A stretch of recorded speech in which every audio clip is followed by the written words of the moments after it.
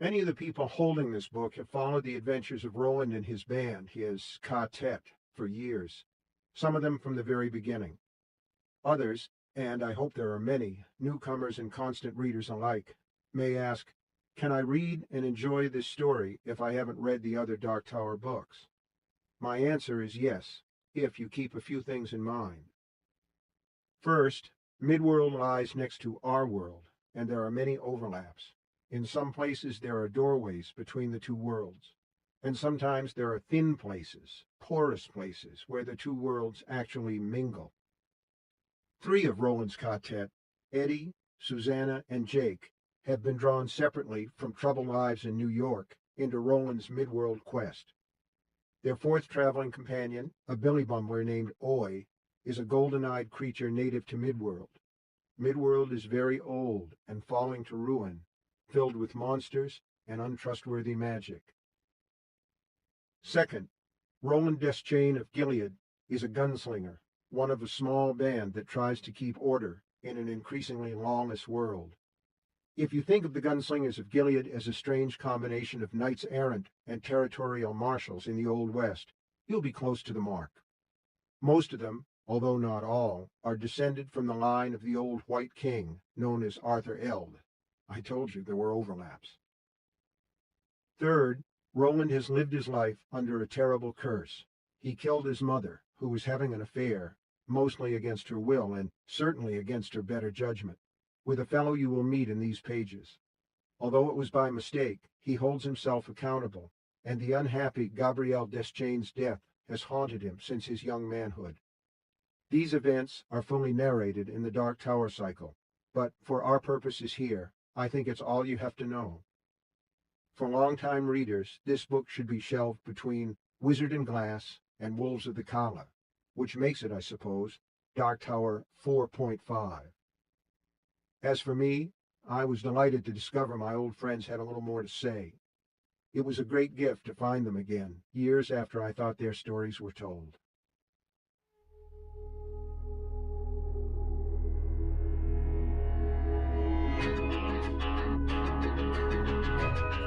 The Wind Through the Keyhole, a Dark Tower novel, by Stephen King. Read by the author.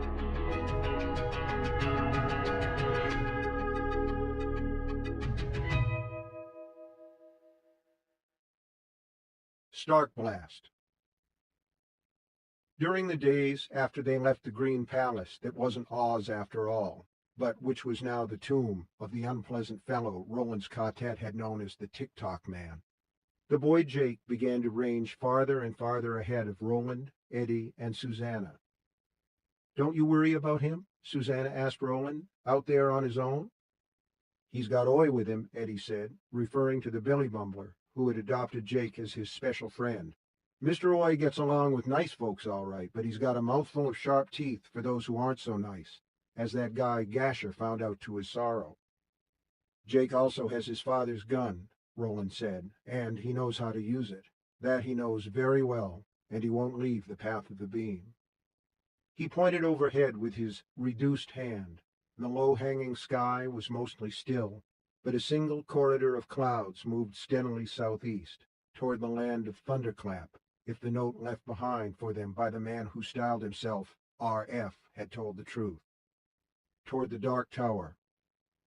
But why? Susanna began, and then her wheelchair hit a bump. She turned to Eddie. Watch where you're pushing me, sugar.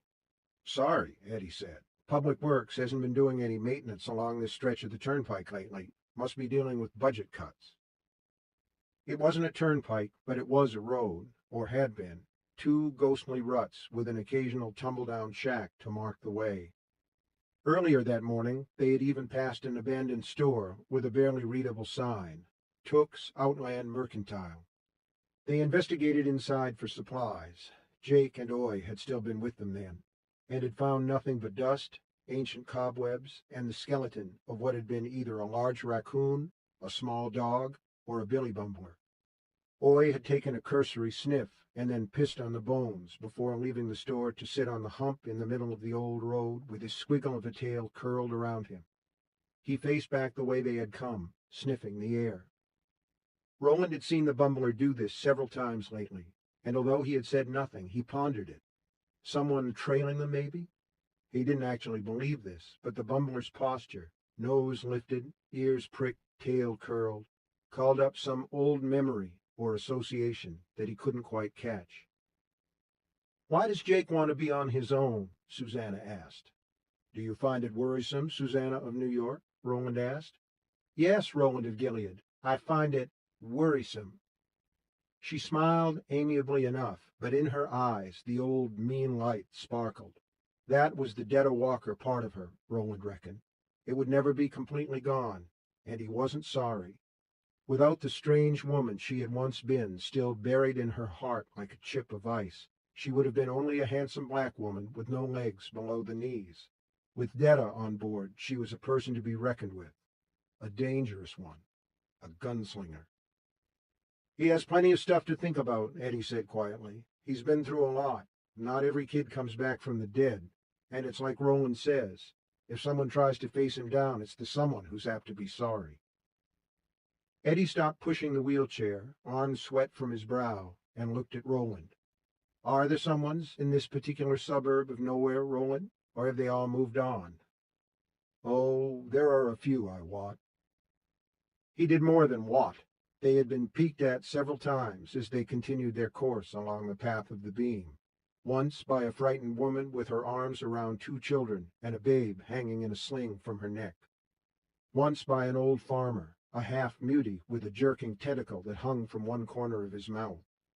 Eddie and Susanna had seen none of these people, or sensed the others that Roland felt sure had, from the safety of the woods and high grasses, marked their progress. Eddie and Susanna had a lot to learn. But they had learned at least some of what they would need, it seemed, because Eddie now asked, "Are they the ones Oi keeps setting up behind us?" "I don't know." Roland thought of adding that he was sure something else was on Oi's strange little bumbler mind, and decided not to. The gunslinger had spent long years with no quartet, and keeping his own counsel had become a habit, one he would have to break if the tet was to remain strong. But not now, not this morning. "Let's move on," he said. "I'm sure we'll find Jake waiting for us up ahead."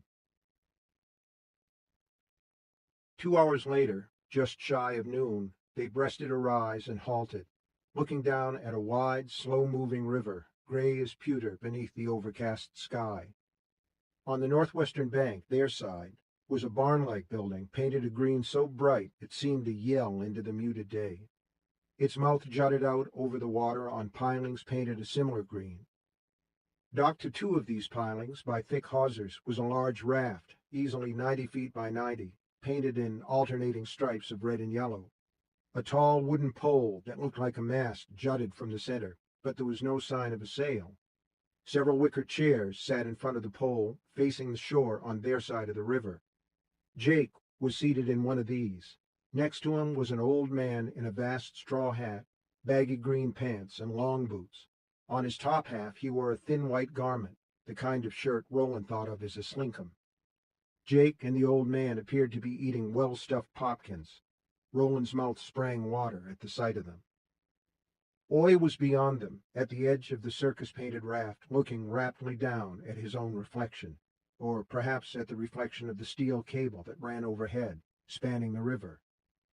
"Is it the why?" Susanna asked Roland. "Yar." Eddie grinned. "You say why? I say, why not?" He raised one hand and waved it over his head. "Jake! Hey, Jake! Oi!" Jake waved back, and although the river and the raft moored at its edge were still a quarter of a mile away, their eyes were uniformly sharp, and they saw the white of the boy's teeth as he grinned. Susanna cupped her hands around her mouth. "Oi! Oi! To me, sugar! Come see your mama!" Uttering shrill yips that were the closest he could get to barks, Oi flew across the raft, disappeared into the barn-like structure, then emerged on their side. He came charging up the path with his ears lowered against his skull and his gold-ringed eyes bright. "Slow down, Shug! You'll give yourself a heart attack!" Susanna shouted, laughing. Oi seemed to take this as an order to speed up. He arrived at Susanna's wheelchair in less than 2 minutes, jumped up into her lap, then jumped down again and looked at them cheerfully. "Olin, Ed, Suze." "Heil, Sir Throcken," Roland said, using the ancient word for bumbler he'd first heard in a book read to him by his mother, The Throcken and the Dragon. Oy lifted his leg, watered a patch of grass, then faced back the way they had come, scenting the air, eyes on the horizon. "Why does he keep doing that, Roland?" Eddie asked. "I don't know." But he almost knew. Was it some old story, not The Throcken and the Dragon, but one like it? Roland thought so. For a moment he thought of green eyes, watchful in the dark, and a little shiver went through him. Not of fear exactly, although that might have been a part of it, but of remembrance. Then it was gone. There will be water if God wills it, he thought, and only realized he had spoken aloud when Eddie said, "Huh?" "Never mind," Roland said. "Let's have a little palaver with Jake's new friend, shall we? Perhaps he has an extra popkin or two." Eddie, tired of the chewy staple they called gunslinger burritos, brightened immediately. "Hell yeah," he said, and looked at an imaginary watch on his tanned wrist. "Goodness me, I see it's just gobble o'clock." "Shut up and push, honeybee," Susanna said.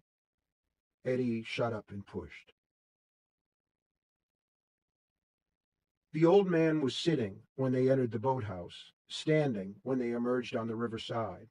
He saw the guns Roland and Eddie were wearing, the big irons with the sandalwood grips, and his eyes widened. He dropped to one knee.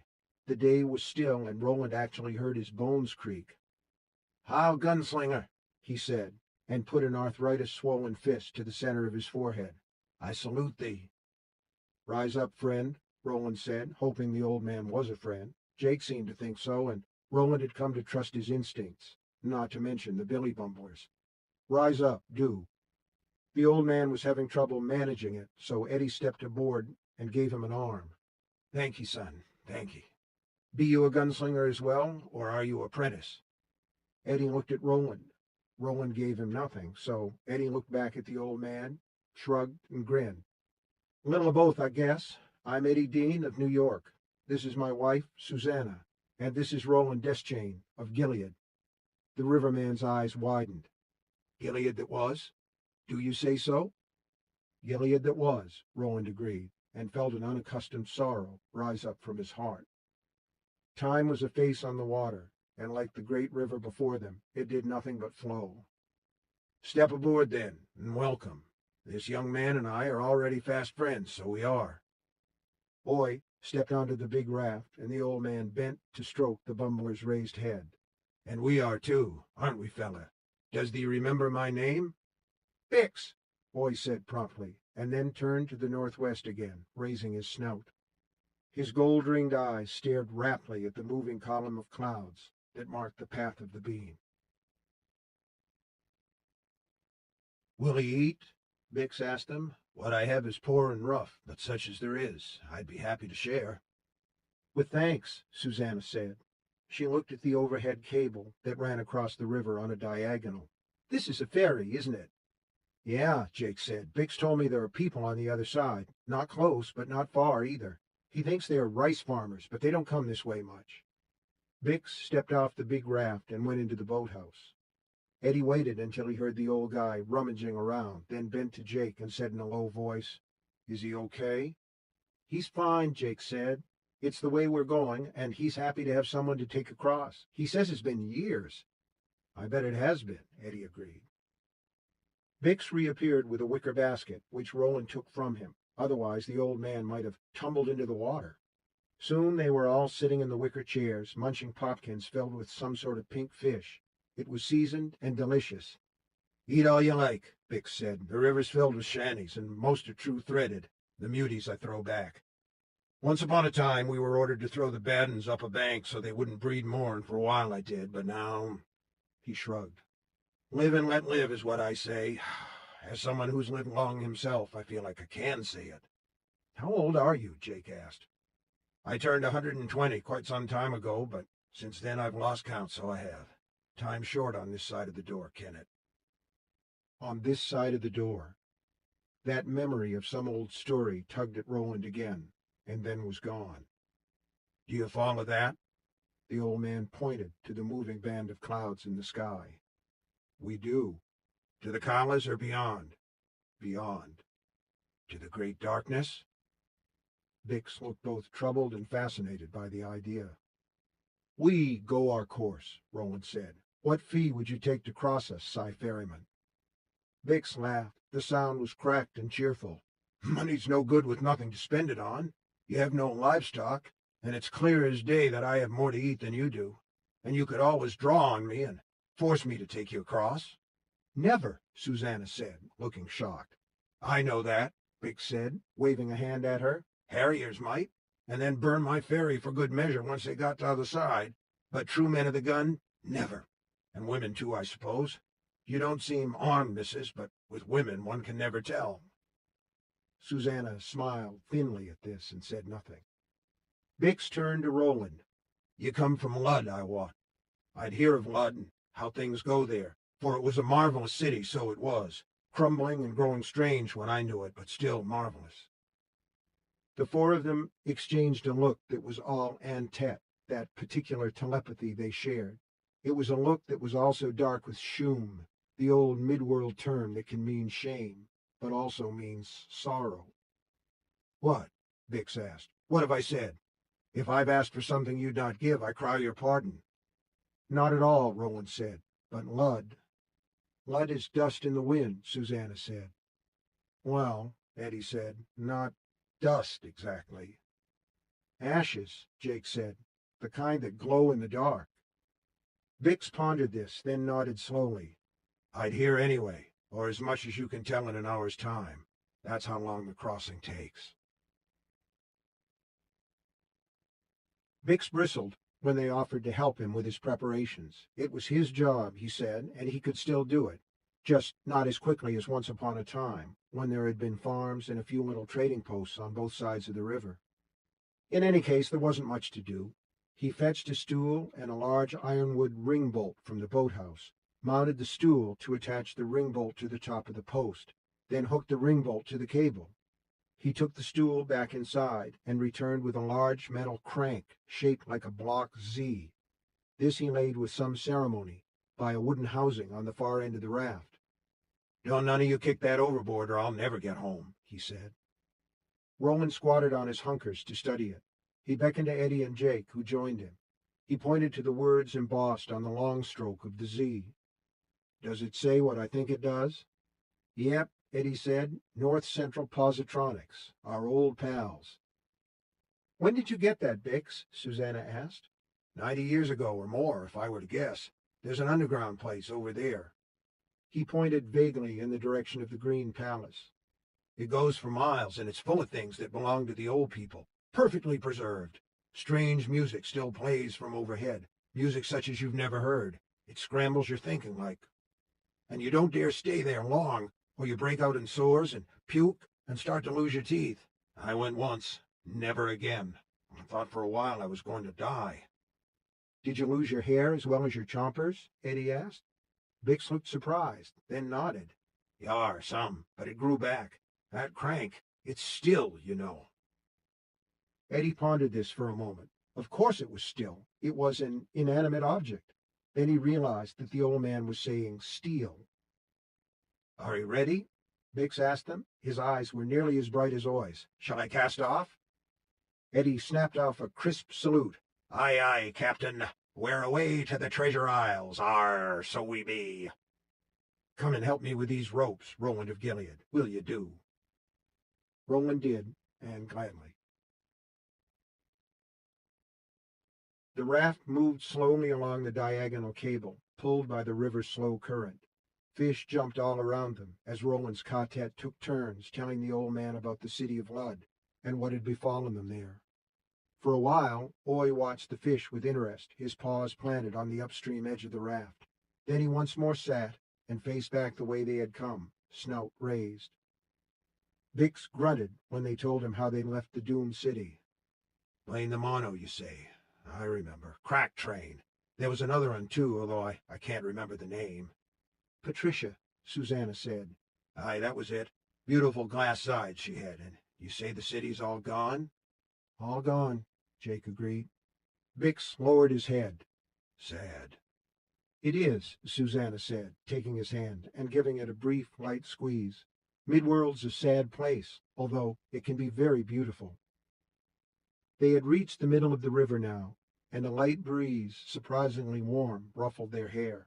They had all laid aside their heavy outer clothes and sat at ease in the wicker passenger chairs, which rolled this way and that, presumably for the views this provided. A large fish, probably one of the kind that had fed their bellies at Gobble o'Clock, jumped onto the raft and lay there, flopping at Oi's feet.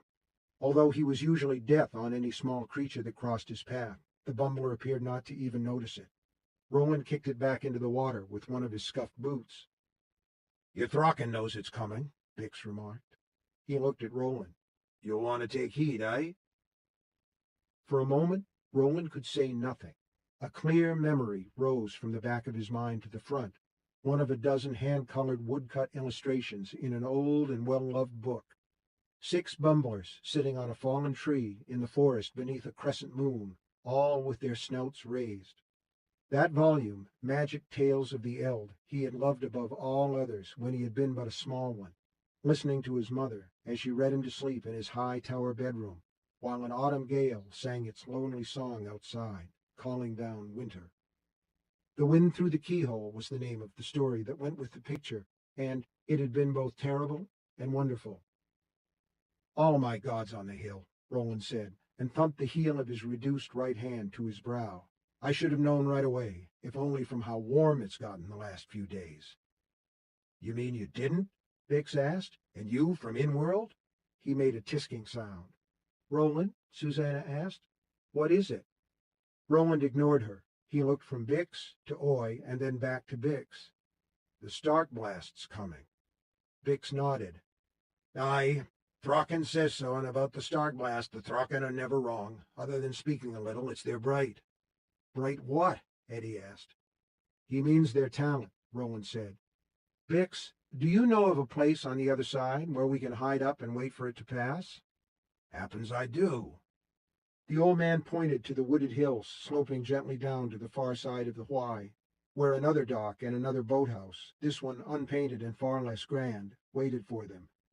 "You'll find your way forward on the other side, a little lane that used to be a road. It follows the path of the beam."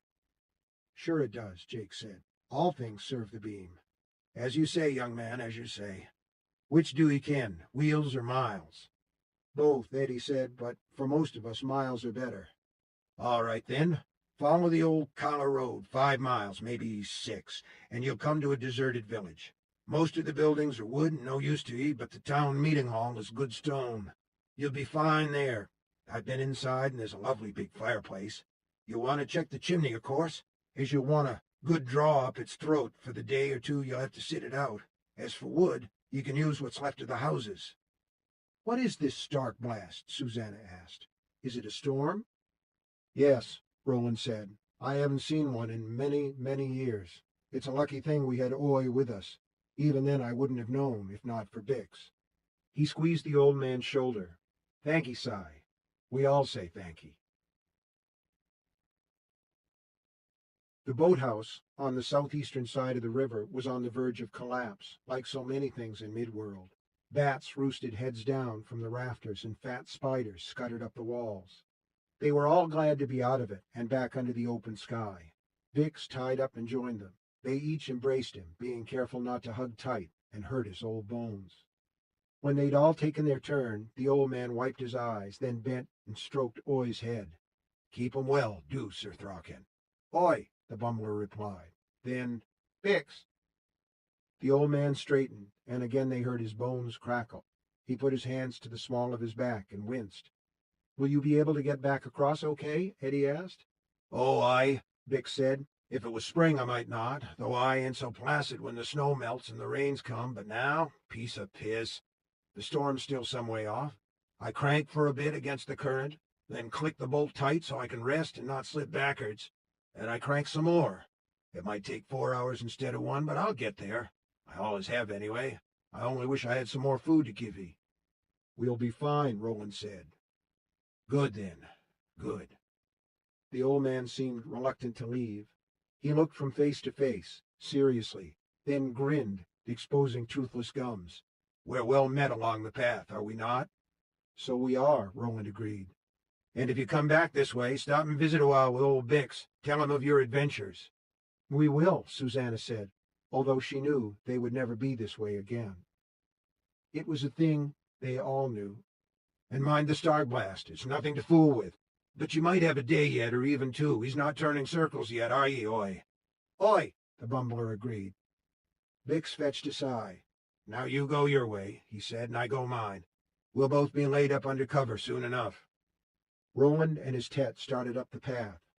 One other thing, Bix called after them, and they turned back. If you see that cussed Andy, tell him I don't want no songs, and I don't want my God's damned horoscope read. Who's Andy? Jake called back. Ah, never mind. You probably won't see him anyway. That was the old man's last word on it, and none of them remembered it, although they did meet Andy in the farming community of Calibrin Sturgis, but that was later, after the storm had passed. It was only 5 miles to the deserted village, and they arrived less than an hour after they left the ferry.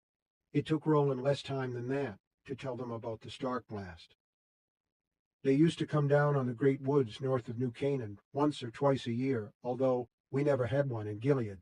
They always rose away into the air before they got so far.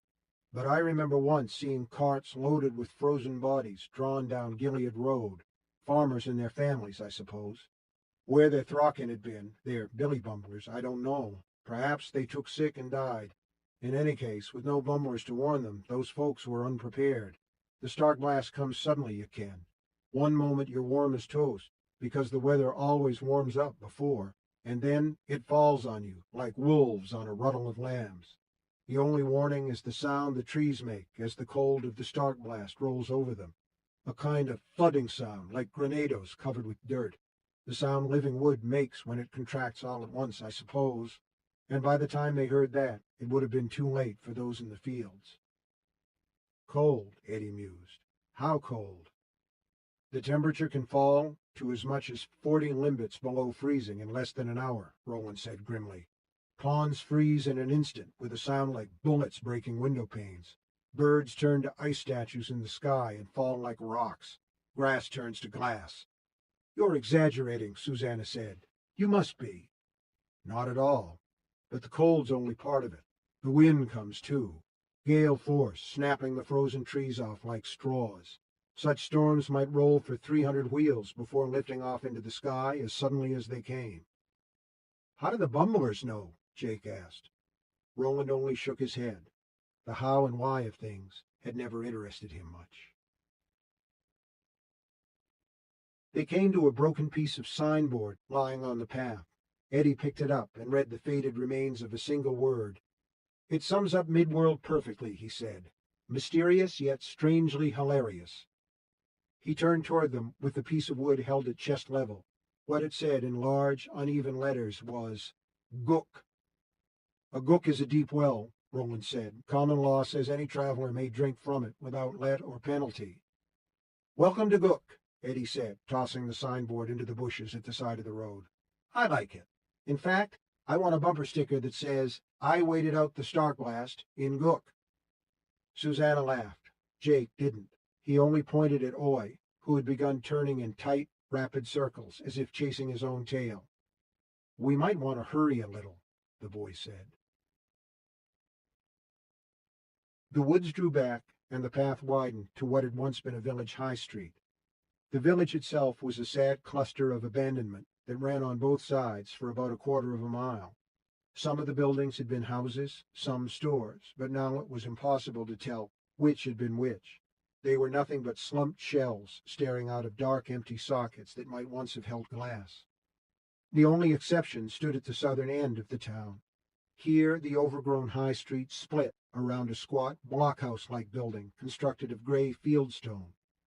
It stood hip-deep in overgrown shrubbery and was partly concealed by young fir trees that must have grown up since Gook had been abandoned. The roots had already begun to work their way into the meeting hall's foundations. In the course of time, they would bring it down, and time was one thing Midworld had in abundance. He was right about the wood, Eddie said. He picked up a weathered plank and laid it across the arms of Susanna's wheelchair like a makeshift table. We'll have plenty. He cast an eye at Jake's furry pal, who was once more turning in brisk circles. If we have time to pick it up, that is. We'll start gathering as soon as we make sure we've got yonder stone building to ourselves, Roland said. Let's make this quick. The Gook meeting hall was chilly, and birds, what the New Yorkers thought of as swallows and Roland called bin rusties, had gotten into the second floor, but otherwise they did indeed have the place to themselves.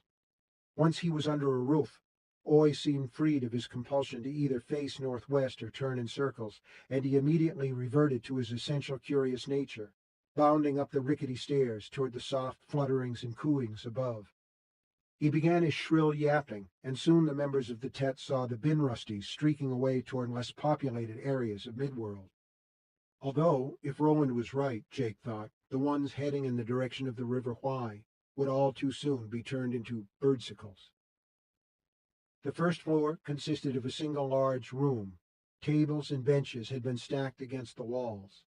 Roland, Eddie, and Jake carried these to the glassless windows, which were mercifully small and covered the openings. The ones on the northwest side they covered from the outside, so the wind from that direction would press them tighter rather than blow them over. While they did this, Susanna rolled her wheelchair into the mouth of the fireplace, a thing she was able to accomplish without even ducking her head.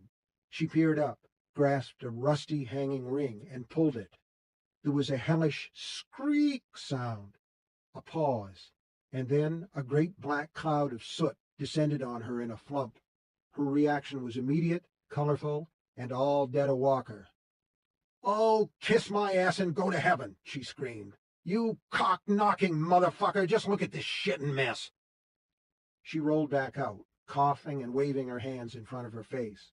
The wheels of her chair left tracks in the soot. A huge pile of the stuff lay in her lap. She slapped it away in a series of hard strokes that were more like punches. "Filthy fucking chimbley, dirty old cunt tunnel, you badass son of a bitch." She turned and saw Jake staring at her, open-mouthed and wide-eyed. Beyond him on the stairs, Oy was doing the same thing. "Sorry, honey," Susanna said. "I got a little carried away.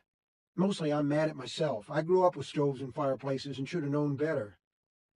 In a tone of deepest respect, Jake said, "You know better swears than my father. I didn't think anyone knew better swears than my father." Eddie went to Susanna and started wiping at her face and neck. She brushed his hands away. "You're just spreading it around. Let's go see if we can find that gook or whatever it is. Maybe the still water." "There will be if God wills it," Roland said. She swiveled to regard him with narrowed eyes. "You being smart, Roland? You don't want to be smart while I'm sitting here like Mrs. Tarbaby." "No, Si, never think it," Roland said, but there was the tiniest twitch at the left corner of his mouth. "Eddie, see if you can find gook water so Susanna can clean herself. Jake and I will begin gathering wood. We'll need you to help us as soon as you can. I hope our friend Bix has made it to his side of the river, because I think time is shorter than he guessed." The town well was on the other side of the meeting hall, in what Eddie thought might once have been the town common. The rope hanging from the crank-operated drum beneath the well's rotting cap was long gone, but that was no problem. They had a coil of good rope in their gunner. "The problem," Eddie said, "is what we're going to tie to the end of the rope. I suppose one of Roland's old saddlebags might—" "What's that, honeybee?" Susanna was pointing at a patch of high grass and brambles to the left side of the well. "I don't see—" But then he did, a gleam of rusty metal. Taking care to be scratched by the thorns as little as possible, Eddie reached into the tangle and, with a grunt of effort, pulled out a rusty bucket with a coil of dead ivy inside. There was even a handle. "Let me see that," Susanna said. He dumped out the ivy and handed it over. She tested the handle, and it broke immediately, not with a snap, but with a soft, punky sigh. Susanna looked at him apologetically and shrugged. "It's okay," Eddie said. "Better to know now than when it's down in the well." He tossed the handle aside, cut off a chunk of their rope, untwisted the outer strands to thin it, and threaded what was left through the holes that had held the old handle. "Not bad," Susanna said. "You mighty handy for a white boy." She peered over the lip of the well. "I can see the water, not even 10 feet down. Ooh, it looks cold." "Chimney sweeps can't be choosers," Eddie said. The bucket splashed down, tilted, and began to fill. When it sank below the surface of the water, Eddie hauled it back up. It had sprung several leaks at spots where the rust had eaten through, but they were small ones. He took off his shirt, dipped it in the water, and began to wash her face. "Oh, my goodness," he said. "I see a girl." She took the balled-up shirt, rinsed it, wrung it out, and began to do her arms. "At least I got the dang flue opened. You can draw some more water once I get the worst of this mess cleaned off me, and when we get a fire going, I can wash and warm." Far to the northwest, they heard a low, thudding crump. There was a pause, then a second one. It was followed by several more, then a perfect fusillade. Coming in their direction like marching feet, their startled eyes met. Eddie, bare to the waist, went to the back of a wheelchair. "I think we better speed this up." In the distance, but definitely moving closer, came sounds that could have been armies at war. "I think you're right," Susanna said. When they got back, they saw Roland and Jake running toward the meeting hall with armloads of decaying lumber and splintered chunks of wood. Still well across the river, but definitely closer, came those low, crumping explosions as trees in the path of the start blast yanked themselves inward toward their tender cores. Oy was in the middle of the overgrown high street, turning and turning. Susanna tipped herself out of her wheelchair, landed neatly on her hands, and began crawling toward the meeting house. "What the hell are you doing?" Eddie asked. "You can carry more wood in the chair. Pile it high. I'll get Roland to give me his flint and steel and get a fire going. But mind me, Eddie. Let me do what I can. And put your shirt back on. I know it's wet, but it'll keep you from getting scratched up." He did so, then turned the chair, tilted it on its big back wheels, and pushed it toward the nearest likely source of fuel. As he passed Roland, he gave the gunslinger Susanna's message. Roland nodded and kept running, peering over his armload of wood. The three of them went back and forth without speaking, gathering wood against the cold on this weirdly warm afternoon. The path of the beam in the sky was temporarily gone, because all the clouds were in motion, rolling away to the southeast.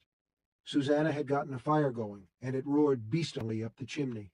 The big downstairs room had a huge jumble of wood in the center, some with rusty nails poking out. So far, none of them had been cut or punctured, but Eddie thought it was just a matter of time. He tried to remember when he'd last had a tetanus shot, and couldn't. As for Roland, he thought, his blood would probably kill any germ the second it dared show its head inside that leather bag he calls skin. "What are you smiling about?" Jake asked.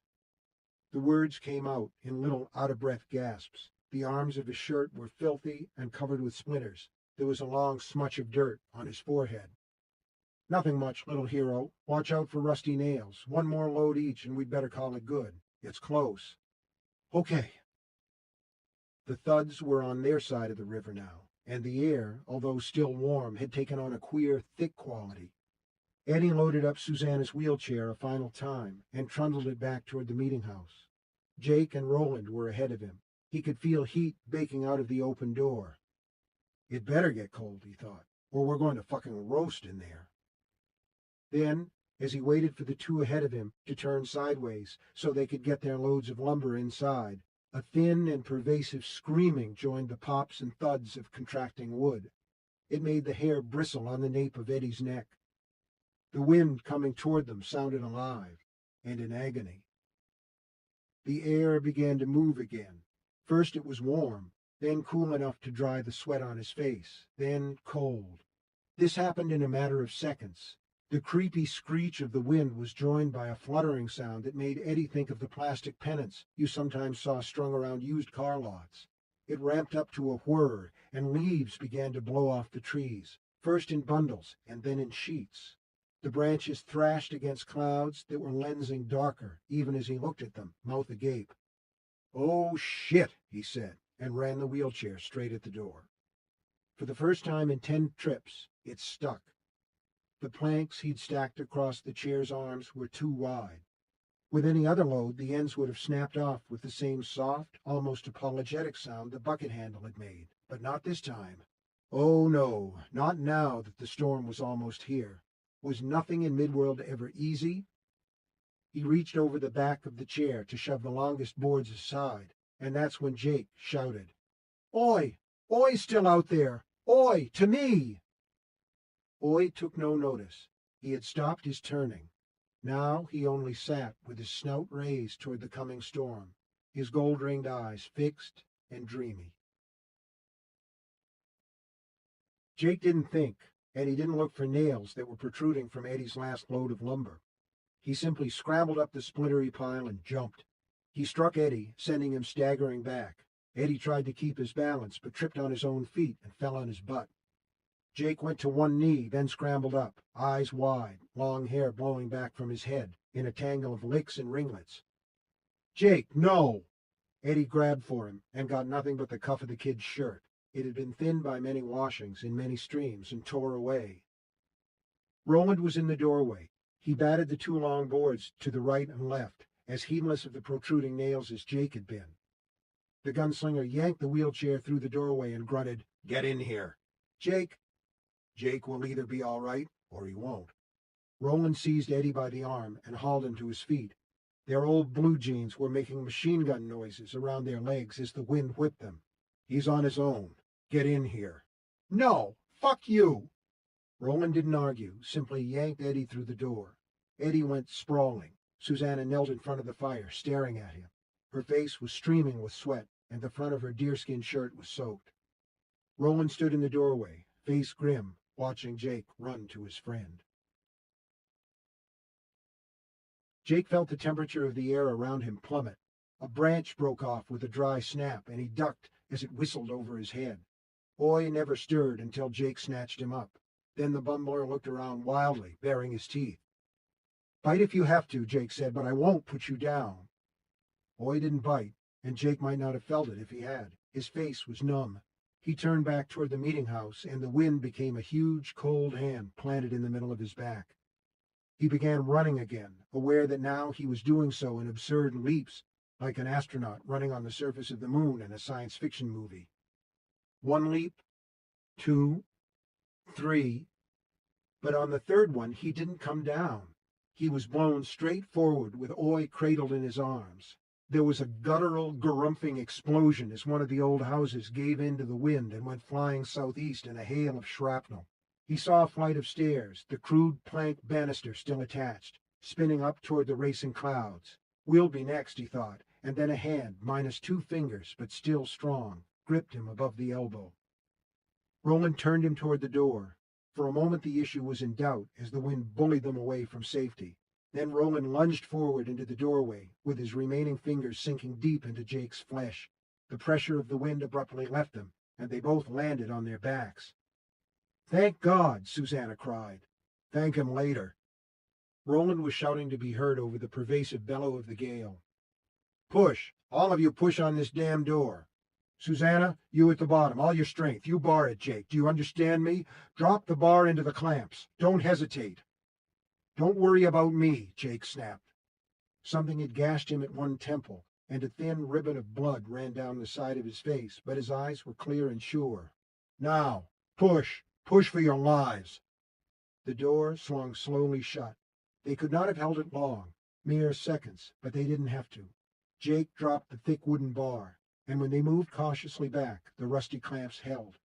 They looked at each other, gasping for breath, then down at Oy, who gave a single cheerful yap and went to toast himself by the fire. The spell that the oncoming storm had cast on him seemed to be broken. Away from the hearth, the big room was already growing cold. "You should have let me grab the kid, Roland," Eddie said. "He could have been killed out there." Oy was Jake's responsibility. He should have gotten him inside sooner, tied him to something if he had to. Or don't you think so, Jake? "Yeah, I do." Jake sat down beside Oy, stroking the bumbler's thick fur with one hand and rubbing blood from his face with the other. "Roland," Susanna said, "he's just a boy." "No more," Roland said. "Cry your pardon, but no more." For the first 2 hours of the stark blast, they were in some doubt if even the stone meeting house would hold. The wind screamed and trees snapped. One slammed down on the roof and smashed it. Cold air jetted through the boards above them. Susanna and Eddie put their arms around each other.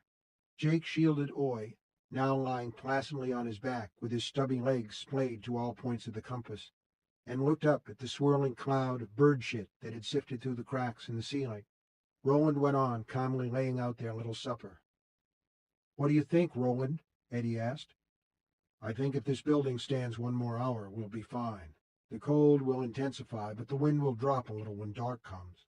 It will drop still more come tomorrow light, and by the day after tomorrow, the air will be still and much warmer.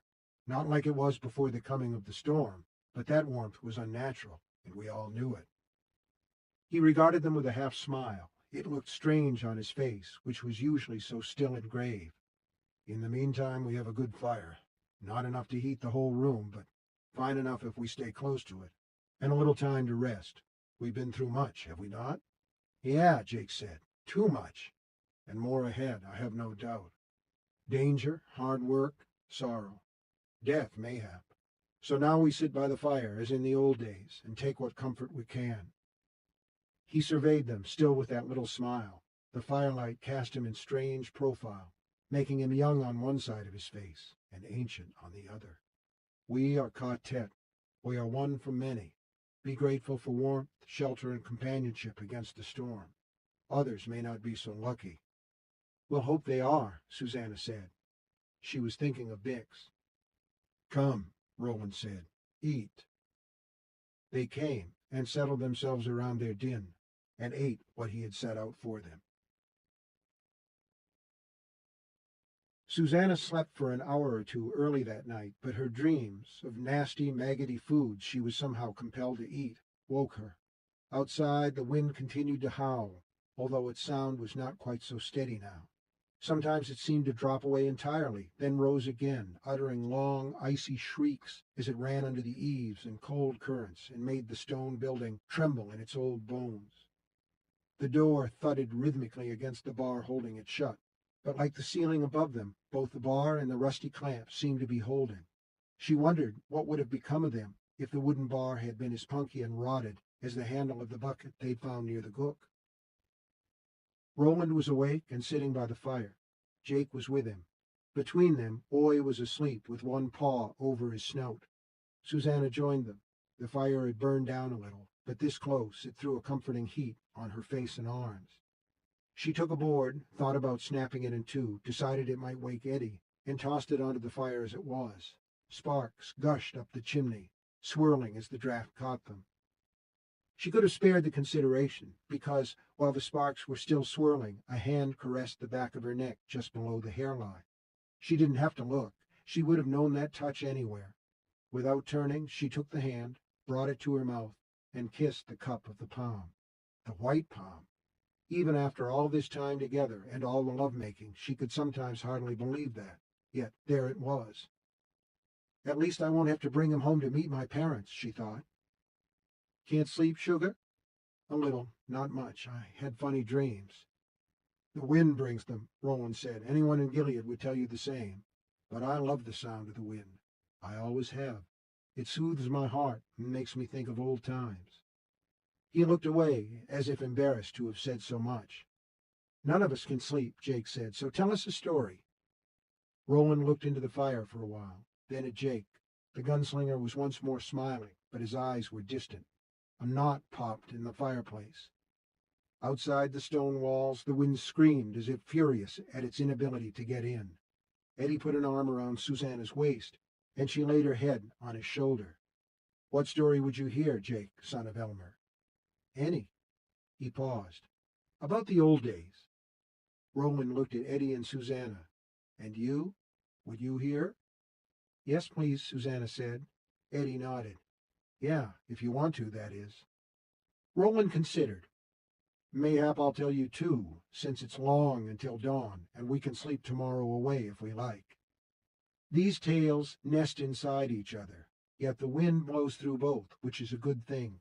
There's nothing like stories on a windy night when folks have found a warm place in a cold world." He took a broken piece of wood paneling, poked the glowing embers with it, then fed it to the flames. "One I know is a true story, for I lived it along with my old commate, Jamie DeCurry. And the other, The Wind Through the Keyhole, is one my mother read to me when I was still sma. Old stories can be useful, you know, and I should have thought of this one as soon as I saw Oy scenting the air as he did, but that was long ago." He sighed. Gone days. In the dark beyond the firelight, the wind rose to a howl. Roland waited for it to die a little, then began. Eddie, Susanna, and Jake listened, rapt, all through that long and contentious night. Ludd, the Tick-Tock Man, Blaine the Mono, the Green Palace, all were forgotten. Even the Dark Tower itself was forgotten for a bit. There was only Roland's voice, rising and falling like the wind. Not long after the death of my mother, which, as you know, came by my own hand.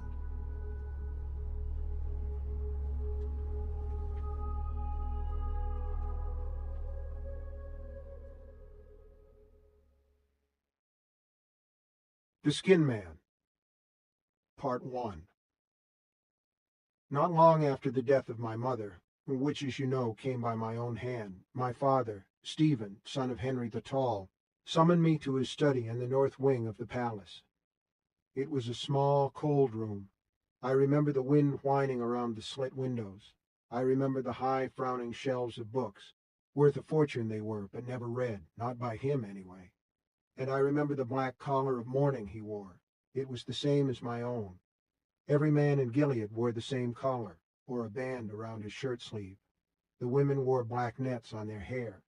This would go on until Gabrielle Deschaines was 6 months in her tomb. I saluted him, fist to forehead. He didn't look up from the papers on his desk, but I knew he saw it. My father saw everything, and very well. I waited. He signed his name several times while the wind whistled and the rooks cawed in the courtyard. The fireplace was a dead socket. He rarely called for it to be lit, even on the coldest days. At last he looked up.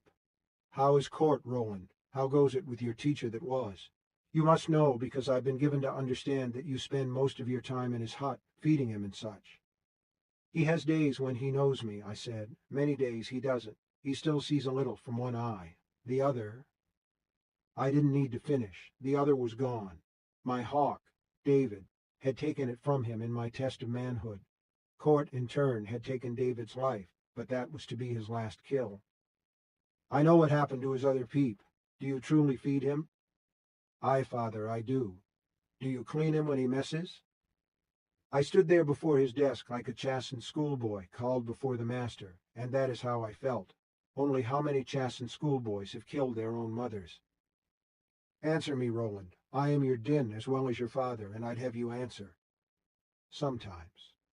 Which was not really a lie. Sometimes I changed his dirty clouts 3 and 4 times a day. Sometimes, on the good days, only once or not at all.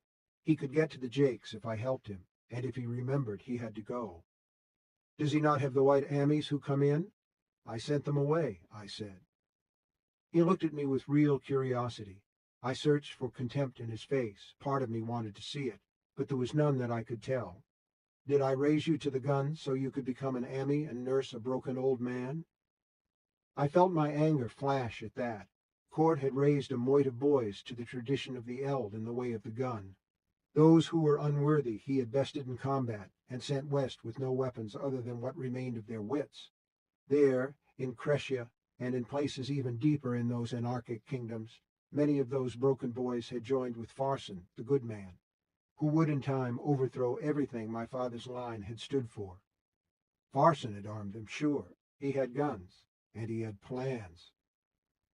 "Would you throw him on the dung heap, father? Is that to be his reward for all his years of service? Who next, then? Vannet?" "Never in this life, as you know. But done is done, Roland, as thee also knows. And thee doesn't nurse him out of love. Thee knows that, too." "I nurse him out of respect." "If 'twas only respect, I think you'd visit him, and read to him. For you read well, your mother always said so, and about that she spoke true. But you'd not clean his shit and change his bed. You are scourging yourself for the death of your mother, which was not your fault." Part of me knew this was true. Part of me refused to believe it. The publishment of her death was simple. Gabrielle Deschaines, she of Arton, died while possessed of a demon which troubled her spirit. It was always put so when someone of high blood committed suicide, and so the story of her death was given. It was accepted without question, even by those who had, either secretly or not so secretly, cast their lot with Farson. Because it became known, gods know how, not from me or my friends, that she had become the consort of Martin Broadcloak, the court magus and my father's chief adviser, and that Martin had fled west, alone. Roland, hear me very well. I know you felt betrayed by your lady mother. So did I. I know that part of you hated her. Part of me hated her too. But we both also loved her and love her still. You were poisoned by the toy you brought back from Magus, and you were tricked by the witch. One of those things alone might not have caused what happened, but the pink ball and the witch together, Rhea. I could feel tears stinging my eyes, and I willed them back. I would not weep before my father. Never again. Rhea of the Coos. Aye, she, the black-hearted cunt. It was she who killed your mother, Roland. She turned you into a gun, and then pulled the trigger. I said nothing. He must have seen my distress, because he resumed shuffling his papers, signing his name here and there. Finally, he raised his head again. The Ammies will have to see to court for a while. I'm sending you and one of your commates to Debaria. What, to Serenity? He laughed. The retreat where your mother stayed? Yes. Not there, not at all. Serenity, what a joke. Those women are the Black Ammies. They'd flay you alive if you so much as trespassed their holy doors.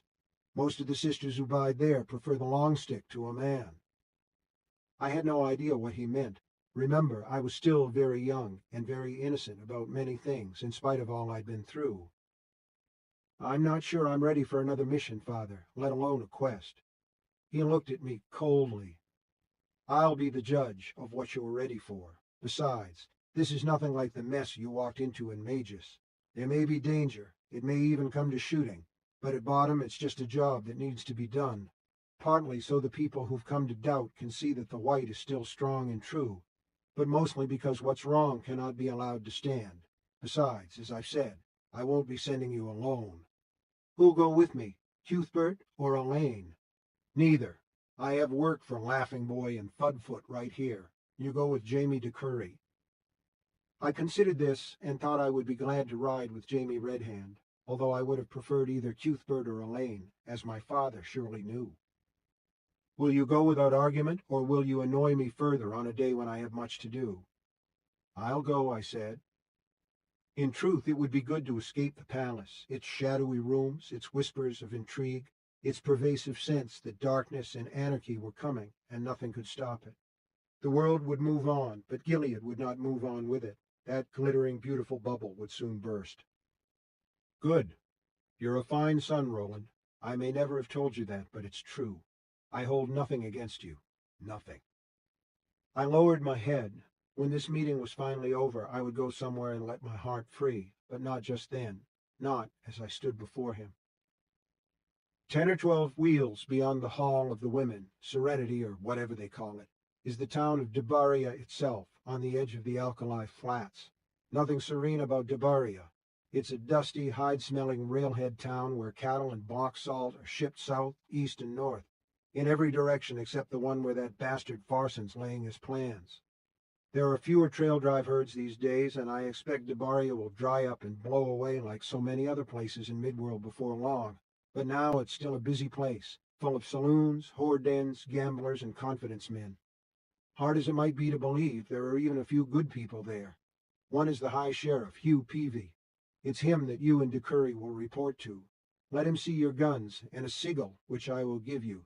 Do you ken everything I've told you so far? Yes, Father, I said. What's so bad there that it warrants the attention of gunslingers? I smiled a little, a thing I had done seldom in the wake of my mother's death. Even baby gunslingers, such as us. According to the reports I have, he lifted some of the papers and shook them at me. There's a skin man at work. I have my doubts about that, but there's no doubt the folk are terrified. I don't know what that is, I said. Some sort of shape changer, or so the old tales say. Go to Vanne when you leave me. He's been collecting reports. All right. Do the job. Find this lunatic who goes around wearing animal skins. That's probably what it amounts to. But be not long about it. Matters far graver than this have begun to teeter. I'd have you back, you and all your commates, before they fall.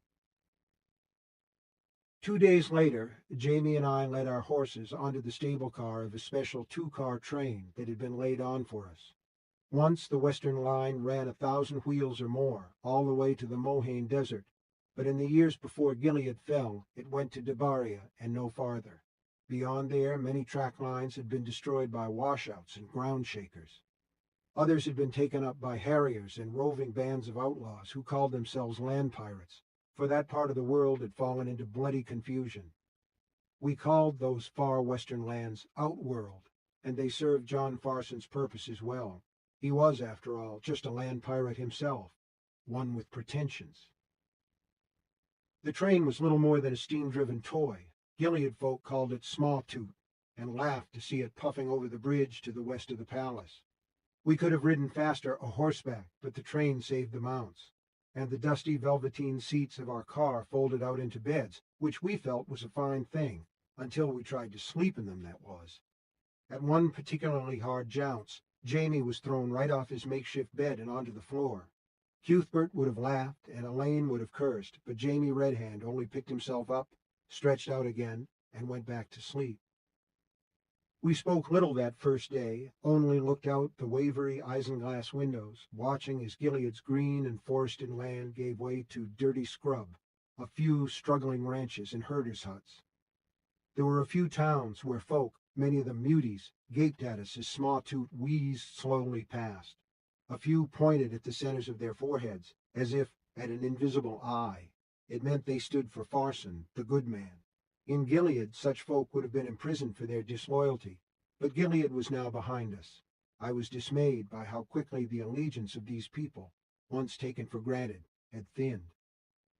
On the first day of our journey, outside Beesford-on-Arton, where a few of my mother's people still lived, a fat man threw a rock at the train.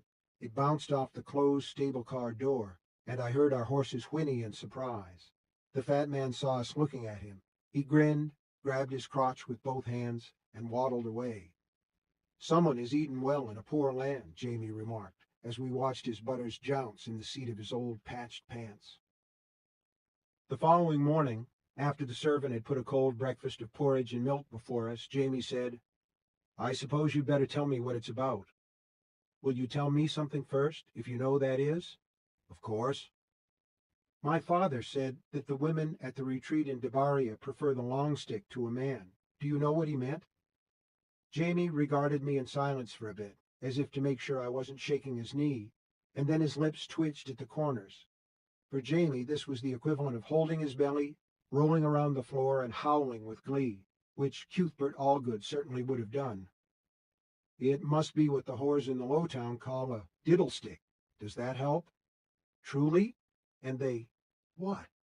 Use it on each other?" "So 'tis said, but much talk is just la la la.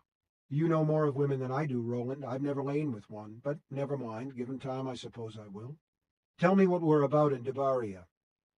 "A skin man is supposedly terrorizing the good folk, probably the bad folk as well." "A man who becomes some sort of animal?" It was actually a little more complicated in this case, but he had the nub of it. The wind was blowing hard, flinging handfuls of alkali at the side of the car. After one particularly vicious gust, the little train lurched. Our empty porridge bowls slid. We caught them before they could fall. If we hadn't been able to do such things, and without even thinking of them, we would not have been fit to carry the guns we wore. Not that Jamie preferred the gun. Given a choice, and the time to make it, he would reach for either his bow or his ba. "My father doesn't believe it," I said, "but Vinay does. He—" At that moment we were thrown forward into the seats ahead of us.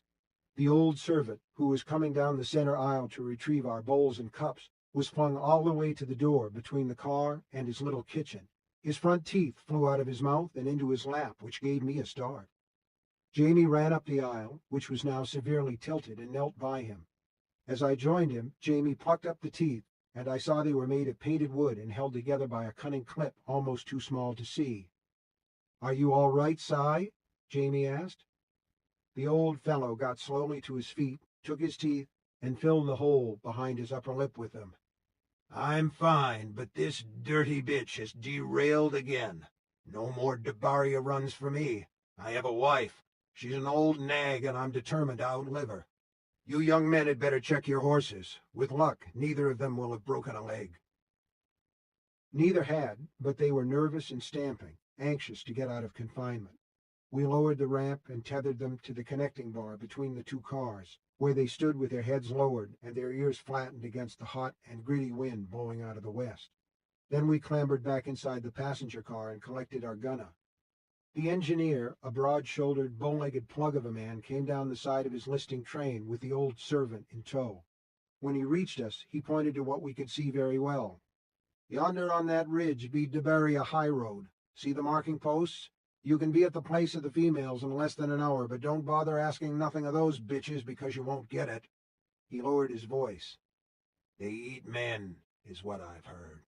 Not just a way of speaking, boys. They eat the men's." I found it easier to believe in the reality of the skin man than in this, but I said nothing. It was clear the Engie was shaken up, and one of his hands was as red as Jamie's. But the Engie's was only a little burn and would go away. Jamie's would still be red when he was sent down in his grave. It looked as if it had been dipped in blood. "They may call to you, or make promises. They may even show you their titties, as they know a young man can take his eyes off such. But never mind. Turn your ears from their promises and your eyes from their titties. You just go on into the town. It'll be in less than another hour by horse. We'll need a work crew to put this poxy whore upright. The rails are fine, I checked. Just covered with that damned alkali dust is all. I suppose you can't pay men to come out, but if you can write, as I suppose such gentle fellows as yourself surely can, you can give 'em a promissory note or whatever it's called." "We have specie," I said, "enough to hire a small crew." The Engie's eyes widened at this. I suppose they would widen even more if I told him my father had given me 20 gold knuckles to carry in a special pocket sewn inside my vest. "And oxes? Because we'll need oxes if they've got 'em, hosses if they don't." "We'll go to the livery and see what they have," I said, mounting up. Jamie tied his bow to one side of his saddle and then moved to the other, where he slid his ba into the leather boot his father had made special for it. "Don't leave us stuck out here, young Si," the Engie said. "We've no horses and no weapons." "We won't forget you," I said. "Just stay inside. If we can get a crew out today, we'll send a bucket to take you into town." "Thank ye. And stay away from those women. They eat the men's." The day was hot. We ran the horses for a bit because they wanted to stretch after being pent up, then pulled them down to a walk. "Vanay," Jamie said. "Pardon?" "Before the train derailed, you said your father didn't believe there was a skin man, but Vanay does." He said that after reading the reports High Sheriff Peavy sent along. It was hard not to believe. You know what he says at least once in every class. When facts speak, the wise man listens. 23 dead makes a moit of facts. Not shot or stabbed, mind you, but torn to pieces. Jamie grunted. Whole families in 2 cases, large ones, almost clans. The houses turned all upsy-turvy and splashed with blood. Limbs ripped off the bodies and carried away, some found, partly eaten, some not. At one of those farms, Sheriff Peavy and his deputy found the youngest boy's head stuck on a fence pole with his skull smashed in and his brains scooped out. Witnesses? A few. A sheep herder coming back with strays saw his partner attacked. The one who survived was on a nearby hill. The 2 dogs with him ran down to try and protect their other master and were torn apart too. The thing came up the hill after the herder, but got distracted by the sheep instead, so the fellow struck lucky and got away. He said it was a wolf that ran upright like a man. Then there was a woman with a gambler. He was caught cheating at Watch Me in one of the local pits. The 2 of them were given a bill of circulation and told to leave town by nightfall or be whipped. They were headed for the little town near the salt mines when they were beset. The man fought. It gave the woman just enough time to get clear. She hid up in some rocks until the thing was gone. She said 'twas a lion. On its back legs? If so, she didn't wait to see. Last, 2 cowpunchers. They were camped on Debaria Stream near a young Manny couple on marriage retreat, although the punchers didn't know it until they heard the couple's screams. As they rode toward the sound, they saw the killer go loping off with the woman's lower leg in its jaws. It wasn't a man, but they swore on watch and warrant that it ran upright like a man. Jamie leaned over the neck of his horse and spat. Can't be so. Van A says it can. He says there have been such before, although not for years. He believes they may be some sort of a mutation that's pretty much worked its way out of the true thread. All these witnesses saw different animals? Aye, the cowpokes described it as a tiger. It had stripes. Lions and tigers running around like trained beasts in a traveling show. And out here in the dust. Are you sure we aren't being tickled? I wasn't old enough to be sure of much, but I did know the times were too desperate to be sending young guns even so far west as Debaria for a prank. Not that Stephen Deschain could have been described as a prankster, even in the best of times. I'm only telling what Venet told me. The rope swingers who came into town with the remains of those two Manny behind them on a travois had never even heard of such a thing as a tiger. Yet that is what they described. The testimony's in here, green eyes and all. I took the 2 creased sheets of paper I had from Venet out of my inner vest pocket. Care to look? I'm not much of a reader, Jamie said, as thee knows. Aye, fine, but take my word. Their description is just like the picture in the old story of the boy caught in the Stark blast. What old story is that? The one about Tim Stoutheart, the wind through the keyhole. Never mind. It's not important. I know the punchers may have been drunk. They usually are if they're near a town that has liquor. But if it's true testimony, Venet says the creature is a shape shifter as well as a shape changer. 23 dead, you say? Aye, aye. The wind gusted, driving the alkali before it. The horses shied, and we raised our neckerchiefs over our mouths and noses. Boogery hot, Jamie said. And this damned dust. Then, as if realizing he had been excessively chatty, he fell silent. That was fine with me, as I had much to think about. A little less than an hour later, we breasted a hill and saw a sparkling white hussy below us. It was the size of a barony estate. Behind it, tending down toward a narrow creek, was a large green garden and what looked like a grape arbor. My mouth watered at the sight of it. The last time I'd had grapes, my armpits had still been smooth and hairless. The walls of the hussy were tall and topped with forbidding sparkles of broken glass, but the wooden gate stood open as if an invitation. In front of them, seated on a kind of throne, was a woman in a dress of white muslin and a hood of white silk that flared around her head like gull wings. As we drew closer, I saw the throne was ironwood. Surely no other chair not made of metal could have borne her weight, for she was the biggest woman I had ever seen, a giantess who could have mated with the legendary outlaw prince David Quick. Her lap was full of needlework. She might have been knitting a blanket, but held before that barrel of a body and breasts so big each of them could have fully shaded a baby from the sun, whatever it was looked no bigger than a handkerchief. She caught sight of us, laid her work aside, and stood up. There was 6.5 feet of her, maybe a bit more. The wind was less in this dip, but there was enough to flutter her dress against her long thighs. The cloth made a sound like a sail in a running breeze. I remembered the Engie saying, "They eat the men's," but when she put one large fist to the broad plane of her forehead and lifted the side of her dress to dip a curtsy with her free hand, I nonetheless reined up. "Heil, gunslingers!" she called. She had a rolling voice, not quite a man's baritone. "In the name of serenity and the women who bide here, I salute thee. May your days be long upon the earth." We raised our own fists to our brows and wished her twice the number. "Have you come from in-world?" "I think so, for your duds aren't filthy enough for these parts, although they will be if you bide longer than a day." And she laughed. The sound was moderate thunder. "We do," I said. It was clear Jamie would say nothing. Ordinarily close-mouthed, he was now stunned to silence. Her shadow rose on the whitewashed wall behind her, as tall as Lord Perth. "And have you come for the skin man?" "Yes," I said. "Have you seen him, or do you only know of him from the talk? If that's the case, we'll move on and say thank ye." "Not a him, lad. Never think it." I only looked at her. Standing, she was almost tall enough to look into my eyes, although I sat on young Joe, a fine big horse.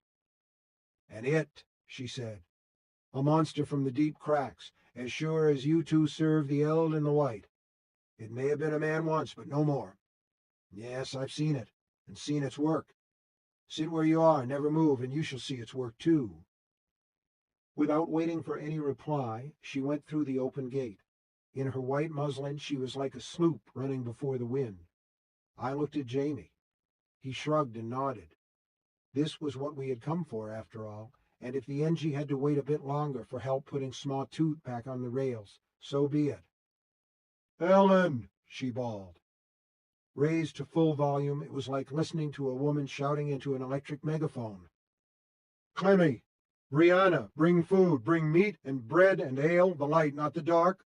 Bring a table, and mind you don't forget the cloth. Send Fortuna to me now. Hie to it, double quick." With these orders delivered, she returned to us, delicately lifting her hem to keep it out of the alkali that puffed around the black boats she wore on her enormous feet. "Lady Sy, we thank you for your offer of hospitality, but we really must—" "You must eat is what you must do," she said. "We'll have it out here a roadside so your digestion will not be discomposed. For I know what stories they tell about us in Gilead, aye, so do we all. Men tell the same about any women who dare to live on their own, I wot. It makes them doubt the worth of their hammers." "We heard no stories about—" She laughed, and her bosom heaved like the sea. "Polite of you, young gunny, aye, and very snick, but it's long since I was weaned. We'll not eat ye." Her eyes, as black as her shoes, twinkled. "Although you'd make a tasty snack, I think, one or both. I am Evelyn of Serenity, the prioress, by the grace of God and the man Jesus." "Roland of Gilead," I said, "and this is Jamie of Same." Jamie bowed from his saddle. She curtsied to us again, this time dropping her head so that the wings of her silken hood closed briefly around her face like curtains. As she rose, a tiny woman glided through the open gate. Or perhaps she was of normal size after all. Perhaps she only looked tiny next to Evelyn. Her robe was of rough gray cotton instead of white muslin. Her arms were crossed over her scant bosom, and her hands were buried deep in her sleeves. She wore no hood, but we could still only see half of her face. The other half was hidden beneath a thick swath of bandagement. She curtsied to us, then huddled in the considerable shade of her prioress. "Raise your head, Fortuna, and make your manners to these young gentlemen." When at last she looked up, I saw why she had kept her head lowered. The bandages could not fully conceal the damage to her nose. On the right side, a good part of it was gone. Where it had been was only a raw, red channel. "Heil," she whispered. "May your days be long upon the earth."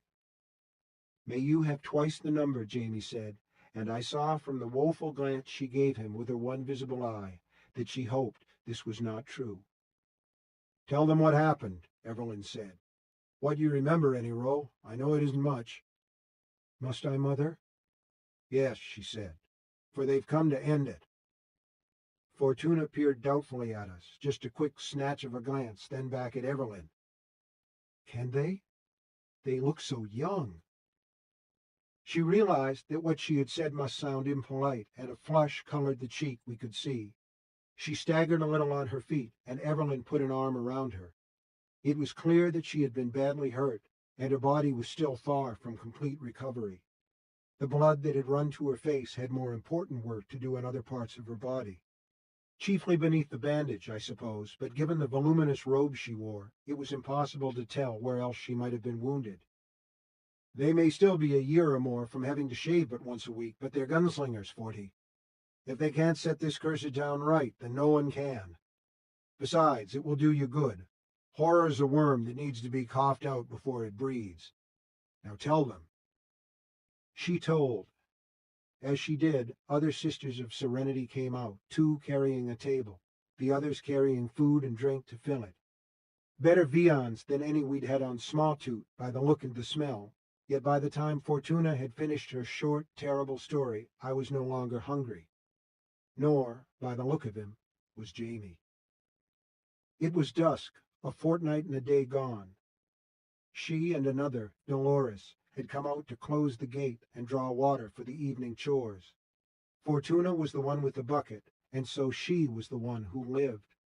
As Dolores began to swing the gate closed, a creature knocked it wide, grabbed her, and bit her head from her shoulders with its long jaws. Fortuna said that she saw it well, for the peddler's moon had just risen full in the sky. Taller than a man it was, with scales instead of skin, and a long tail that dragged behind it on the ground. Yellow eyes with slitted dark pupils glowed in its flat head. Its mouth was a trap filled with teeth, each as long as a man's hand. They dripped with Dolores's blood as it dropped her still twitching body on the cobbles of the courtyard and ran on its stubby legs toward the well where Fortuna stood. I turned to flee. It caught me, and I remember no more. I do, Evelyn said grimly.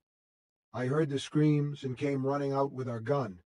It's a great long thing with a bell at the end of the barrel. It's been loaded since time out of mind, but none of us has ever fired it. For all I knew, it could have blown up in my hands.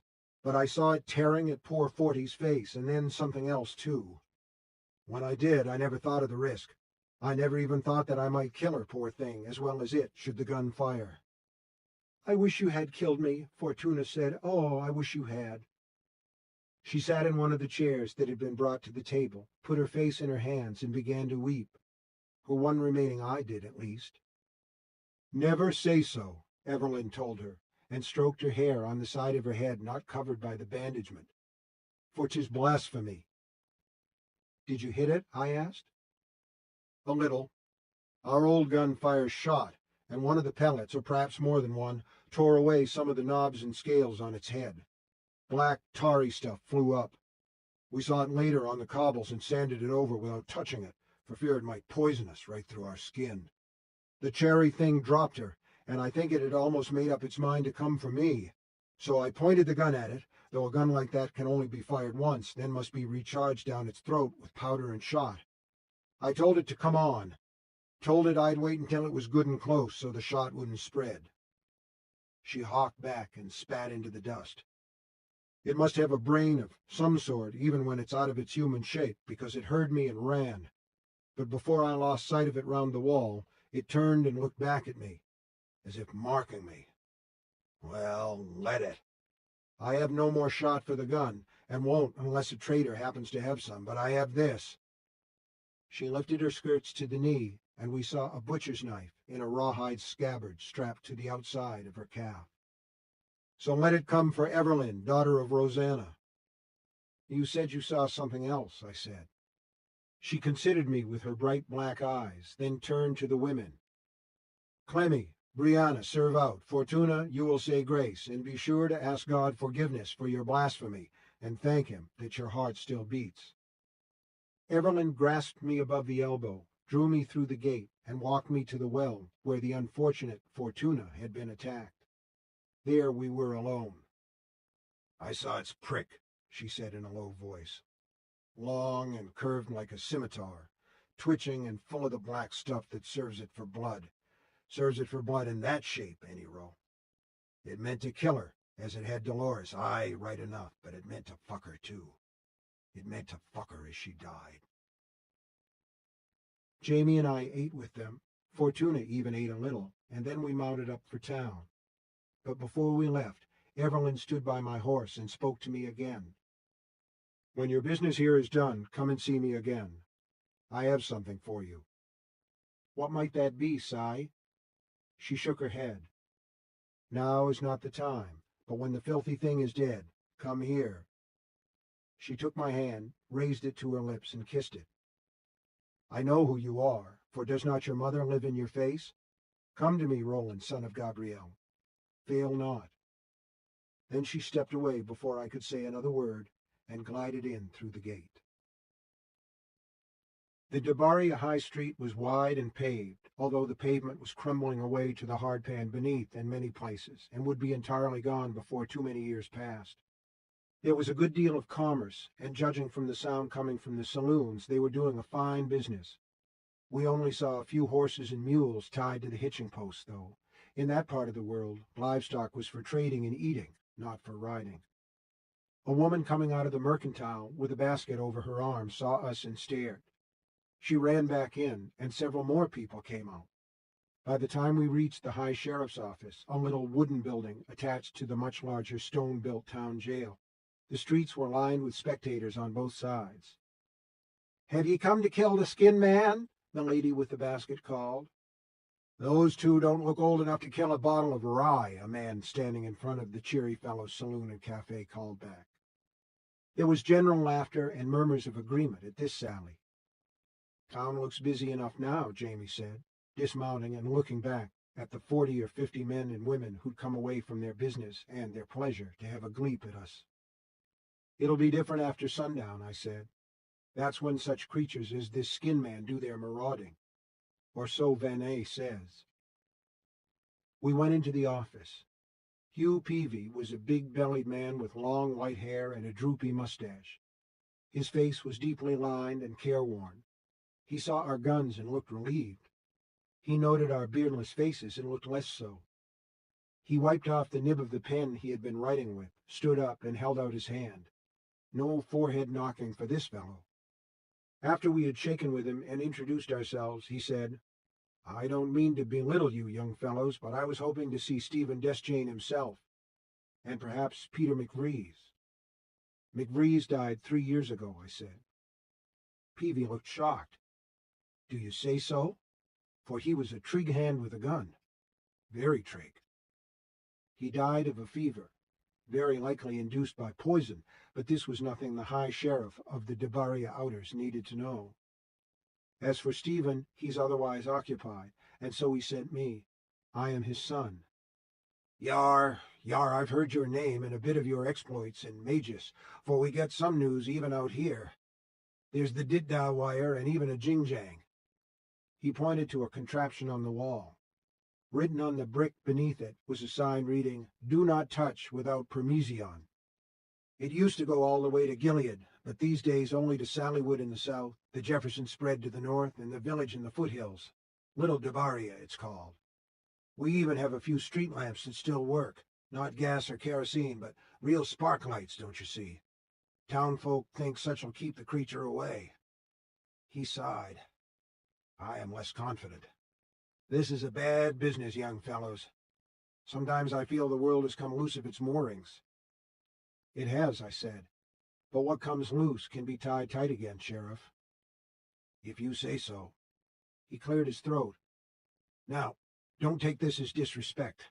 I know ye are who you say ye are, but I was promised a sigil. If ye brought it, I'd have it, for it means special to me." I opened my swag bag and brought out what I'd been given. A small wooden box with my father's mark, the D with the S inside of it, stamped on the hinged lid. Peavy took it with the smallest of smiles dimpling the corners of his mouth beneath his mustache. To me, it looked like a remembering smile, and it took years off his face. "Do you know what's inside?" No. I had not been asked to look. Peavy opened the box, looked within, then returned his gaze to Jamie and me. "Once, when I was still only a deputy, Stephen Deschain led me and the High Sheriff that was, and a posse of 7 against the Crow gang. Has your father ever spoken to you of the Crows?" I shook my head. "Not skin men, no, but a nasty lot of work all the same. They robbed what there was to rob, not just in Debaria, but all along the ranch lands out this way. Trains, too, if they got word one was worth stopping. But their main business was kidnapping for ransom. A coward's crime, sure. I'm told Farson favors it, but it paid well. Your da showed up in town only a day after they stole a rancher's wife, Belinda Doolin. Her husband called on the jingjang as soon as they left, and he was able to get himself untied. The Crows didn't know about the jingjang, and that was their undoing. Of course, it helped that there was a gunslinger doing his rounds in this part of the world. In those days, they had a knack of turning up when and where they were needed." He eyed us. "Perhaps they still do. Anyhow, we got out to ranch while the crime was still fresh. There were places where any of us would have lost the trail. It's mostly hardpan out north of here, don't you see? But your father had eyes like you wouldn't believe. Hawks ain't even in a deer, or eagles either." I knew of my father's sharp eyes and gift for trailing. I also knew that this story probably had nothing to do with our business, and I should have told him to move along. But my father never talked about his younger days, and I wanted to hear this tale. I was hungry to hear it. And it turned out to have a little more to do with our business in Debaria than I at first thought. The trail led in the direction of the mines, what the Debaria folk call the salt houses. The workings had been abandoned in those days. It was before the new plug was found 20 years ago. Plug? Jamie asked. Deposit, I said. He means a fresh deposit. Aye, as you say, but all that were abandoned then and made a fine hideout for such as those beastly crows. Once the trail left the flats, it went through a place of high rocks before coming out on the low pure, which is to say, the foothill meadows below the salt houses. The low is where a sheep herder was killed just recent by something that looked like a wolf, I said. This we know. Go on. Well informed, are ye? Well, that's all to the good. Where was I now? Ah, I know. Those rocks that are now known in these parts as Ambush Arroyo. It's not an arroyo, but I suppose people like the sound. That's where the tracks went, but Deschain wanted to go around and come in from the east, from the high pure. The sheriff, P. Anderson it was back then, didn't want none of that. Eager as a bird with its eye on a worm he was, mad to press on. Said it would take him 3 days, and by then the woman might be dead and the crows anywhere. He said he was going the straight way, and he'd go alone if no one wanted to go with him. Or unless you order me in the name of Gilead to do different, he says to your da. Never think it, Deschain says, for Debaria is your fill. I have my own. The posse went. I stayed with your da, lad. Sheriff Anderson turned to me in the saddle and said, I hope they're hiring at one of the ranches, Huey, because your days of wearing tin on your vest are over. I'm done with thee. Those were the last words he ever said to me. They rode off. Stephen of Gilead squatted on his hunkers, and I hunkered with him. And after half an hour of quiet, might have been longer, I says to him, I thought we were going to hook around, unless you're done with me too. No, he says, your hire is not my business, deputy. Then what are we waiting for? Gunfire, says he, and not 5 minutes later we heard it. Gunfire and screams. It didn't last long. The crows had seen us coming. Probably no more'n a glint of sun on a boot cap or a bit of saddle braidwork was enough to attract their attention, for Pa Crow was powerful trig, and doubled back. They got up in those high rocks and poured down lead on Anderson and his possemen. There were more guns in those days, and the crows had a good share, even a speed shooter or two. So we went around, all right. Took us only 2 days because Stephen Deschain pushed hard. On the 3rd day, we camped down slope and rose before dawn. Now, if you don't know, and no reason you should, salt houses are just caverns in the cliff face up there. Whole families lived in them, not just the miners themselves. The tunnels go down into the earth from the backs of them. But as I say, in those days, all were deserted. Yet, we saw smoke coming from the vent on top of one, and that was as good as a kingman standing out in front of a carnival tent and pointing at the show inside, don't you see it? This is the time, Stephen says, because they will have spent the last nights, once they were sure they were safe, deep in drink. They'll still be sleeping it off. Will you stand with me? Aye, gunslinger, that I will, I tells him. When Peavy said this, he unconsciously straightened his back. He looked younger. We snuck the last 50 or 60 yards, your da with his gun drawn in case they'd posted a guard. They had, but he was only a lad and fast asleep. The Deschain holstered his gun, swatted him with a rock, and laid him out.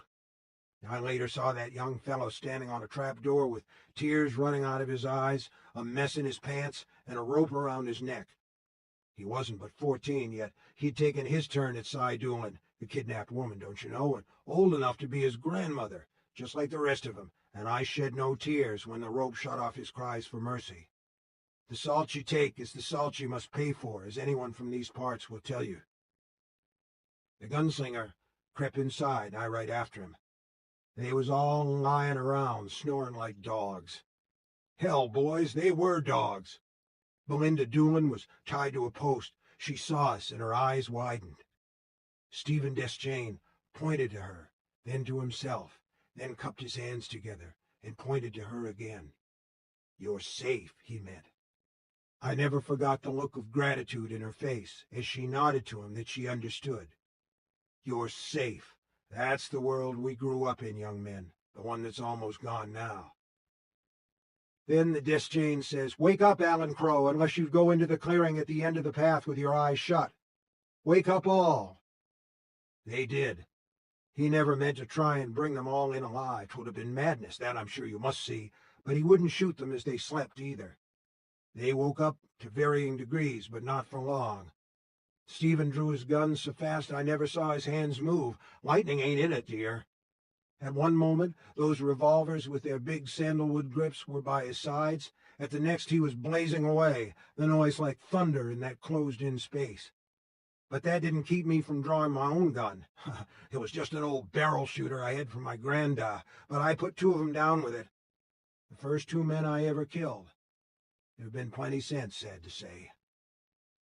The only one who survived that first fusillade was Pa Crow himself, Alan Crow. He was an old man, all snarled up and frozen on one side of his face from a stroke or summit, but he moved fast as the devil just the same. He was in his long johns, and his gun was stuck in the top of one of his boots there at the end of his bedroll. He grabbed it up and turned toward us. Stephen shot at him, but the old bastard got off a single round. It went wild, but Peavy, who could have been no older in those days than we 2 young men standing before him, opened the box on its cunning hinges, mused a moment at what he saw inside, then looked up at me. That little remembering smile still touched the corners of his mouth.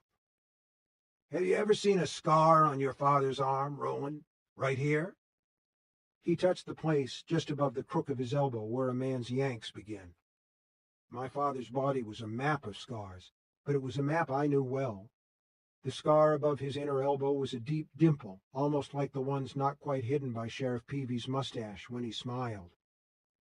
Pa Crow's last shot hit the wall above the post where the woman was tied and ricocheted. He turned the box and held it out to me.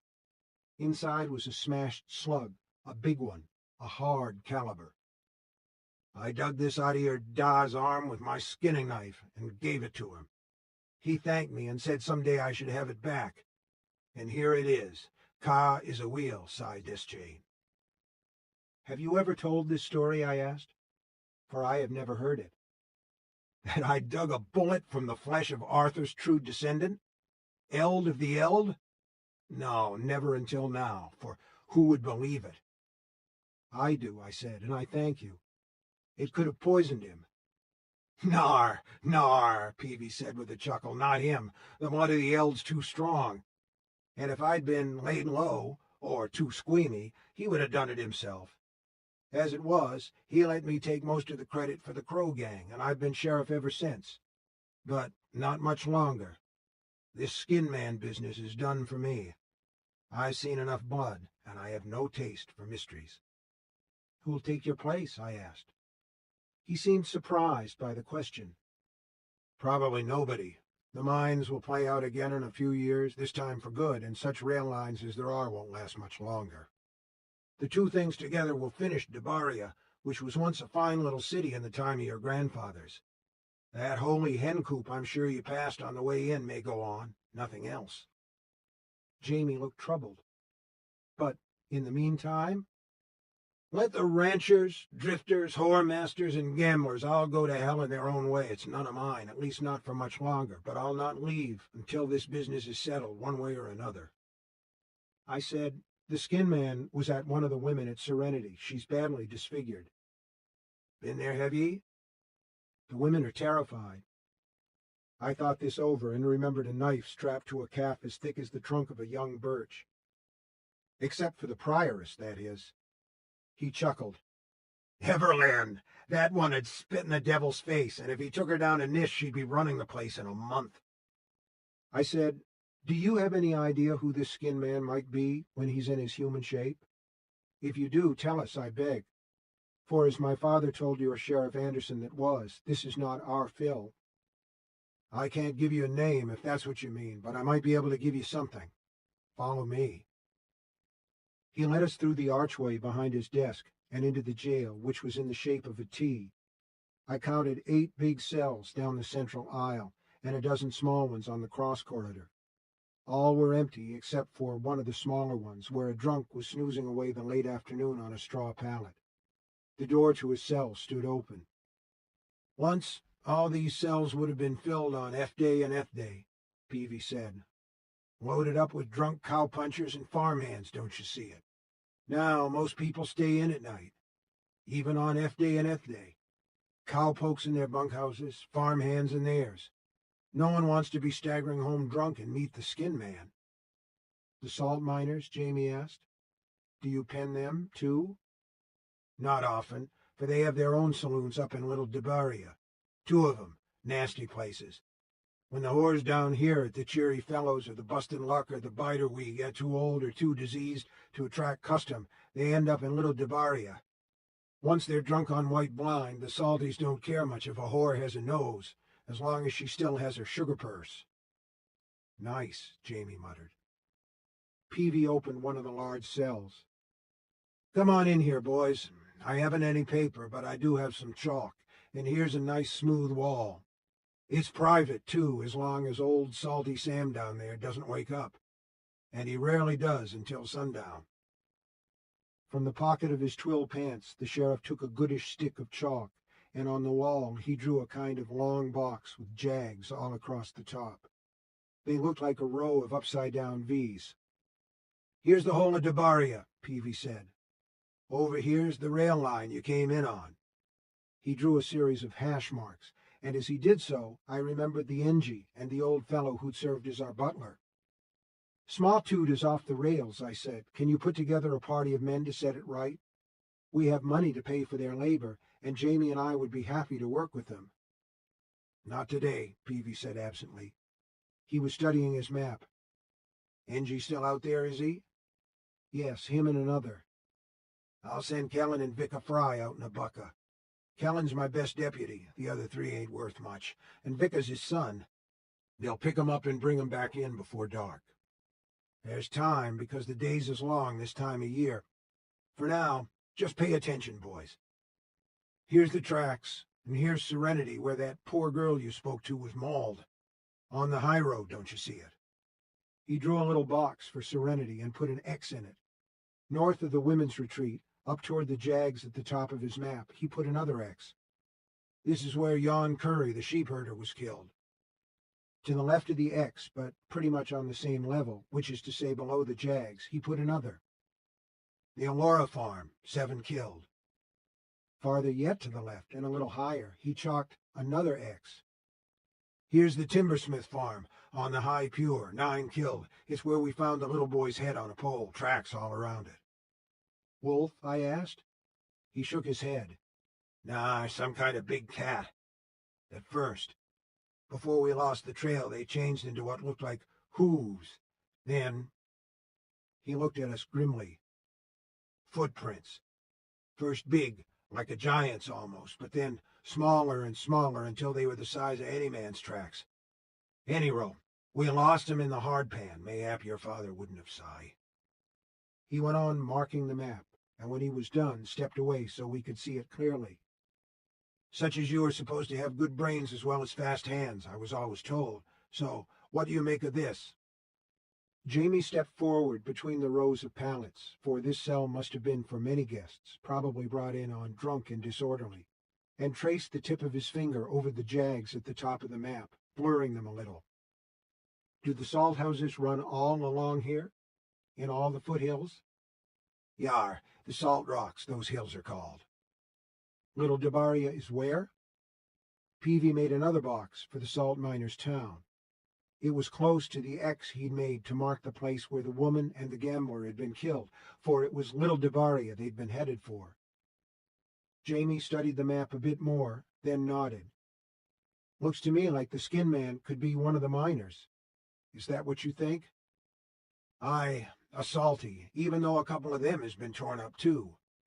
It makes sense, as much as anything in a crazy business like this can make sense. The new plug's a lot deeper than the old ones, and everyone knows there are demons in the earth. Mayhap one of the miners struck on one, wakened it, and was done a mischief by it. There are also leftovers from the great old ones in the ground, I said. Not all are dangerous, but some are. Perhaps one of those old things, those, what do you call them, Jamie? Artifacts, he said. Yes, those. Perhaps one of those is responsible. Mayhap the fellow will be able to tell us, if we take him alive. Small chance of that, Peavy growled. I thought there was a good chance. If we could identify him and close on him in the daytime, that was. How many of these salties are there? I asked. Not so many as in the old days, because now it's just the one plug, don't you see it? I should say no more'n 200. I met Jamie's eyes and saw a glint of humor in them. No fret, Roland, said he. I'm sure we can interview 'em all by reap tide. If we hurry. He was exaggerating, but I still saw several weeks ahead of us in Devaria. We might interview the skin man and still not be able to pick him out, either because he was a masterful liar or because he had no guilt to cover up. His day self might truly not know what his night self was doing. I wished for Cuthbert, who could look at things that seemed unrelated and spot the connections, and I wished for Elaine with his power to touch minds. But Jamie wasn't so bad either. He had, after all, seen what I should have seen myself, what was right in front of my nose. On one matter, I was in complete accord with Sheriff Hugh Peavy. I hated mysteries. It's a thing that has never changed in this long life of mine. I'm not good at solving them. My mind has never run that way. When we trooped back to the office, I said, I have some questions I must ask you, Sheriff. The first is, will you open to us if we open to you? The second is, do I see you for what you are and accept what you do? The third is, do I seek aid and succor? Sheriff Peavy says yar, yar, and yar. Now, for God's sake, set your brains to working, fellows, for it's over 2 weeks since this thing showed up at Serenity, and that time it didn't get a full meal. Soon enough, it'll be out there again. It only prowls at night, Jamie said. You're sure of that much? I am. Does the moon have any effect on it? I asked. Because my father's advisor, and our teacher that was, says that in some of the old legends... I've heard the legends, Si, but in that they're wrong, at least for this particular creature they are. Sometimes the moon's been full when it strikes. It was full peddler when it showed up at Serenity, all covered with scales and knobs like an alligator from the long salt swamps. But it did its work at Timbersmith when the moon was dark. I'd like to tell you different, but I can't. I'd also like to end this without having to pick anyone else's guts out of the bushes or pluck some other kiddie's head off on a fence post. You've been sent here to help, and I hope like hell you can, although I've got my doubts. When I asked Peavy if there was a good hotel or boarding house in Devaria, he chuckled. The last boarding house was the Widow Brayley's. 2 years ago, a drunk saddle tramp tried to rape her in her own outhouse as she sat at business. But she was always a trig one. She'd seen the look in his eye and went in there with a knife under her apron, cut his throat for him, she did. Stringy Bodine, who used to be our justice man before he decided to try his luck at raising horses in the Crescent, declared her not guilty by reason of self-defense in about 5 minutes, but the lady decided she'd had enough of Devaria and trained back to Gilead, where she yet bides, I've no doubt. 2 days after she left, some drunken buffoon burned the place to the ground. The hotel still stands. It's called the Delightful View. The view ain't delightful, young fellows, and the bed's as full of bugs as big as toads' eyeballs. I wouldn't sleep in one without putting on a full suit of Arthur Eld's armor. And so we ended up spending our first night in Devaria in the large, drunk and disorderly cell beneath Peavy's chalked map. Salty Sam had been set free, and we had the jail to ourselves. Outside, a strong wind had begun to blow off the alkali flats to the west of town. The moaning sound it made around the eaves caused me to think again of the story my mother used to read to me when I was just a small toot myself. The story of Tim Stoutheart and the stark blast Tim had to face in the great woods north of New Canaan. Thinking of the boy alone in those woods has always chilled my heart, just as Tim's bravery has always warmed it. The stories we hear in childhood are the ones we remember all our lives. After one particularly strong gust, the Devaria wind was warm, not cold like the Stark blast, struck the side of the jail and puffed alkali grit in through the barred window. Jamie spoke up. It was rare for him to start a conversation. I hate that sound, Roland. It's apt to keep me awake all night. I loved it myself. The sound of the wind has always made me think of good times and far places, although I confess I could have done without the grit. How are we supposed to find this thing, Jamie? I hope you have some idea, because I don't. We'll have to talk to the salt miners. That's the place to start. Someone may have seen a fellow with blood on him creeping back to where the Salties live, creeping back naked, for he can't come back clothed unless he takes them off beforehand. That gave me a little hope, although if the one we were looking for knew what he was, he might take his clothes off when he felt an attack coming on, hide them, then come back to them later. But if he didn't know, it was a small thread, but sometimes, if you're careful not to break it, you can pull on a small thread and unravel a whole garment. Good night, Roland. Good night, Jamie. I closed my eyes and thought of my mother. I often did that year, but for once they weren't thoughts of how she had looked dead, but of how beautiful she had been in my early childhood, as she sat beside me on my bed in the room with the colored glass windows, reading to me. "Look you, Roland," she'd say, "here are the billy bumblers sitting all a row and scenting the air. They know, don't they?" "Yes," I would say, "the bumblers know." "And what is it they know?" the woman I would kill asked me. "What is it they know, dear heart?" "They know the Stark Blast is coming," I said. My eyes would be growing heavy by then, and minutes later I would drift off to the music of her voice. As I drifted off now, with the wind outside blowing up a strong gale. I woke in the first thin light of morning to a harsh sound. Brung, brung, brung. Jamie was still flat on his back, legs splayed, snoring. I took one of my revolvers from its holster, went out through the open cell door, and shambled toward that imperious sound. It was the jing-jang Sheriff Peavy had taken so much pride in. He wasn't there to answer it. He'd gone home to bed, and the office was empty. Standing there bare-chested, with a gun in my hand and wearing nothing but the swabbies and slinkum I'd slept in, for it was hot in the cell, I took the listening cone off the wall, put the narrow end in my ear, and leaned close to the speaking tube. "Yes? Hello?" "Who the hell's this?" a voice screamed, so loud that it sent a nail of pain into the side of my head. There were jing-jangs in Gilead, perhaps as many as 100 that still worked, but none spoke so clear as this. I pulled the cone away, wincing, and could still hear the voice coming out of it. "Hello? Hello? God's curse this fucking thing! Hello?" "I hear you," I said. "Lower thy voice, for your father's sake." "Who is this?" There was just enough drop in volume for me to put the listening cone a little closer to my ear, but not in it. I would not make that mistake twice. "A deputy."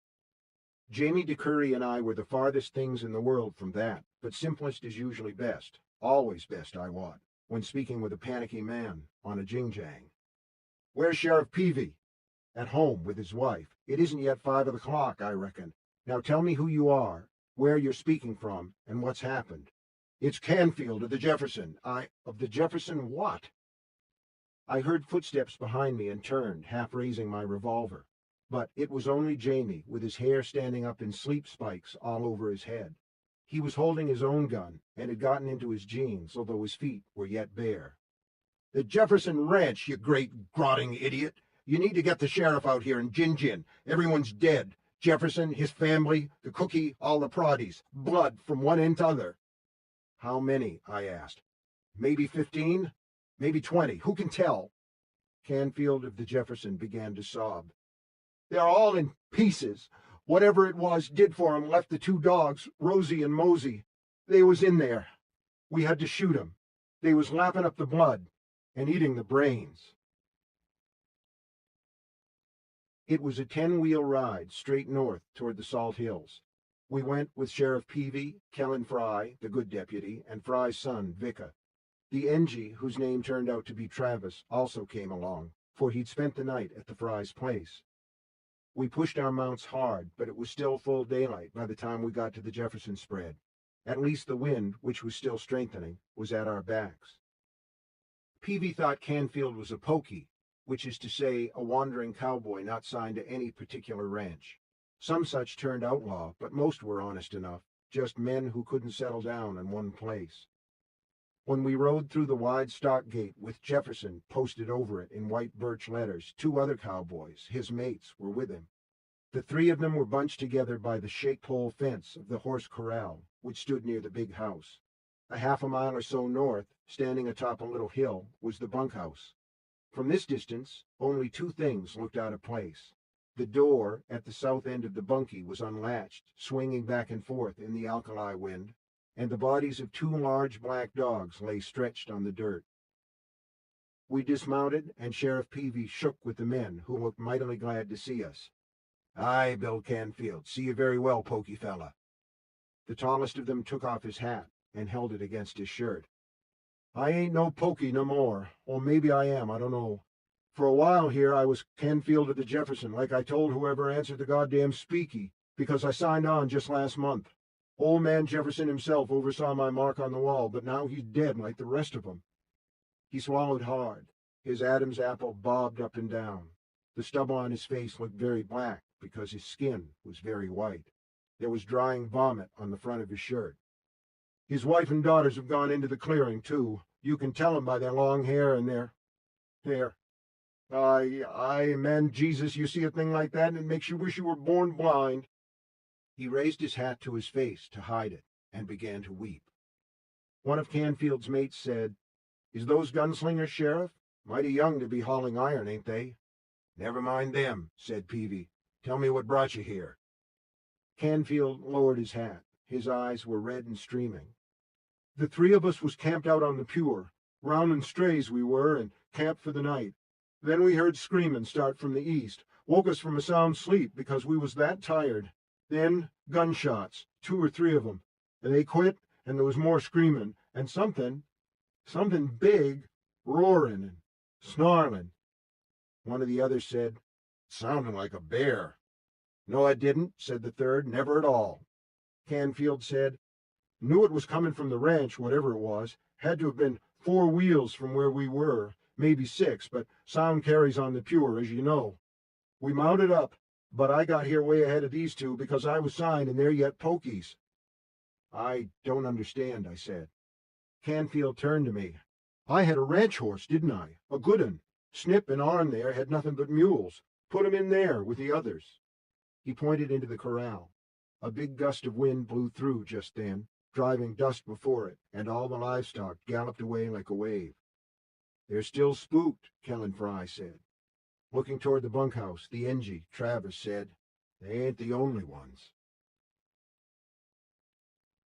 By the time Canfield, the Jefferson Ranch's newest proddy, which is to say, hired hand, reached the home place, the screaming had stopped. So had the roaring of the beast, although there was still a good deal of snarling going on. That was the 2 dogs fighting over the leavings. Knowing which side of the biscuit his honey went on, Canfield bypassed the bunkhouse and the dogs snarling within for the big house. The front door was wide open, and there were lit sceners in both the hall and the kitchen, but no one answered his hail. He found Jefferson's Lady Sigh in the kitchen with her body under the table and her half-eaten head rolled up against the pantry door. There were tracks going out the stoop door, which was banging in the wind. Some were human, some were the tracks of a monstrous great bear. The bear tracks were bloody. I took the scener off a sink side, where it had been left, and followed the tracks outside. The 2 girls was a-layin' in the dirt between the house and the barn. One had gotten 3 or 4 dozen running steps ahead of her sissa, but they were both just as dead, with their nightdresses torn off 'em and their backs carved open right down to the spines. Canfield shook his head slowly from side to side, his large eyes, swimming with tears they were, never leaving High Sheriff Peavy's face. "I never want to see the claws that could do a thing like that. Never, never, never in my life. I seen what they done, and that's enough." "The bunkhouse?" Peavy asked. "Aye, there I went next. You can see what's inside for yourself. The women folk, too, for they're still where I found 'em. I won't take ye. Snip and Arn might not me," said Snip. "Me neither," said Arn. "I'll see 'un in my dreams, and that'll do me fine." "I don't think we need a guide," Peavy said. "You 3 boys stay right here." Sheriff Peavy, closely followed by the Frys and Travis the Engie, started toward the big house. Jamie put a hand on Peavy's shoulder and spoke almost apologetically when the High Sheriff turned to look at him. Mind the tracks. They'll be important." Peavy nodded. "Yar, we'll mind them very well, especially those headed off to wherever the thing went." The women were as Cy Canfield had told us. I had seen bloodshed before, aye, plenty of it, both in Magus and in Gilead, but I had never seen anything like this, and neither had Jamie. He was as pale as Canfield, and I could only hope he would not discredit his father by passing out. I needn't have worried. Soon he was down on his knees in the kitchen, examining several enormous blood-rimmed animal tracks. "These really are bear tracks," he said, "but there never was one so big, Roland, not even in the endless forest." "There was one here last night, Cully," Travis said. He looked toward the body of the rancher's wife and shivered, even though she, like her unfortunate daughters, had been covered with blankets from upstairs. "I'll be glad to get back to Gilead, where such things are just legends." "What do the tracks tell otherwise?" I asked Jamie. "Anything?" "Yes. It went to the bunkhouse first, where the most food was. The rumpus would have wakened the four of them here in the house. Were there only four, Sheriff?" "Aye," Peavy said. "There are two sons, but Jefferson would have sent 'em to the auctions in Gilead, I expect. They'll find a sack of woe when they return." The rancher left his womenfolk and went running for the bunkhouse. The gun Canfield and his mates heard must have been his. "Much good it did him," Vicar Fry said. His father hit him on the shoulder and told him to hush. "Then the thing came up here," Jamie went on. "The lady Cy Jefferson and the two girls were in the kitchen by then, I think, and I think the Cy must have told her daughters to run." "Aye," Peavy said, "and she'd try to keep it from coming after them long enough for them to get away. That's how it reads. Only it didn't work. If they'd been at the front of the house, if they'd seen how big it was, she'd have known better, and we would have found all three of 'em out there in the dirt." He fetched a deep sigh. "Come on, boys. Let's see what's in the bunkhouse. Waiting won't make it any prettier." "I think I might stay out by the corral with those saddle tramps," Travis said. "I've seen enough." Vicar Fry blurted, "Can I do that too, Pa?" Kellen looked at his son's haunted face and said he could. Before he let the boy go, he put a kiss on his cheek. 10 feet or so in front of the bunkhouse, the bare earth had been scuffed into a bloody churn of boot prints and clawed animal tracks. Nearby, in a clump of jugweed, was an old short-arm foreshot with its barrel bent to one side. Jamie pointed from the confusion of tracks, to the gun, to the open bunkhouse door. Then he raised his eyebrows, silently asking me if I saw it. I saw it very well. "This is where the skin man wearing the shape of a bear, met the rancher," I said. "He got off a few rounds, then dropped the gun." "No," Jamie said. "The thing took it from him. That's why the barrel's bent. Maybe Jefferson turned to run, maybe he stood his ground. Either way, it did no good. His tracks stopped here, so the thing picked him up and threw him through that door and into the bunkhouse. It went to the big house next." "So, we're backtracking it," Peavy said. Jamie nodded. "We'll front track it soon enough," he said. The thing had turned the bunkhouse into an abattoir. In the end, the butcher's bill came to 18. 16 proddies, the cook, who had died beside his stove with his rent and blood-stained apron thrown over his face like a shroud, and Jefferson himself, who had been torn limbless. His severed head stared up at the rafters with a fearful grin that showed only his top teeth. The skin man had ripped the rancher's lower jaw right out of his mouth. Kellen Fry found it under a bunk. One of the men had tried to defend himself with a saddle, using it as a shield, but it had done him no good. The thing had torn it in half with its claws. The unfortunate cowboy was still holding onto the pommel with one hand. He had no face. The thing had eaten it off his skull. "Roland," Jamie said. His voice was strangled, as if his throat had closed up to no more than a straw. "We have to find this thing. We have to." "Let's see what the outward tracks say before the wind wipes them out," I replied. We left Peavy and the others outside the bunkhouse and circled the big house to where the covered bodies of the two girls lay. The tracks beyond them had begun to blur at the edges and around the claw points, but they would have been hard to miss, even for someone not fortunate enough to have had Court of Gilead as a teacher. The thing that made them must have weighed upwards of 800 pounds. "Look here," Jamie said, kneeling beside one. "See how it's deeper at the front? It was running." "And on its hind legs," I said. like a man. The tracks went past the pump house, which was in shambles, as if the thing had given it a swipe out of pure malice as it went by. They led us onto an uphill lane that headed north, toward a long, unpainted outbuilding that was either a tack shed or a smithy. Beyond this, perhaps 20 wheels farther north, were the rocky badlands below the salt hills. We could see the holes that led to the worked-out mines. They gaped like empty eye sockets. "We may as well give this up," I said. "We know where the tracks go, up to where the Salties live." "Not yet," Jamie said. "Look here, Roland. You've never seen anything like this." The tracks began to change, the claws merging into the curved shapes of large, unshod hooves. "It lost its bear shape," I said, "and became... what, a bull?" "I think so," Jamie said. "Let's go a little further. I have an idea." As we approached the long outbuilding, the hoof prints became paw prints. The bull had become some kind of monstrous cat. These tracks were large at first, then started to grow smaller, as if the thing were shrinking from the size of a lion to that of a cougar, even as it ran. When they veered off the lane and onto the dirt path leading to the tack shed, we found a large patch of jugweed grass that had been beaten down. The broken stalks were bloody.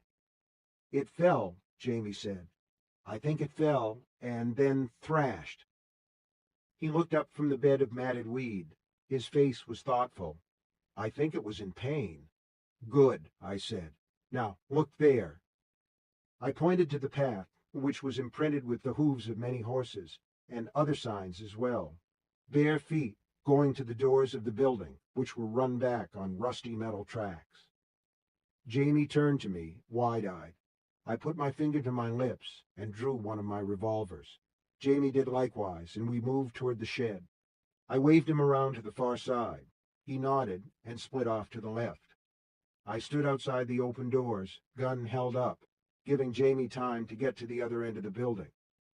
I heard nothing. When I judged my pard must be in place, I bent down, picked up a good-sized stone with my free hand, and tossed it inside. It thumped, then rolled across wood. There was still nothing else to hear. I swung inside, crouched low, gun at the ready. The place seemed empty, but there were so many shadows it was at first hard to tell for sure. It was already warm, and by noonday would be an oven. I saw a pair of empty stalls on either side, a little smithy stove next to drawers full of rusty shoes and equally rusty shoe nails, dust-covered jugs of liniment and stinkum, branding irons in a tin sleeve, and a large pile of old tack that needed either to be mended or thrown out. Above a couple of benches hung a fair assortment of tools on pegs. Most were as rusty as the shoes and nails. There were a few wooden hitching hooks and a pedestal pump over a cement trough. The water in the trough hadn't been changed for a while. As my eyes adjusted to the dimness, I could see bits of straw floating on the surface. I kenned that this had once been more than a tack shed. It had also been a kind of hostelry where the ranch's working stock was seen to, likely a jackleg veterinary as well. Horses could be let in at one end, dealt with, and let out the other, but it looked in disrepair, abandoned. The tracks of the thing that had by then been human led up the center aisle to other doors, also open at the far end. I followed them. "Jamie, it's me. Don't shoot me for your father's sake." I stepped outside. Jamie had holstered his gun and now pointed at a large heap of horse apples. "He knows what he is, Roland. You know this from a pile of horse shit?" "As happens, I do." He didn't tell me how, but after a few seconds I saw it for myself. The hostelry had been abandoned, probably in favor of one built closer into the main house, but the horse apples were fresh. If he came a horseback, he came as a man. Aye, and left as one. I squatted on my hunkers and thought about this. Jamie rolled a smoke and let me. When I looked up, he was smiling a little. "Do you see what it means, Roland?" 200 salties, give or take," I said. "I've ever been slow, but in the end I usually get there." "Aye? Salties, mind. Not pokies or proddies. Diggers, not riders, as a rule." "As you say. How many of 'em up there have horses, do you suppose? How many of 'em even know how to ride?" His smile broadened. "There might be 20 or 30, I suppose." "It's better than 200, I said. Better by a long stride. We'll go up as soon as—" I never finished what I was going to say, because that's when the moaning started. It was coming from the tack shed I'd dismissed as empty. How glad I was at that moment Court wasn't there. He would have cuffed my ear and sent me sprawling. At least, in his prime he would have. Jamie and I looked into each other's startled eyes, then ran back inside. The moaning continued, but the place looked as empty as before. Then that big heap of old tack, busted hames, bridles, cinch straps, and reins, started to heave up and down, as if it were breathing. The tangled bunches of leather began to tumble away to either side, and from them a boy was born.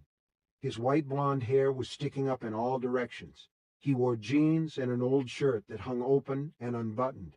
He didn't look hurt, but in the shadows it was hard to tell. "Is it gone?"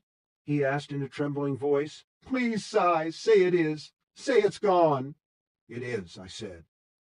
He started to wade his way out of the pile, but a strip of leather had gotten wound around one of his legs, and he fell forward. I caught him and saw a pair of eyes, bright blue and utterly terrified, looking up into my face. Then he passed out. I carried him to the trough. Jamie pulled off his bandana, dipped it in the water, and began to wipe the boy's dirt-streaked face with it. He might have been 11. He might have been a year or two younger. He was so thin it was hard to tell. After a bit, his eyes fluttered open. He looked from me to Jamie and then back to me again. "Who are you?" he asked. "You don't belong to the ranch." "We're friends of the ranch," I said. "Who are you?" "Bill Streeter," he said. "The Proddies call me Young Bill." "Aye, do they? And is your father Old Bill?" He sat up, took Jamie's bandana, dipped it in the trough, and squeezed it out so the water ran down his thin chest. "No, Old Bill's my granther. Went into the clearing 2 years ago. My da, he's just plain Bill." Something about speaking his father's name made his eyes widen. He grasped my arm. "He ain't dead, is he? Say he ain't, Si." Jamie and I exchanged another look, and that scared him worse than ever. "Say he ain't. Please say my daddy ain't dead." He started to cry. "Hush, and go easy now," I said. "What is he, your da, Proddy?" "Nay, no, he's the cook. Say he ain't dead." But the boy knew he was. I saw it in his eyes as clearly as I'd seen the bunkhouse cook with his blood-stained apron thrown over his face. There was a willow tree on one side of the big house, and that was where we questioned young Bill Streeter.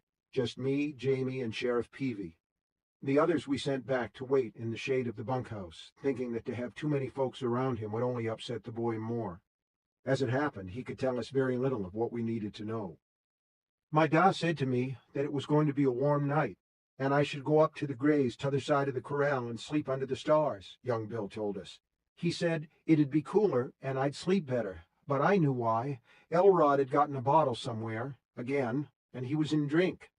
"That'd be Elrod Nutter?" Sheriff Peavy asked. "Aye, him. Foreman of the boys, he is." "I know him well," Peavy said to us. "Ain't I had him locked up half a dozen times and more? Jefferson keeps him on because he's a hell of a rider and roper, but he's one mean whore-dog when he's in drink. Ain't he, young Bill?" Young Bill nodded earnestly and brushed his long hair, still dusty from all the tack he'd hidden in, out of his eyes. "Yes, sir, and he had a way of taking after me, which my father knew." "Cook's apprentice, were ye?" Peavy asked. I knew he was trying to be kind, but I wish he'd mind his mouth and stop talking in the way that says once, but no more. But the boy didn't seem to notice. "Bunkhouse boy, not cook's boy." He turned to Jamie and me.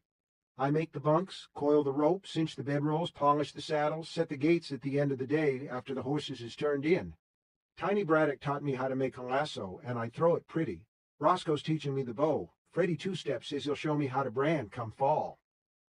"Do well," I said, and tapped my throat. That made him smile. "They're good fellas, mostly." The smile went away as fast as it had come, like the sun going behind a cloud. Except for Elrod. He's just grouchy when he's sober, but when he's in drink, he likes to tease. Mean teasing, if you do ken it. "Ken it well," I said.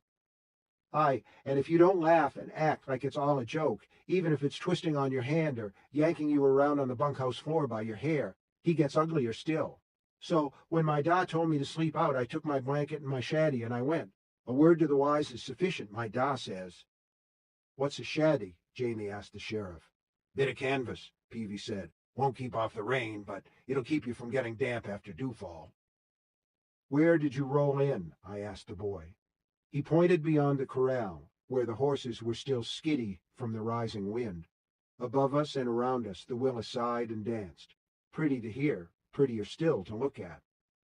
I guess my blanket and shanty must still be there. I looked from where he had pointed to the tack shed hostelry where we'd found him, then to the bunkhouse. The three places made the corners of a triangle, probably a quarter-mile on each side, with the corral in the middle. How did you get from where you slept to hiding under that pile of tack, Bill? Sheriff Peavy asked. The boy looked at him for a long time without speaking.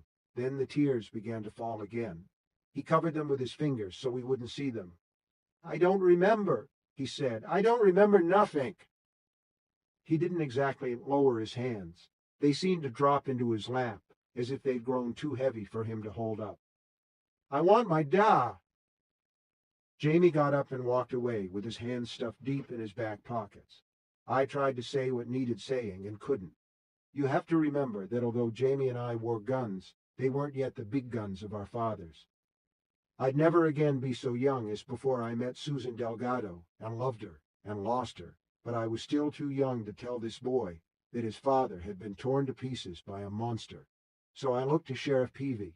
I looked to the grown-up. Peavy took off his hat and laid it aside on the grass. Then he took the boy's hands. Son, he said, I've got some very hard news for you. I want you to pull in a deep breath and be a man about it. But young Bill Streeter had only 9 or 10 summers behind him, 11 at most, and he couldn't be a man about anything. He began to wail. When he did it, I saw my mother's pale, dead face, as clear as if she had been lying next to me under that willow, and I couldn't stand it. I felt like a coward, but that didn't stop me from getting up and walking away. The lad either cried himself to sleep or into unconsciousness. Jamie carried him into the big house and put him in one of the beds upstairs. He was just the son of a bunkhouse cook, but there was no one else to sleep in them, not now. Sheriff Peavy used the jing-jang to call his office, where one of the not-so-good deputies had been ordered to wait for his ring. Soon enough, DeBaria's undertaker, if there was one, would organize a little convoy of wagons to come and pick up the dead. Sheriff Peavy went into Cy Jefferson's little office and plunked himself down in a chair on rollers. What's next, boys? He asked. The salties, I reckon, and I suppose you'll want to get up there before this wind blows into a simoom, which it certainly means to do. He sighed. The boy's no good to you, that's certain. Whatever he saw was evil enough to scrub his mind clean. Jamie began. Roland has a way of... I'm not sure what's next, I said. I'd like to talk it over a little with my pard. We might take a little pasear back up to that tack shed. Tracks will be blown away by now, Peavy said, but have at it and may it do you well. He shook his head. Telling that boy was hard. Very hard. You did it the right way, I said. Do you think so? Aye. Well, thank you, poor little cully. Reckon he can stay with me and the wife for a while, until we figure what comes next for him. You boys go on and palaver if it suits you. I think I'll just sit here and try to get back even with myself. No hurry about anything now. That damn thing ate well enough last night. It'll be a good while before it needs to go hunting again. Jamie and I walked 2 circuits around the shed and corral while we talked, the strengthening wind rippling our pant legs and blowing back our hair. Is it all truly erased from his mind, Roland? What do you think? I asked. No, he said, because is it gone was the first thing he asked. And he knew his father was dead. Even when he asked us, it was in his eyes. Jamie walked without replying for a while, his head down.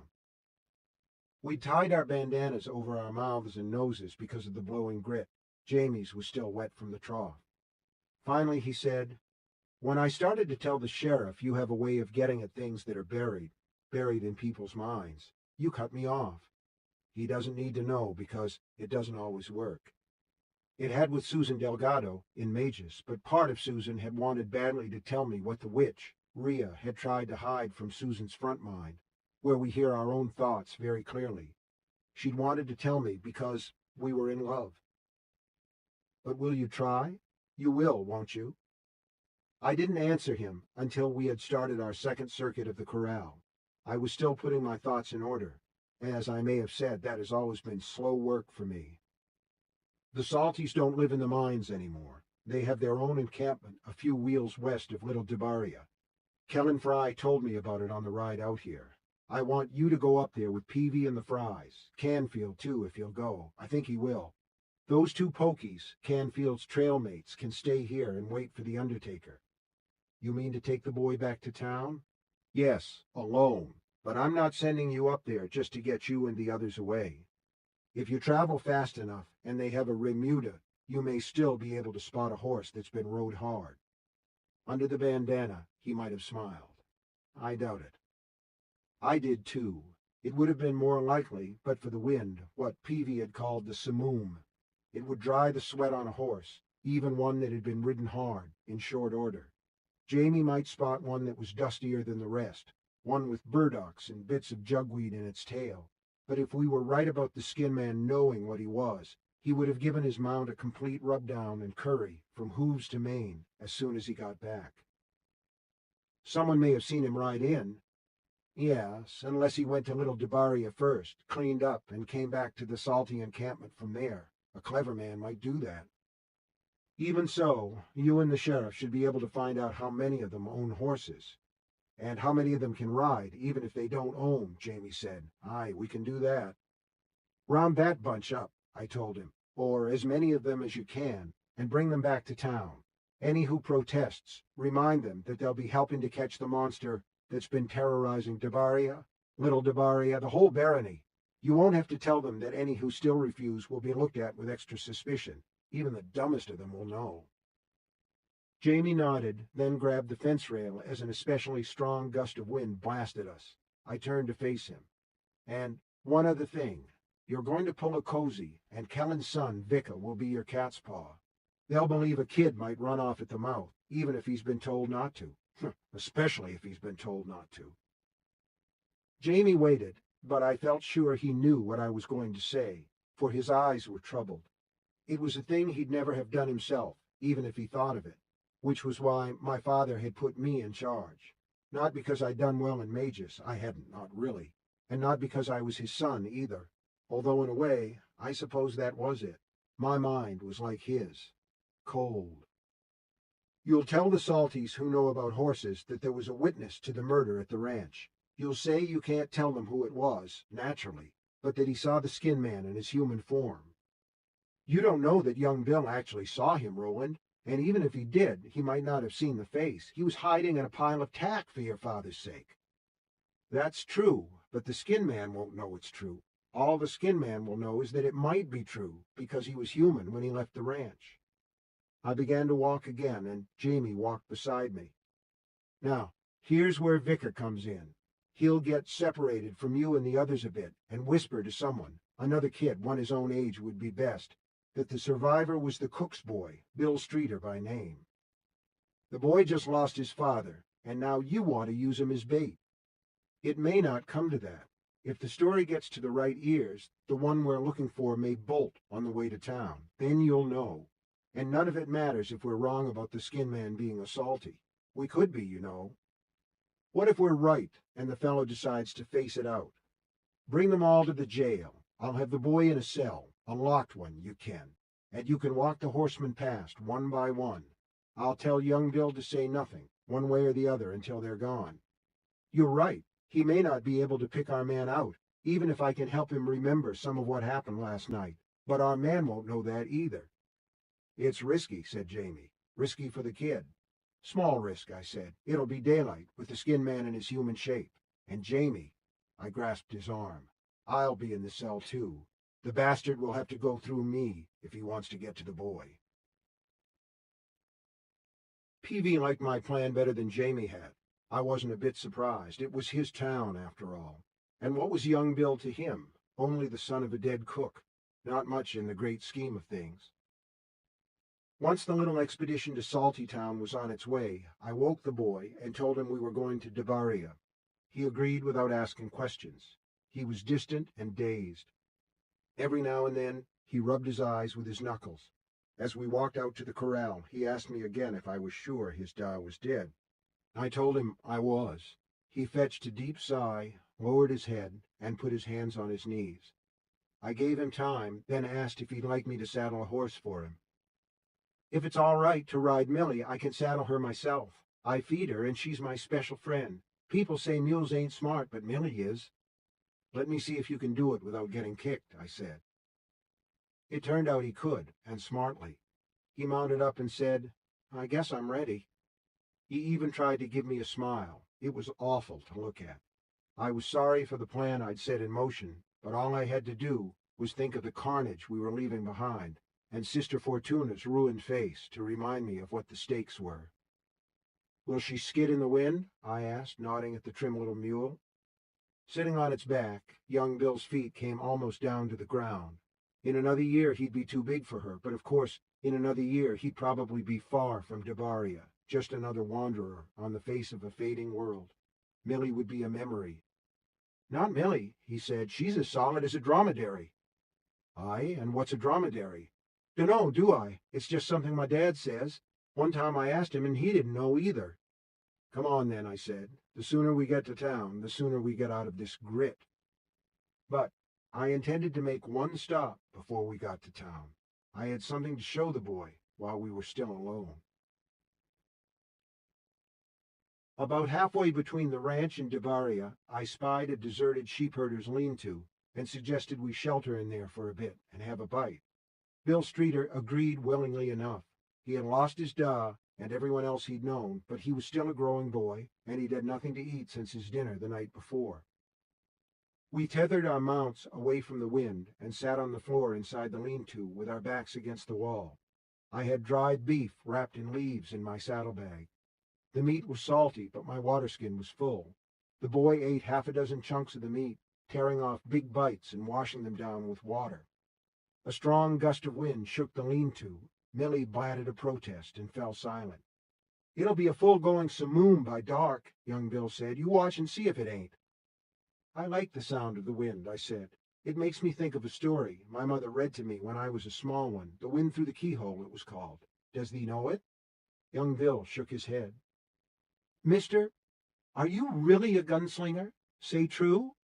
I am. Can I hold one of your guns for a minute? Never in life, I said, but you can look at one of these if you like. I took a shell from my belt and handed it to him. He examined it closely from brass base to lead tip. Gods, it's heavy, long, too. I bet if you shot someone with one of these, he'd stay down. Yes, a shell's a dangerous thing, but it can be pretty, too. Would you like to see a trick I can do with this one? Sure. I took it back and began to dance it from knuckle to knuckle, my fingers rising and falling in waves. Young Bill watched wide-eyed. How does thee do it? The same way anyone does anything, I said. Practice. Will you show me the trick? If you watch close, you may see it for yourself, I said. Here it is, and here it isn't. I palmed the shell so fast it disappeared, thinking of Susan Delgado, as I supposed I always would when I did this trick. Now, here it is again. The shell danced fast, then slow, then fast again. Follow it with your eyes, Bill, and see if you can make out how I get it to disappear. Don't take your eyes off it. I dropped my voice to a lulling murmur. Watch, and watch, and watch. Does it make you sleepy? A little, he said. His eyes slipped slowly closed, then the lids rose again. I didn't get much sleep last night. Did you not? Watch it go. Watch it slow. See it disappear, and then see it as it speeds up again. Back and forth the shell went. The wind blew, as lulling to me as my voice was to him. Sleep if you want, Bill. Listen to the wind and sleep, but listen to my voice, too. I hear you, gunslinger. His eyes closed again, and this time didn't reopen. His hands were clasped limply in his lap. I hear you very well. You can still see the shell, can't you, even with your eyes closed? Yes, but it's bigger now. It flashes like gold. Do you say so? Yes. Go deeper, Bill, but hear my voice. I hear. I want you to turn your mind back to last night. Your mind and your eyes and your ears. Will you do that?" A frown creased his brow. "I don't want to. It's safe. All that's happened. And besides, I'm with you. You're with me. And you have guns." "So I do. Nothing will happen to you as long as you can hear my voice, because we're together. I'll keep thee safe. Do you understand that?" "Yes." "Your da told you to sleep out under the stars, didn't he?" "Aye, it was to be a warm night. But that wasn't the real reason, was it?" "No, it was because of Elrod. Once he twirled the bunkhouse cat by her tail, and she never came back. Sometimes he pulls me around by my hair and sings 'The Boy Who Loved Jenny.' My da can't stop him because Elrod's bigger. Also, he has a knife in his boot. He could cut with it, but he couldn't cut the beast, could he?" His clasped hands twitched. "Elrod's dead, and I'm glad. I'm sorry about the others. And my da, I don't know what I'll do without my da, but I'm glad about Elrod. He won't tease me no more. He won't scare me no more. I seen it, aye." So he did know more than the top of his mind, and let him remember. "Now you're out on the graze." "On the graze?" "Wrapped in your blanket and shinny. Shaddy." "Your blanket and shaddy." "You're awake, maybe looking up at the stars, at Old Star and Old Mother." "No, no, asleep," Bill said. "But the screams wake me up. The screams from the bunkhouse, and the sounds of fighting. Things are breaking, and something's roaring." "What do you do, Bill?" "I go down. I'm afraid to, but my da's in there. I look in the window at the far end. It's grease paper, but I can see through it well enough. More than I want to see, because I see... Mister, can I wake up?" "Not yet. Remember that I'm with you." "Have you drawn your guns, mister?" He was shivering. "I have, to protect you." "What do you see?" "Blood, and a beast." "What kind? Can you tell?" "A bear, one so tall its head reaches the ceiling. It goes up the middle of the bunkhouse, between the cots you can, and on its back legs, and it grabs the men. It grabs the men and pulls them to pieces with its great long claws." Tears began to escape his closed lids and roll down his cheeks. "The last one was Elrod. He ran for the back door, where the woodpile is just outside you can. And when he understood it would have him before he could open the door and dash out, he turned around to fight. He had his knife. He went to stab it." Slowly, as if under water, the boy's right hand rose from his lap. It was curled into a fist. He made a stabbing motion with it. "The bear grabbed his arm and tore it off his shoulder. Elrod screamed. He sounded like a horse I saw one time, after it stepped in a gompa hole and broke its leg. The thing, it hit Elrod in the face with his own arm. The blood flew. There was gristle that flapped and wound around the skin like strings. Elrod fell against the door and started to slide down. The bear grabbed him and lifted him up and bit into his neck, and there was a sound. Mister, it bit Elrod's head right off his neck. I want to wake up now, please." "Soon. What did you do then?" "I ran. I meant to go to the big house, but Cy Jefferson, he what?" "He shot at me. I don't think he meant to. I think he just saw me out of the corner of his eye and thought... I heard the bullet go by me. Whoosh! That's how close it was. So I ran for the corral instead. I went between the poles. While I was crossing, I heard 2 more shots. Then there was more screaming. I didn't look to see, but I knew it was Cy Jefferson screaming that time." This part we knew from the tracks and the leavings, how the thing had come charging out of the bunkhouse, how it had grabbed away the 4-shot pistol and bent the barrel, how it had unzipped the rancher's guts and thrown him into the bunkhouse with his proddies. The shot Jefferson had thrown at young Bill had saved the boy's life. If not for that, he would have run straight to the big house and been slaughtered with the Jefferson womenfolk. "You go into the old hostelry where we found you." "Aye, so I do, and hide under the tack. But then I hear it coming." He had gone back to the now way of remembering, and his words came more slowly. They were broken by bursts of weeping. I knew it was hurting him. Remembering terrible things always hurts, but I pressed on. I had to, for what happened in that abandoned hostelry was the important part, and young Bill was the only one who had been there. Twice he tried to come back to the then way of remembering, the ago. This was a sign that he was trying to struggle free of his trance, so I took it deeper. In the end, I got it all. The terror he'd felt as the grunting, snuffling thing approached, the way the sounds had changed, blurring into the snarls of a cat. Once it had roared, young Bill said, and when he heard that sound, he'd let loose water in his trousers. He hadn't been able to hold it. He waited for the cat to come in, knowing it would scent him where he lay, from the urine, only the cat didn't. There was silence, and then more screaming. At first it's the cat screaming, and then it changes into a human screaming. High to begin with, it's like a woman, but then it starts to go down until it's a man. It screams and screams. It makes me want to scream. Think, I said. You think, Bill, because it's happening now. Only I'm here to protect you. My guns are drawn. I think my head will split open. Then it stops, and it comes in. It walks up the middle to the other door, doesn't it? He shook his head. Not walks, shuffles, staggers like it's hurt. It goes right past me. Now it's he almost falls down but grabs one of the stall doors and stays up. Then he goes on. He goes on a little better now. Stronger? Do you see his face? I thought I already knew the answer to that. No, only his feet through the tack. The moon's up and I see them very well. Perhaps so, but we wouldn't be identifying the skin man from his feet, I felt quite sure. I opened my mouth, ready to start bringing him up from his trance, when he spoke again. There's a ring around one of his ankles. I leaned forward, as if he could see me, and, if he was deep enough, mayhap he could, even with his eyes closed. What kind of ring? Was it metal, like a manacle? I don't know what that is. Like a bridle ring? You know, a hosklinkum? No, like on Elrod's arm, but that's a picture of a naked woman, and you can hardly make it out no more. Bill, are you talking about a tattoo? In his trance, the boy smiled.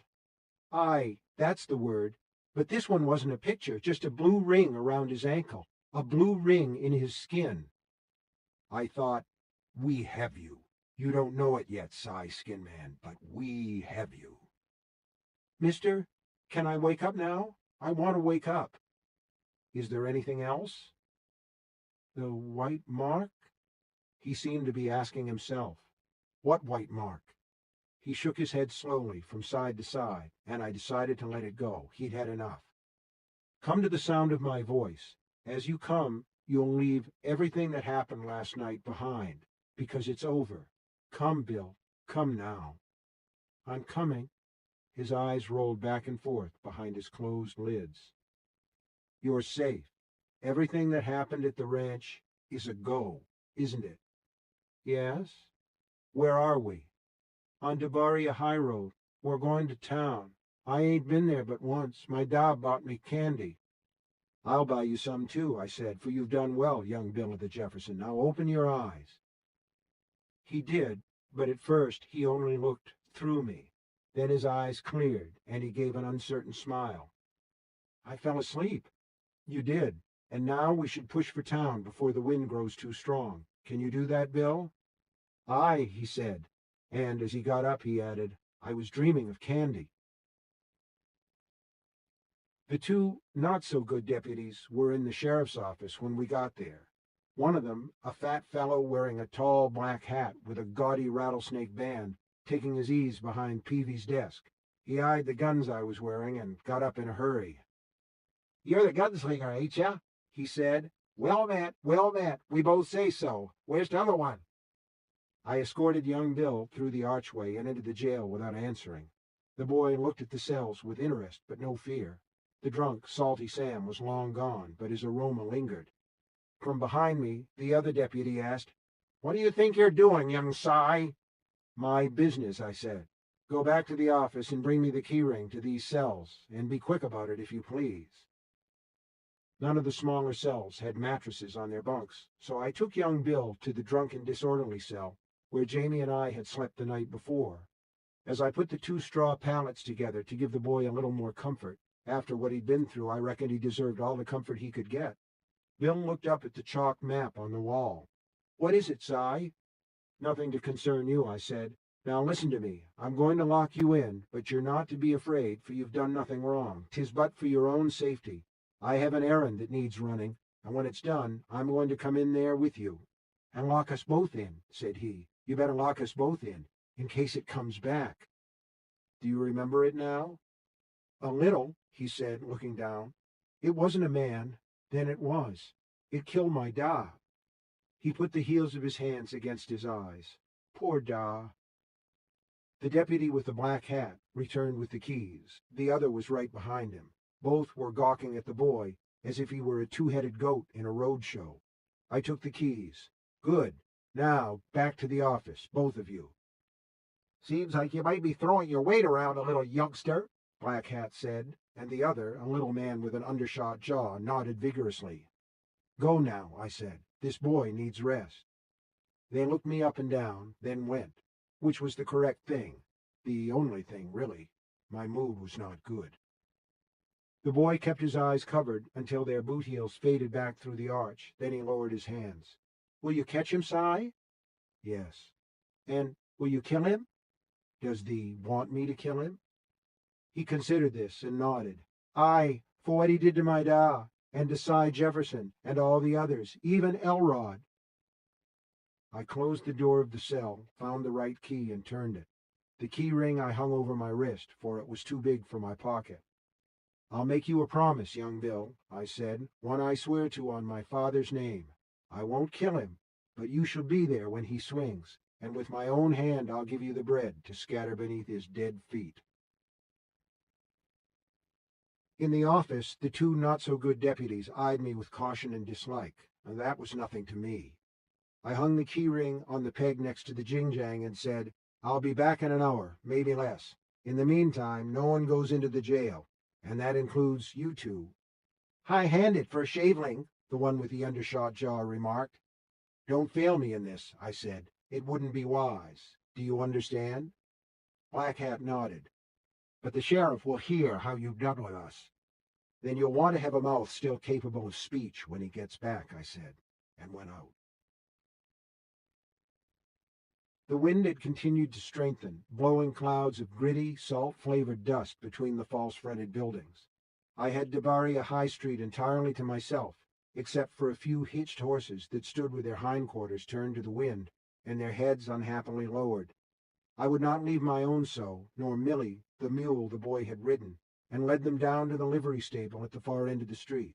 There the hostler was glad to take them, especially when I split him off half a gold nut from the bundle I carried in my vest. "No," he said in answer to my first question, "there was no jeweler in Debaria, nor ever had been in his time. But the answer to my second question was yar," and he pointed across the street to the blacksmith's shop. The smith himself was standing in the doorway, the hem of his tool-filled leather apron flapping in the wind. I walked across, and he put his fist to his forehead. "Heil!" I heiled him in return, and told him what I wanted, what Venet had said I might need. He listened closely, then took the shell I handed him. It was the very one I'd used to entrance young Bill. The blackie held it up to the light. "How many grains of powder does it blow, can he say?" Of course I could. 57. "As many as that? Gods, it's a wonder the barrel of your revolver don't bust when you pull the trigger." The shells in my father's guns, the ones I might someday carry, blew 76, but I didn't say so. He'd likely not have believed it. "Can you do what I ask, Si?" "I think so." He considered, then nodded. "Aye, but not today. I don't like to run my smith hold hot in the wind. One loose ember and the whole town might catch a blaze. We've had no fire department since my Da was a boy." I took out my bag of gold knuckles and shook 2 into the palm of my hand. I considered, then added a third. The smith stared at them with wonder. He was looking at 2 years' wages. "It has to be today," I said. He grinned, showing teeth of amazing whiteness within the forest of his ginger beard. "Tempting devil, get not aside. For what you're showing me, I'd risk burning Gilead herself to her foundations. You'll have it by sundown." "I'll have it by 3. "Hi, 3's what I meant, to the shaved point of the minute." "Good. Now tell me, which restaurant cooks the best chow in town? There's only two, and neither of 'em will make you remember your mother's bird pudding, but neither will poison ye. Racy's Cafe is probably the better. That was good enough for me. I thought a growing boy like Bill Streeter would take quantity over quality any day. I headed for the cafe, now working against the wind. It'll be a full-going simoom by dark, the boy had told me, and I thought he was right. He had been through a lot and needed time to rest. Now that I knew about the ankle tattoo, I might not need him at all, but the skin man wouldn't know that. And in the jail, young Bill was safe. At least, I hoped so. It was stew, and I could have sworn it had been seasoned with alkali grit instead of salt, but the kid ate all of his and finished mine as well when I put it aside. One of the not-so-good deputies had made coffee, and we drank that from tin cups. We made our meal right there in the cell, sitting cross-legged on the floor. I listened for the jing-jang, but it stayed quiet. I wasn't surprised. Even if Jamie and the high sheriff came near one at their end, the wind had probably taken the wires down. I guess you know all about these storms you call simooms, I said to young Bill. Oh, yes, he said. This is the season for 'em. The proddies hate 'em, and the pokies hate 'em even more, because if they're out on the range, they have to sleep rough. And they can't have a fire at night, of course, because of the embers, I said, remembering the blacksmith. Just as you say, stew's all gone, is it? So it is, but there's one more thing. I handed over a little sack. He looked inside it and lit up. Candy! Rollers and chocolate twists! He extended the bag. Here, you have the first. I took one of the little chocolate twists, then pushed the bag back to him. You have the rest, if it won't make your belly sick, that is. It won't. And he dived in. It did me good to see him. After the third roller went into his gob, he cheeked it, which made him look like a squirrel with a nut, and said, What'll happen to me, Si, now that my da's gone? I don't know, but there'll be water if God wills it. I already had an idea where that water might be. If we could put paid to the skin man, a certain large lady named Everlyn would owe us a good turn, and I doubt if Bill Streeter would be the first stray she'd taken in. I returned to the subject of the simoom. How much will it strengthen? It'll blow a gale tonight, probably after midnight, and by noon tomorrow it'll be gone. Does thee know where the Salties live? Aye, I've even been there, once with my da to see the races they sometimes have up there, and once with some proddies looking for strays. The Salties take 'em in, and we pay with hard biscuit for the ones that have the Jefferson brand. My trailmate's gone there with Sheriff Peavy and a couple of others. Think they'll have any chance of getting back before nightfall? I felt sure he would say no, but he surprised me. Being as it's all downhill from Salt Village, which is on this side of Little Debaria, I'd say they could, if they rode hard. That made me glad I told the blacksmith to hurry, although I knew better than to trust the reckoning of a mere boy. Listen to me, young Bill. When they come back, I expect they'll have some of the Salties with them. Maybe a dozen, maybe as many as 20. Jamie and I may have to walk 'em through the jail for you to look at, but you needn't be afraid, because the door of this cell will be locked, and you don't have to say anything. Just look. If you're thinking I can tell which one killed my da, I can't. I don't even remember if I saw him. You probably won't have to see them at all, I said. This I truly believed. We'd have them into the sheriff's office by threes and have them hike their pants. When we found the one with the blue ring tattooed around his ankle, we'd have our man. Not that he was a man. Not anymore. Not really. Would you like another chalker, Si? There's 3 left, and I can't eat no more. Save them for later, I said, and got up. His face clouded. Will you come back? I don't want to be in here on my own. Aye, I'll come back. I stepped out, locked the cell door, then tossed the keys to him through the bars. Let me in when I do. The fat deputy with the black hat was Strother. The one with the undershot jaw was Pickens. They looked at me with care and mistrust, which I thought a good combination coming from the likes of them. I could work with care and mistrust. If I asked you fellows about a man with a blue ring tattooed on his ankle, would it mean anything to you? They exchanged a glance, and then Black Hat, Strother, said, The stockade. What stockade would that be? Already I didn't like the sound of it. Beely stockade, Pickens said, looking at me as though I were the utterest of utter idiots. Does thee not know of it, and thee a gunslinger? Beely town's west of here, isn't it? I asked. Was, Strother said. It's Beely ghost town now. Harriers tore through it 5 year ago. Some say John Farson's men, but I don't believe that, never in life.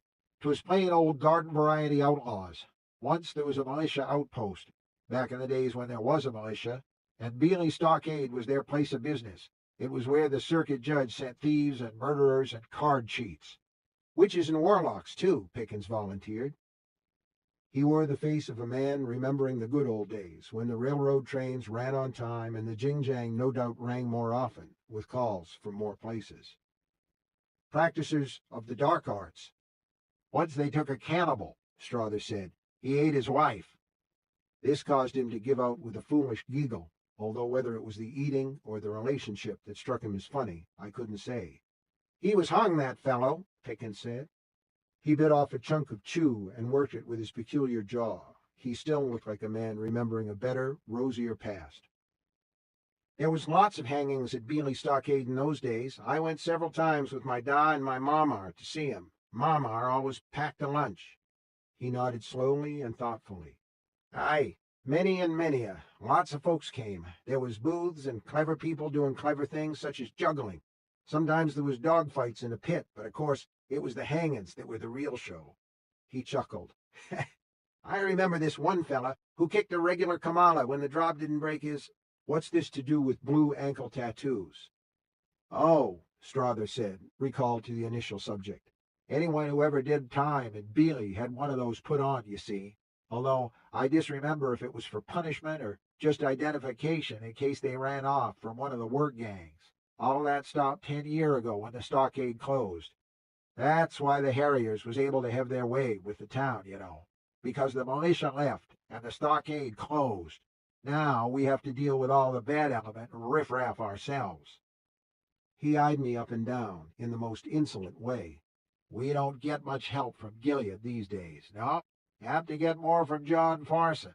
And there's some that'd send a parley party west to ask him. Perhaps he saw something in my eyes, because he sat up a little straighter in his chair and said, Not me, of course. Never. I believe in the straight law and the line of eld. So do we all, Pickens said, nodding vigorously. Would you want to guess if some of the salt miners did time in Beely Stockade before it was decommissioned? I asked. Strother appeared to consider, then said, Oh, probably a few. No more than 4 in every 10, I should say. In later years, I learned to control my face, but those were early times, and he must have seen my dismay. It made him smile. I doubt if he knew how close that smile brought him to suffering. I'd had a difficult 2 days, and the boy weighed heavily on my mind. Who did he think would take a job digging salt blocks out of a miserable hole in the ground for penny wages? Strother asked. Model citizens? It seemed that young Bill would have to look at a few of the salties after all. We'd just have to hope the fellow we wanted didn't know the ring tattoo was the only part of him the kid had seen. When I went back to the cell, young Bill was lying on the pallets, and I thought he'd gone to sleep. But at the sound of my boot heels, he sat up. His eyes were red, his cheeks wet. Not sleeping then, but mourning. I let myself in, sat down beside him, and put an arm around his shoulders. This didn't come naturally to me. I know what comfort and sympathy are, but I've never been much good at giving such. I knew what it was to lose a parent, though. Young Bill and young Roland had that much in common. Did you finish your candy? I asked. Don't want the rest, he said, and sighed. Outside, the wind boomed hard enough to shake the building, then subsided. I hate that sound, he said, just what Jamie DeCurry had said. It made me smile a little. And I hate being in here. It's like I did something wrong. You didn't, I said. Maybe not, but it already seems like I've been here forever, cooped up. And if they don't get back before nightfall, I'll have to stay longer, won't I? I'll keep you company, I said. If those deputies have a deck of cards, we can play Jack's Pop-Up. For babies, he said morosely. Then watch me, or poker. Can thee play those?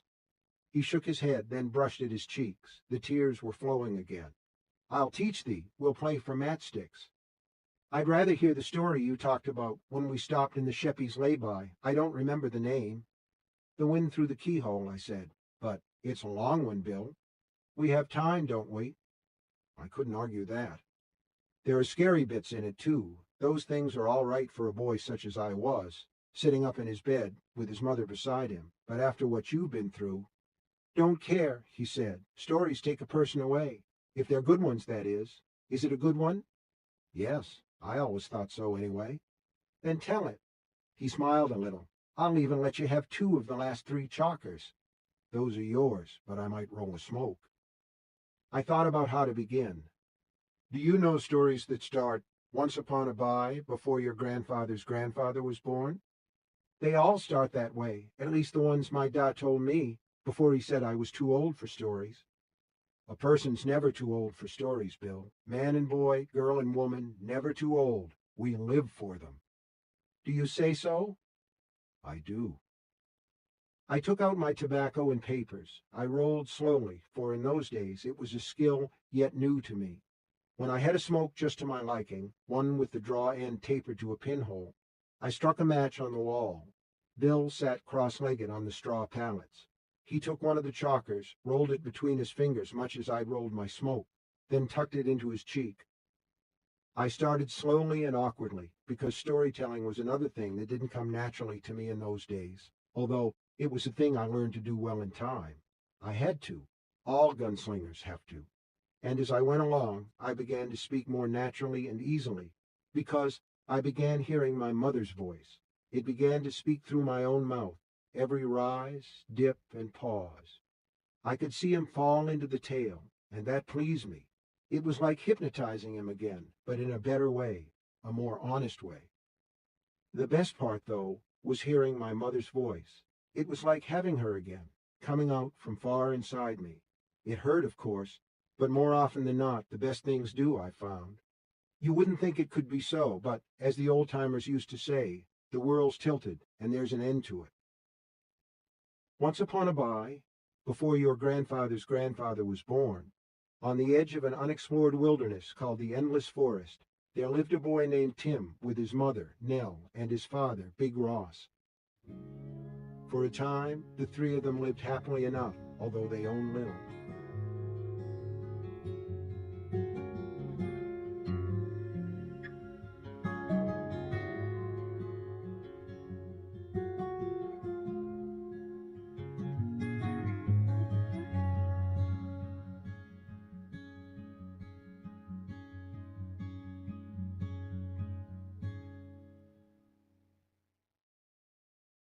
The Wind Through the Keyhole. Once upon a bye, long before your grandfather's grandfather was born, on the edge of an unexplored wilderness called the Endless Forest, there lived a boy named Tim with his mother Nell and his father, Big Ross. For a time, the 3 of them lived happily enough, although they owned little. I have only 4 things to pass on to you, Big Ross told his son, but 4's enough. Can you say them to me, young boy? Tim had said them to him many and many, but never tired of it. Thy axe, thy lucky coin, thy plot, and thy place, which is as good as the place of any king or gunslinger in Midworld. He would then pause and add, my mama, too. That makes 5. Big Ross would laugh and kiss the boy's brow as he lay in his bed, for this catechism usually came at the end of the day. Behind them, in the doorway, Nell waited to put her kiss on top of her husband's. Aye, Big Ross would say, we must never forget Mama, for without her all's for naught. So Tim would go off to sleep, knowing he was loved, and knowing he had a place in the world, and listening to the night wind slip its strange breath over the cottage, sweet with the scent of blossy wood at the edge of the endless forest, and faintly sour, but still pleasant, with the smell of the ironwood trees deeper in, where only brave men dared go. Those were good years, but as we know, from stories and from life, the good years never last long. One day, when Tim was 11, Big Ross and his partner, Big Kells, drove their wagons down Main Road to where the Ironwood Trail entered the forest, as they did every morning save the 7th, when all in the village of Tree rested. On this day, however, only Big Kells came back. His skin was sooty and his jerkin charred. There was a hole in the left leg of his homespun pants. Red and blistered flesh peeped through it. He slumped on the seat of his wagon, as if too weary to sit up straight. Nell Ross came to the door of her house and cried, "Where is Big Ross? Where is my husband?" Big Kells shook his head slowly from side to side. Ash sifted out of his hair and onto his shoulders. He spoke only a single word, but one was enough to turn Tim's knees to water. His mother began to shriek. The word was dragon. No one living today has ever seen the like of the endless forest, for the world has moved on. It was dark and full of dangers. The woodsmen of Tree Village knew it better than anyone in Midworld, and even they knew nothing of what might live or grow 10 wheels beyond the place where the Blossy Groves ended and the ironwood trees, those tall, brooding sentinels, began. The great depths were a mystery filled with strange plants, stranger animals, stinking weird marshes, and, so 'twas said, leavings of the old people that were often deadly. The folken of Tree feared the endless forest, and rightly so. Big Ross wasn't the first woodsman who went down the ironwood trail and did not come back. Yet they loved it too, for 'twas ironwood fed and clothed their families. They understood, though none would have said so aloud, that the forest was alive, and, like all living things, it needed to eat. Imagine that you were a bird flying above that great tract of wildland. From up there it might look like a giant dress of a green so dark it was almost black. Along the bottom of the dress was a hem of lighter green. These were the Blossywood Groves. Just below the Blossies, at the farthest edge of Northard Barony, was the village of Tree. It was the last town in what was then a civilized country. Once Tim asked his father what civilized meant. "Taxes," Big Ross said, and laughed, but not in a funny way. Most of the woodsmen went no farther than the Blossy Groves. Even there sudden dangers could arise. Snakes were the worst, but there were also poisonous rodents called wervils that were the size of dogs. Many men had been lost in the Blossies over the years, but on the whole, Blossy was worth the risk. It was a lovely, fine-grained wood, golden in color and almost light enough to float on air. It made fine lake and river craft, but was no good for sea travel. Even a moderate gale would tear apart a boat made of Blossy. For sea travel, ironwood was wanted, and ironwood brought a high price from Hodiak, the barony buyer who came twice a year to the Tree sawmill. It was ironwood that gave the endless forest its green-black hue, and only the bravest woodsman dared go after it, for there were dangers along the ironwood trail, which barely pierced the skin of the endless forest, remember, that made the snakes, wervils, and muty bees of the Blossy Grove seem mild by comparison. Dragons, for instance. So it was that in his 11th year, Tim Ross lost his jaw. Now there was no axe and no lucky coin hanging around Big Ross's burly neck on its fine silver chain. Soon there might be no plot in the village or place in the world either. For in those days, when the time of wide earth came around, the barony covenanter came with it. He carried a scroll of parchment paper, and the name of every family and tree was writ upon it, along with a number. That number was the amount of tax. If you could pay it, 4 or 6 or 8 silver nucks, even a gold one for the largest of the freeholds, all was well. If you couldn't, the barony took your plot, and you were turned out on the land. There was no appeal. Tim went half-days to the cottage of the widow Smack, who kept school and was paid in food, usually vegetables, sometimes a bit of meat. Long ago, before the blood sores had come on her and eaten off half her face, so the children whispered, although none had actually seen it, she had been a great lady in the barony estates far away, or so the children's elders claimed, although none actually knew.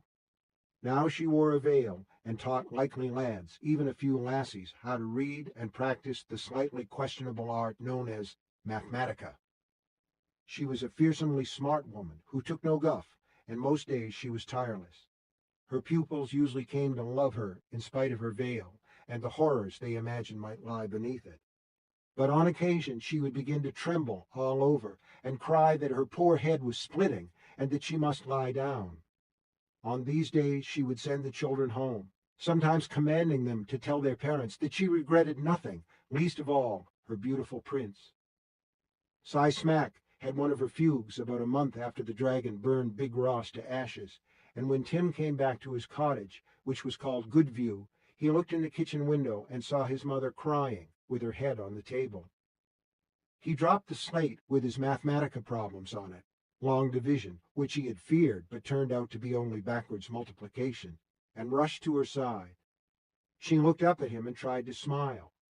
The contrast between her upturned lips and her streaming eyes made Tim feel like crying himself. It was the look of a woman at the end of her tether. "What is it, Mama? What's wrong?" "Just thinking of your father. Sometimes I miss him so. Why are you home early?" He began to tell her, but stopped when he saw the leather purse with the drawstring top. She had put one of her arms over it, as if to hide it from him, and when she saw him looking, she swept it off the table and into her lap. Now Tim was far from a stupid boy, so he made tea before saying anything else. When she had drunk some, with sugar, which he insisted she take, although there was little enough left in the pot, and had calmed, he asked her what else was wrong. "I don't know what you mean." "Why were you counting our money?"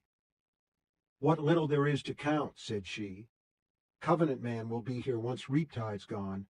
Aye, while the embers of the bonfire are still hot, if I know his ways. And what then? He'll want 6 silver knuckles this year, perhaps as many as 8, for taxes have gone up, so they do say. Probably another of their stupid wars somewhere far from here, soldiers with their banners flying, aye, very fine." "How much do we have?" 4, and a scrap of a 5th. We have no livestock to sell, nor a single round of ironwood since your father died. What shall we do?" She began to cry again. "What shall we do?" Tim was as frightened as she was, but since there was no man to comfort her, he held his own tears back and put his arms around her and soothed her as best he could. "If we had his axe and his coin, I'd sell them to Destry," she said at last. Tim was horrified, even though the axe and lucky coin were gone, burned in the same fiery blast that had taken their cheerful, good-hearted owner. "You never would." "Aye, to keep his plot in his place, I would.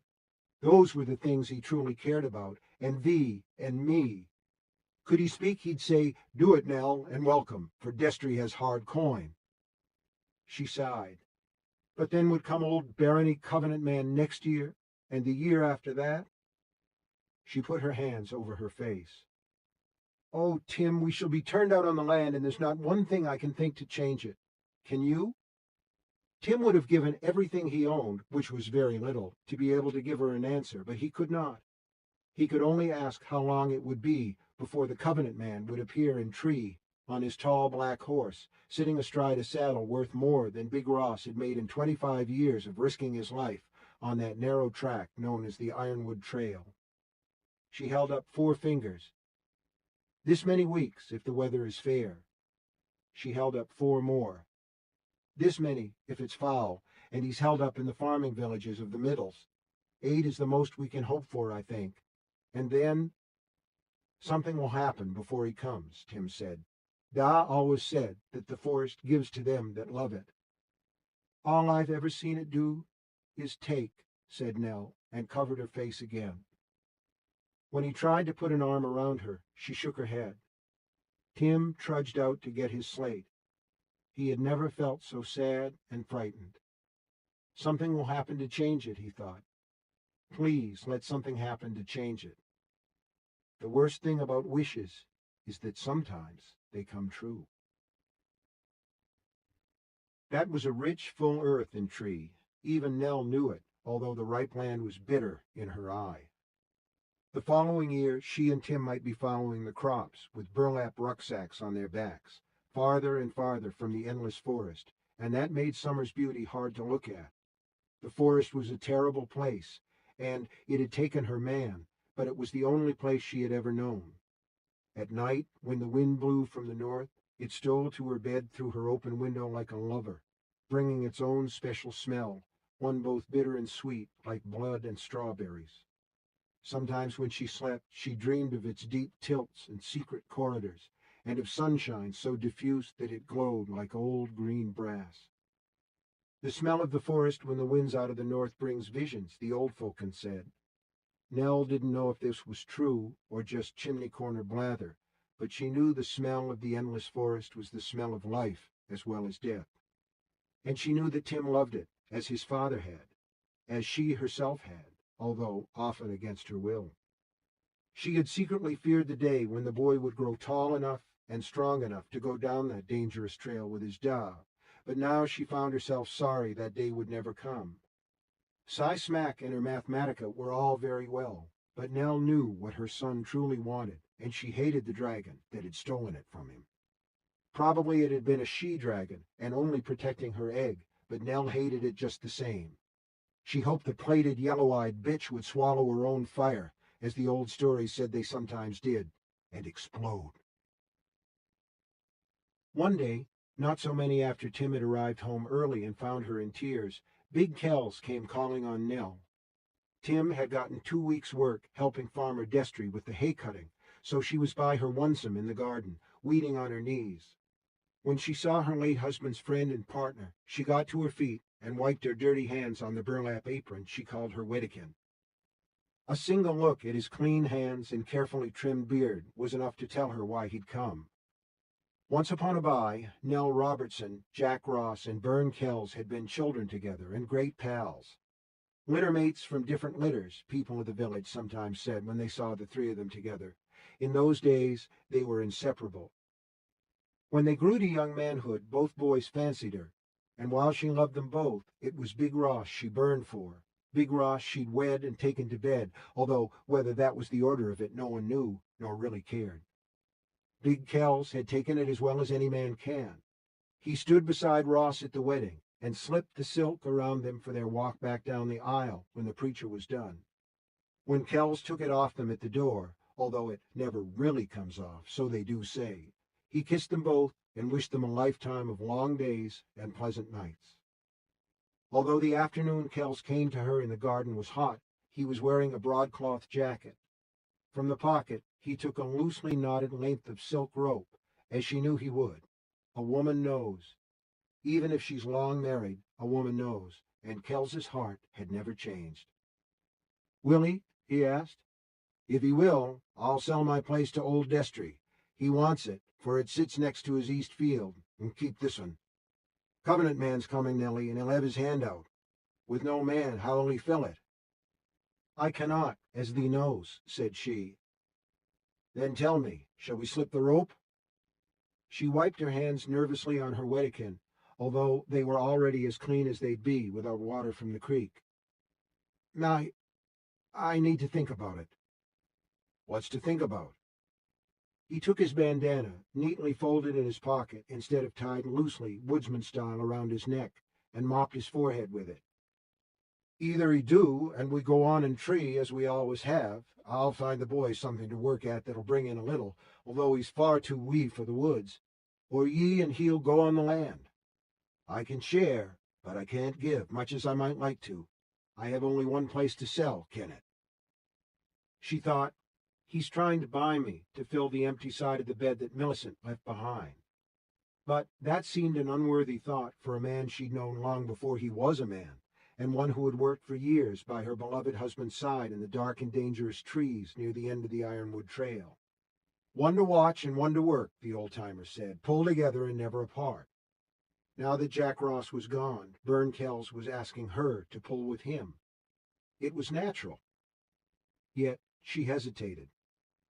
"Come tomorrow at this same time, if you still have a mind," Nell told him. "I'll give thee an answer then." He didn't like it. She saw he didn't like it. She saw something in his eyes that she had occasionally glimpsed when she had been a green girl sparked by 2 likely lads in the envy of all her friends. That look was what caused her to hesitate, even though he had appeared like an angel offering her, and Tim of course, a way out of the terrible dilemma that had come with Big Ross's death. Perhaps he saw her seeing it, for he dropped his gaze. He studied his feet for a bit, and when he looked up again he was smiling. It made him almost as handsome as he had been as a youth, but never so handsome as Jack Ross. "Tomorrow then, but no longer. They have a saying in the Westerns, my dear. Look not long at what's offered, for every precious thing has wings and may fly away. She washed at the edge of the creek, stood smelling the sweet, sour aroma of the forest for a bit, then went inside and lay down upon her bed. It was unheard of for Nell Ross to be horizontal while the sun was still in the sky, but she had much to think of and much to remember from those days when two young woodsmen had vied for her kisses. Even if her blood had called toward Bern Kells, not yet Big Kells in those days, although his father was dead, slain in the woods by a vert or some such nightmare, instead of Jack Ross, she wasn't sure she would have slipped the rope with him.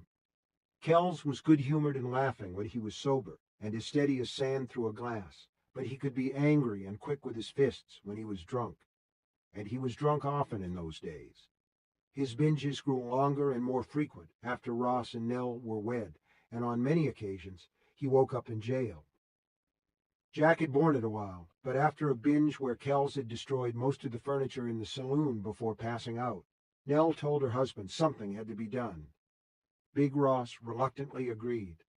He got his partner and old friend out of jail, as he had many times before, but this time he spoke to him frankly, instead of just telling Kells to go jump in the creek and stay there until his head was clear.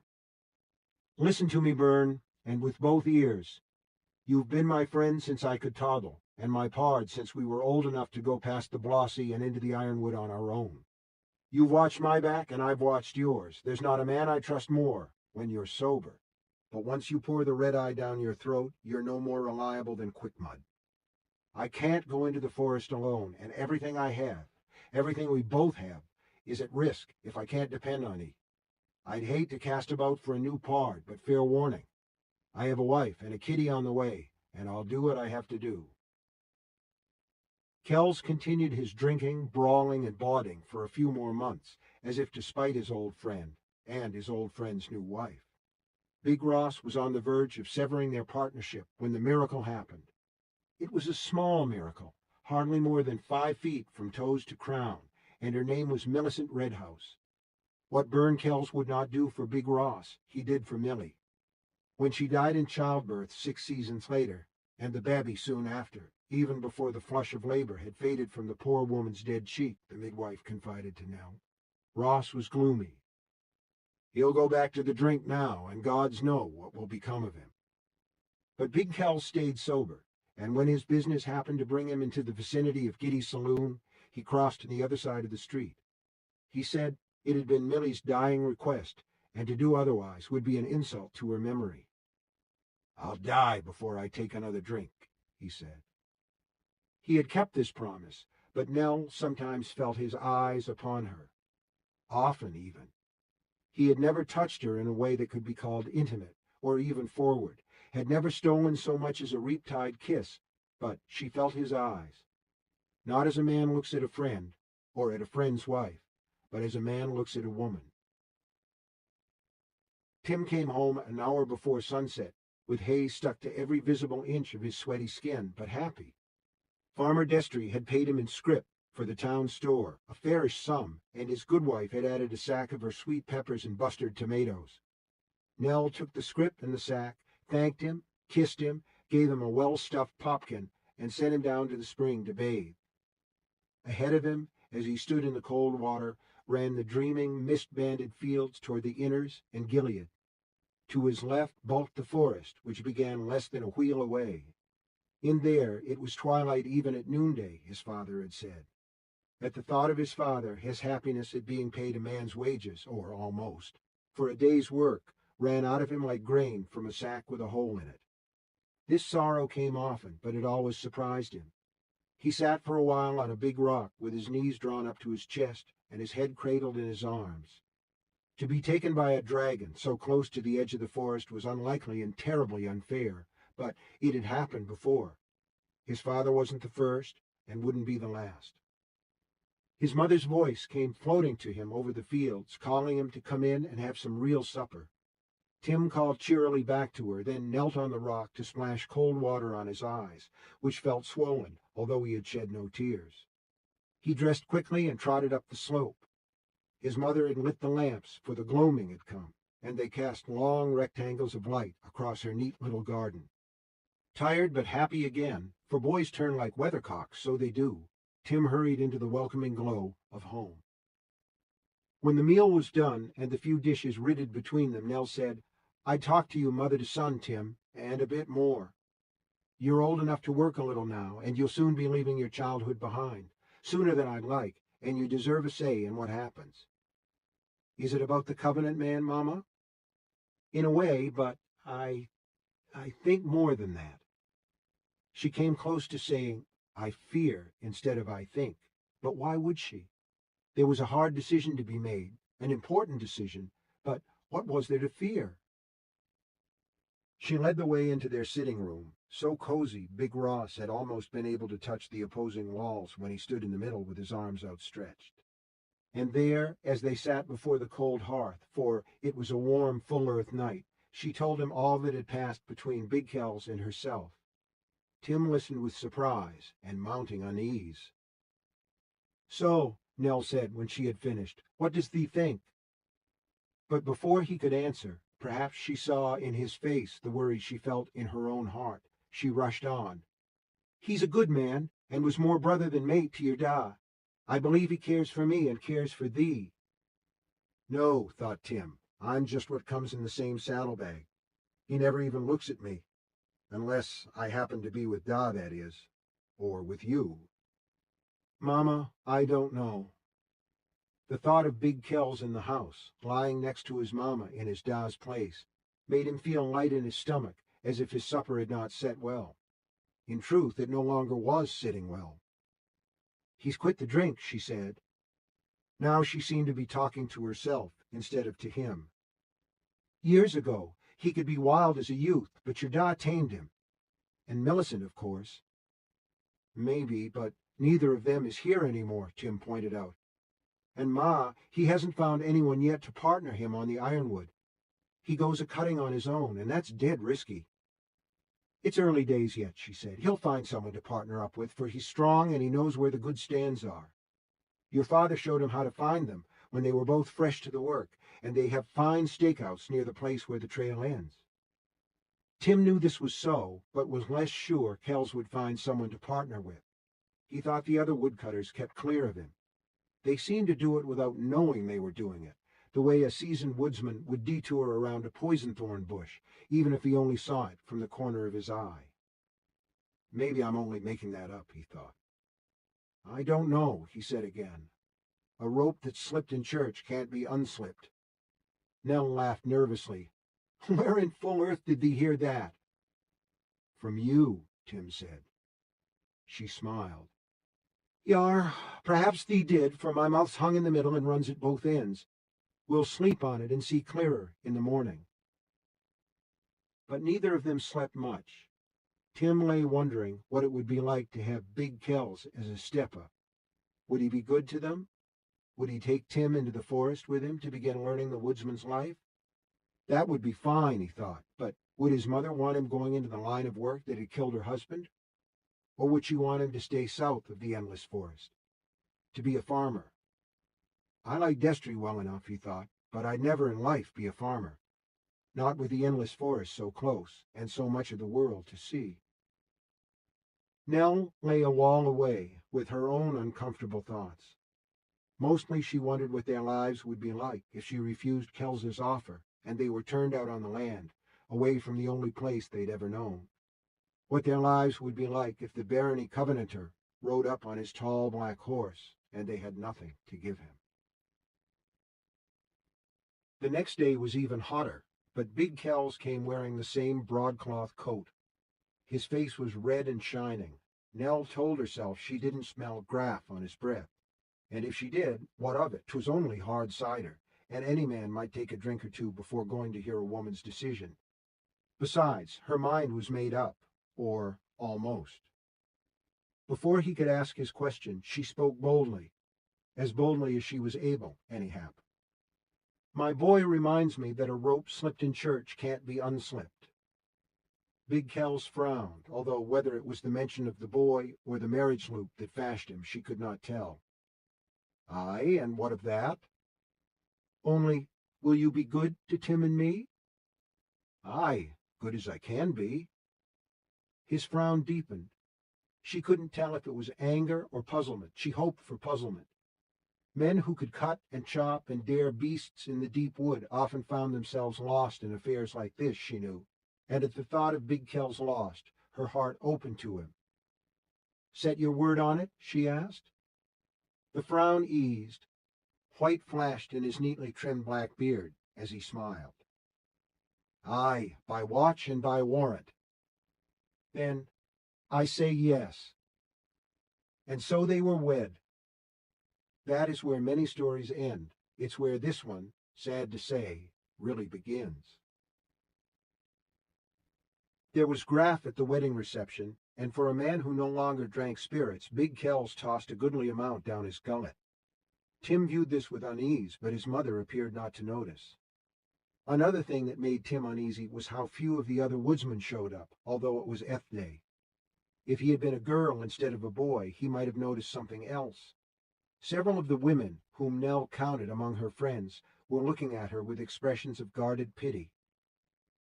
That night, long after midnight, he was awakened by a thump and a cry that might have been part of a dream, but it seemed to come through the wall from the room his mother now shared, true but not yet possible to believe, with Big Kells. Tim lay listening, and had almost dropped off to sleep again when he heard quiet weeping. This was followed by the voice of his new steppa, low and gruff. "Shut it, can't you? You ain't a bit hurt. There's no blood, and I have to be up with the birdies." The sounds of crying stopped. Tim listened, but there was no more talk. Shortly after Big Kels's snores began, he fell asleep.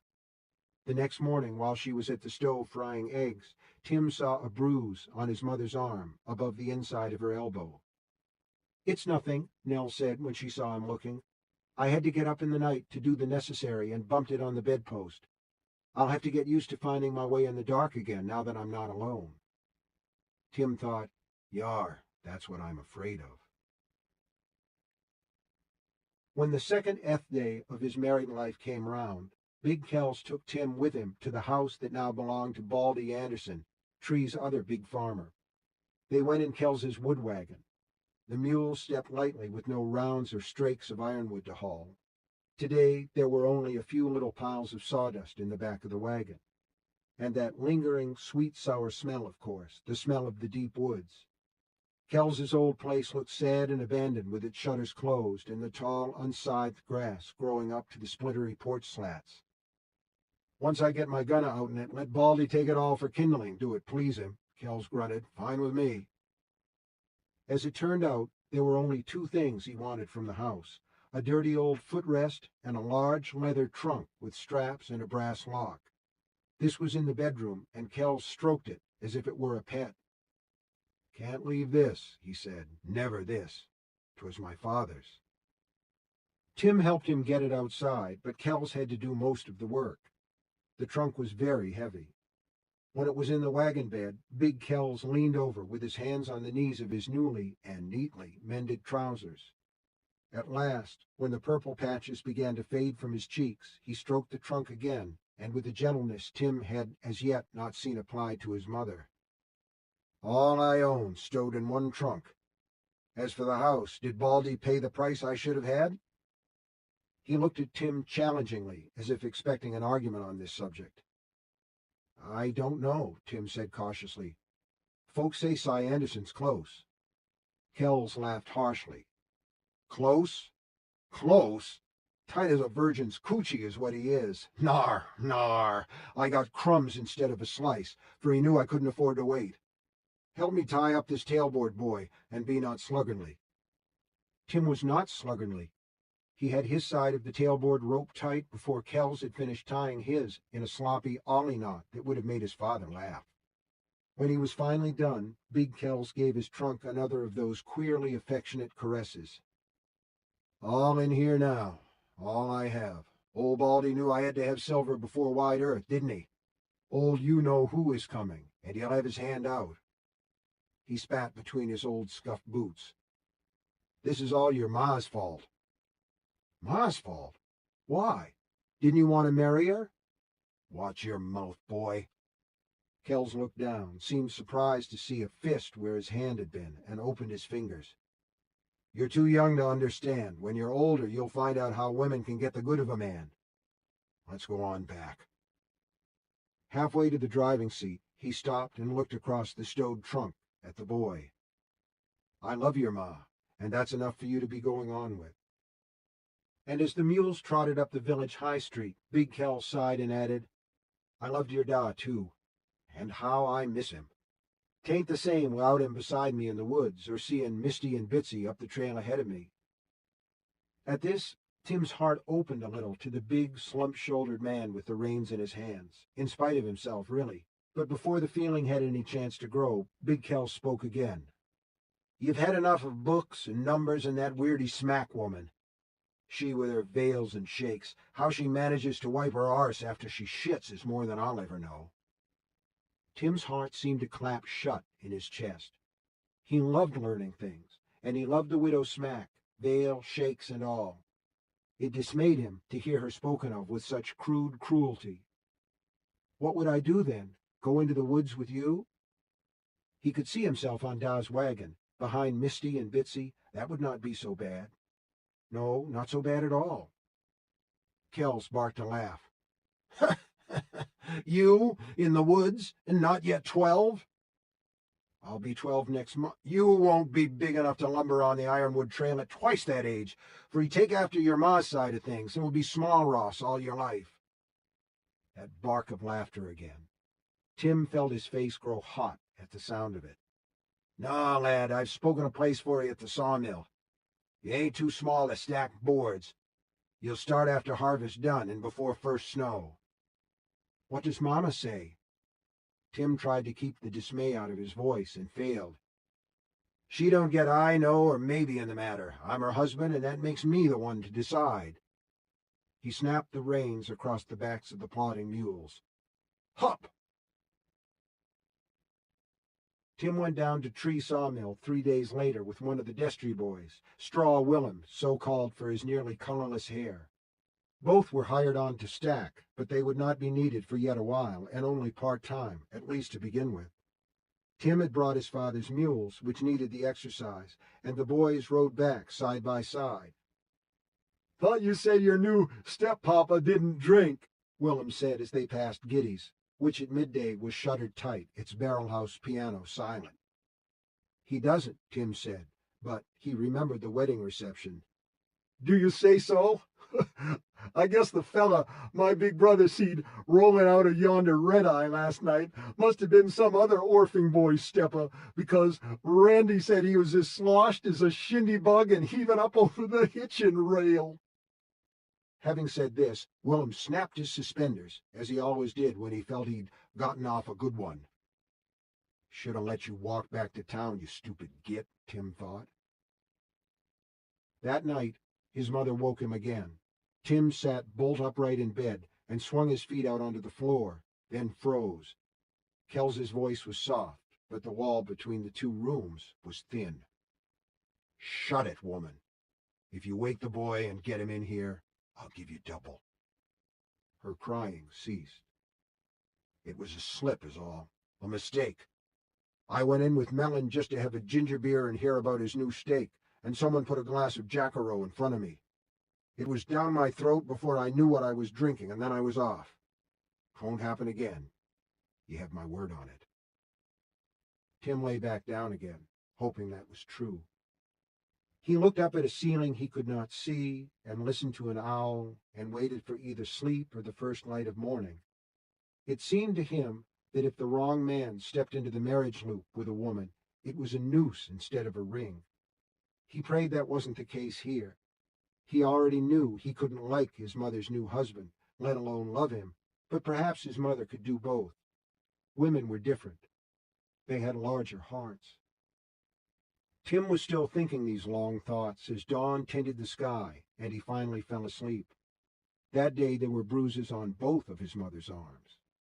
The bedpost in the room she now shared with Big Kells had grown very lively, it seemed.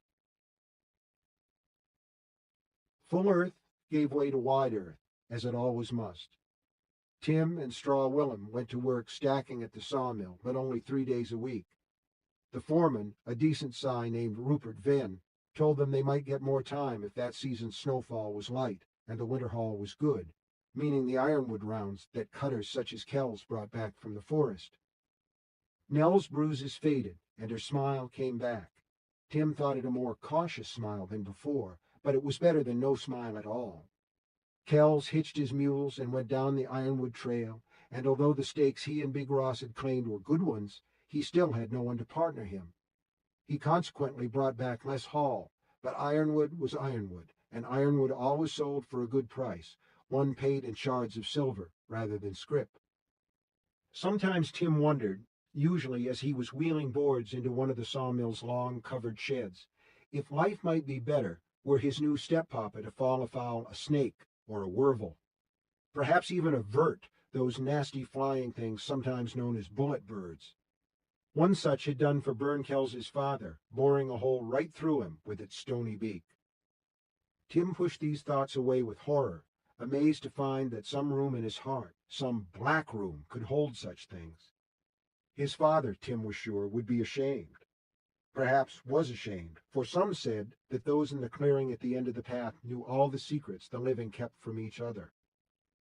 At least he no longer smelled graff on his stepfather's breath, and there were no more stories from Straw Willem or anyone else of Big Kells reeling out of the red-eye when old Giddy shut and locked the doors. He promised, and he's keeping his promise, Tim thought. And the bedpost has stopped moving around in Mama's room because she doesn't have those bruises. Life's begun to come right. That's the thing to remember. When he got home from the sawmill on the days he had work, his mother would have supper on the stove. Big Kells would come in later, first stopping to wash the sawdust from his hands, arms, and neck at the spring between the house and the barn, then gobbling his own supper. He ate prodigious amounts, calling for seconds and thirds that Nell brought promptly. She didn't speak when she did this. If she did, her new husband would only growl a response. Afterwards, he would go into the back hall, sit on his trunk, and smoke. Sometimes Tim would look up from his slate, where he was working the mathematica problems the widow Smack still gave him, and see Kells staring at him through his pipe smoke. There was something disconcerting about that gaze, and Tim began to take his slate outside, even though it was growing chilly in tree, and dark came earlier each day. Once his mother came out, sat beside him on the porch step, and put her arm around his shoulders. "You'll be back at school with Cy Smack next year, Tim. It's a promise. I'll bring him round." Tim smiled at her and said thank ye, but he knew better. Next year he'd still be at the sawmill, only by then he'd be big enough to carry boards as well as stack them, and there would be less time to do problems, because he'd have to work 5 days a week instead of 3, mayhap even 6. The year after that, he'd be planing as well as carrying, then using the swing saw like a man. In a few more years, he'd be a man, coming home too tired to think about reading the widow Smack's books, even if she still wanted to lend them out, the orderly ways of the mathematica fading in his mind. That grown Tim Ross might want no more than to fall into bed after meat and bread. He would begin to smoke a pipe, and perhaps get a taste for graff or beer. He would watch his mother's smile grow pale. He would watch her eyes lose their sparkle. And for these things, he would have Bernkels to thank. Reaping was gone by. Huntress Moon grew pale, waxed again, and pulled her bow. The first gales of wide earth came howling in from the west. And just when it seemed he might not come after all, the Barony Covenanter blew into the village of Tree on one of those cold winds, astride his tall black horse and as thin as Tom's scrawny Death. His heavy black cloak flapped around him like a batwing. Beneath his wide hat, as black as his cloak, the pale lamp of his face turned ceaselessly from side to side, marking a new fence here, a cow or 3 added to a herd there. The villagers would grumble but pay, and if they couldn't pay, their land would be taken in the name of Gilead. Perhaps even then, in those olden days, some were whispering it wasn't fair, the taxes were too much, that Arthur Eld was long dead, if he had ever existed at all, and the covenant had been paid a dozen times over, in blood as well as silver. Perhaps some of them were already waiting for a good man to appear, and make them strong enough to say, "No more, enough's enough, the world has moved on.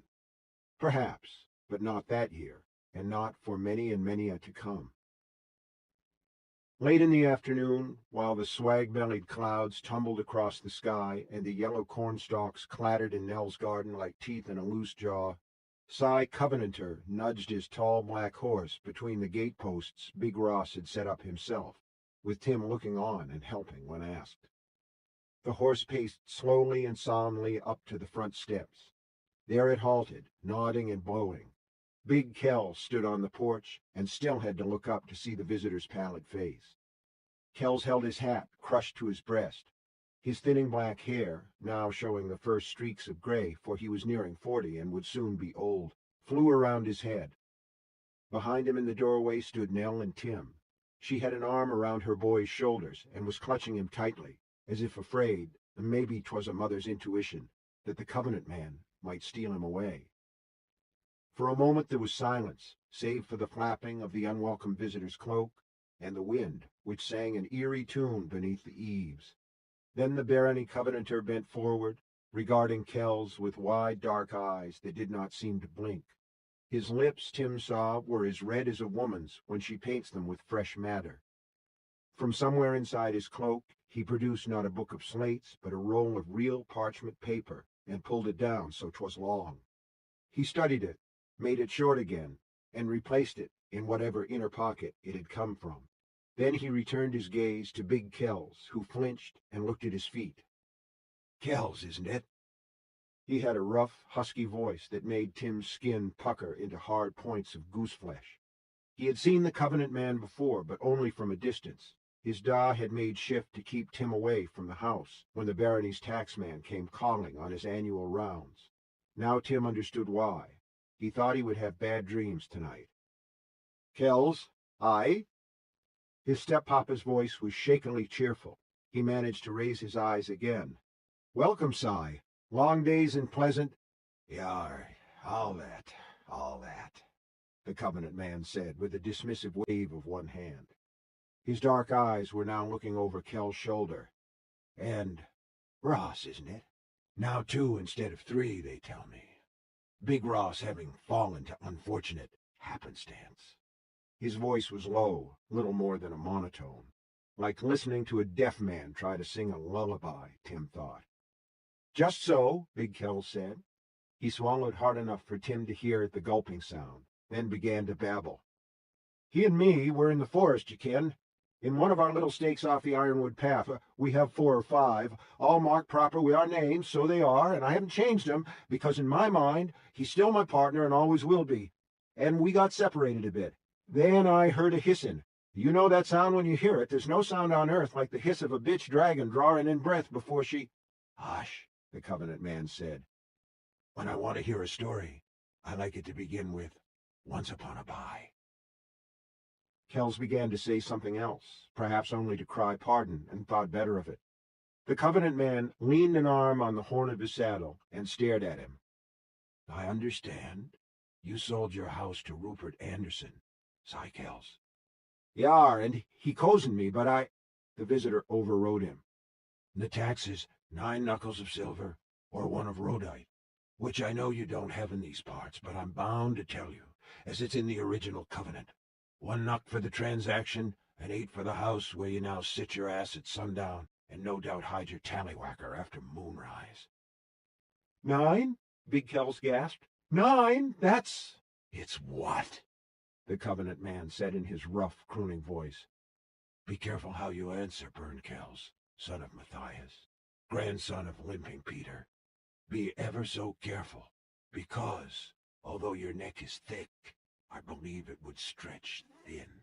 Aye, so I do." Big Kells turned pale, although not as pale as the barony Covenanter. "It's very fair, that's all I meant to say. I'll get it." He went into the house and came back with a deerskin purse. It was Big Ross's money sack, the one over which Tim's mother had been crying on a day early on in full earth, a day when life had seemed fairer, even though Big Ross was dead. Kells handed the sack to Nell and let her count the precious knuckles of silver into his cupped hands. All during this, the visitor sat silent on his tall black horse, But when Big Kells made to come down the steps and hand him the tax, almost all they had, even with Tim's little bit of wages added into the common pot, the Covenant man shook his head. "Keep your place. I'd have the boy bring it to me, for he's fair, and in his countenance I see his father's face. Aye, I see it very well."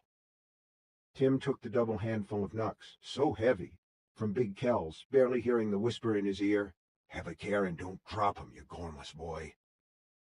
Tim walked down the porch steps like a boy in a dream. He held up his cupped hands, and before he knew what was happening, the Covenant man had seized him by the wrists and hauled him up onto his horse.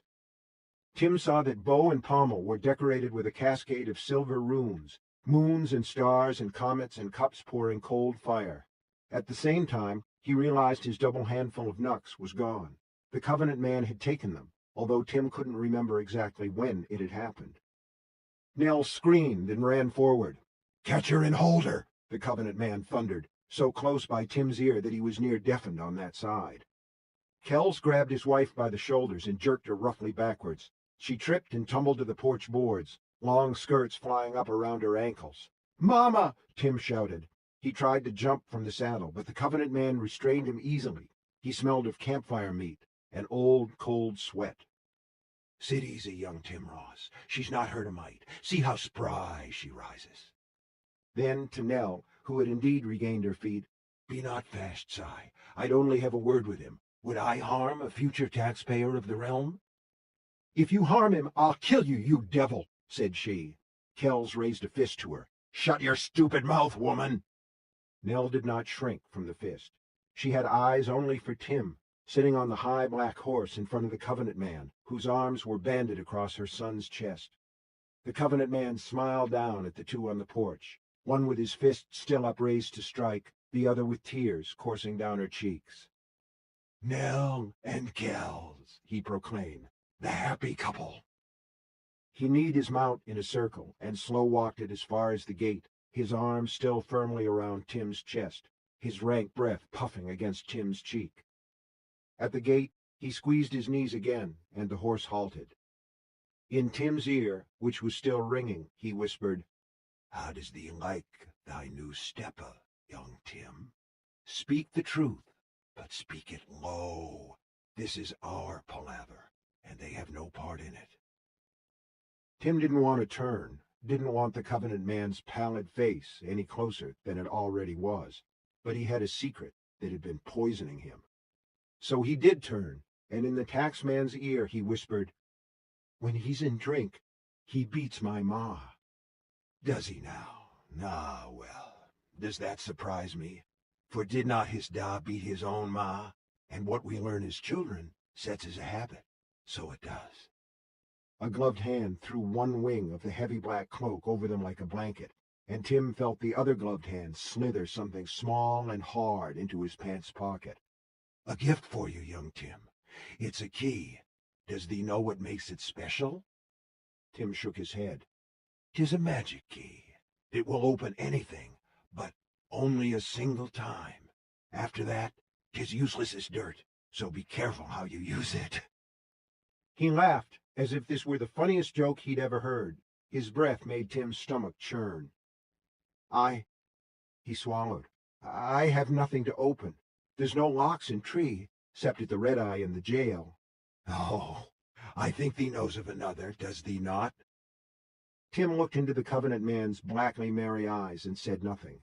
That worthy nodded, however, as if he had. "What are you telling my son?" Nell screamed from the porch. "Pour not poison in his ears, devil!" "Pay her no mind, young Tim. She'll know soon enough. She'll know much, but see little." He snickered. His teeth were very large and very white. "A riddle for you. Can you solve it? No? Never mind. The answer will come in time." "Sometimes he opens it," Tim said, speaking in the slow voice of one who talks in his sleep. "He takes out his honing bar for the blade of his axe, but then he locks it again. At night he sits on it to smoke, like it was a chair." The Covenant man didn't ask what it was.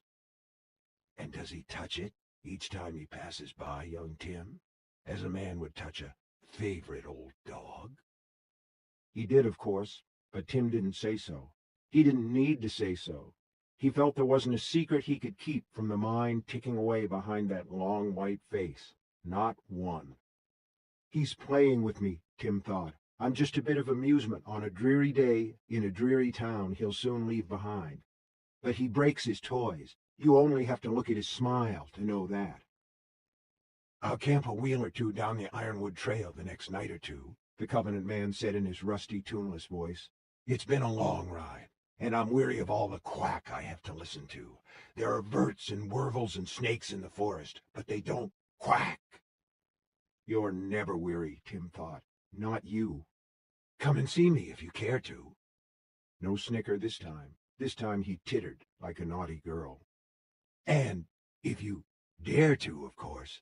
But come at night, for this jelly son likes to sleep in the day when he gets the chance. Or stay here if you're timid. It's not to me. Hup! This was to the horse, which paced slowly back to the porch steps, where Nell stood wringing her hands and Big Kell stood glowering beside her. The Covenant man's thin, strong fingers closed over Tim's wrists again, like handcuffs, and lifted him. A moment later he was on the ground, staring up at the white face and smiling red lips. The key burned in the depths of his pocket. From above the house came a peal of thunder, and it began to rain. "The barony thanks you," the Covenant man said, touching one gloved finger to the side of his wide-brimmed hat. Then he wheeled his black horse around and was gone into the rain. The last thing Tim saw was passing Aud. When the heavy black cloak belled out, he spied a large metal object tied to the top of the Covenant man's gunner. It looked like a wash basin. Big Kells came striding down the steps, seized Tim by the shoulders, and commenced shaking him. Rain matted Kells's thinning hair to the sides of his face and streamed from his beard. Black when he had slipped the rope with Nell, that beard was now heavily streaked with gray. "What did he tell 'ee? Was it about me? What lies did he speak? Tell!" Tim could tell him nothing. His head snapped back and forth hard enough to make his teeth clack together.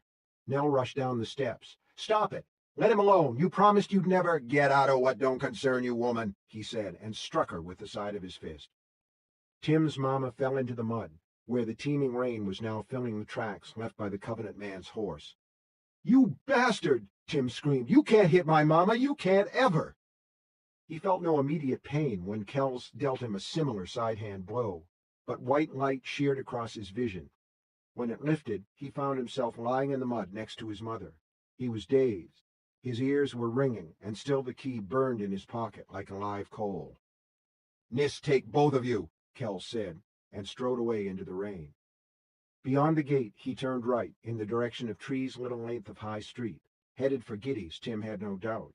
He had stayed away from drink all of that wide earth, as far as Tim knew anyway, but he would not stay away from it this night. Tim saw from his mother's sorrowful face, wet with rain, her hair hanging limp against her reddening, muck-splattered cheek, that she knew it too. Tim put his arm around her waist. She put hers about his shoulders. They made their way slowly up the steps and into the house.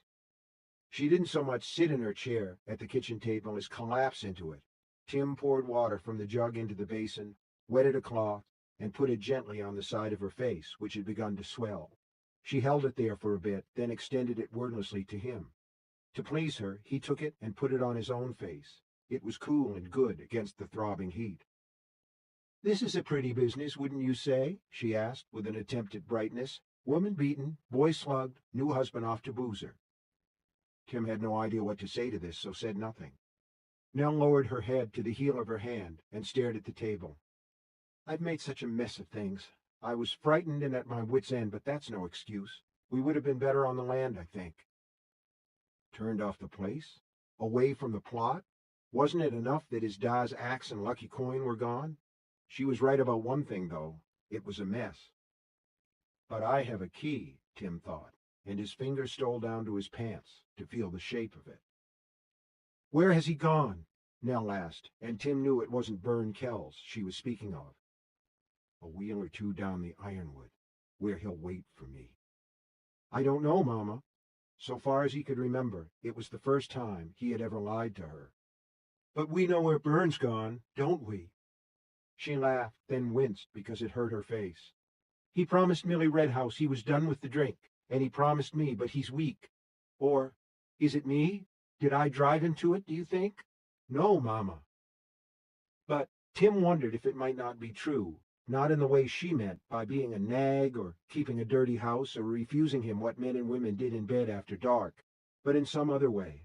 There was a mystery here, and he wondered if the key in his pocket might solve it.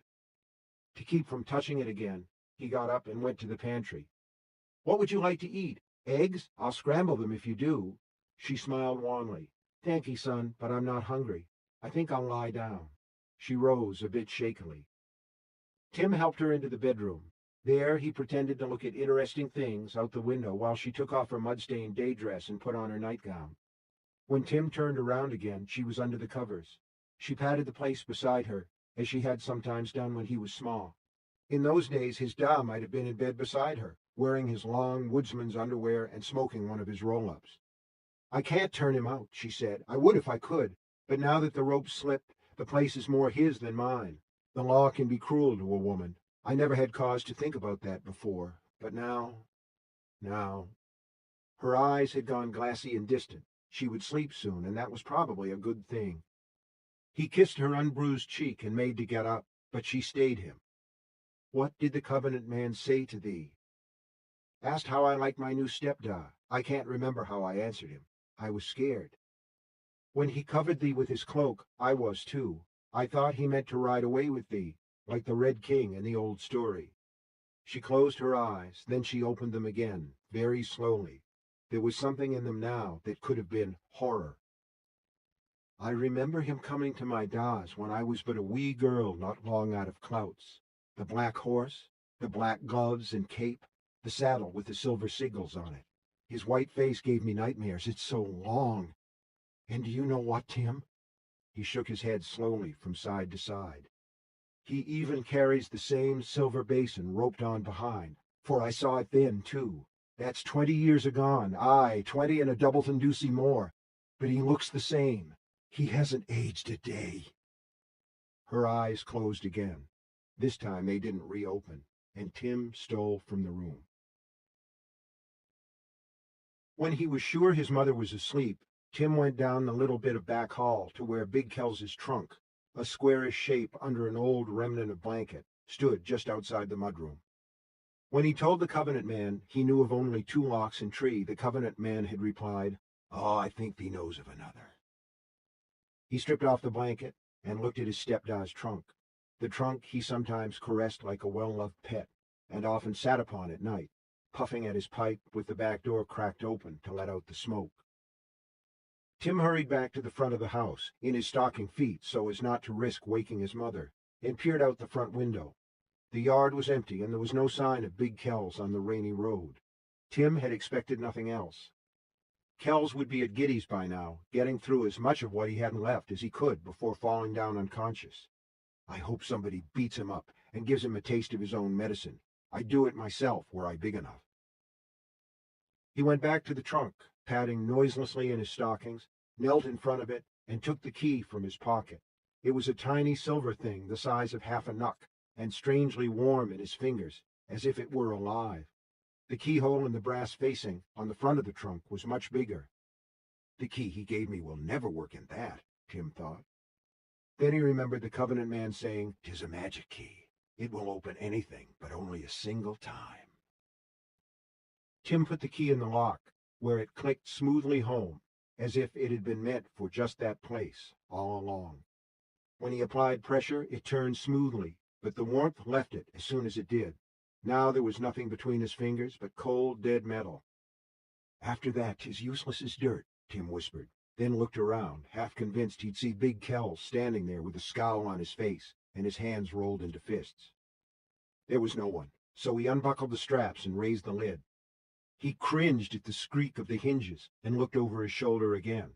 His heart was beating hard, and although that rainy evening was chilly, he could feel a dew of sweat on his forehead.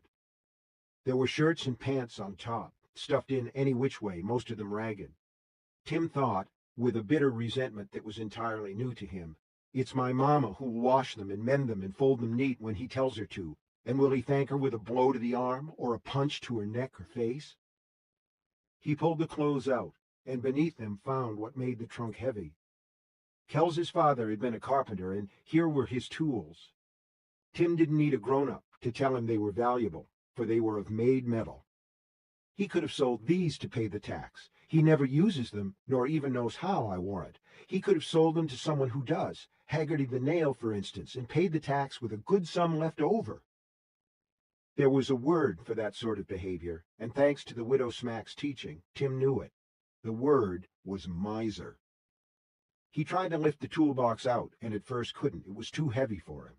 Tim laid the hammers and screwdrivers and honing bar aside on the clothes. Then he could manage. Beneath were 5 axe heads that would have made Big Ross slap his forehead in disgusted amazement. The precious steel was speckled with rust, and Tim didn't have to test with his thumb to see that the blades were dull. Nell's new husband occasionally honed his current axe, but hadn't bothered with these spare heads for a long time. By the time he needed them, they would probably be useless. Tucked into one corner of the trunk were a small deerskin bag and an object wrapped in fine chamois cloth. Tim took this latter up, unwrapped it, and beheld the likeness of a woman with a sweetly smiling face. Masses of dark hair tumbled over her shoulders.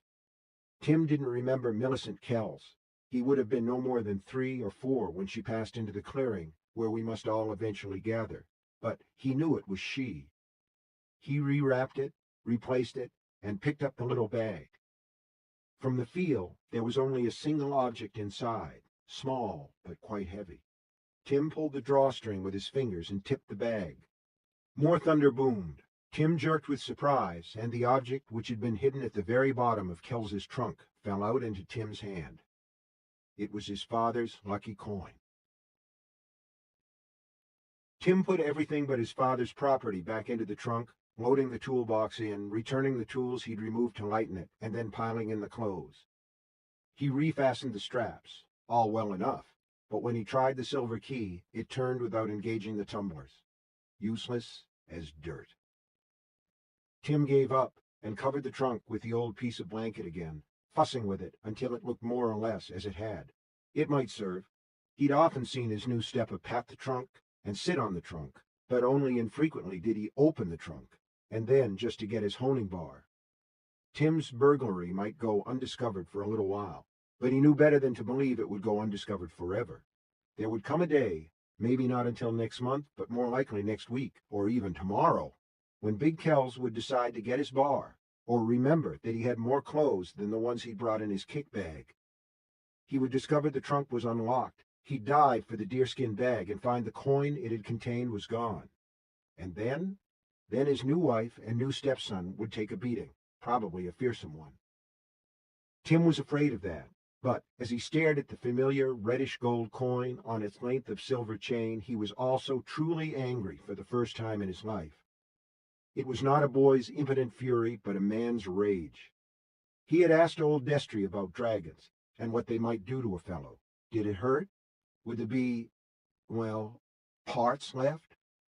The farmer had seen Tim's distress, and put a kindly arm around his shoulder. "Nard a both, son. Dragon's fire is the hottest fire there is, as hot as the liquid rock that sometimes drools from cracks in the earth far south of here. So all the stories say.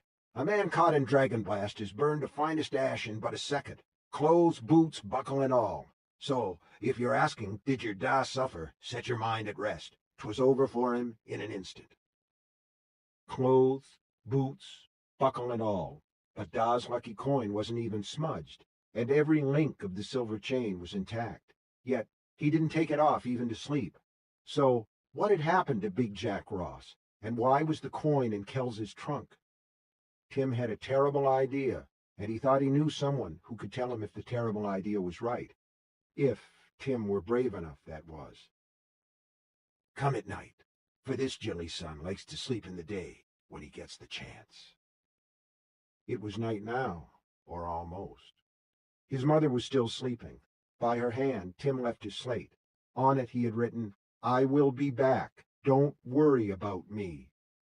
Of course, no boy who ever lived can comprehend how useless such a command must be when addressed to a mother. Tim wanted nothing to do with either of Kells's mules, for they were ill-tempered. The two his father had raised from guffins were just the opposite. Misty and Bitsy were mollies, unsterilized females theoretically capable of bearing offspring, but Ross had kept them so for sweetness of temper rather than for breeding. Perish the thought, he had told Tim, when Tim was old enough to ask about such things. Animals like Misty and Bitsy weren't meant to breed, and almost never give birth to true threaded offspring when they do. Tim chose Bitsy, who had ever been his favorite, leading her down the lane by her bridle, and then mounting her bareback. His feet, which had ended halfway down the mule's sides when his da had first lifted him onto her back, now came almost to the ground. At first, Bitsy plodded with her ears lopped dispiritedly down, but when the thunder faded and the rain slackened to a drizzle, she perked up. She wasn't used to being out at night, but she and Misty had been cooped up all too much since Big Ross had died, and she seemed eager enough to... Maybe he's not dead. This thought burst into Tim's mind like a skyrocket, and for a moment dazzled him with hope. Maybe Big Ross was still alive and wandering somewhere in the endless forest. Yar, and maybe the moon's made of green cheese like Mama used to tell me when I was wee. Dead. His heart knew it, just as he was sure his heart would have known if Big Ross were still alive. Mama's heart would have known too. She would have known and never married that bastard. Bitsy's ears pricked. They had passed the Widow Smack's house now, which was at the end of the high street, and the woodland scents were stronger, the light and spicy aroma of blossywood, and, overlaying that, the stronger, graver smell of ironwood. For a boy to go up the trail alone, with not so much as an axe to defend himself with, was madness. Tim knew it, and went on just the same. That hitting bastard! This time he spoke in a voice so low it was almost a growl. Bitsy knew the way, and didn't hesitate when Tree Road narrowed at the edge of the Blossies, nor did she when it narrowed again at the edge of the ironwood. But when Tim understood he was truly in the endless forest, he halted her long enough to rummage in his pack and bring out a gaslight he'd filched from the barn. The little tin bulb at the base was heavy with fuel, and he thought it would give at least an hour's light, 2 if he used it sparingly. He popped a sulfur match with a thumbnail, a trick his da had taught him, turned the knob where the bulb met the gaslight's long, narrow neck, and stuck the match through the little slot known as the Mary Gate. The lamp bloomed with a blue-white glow. Tim raised it and gasped. He had been this far up the ironwood several times with his father, but never at night, and what he saw was awesome enough to make him consider going back. This close to civilization, the best irons had been cut to stumps, but the ones that remained towered high above the boy on his little mule. Tall and straight, and as solemn as many elders at a funeral. Tim had seen a picture of this in one of the widow's books. They rose far beyond the light thrown by his puny lamp. They were completely smooth for the first 40 feet or so. Above that, the branches leaped skyward like upraised arms, tangling the narrow trail with a cobweb of shadows. Because they were little more than thick black stakes at ground level, it would be possible to walk among them. Of course, it would also be possible to cut your throat with a sharp stone. Anyone foolish enough to wander off the ironwood trail, or go beyond it, would quickly be lost in a maze where he might well starve, if he were not eaten first, that was. As if to underline this idea, somewhere in the darkness, a creature that sounded big uttered a hoarse, chuckling sound. Tim asked himself what he was doing here when he had a warm bed with clean sheets in the cottage where he had grown up. Then he touched his father's lucky coin, now hanging around his own neck, and his resolve hardened. Bitsy was looking around as if to ask, well, which way, forward or back? You're the boss, you know. Tim wasn't sure he had the courage to extinguish the gaslight until it was done, and he was in darkness again. Although he could no longer see the ironwoods, he could feel them crowding in. Still, forward. He squeezed Bitsy's flanks with his knees, clucked his tongue against the roof of his mouth, and Bitsy got moving again. The smoothness of her gait told him she was keeping to the right-hand wheel rut. The placidity of it told him she did not sense danger, at least, not yet. And honestly, what did a mule know of danger? For that he was supposed to protect her. He was, after all, the boss. Oh, Bitsy, he thought, if thee only knew. How far had he come? How far did he still have to go? How far would he go before he gave this madness up? He was the only thing in the world his mother had left to love and depend on, so how far? It felt like he'd ridden 10 wheels or more since leaving the fragrant aroma of the Blossies behind, but he knew better. As he knew that the rustling he heard was the wide earth wind in the high branches, and not some nameless beast padding along behind him with its jaws opening and closing in anticipation of a small evening snack. He knew this very well, so why did that wind sound so much like breathing? "I'll count to 100 and then turn Bitsy around," he told himself. But when he reached 100 and there was still nothing in the pitch black save for him and his brave little Molly mule, plus whatever beast treads behind us closer and closer, his traitorous mind insisted on adding, he decided he would go on to 200. When he reached 187, he heard a branch snap. He lit the gaslight and whirled around, holding it high. The grim shadows seemed first to rear up, then leap forward to clutch him. And did something retreat from the light? Did he see the glitter of a red eye? Surely not, but... Tim hissed air through his teeth, turned the knob to shut off the gas, and clucked his tongue. He had to do it twice. Bitsy, formerly placid, now seemed uneasy about going forward. But, good and obedient thing that she was, she gave in to his command and once more began walking. Tim resumed his count, and reaching 200 didn't take long. "I'll count back down to 0, and if I see no sign of him, I really will go back." He had reached 19 in this reverse count when he saw an orange-red flicker ahead and to his left. It was a campfire, and Tim was in no doubt of who had built it. "The beast stalking me was never behind," he thought. "It's ahead. Yon flicker may be a campfire, but it's also the eye I saw, the red eye. I should go back while there's still time." Then he touched the lucky coin lying against his breast and pushed on. He lit his lamp again and lifted it. There were many short side trails called stubs shooting off from either side of the main way. Just ahead, nailed to a humble birch, was a wooden board marking one of these. Daubed on it in black paint was Cossington Marchley. Tim knew these men. Peter Cossington, who had suffered his own ill luck that year, and Ernest Marchley were cutters who had come to supper at the Ross cottage on many occasions, and the Ross family had many times eaten at one or the other of theirs. "Fine fellows, but they won't go deep," Big Ross told his son after one of these meals. "There's plenty of good ironwood left in close to the Blossie, but the true treasure, the densest, purest wood, is in deep, close to where the trail ends, at the edge of the Fagonard. So perhaps I only did come a wheel or two, but the dark changes everything." He turned Bitsy up the Cossington Marchley stub, and less than a minute later entered a clearing where the Covenant man sat on a log before a cheery campfire. "Why, here's young Tim," he said. "You've got balls, even if there won't be hair on 'em for another year or 3. Come, sit, have some stew." Tim wasn't entirely sure he wanted to share whatever this strange fellow ate for his supper, but he'd had none of his own, and the smell wafting from the pot hung over the fire was savory. Reading the cast of his young visitor's thoughts with an accuracy that was unsettling, the Covenant man said, "It'll not poison thee, young Tim." "I'm sure not," Tim said, but now that poison had been mentioned, he wasn't sure at all. Nevertheless, he let the Covenant man ladle a goodly helping onto a tin plate, and took the offered tin spoon, which was battered but clean. There was nothing magical about the meal. The stew was beef, taters, carrots, and onions swimming in a flavorsome gravy. While he squatted on his hunkers and ate, Tim watched Bitsy cautiously approach his host's black horse.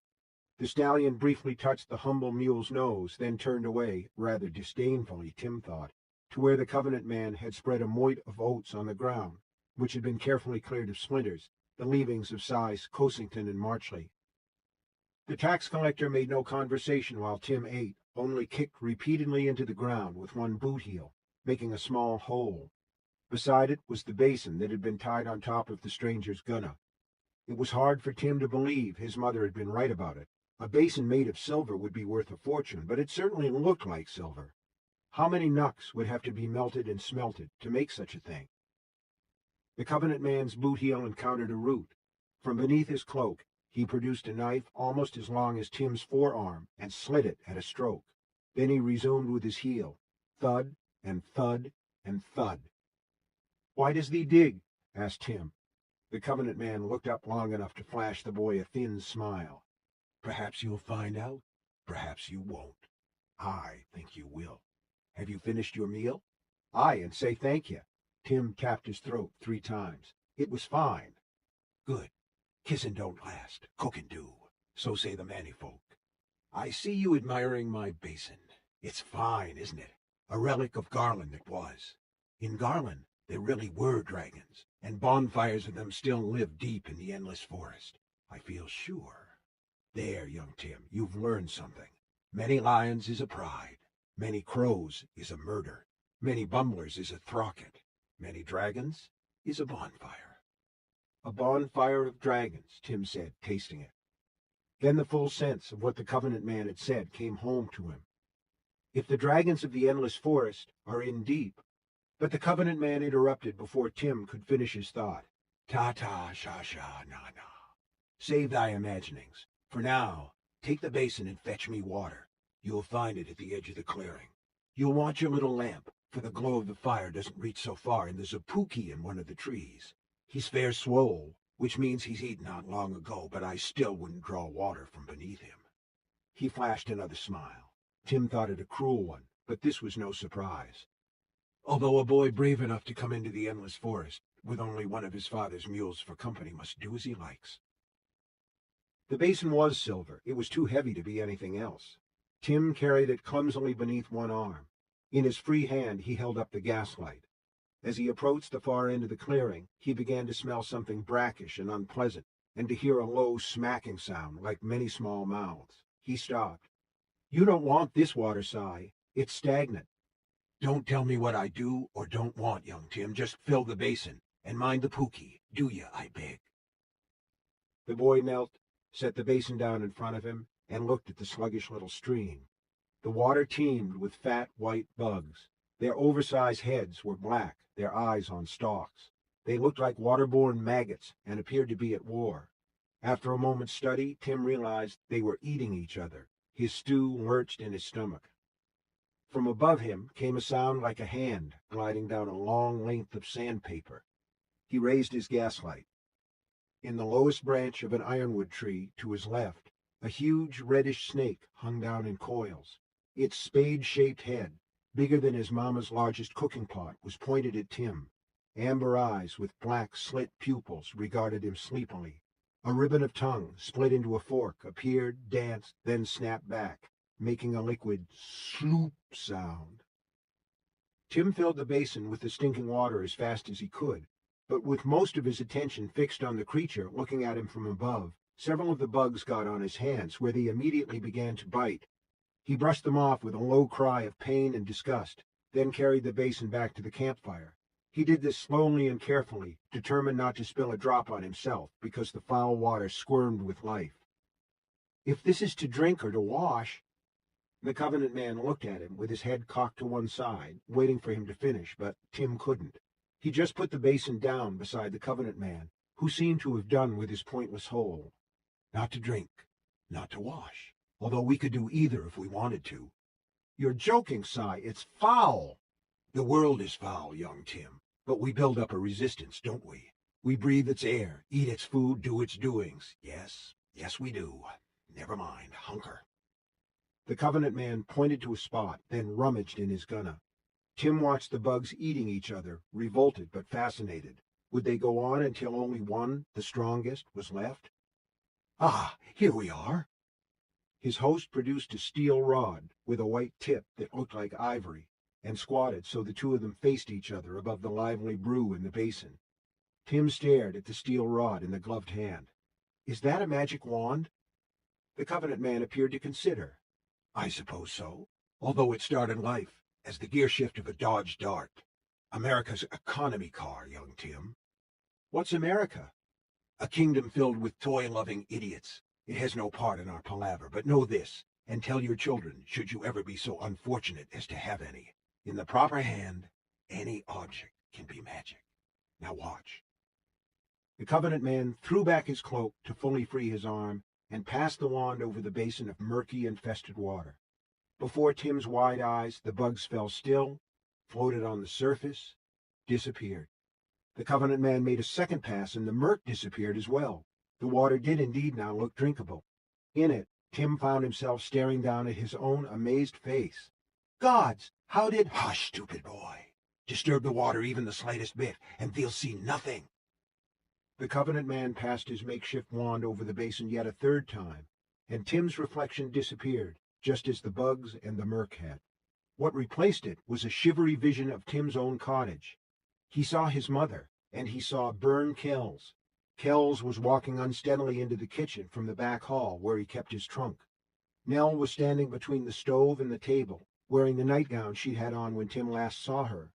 Kells's eyes were red-rimmed and bulging in their sockets. His hair was plastered to his forehead. Tim knew that, if he had been in that room, instead of only watching it, he would have smelled red-eye jackaroo around the man like a fog. His mouth moved, and Tim could read the words as they came from his lips. "How did you open my trunk?" "No," Tim wanted to cry. "Not her. Me." But his throat was locked shut. "Like it?"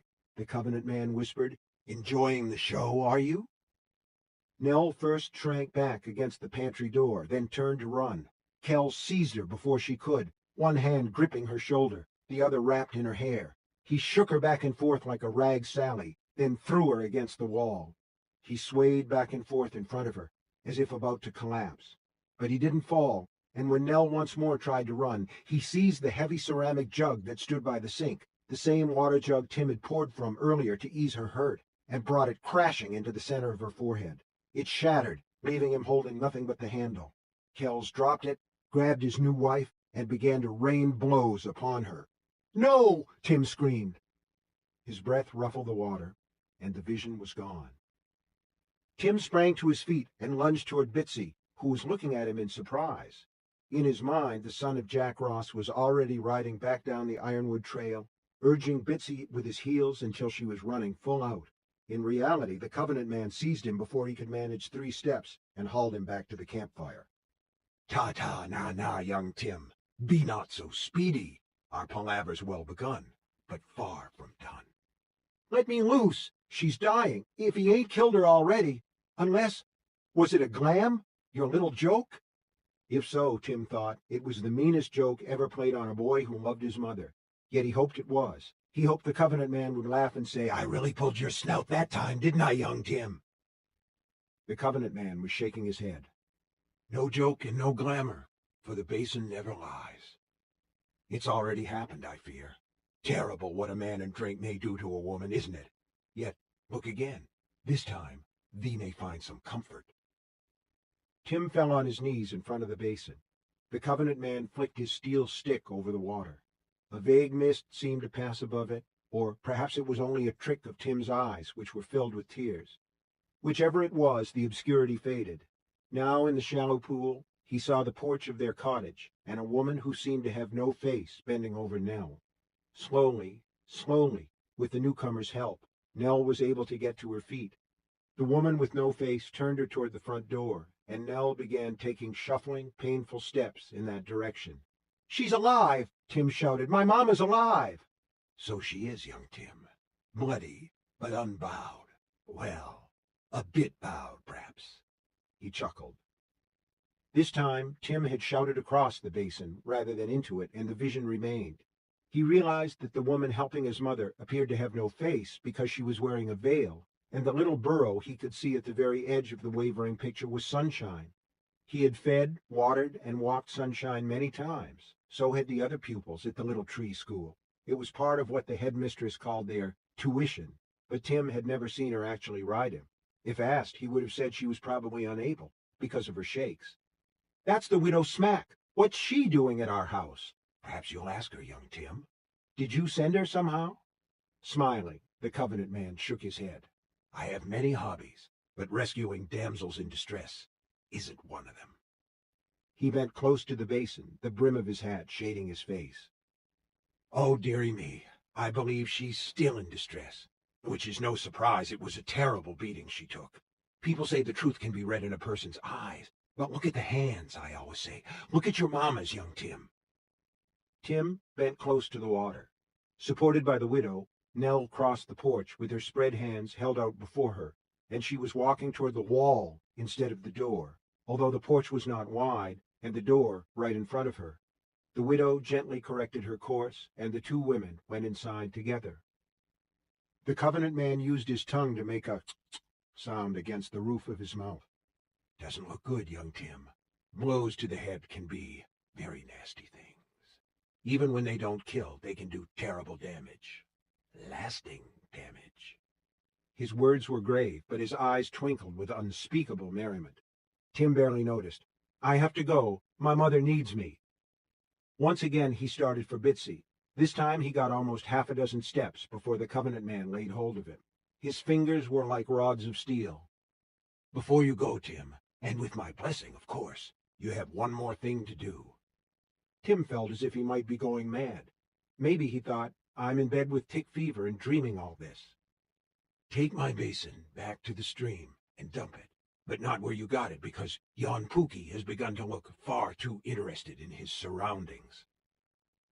The Covenant man picked up Tim's gaslight, twisted the feed knob fully open and held it up.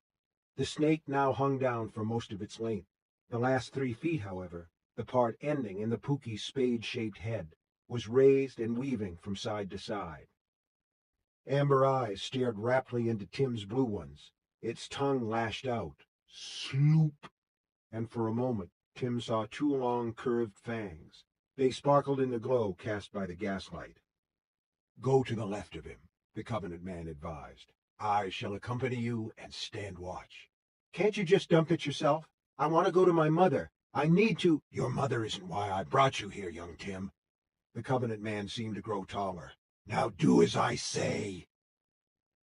Tim picked up the basin and cut across the clearing to his left. The Covenant man, still holding up the gaslight, kept between him and the snake. The Pookie had swiveled to follow their course, but made no attempt to follow, although the ironwoods were so close and their lowest branches so intertwined, it could have done so with ease. "This stub is part of the Cosington Marchley stake," the Covenant man said chattily. "Perhaps thee read the sign." "Aye, a boy who can read is a treasure to the barony." The Covenant man was now treading so close to Tim that it made the boy's skin prickle. "You will pay great taxes some day, always assuming you don't die in the endless forest this night, or the next, or the night after that. But why look for storms that are still over the horizon, eh? You know whose stake this is, but I know a little more. Discovered it when I made my rounds, along with news of Frankie Simmons's broken leg, the Wyland baby's milk sick, the Riverley's dead cows, about which they're lying through their few remaining teeth if I know my business, and I do, and all sorts of other interesting fiddle-de-dum, how people talk. But here's the point, young Tim. I discovered that, early on in Full Earth, Peter Cosington was caught under a tree that fell wrong. Trees will do that from time to time, especially ironwood. I believe that ironwood trees actually think, which is where the tradition of crying their pardon before each day's chopping comes from." "I know about Cy Cosington's accident," Tim said. In spite of his anxiety, he was curious about this turn of the conversation. "My mama sent them a soup, even though she was in mourning for my die at the time. The tree fell across his back, but not square across. That would have killed him. What of it? He's better these days." They were near the water now, but the smell here was less strong, and Tim heard none of those smacking bugs. That was good, but the Pookie was still watching them with hungry interest. Bad. "Yar, square fella Cosey's back to work, and we all say thank ya.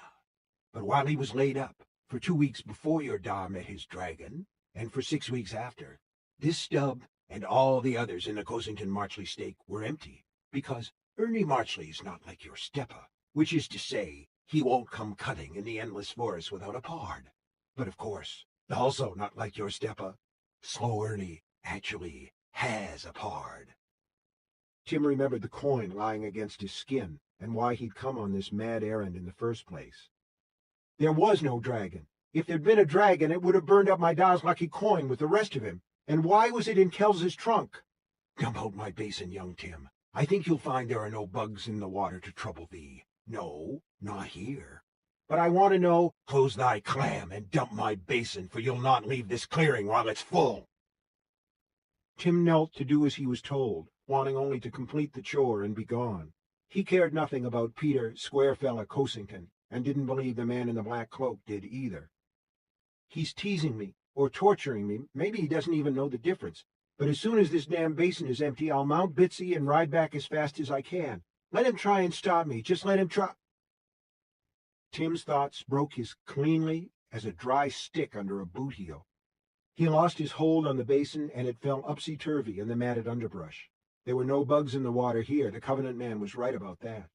The stream was as clear as the water that flowed from the spring near their cottage. Lying 6 or 8 inches below the surface was a human body.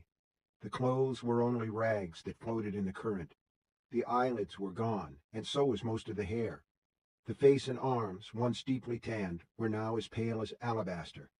But otherwise, the body of Big Jack Ross was perfectly preserved. If not for the emptiness in those lidless, lashless eyes, Tim could have believed his father might rise, dripping, and fold him into an embrace. The Pookie made its hungry sloop. Something broke inside of Tim at the sound, and he began to scream. The Covenant man was forcing something into Tim's mouth. Tim tried to fend him off, but it did no good. The Covenant man simply seized Tim's hair at the back of his head, and when Tim yelled, the mouth of a flask was shoved between his teeth. Some fiery liquid gushed down his throat. Not red-eye, for instead of making him drunk, it calmed him. More, it made him feel like an icy visitor in his own head. "That will wear off in 10 minutes, and then I'll let you go your course," the Covenant man said. His jocularity was gone. He no longer called the boy young Tim. He no longer called him anything. "Now, dig out thy ears and listen. I began to hear stories in Tavares, 40 wheels east of here, of a woodsman who had been cooked by a dragon. It was on everyone's lips. A bitch dragon as big as a house, they said. I knew it was bullshit. I believed there might still be a tiger somewhere in the forest." At that, the Covenant man's lips twitched in a rictus of a grin, there and gone almost too quickly to see. "But a dragon? Never. There hasn't been one this close to civilization for years 10 times 10, and never one as big as a house." My curiosity was aroused. Not because Big Ross is a taxpayer, or was, although that's what I'd have told the truthless multitude, were any member of it trig enough and brave enough to ask. No, it was curiosity for its own sake, because wanting to know secrets has always been my besetting vice. Someday 'twill be the death of me, I have no doubt. I was camped on the Ironwood Trail last night, too, before I started my rounds. Only last night I went all the way to the trail's end. The signs on the last few stubs before the Fagonard Swamp say Ross and Kells. There I filled my basin at the last clear stream before the swamp begins, and what did I see in the water? Why, a sign reading Cossington Marchley. I packed up my gunna, mounted Blackie, and rode him back here just to see what I might see. There was no need to consult the basin again. I saw where yon Pookie would not venture, and where the bugs hadn't polluted the stream. The bugs are voracious flesh-eaters, but according to the old wives, they'll not eat the flesh of a virtuous man. The old wives are often wrong, but not about that, it seems. The chill of the water has preserved him, and he appears to be unmarked, because the man who murdered him struck from behind. I saw the riven skull when I turned him over, and have put him back as you see him now, to spare you that sight." The Covenant man paused, then added, "And so he'd see you, I suppose, if his essence lingers near his course. On that the old wives reach no consensus. Still all right, or would you like another small dose of Nin?" I'm all right." Never had he told such a lie. I felt quite sure of who the culprit was, as you do, I reckon, but any remaining doubts were put to rest at Giddy's Saloon, my first stop in Tree. The local boozer's always good for a dozen knocks come tax time, if not more. There I found out that Bern Kells had slipped the rope with his dead partner's widow. "Because of you," Tim said in a monotone that didn't sound like his own voice at all. "Because of your God's damned taxes." The Covenant man laid a hand on his breast and spoke in wounded tones. "You wrong me. 'Twasn't taxes that kept Big Kells burning in his bed all these years. Aye, even when he still had a woman next to him to quench his torch." He went on, but the stuff he called Nin was wearing off, and Tim lost the sense of the words. Suddenly he was no longer cold, but hot, burning up, and his stomach was a churning bag. He staggered toward the remains of the campfire, fell on his knees, and vomited his supper into the hole the Covenant man had been digging with his boot heel. "There," the man in the black cloak said in a tone of hearty self-congratulation. "I thought that might come in handy." "You'll want to go see your mother now," said the Covenant man, when Tim had finished puking and was sitting beside the dying campfire with his head down and his hair hanging in his eyes. "Good son that you are. But I have something you may want. One more minute. It'll make no difference to Nell Kells. She is as she is." "Don't call her so," Tim spat. "How can I not? Is she not wed? Marry in haste, repent at leisure, the old folken say." The Covenant man squatted once more in front of his heaped gunna, his cloak billowing around him like the wings of an awful bird. "They also say, what slipped cannot be unslipped, and they say true. An amusing concept called divorce exists on some levels of the tower, but not in our charming little corner of Midworld. Now, let me see. It's here somewhere." "I don't understand why Square Peter and Slow Ernie didn't find him," Tim said dully. He felt deflated, empty. Some emotion still pulsed deep in his heart, but he didn't know what it was. "This is their plot, their stake. They've been cutting ever since Cosington was well enough to work again." "Aye, they cut the iron, but not here. They've plenty of other stubs. They've left this one fallow for a bit. Does thee not know why?" Tim supposed he did. Square Peter and Slow Ernie were good and kindly, but not the bravest men ever to log the iron, which was why they didn't go much deeper into the forest than this. "They've been waiting for the Pookie to move on, I wot." "It's a wise child," the Covenant man said approvingly. "He wots well. And how does thee think thy step have felt, knowing yon tree worm might move on at any time and those two come back? Come back and find his crime, unless he screws up enough gut to come himself and move the body deeper into the woods." The new emotion in Tim's heart was pulsing more strongly now. He was glad. Anything was better than the helpless terror he felt for his mother. "I hope he feels bad. I hope he can't sleep." And then, with dawning understanding, "It's why he went back to the drink." A wise child indeed, wise beyond his... Here it is. The Covenant man turned toward Tim, who was now untying Bitsy and preparing to mount up. He approached the boy, holding something beneath his cloak. "He did it on impulse, sure. And afterwards he must have been in a panic. Why else would he concoct such a ridiculous story? The other woodsmen doubt it, of that you may be sure. He built a fire, and leaned into it as far as he dared, and for as long as he could take it, scorching his clothes and blistering his skin. I know, because I built my fire on the bones of his. But first, he threw his dead pard's gunna across yon stream, as far into the woods as his strength would allow. Did it with your da's blood not yet dry on his hands, I warrant. I waded across and found it. Most of it's useless, Mickle, but I saved thee one thing. It was rusty, but my pumice stone and honing bar have cleaned it up very well." From beneath his cloak, he produced Big Ross's hand axe. Its freshly sharpened edge glittered. Tim, now astride Bitsy, took it, brought it to his lips, and kissed the cold steel. Then he shoved the handle into his belt, blade turned out from his body, just as Big Ross had taught him once upon a by. "I see you wear a rhodite double around your neck. Was it your da's?" Mounted, Tim was almost eye to eye with the Covenant man. "It was in that murdering bastard's trunk." "You have his coin. Now you have his axe as well. Where will you put it, I wonder, if Ka offers you the chance?" "In his head."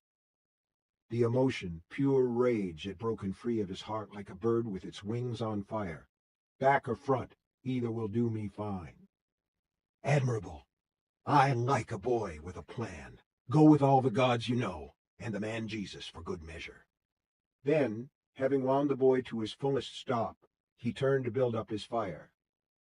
"I may bide along the iron for another night or two. I find trees strangely interesting this wide earth.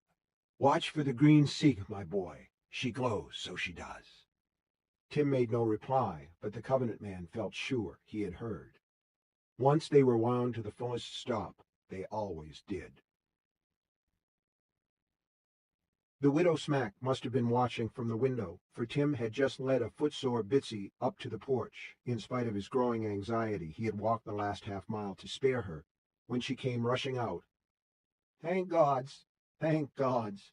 Your mother was three-quarters to believing you were dead. Come in. Hurry. Let her hear and touch you." The import of these words didn't strike Tim fully until later. He tied Bitsy beside Sunshine and hurried up the steps. "How did you know to come to her, Si?" The widow turned her face to him, which, given her veil, was hardly a face at all. "Has thee gone soft in the head, Timothy? You rode past my house, pushing that mule for all she was worth. I couldn't think why you'd be out so late, and headed in the direction of the forest, so I came here to ask your mother. But come, come, and keep a cheery voice if you love her." The widow led him across the living room, where 2 ceners burned low. In his mother's room another cener burned on the bed table, and by its light he saw Nell lying in bed with much of her face wrapped in bandages, and another, this one badly bloodstained, around her neck like a collar. At the sound of their footsteps she sat up with a wild look on her face. "If it's Kells, stay away! You've done enough!" "It's Tim, Mama." She turned toward him and held out her arms. "Tim, to me, to me!" He knelt beside the bed, and the part of her face not covered by bandages he covered with kisses, crying as he did so. She was still wearing her nightgown, but now the neck and bosom were stiff with rusty blood. Tim had seen Estepa fetch her a terrible lick with the ceramic jug, and then commence with his fists. How many blows had he seen?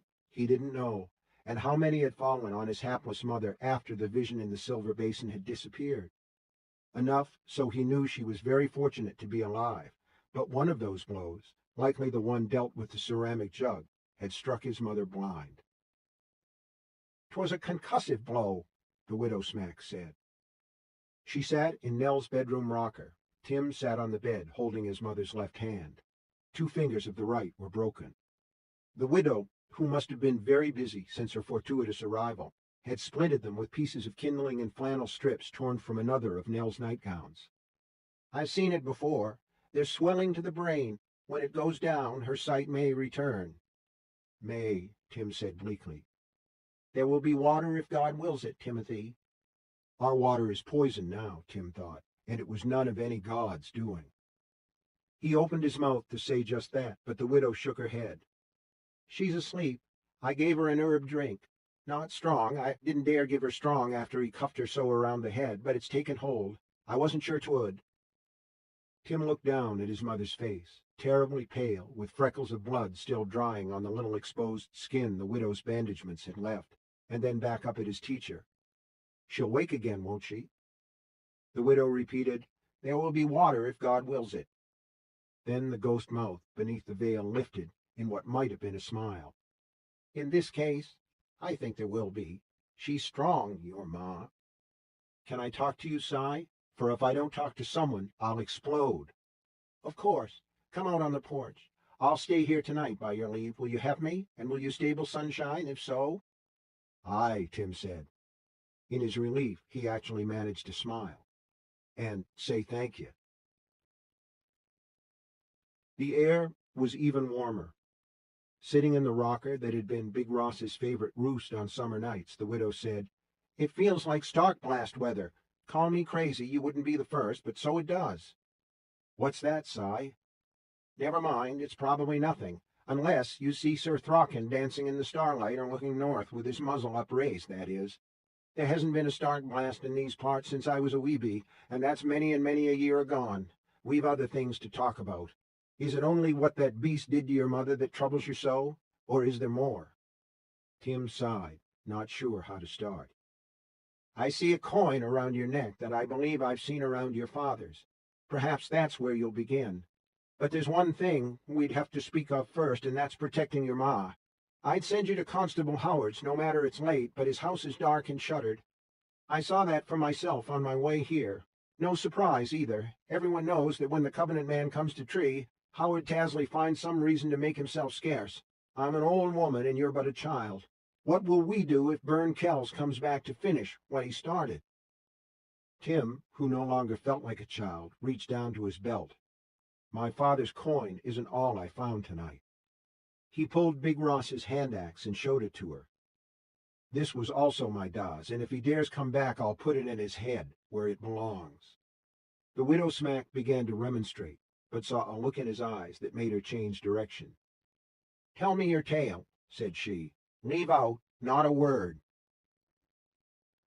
When Tim had finished, minding the widow's command to leave nothing out, he made sure to tell what his mother had said about the peculiar changelessness of the man with the silver basin. His old teacher sat quietly for a moment, although the night breeze caused her veil to flutter eerily and made her look as though she were nodding. "She's right, you know," she said at last. "Yon cherry man hasn't aged a day, and tax collecting's not his job. I think it's his hobby.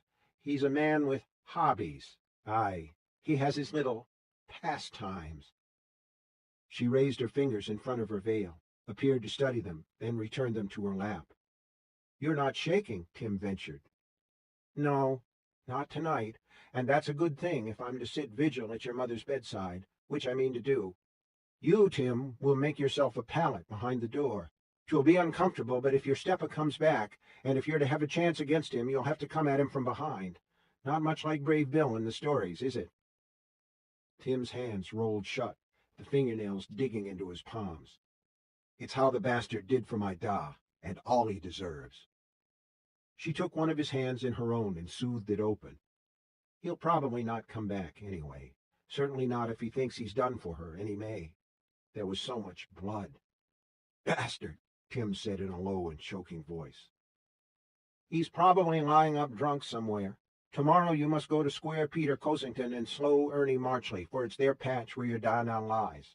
Show them the coin you wear, and tell them how you found it in Kells's trunk.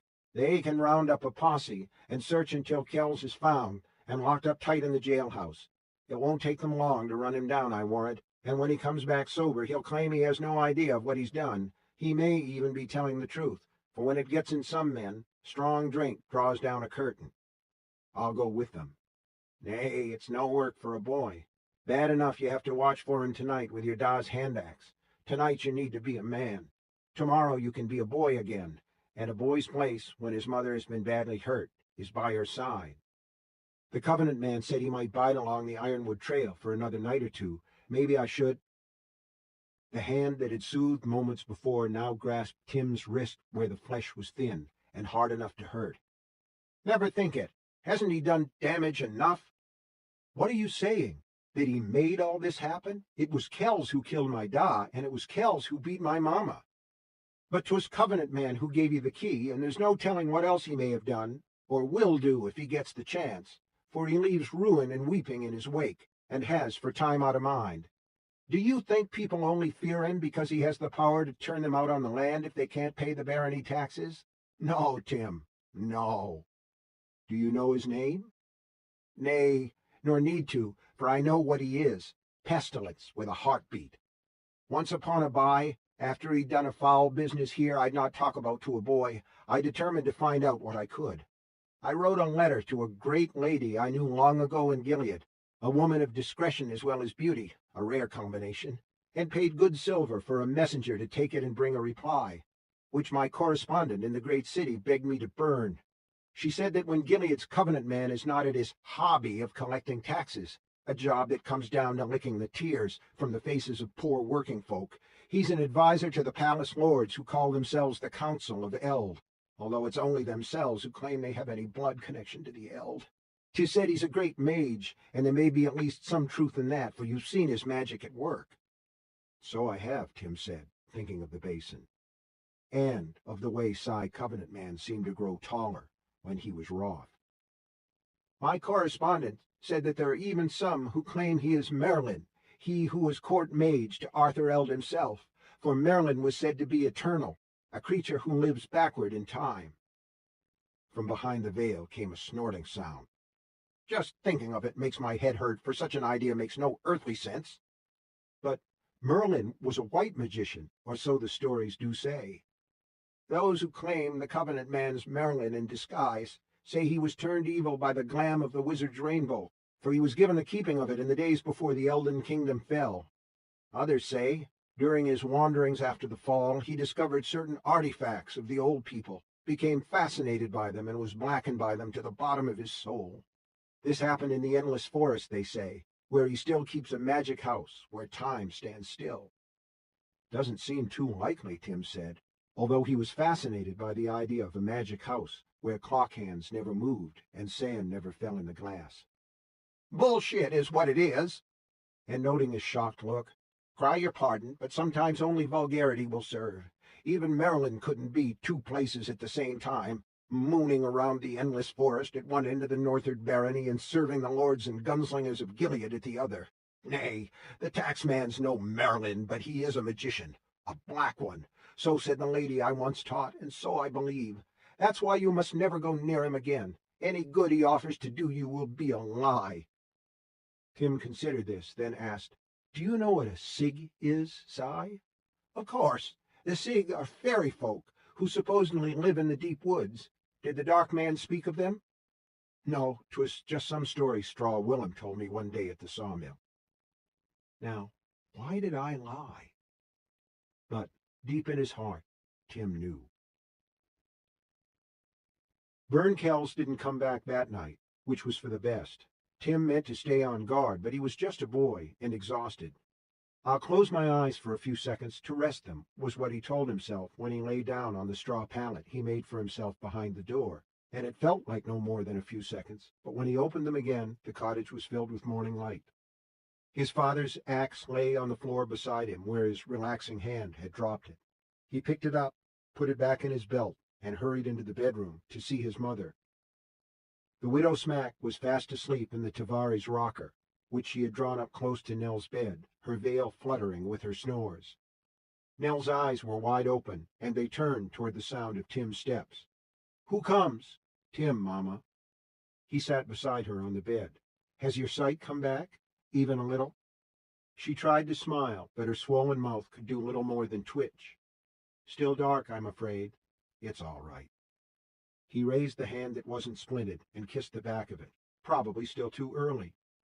Their voices roused the widow. "He says true, Nell." "Blind or not, next year we'll be turned out for sure. And then what?" Nell turned her face to the wall and began to cry. Tim looked at the widow, not sure what to do. She motioned for him to leave. "I'll give her something to calm her. 'Tis in my bag. You have men to see, Tim. Go at once, or they'll be off to the woods." He might have missed Peter Cosington and Ernie Marchley anyway, if Baldy Anderson, one of Tree's big farmers, hadn't stopped by the pair's storing shed to chat as they hitched their mules and prepared for the day. The three men listened to his story in grim silence, and when Tim finally stumbled to a halt, telling them his mother was still blind this morning, Square Peter gripped him by the upper arms and said, "Count on us, boy. We'll rouse every axeman in town, those who work the blossies as well as those who go up the ironwood. There'll be no cutting in the forest today." Anderson said, "And I'll send my boys around to the farmers, to Destry, and to the sawmill as well." "What about the constable?" Slow Ernie asked, a trifle nervously. Anderson dipped his head, spat between his boots, and wiped his chin with the heel of his hand. "Gone up Tavares' way, I hear. Either looking for poachers or visiting the woman he keeps up there. Makes no difference. Howard Tasley ain't never been worth a fart in a high wind. We'll do the job ourselves and have Kells jugged by the time he comes back." "With a pair of broken arms if he kicks up rough," Cosington added. "He's never been able to hold his drink or his temper. He was all right when he had Jack Ross to rein him in, but look what it's come to. Nell Ross beaten blind. Big Kells always kept a warm eye for her, and the only one who didn't know it was—" Anderson hushed him with an elbow, then turned to Tim, bending forward with his hands on his knees, for he was tallish. "'Twas the Covenant man who found your da's corse?" "Aye." "And you saw the body yourself?" Tim's eyes filled, but his voice was steady enough. "Aye, so I did." "On our stake," Slow Ernie said. "To back of one of our stubs, the one where the Pookies set up housekeeping." "Aye." "I could kill him just for that," Cosington said. "But we'll bring him in alive if we can. Ernie, you and me'd best ride up there and bring back remains, before we get in on the search. Baldy, can you get the word around on your own?"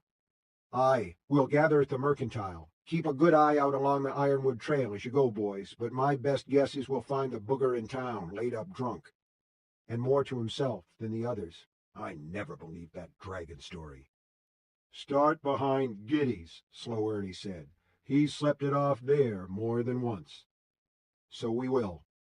Baldy Anderson looked up at the sky. "I don't care much for this weather. Tell you true, it's too warm for wide earth.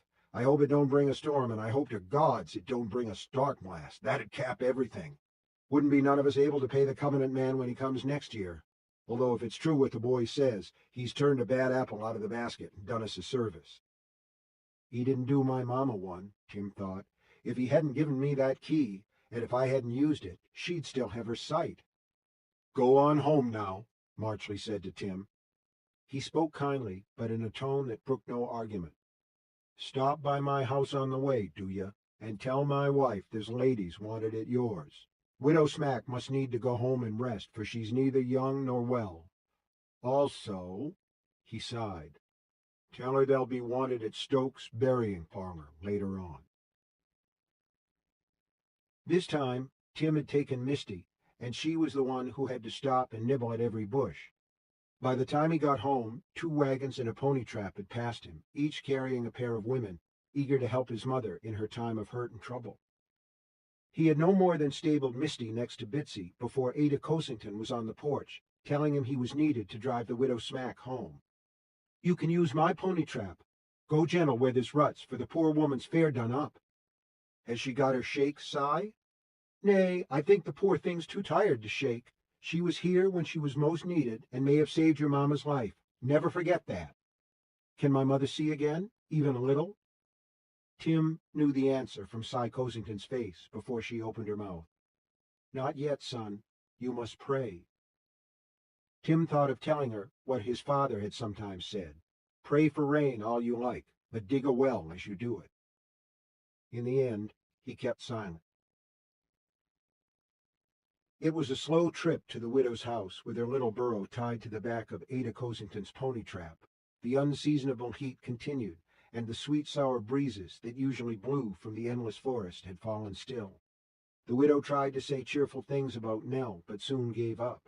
Tim supposed they sounded as false to her ears as they did to his own. Halfway up the high street, he heard a thick, gurgling sound from his right. He looked around, startled, then relaxed. The widow had fallen asleep, with her chin resting on her bird-like chest. The hem of her veil lay in her lap. When they reached her house on the outskirts of the village, he offered to see her inside. Nay, only help me up the steps, and after that I'll be fine-o. I want tea with honey and then my bed, for I'm that tired. You need to be with your mother now, Tim. I know half the ladies in town will be there by the time you get back, but it's you she needs. For the first time in the 5 years he'd had her as a schoolteacher, she gave Tim a hug. It was dry and fierce. He could feel her body thrumming beneath her dress. She wasn't too tired to shake after all, it seemed, nor too tired to give comfort to a boy, a tired, angry, deeply confused boy who badly needed it. Go to her, and stay away from that dark man should he appear to thee. He's made of lies from boots to crown, and his gospels bring nothing but tears. On his way back down the high street, he encountered Straw Willem and his brother Hunter, known as Spot Hunter for his freckles, riding to meet the posse, which had gone out Tree Road. They mean to search every stake and stub on the ironwood, Spot Hunter said excitedly. We'll find him. The posse hadn't found Kells in town after all, it seemed. Tim had a feeling they'd not find him along the iron either. There was no basis for the feeling, but it was strong. So was his feeling that the Covenant man hadn't finished with him yet. The man in the black cloak had had some of his fun, but not all of it. His mother was sleeping, but woke when Ada Cosington ushered him in. The other ladies sat about the main room, but they had not been idle while Tim was away. The pantry had been mysteriously stocked. Every shelf groaned with bottles and sacks, and although Nell was a fine country housekeeper, Tim had never seen the place looking so snick. Even the overhead beams had been scrubbed clean of wood smoke. Every trace of burned Kells had been removed. The awful trunk had been banished to beneath the back porch stoop to keep company with the spiders, field mice, and moor toads. Tim? And when he put his hands in Nell's, which were reaching out, she sighed with relief. All right? Aye, Mama, passing fine. This was a lie, and they both knew it. We knew he was dead, didn't we? But it's no comfort. It's as if he's been killed all over again. Tears began to spill from her sightless eyes. Tim cried himself, but managed to do it silently. Hearing him sob would do her no good. They'll bring him to the little burying parlor Stokes keeps out behind his smithy. Most of these kind ladies will go to him there to do the fitting things, but will you go to him first, Timmy? Will you take him your love and all of mine? For I can't. The man I was fool enough to marry has lamed me so badly I can hardly walk, and of course I can't see anything. What a kamai I turned out to be, and what a price we've paid. Hush. I love you, Mama. Of course I'll go. But because there was time, he went first to the barn. There were far too many women in the cottage for his taste, and made a jack-leg bed with hay and an old mule blanket. He fell asleep almost at once. He was awakened around 3 of the clock by Square Peter, who held his hat clasped to his breast and wore an expression of sad solemnity. Tim sat up, rubbing his eyes. Have you found Kells? Nay, lad, but we found your father and brought him back to town. Your mother says you'll pay respects for the both of you. Does she say true? Aye, yes. Tim stood up, brushing hay from his pants and shirt. He felt ashamed to have been caught sleeping, but his rest the previous night had been thin and haunted by bad dreams. Come then, we'll take my wagon. The burying parlor behind the smithy was the closest thing the town had to a mortuary in a time when most country folk preferred to see to their own dead, interring them on their own land with a wooden cross or a slab of roughly carved stone to mark the grave. Dustin Stokes, inevitably known as Hot Stokes, stood outside the door, wearing white cotton pants instead of his usual leathers. Over them billowed a vast white shirt, falling all the way to the knees, so it looked almost like a dress. Looking at him, Tim remembered it was customary to wear white for the dead. He understood everything in that moment, realizing the truth in a way that not even looking at his father's open-eyed corpse in running water had been able to make him realize it, and his knees loosened. Square Peter bore him up with a strong hand. Can he do it, lad? For if he can't, there's no shame. He was your da, and I know you loved him well. We all did. I'll be all right, Tim said. He couldn't seem to get enough air into his lungs, and the words came out in a whisper.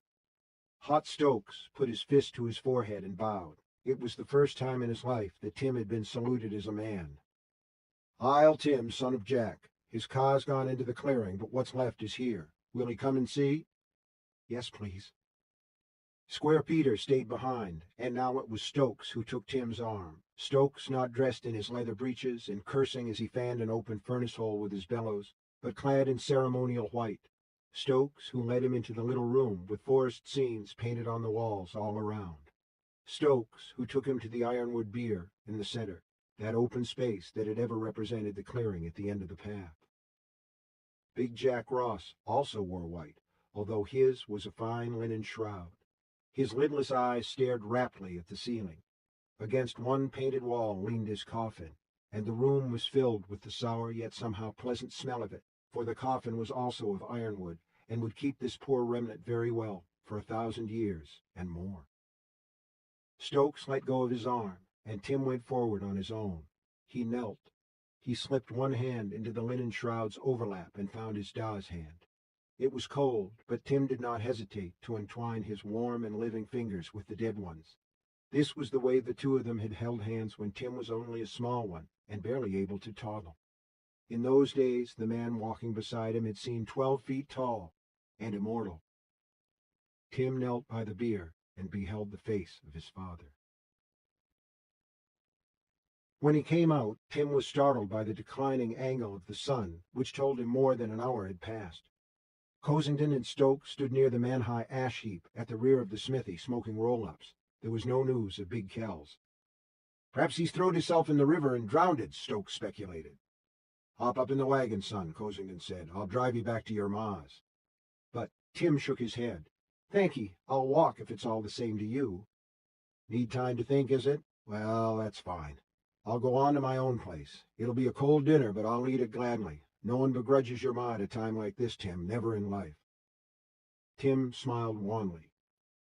Cosington put his feet on the splashboard of his wagon, seized the reins, then had a thought and bent down to Tim. Have an eye out for Kells as you walk, is all. Not that I think you'll see him, not in daylight. And there'll be 2 or 3 strong fellas posted around your home place tonight. Thank ye, Si. Nar, none of that. Call me Peter, lad. You're old enough, and I'd have it. He reached down and gave Tim's hand a brief squeeze. So sorry about your da. Dreadful sorry. Tim set out along Tree Road with the sun declining red on his right side. He felt hollow, scooped out, and perhaps it was better so, at least for the time being. With his mother blind and no man in the house to bring a living, what future was there for them? Big Ross's fellow woodcutters would help as much as they could, and for as long as they could, but they had their own burdens. His da had always called the home place a freehold, but Tim now saw that no cottage, farm, or bit of land in Tree Village was truly free. Not when the Covenant Man would come again next year, and all the years after that, with his scroll of names. Suddenly Tim hated far-off Gilead, which for him had always seemed, when he thought of it at all, which was seldom, a place of wonders and dreams. If there was no Gilead, there would be no taxes. Then they would be truly free. He saw a cloud of dust rising in the south. The lowering sun turned it into a bloody mist. He knew it was the women who had been at the cottage.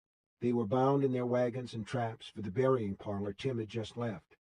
There they would wash the body that had already been washed by the stream into which it had been cast. They would anoint it with oils. They would put birch bark inscribed with the names of his wife and son in the dead man's right hand. They would put the blue spot on his forehead and place him in his coffin. This Hot Stokes would nail shut with short blows of his hammer, each blow terrible in its finality. The women would offer Tim their condolences with the best will in the world, but Tim didn't want them, didn't know if he could bear them without breaking down once again. He was so tired of crying. With that in mind, he left the road and walked overland to the little chuckling rivulet known as State Brook, which would in short order bring him to its source point, the clear spring between the Ross cottage and barn. He trudged in a half-dream, thinking first of the Covenant Man, then of the key that would work only once, then of the Pookie, then of his mother's hands reaching toward the sound of his voice. Tim was so preoccupied that he almost passed the object jutting from the path that followed the course of the stream. It was a steel rod with a white tip that looked like ivory. He hunkered, staring at it with wide eyes. He remembered asking the Covenant Man if it was a magic wand and heard the enigmatic reply, "It started life as the gear shift of a Dodge Dart." It had been jammed to half its length in the hardpan, something that must have taken great strength. Tim reached for it, hesitated, then told himself not to be a fool. It was no Pookie that would paralyze him with its bite and then eat him alive. He pulled it free and examined it closely. Steel it was, fine forged steel of the sort only the old ones had known how to make. Very valuable, for sure, but was it really magic? To him it felt like any other metal thing, which was to say, cold and dead. "In the proper hand," the Covenant Man whispered, "any object can be magic." Tim spied a frog hopping along a rotted birch on the far side of the stream.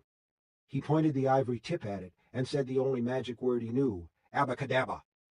He half expected the frog to fall over dead or change into, well, something. It didn't die and it didn't change. What it did was hop off the log and disappear into the high green grass at the edge of the brook. Yet this had been left for him. He was sure of it. The Covenant Man had somehow known he'd come this way.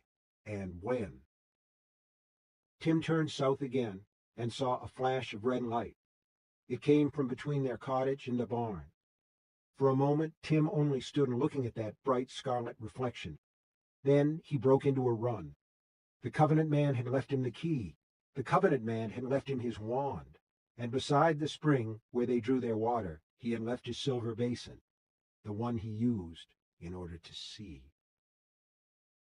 Only it wasn't the basin, just a battered tin pail.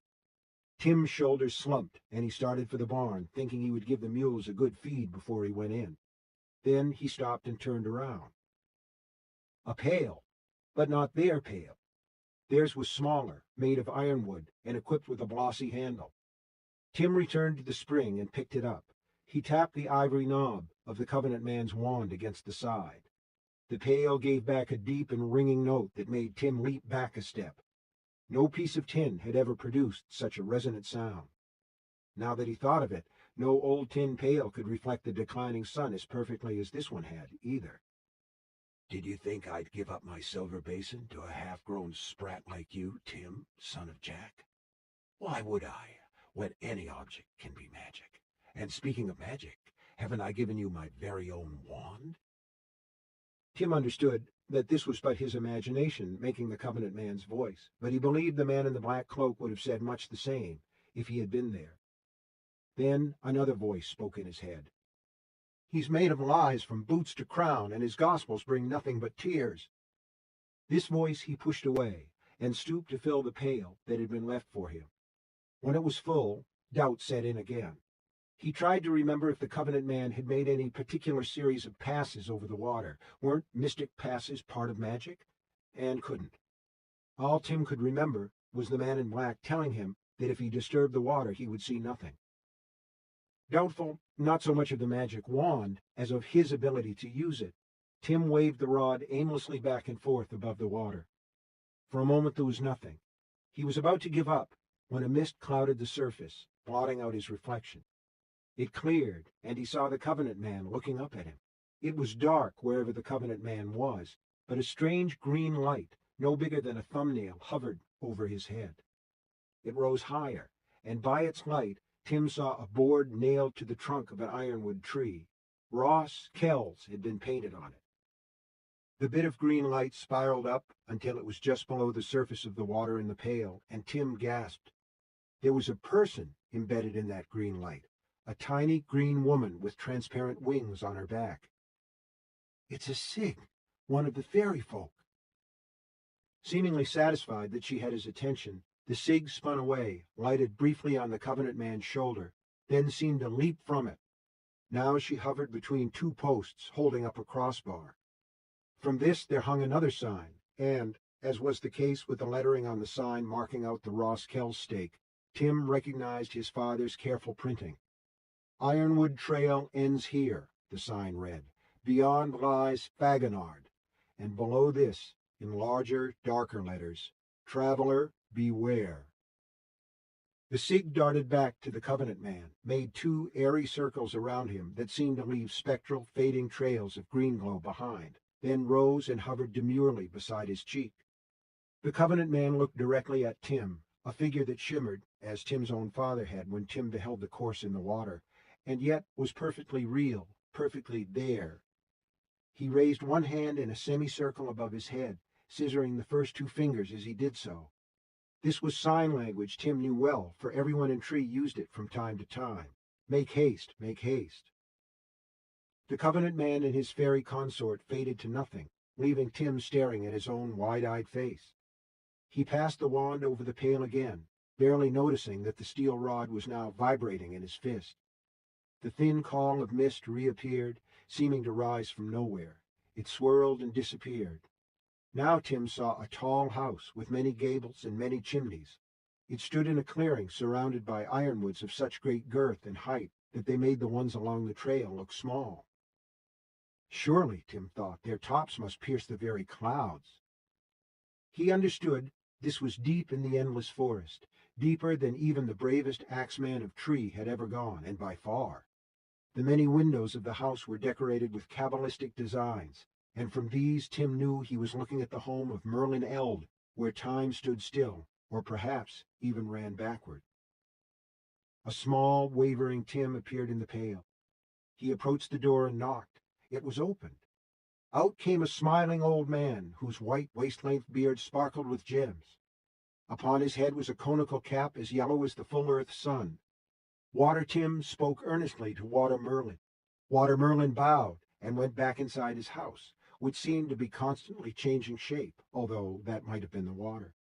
The mage returned, now holding a black cloth that looked like silk. He lifted it to his eyes, demonstrating its use. A blindfold. He handed it toward Water Tim, but before that other Tim could take it, the mystery appeared. When it cleared, Tim saw nothing but his own face and a bird passing overhead, no doubt wanting to get home to its nest before sunset. Tim passed the rod across the top of the pail a third time, now aware of the steel rod's thrumming in spite of his fascination. When the mist cleared, he saw Water Tim sitting at Water Nell's bedside. The blindfold was over his mother's eyes. Water Tim removed it, and an expression of unbelieving joy lit Water Nell's face. She clasped him to her, laughing. Water Tim was laughing too. The mist overspread this vision as it had the other two, but the vibration in the steel rod ceased. Useless as dirt, Tim thought, and it was true. When the mist melted away, the water in the tin pail showed him nothing more miraculous than the dying light in the sky. He passed the Covenant man's wand over the water several more times, but nothing happened. That was all right. He knew what he had to do. Tim got to his feet, looked toward the house, and saw no one. The men who had volunteered to stand watch would be here soon, though. He would have to move fast. In the barn, he asked Bitsy if she would like to go for another evening ride. The widow Smack was exhausted by her unaccustomed labors on Nell Ross's behalf, but she was also old and sick and more disturbed by the queerly unseasonable weather than her conscious mind would admit. So it was that, although Tim did not dare knock loudly on her door, knocking at all after sunset took most of his resolve, she woke at once. She took a lamp, and when by its light she saw who stood there, her heart sank. If the degenerative disease that afflicted her had not taken the ability of her remaining eye to make tears, she would have wept at the sight of that young face, so full of foolish resolve and lethal determination. "You mean to go back to the forest?" said she. "Aye." Tim spoke low but firmly. "In spite of all I told thee?" "Aye." "He's fascinated you. And why? For gain?" "Nay, not him. He saw a bright light in the darkness of this forgotten backwater, that's all, and nothing will do for him but to put it out."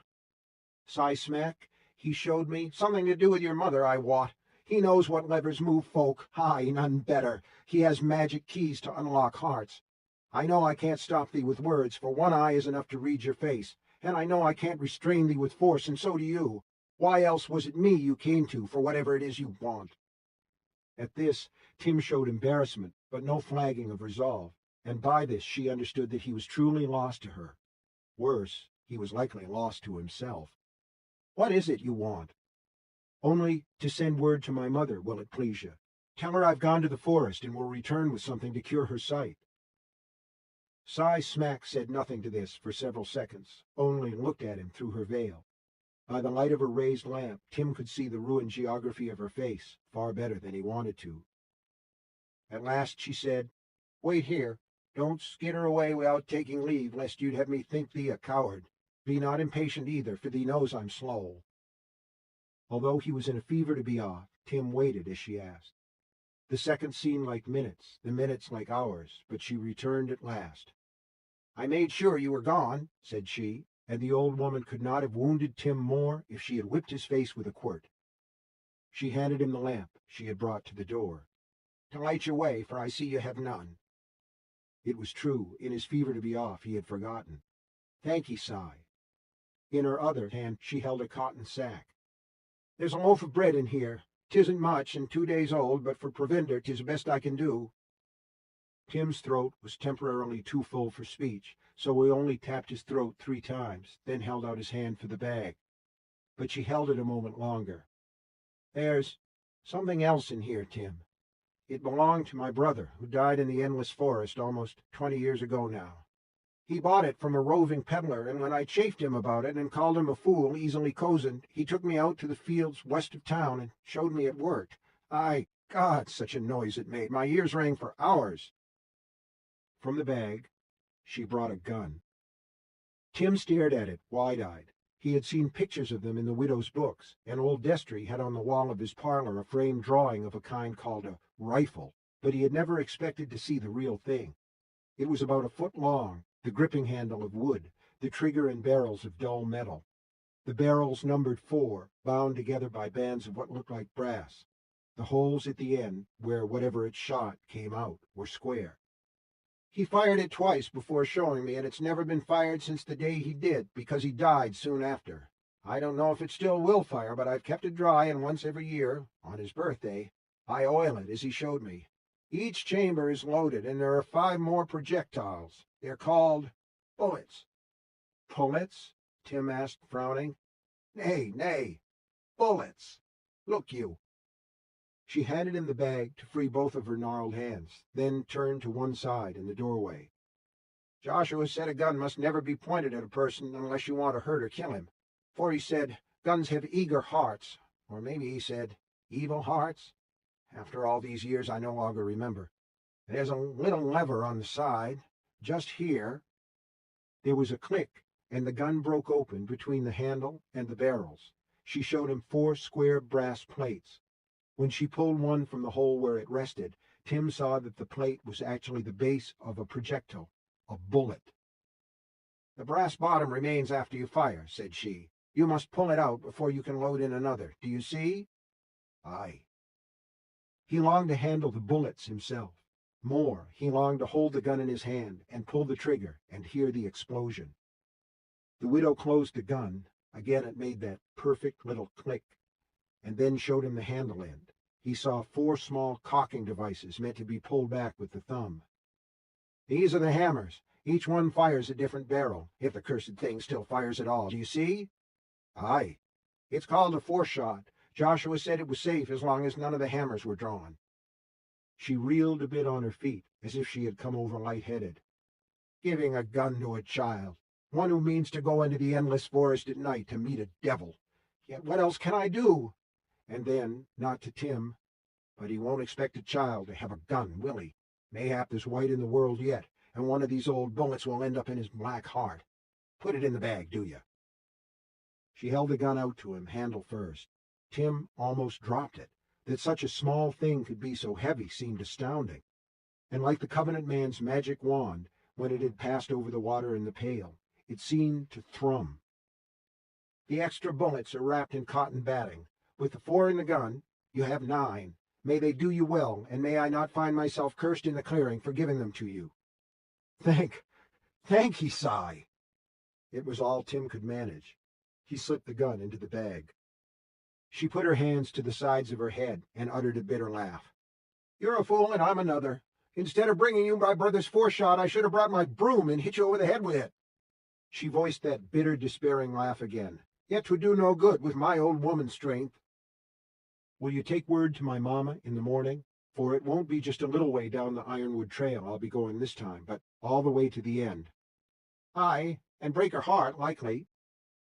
She bent toward him, the hem of her veil swinging. "Has thee thought of that? I see by your face thee has. Why do you do this when you know the news of it will harrow her soul?" Tim flushed from chin to hairline, but held his ground. In that moment he looked very much like his gone-on father. "I mean to save her eyesight. He has left me enough of his magic to show me how it's to be done." "Black magic, in support of lies. Of lies, Tim Ross." "So you say." Now his jaw jutted, and that was also very like Jack Ross. "But he didn't lie about the key. It worked. He didn't lie about the beating. It happened. He didn't lie about my mama being blind. She is. As for my thee knows." "Yar," she said, now speaking in a harsh country accent Tim had never heard before. "Yar, and each of his truths is worked 2 ways. They hurt he, and they baited his trap for he." He said nothing to this at first, only lowered his head and studied the toes of his scuffed shore boots. The widow had almost allowed herself to hope when he raised his head, met her eyes, and said, "I'll leave Bitsy tethered up trail from the Cosington-Marchley stake. I don't want to leave her at the stub where I found my because there's a pookie in the trees.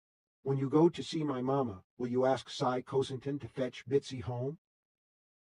A younger woman might have continued to argue, perhaps even to plead, but the widow was not that woman. "Anything else?" "2 things." "Speak." "Will you give my mamma a kiss for me?" "Aye, and gladly." "What's the other?" "Will you set me on with a blessing?" She considered this, then shook her head. "As for blessings, my brother's 4-shot is the best I can do." "Then it will have to be enough." He made a leg and brought his fist to his forehead in salute. Then he turned and went down the steps to where the faithful little Molly mule was tethered. In a voice, almost but not quite too low to hear, the widow Smack said, "In Gad's name, I bless thee. Now let Ka work." The moon was down when Tim dismounted Bitsy and tethered her to a bush at the side of the Ironwood trail. He had filled his pockets with oats ere leaving the barn, and now he spread them before her, as he'd seen the Covenant man do for his horse the previous night. "Be easy, and Cy Cosington will come for thee in the morning," Tim said. An image of Square Peter finding Bitsy dead, with a gaping hole in her belly made by one of the predators of the forest, perhaps the very one he'd sensed behind him on his pasear down the Ironwood the night before, lit up his mind. Yet what else could he do? Bitsy was sweet, but not smart enough to find her way home on her own, no matter how many times she'd been up and down this same trail. "He'll be passing fine," he said, stroking her smooth nose. But would she? The idea that the widow had been right about everything, and this was just the first evidence of it, came to his mind, and Tim pushed it aside. He told me the truth about the rest. Surely he told the truth about this, too. By the time he was 3 wheels farther up the Ironwood Trail, he had begun to believe this. You must remember, he was only 11. He spied no campfire that night. Instead of the welcoming orange glow of burning wood, Tim glimpsed a cold green light as he approached the end of the Ironwood Trail. It flickered and sometimes disappeared, but it always came back, strong enough to cast shadows that seemed to slither around his feet like snakes. The trail, faint now because the only ruts were those made by the wagons of Big Ross and Big Kells, swept left to skirt an ancient ironwood with a trunk bigger than the largest house and tree. 100 paces beyond this curve, the way forward ended in a clearing. There was the crossbar, and there was the sign. Tim could read every word, for above it, suspended in mid-air by virtue of wings beating so rapidly they were all but invisible, was the Sig. He stepped closer, all else forgotten in the wonder of this exotic vision. The Sig was no more than 4 inches tall. She was naked and beautiful. It was impossible to tell if her body was as green as the glow it gave off, for the light around her was fierce.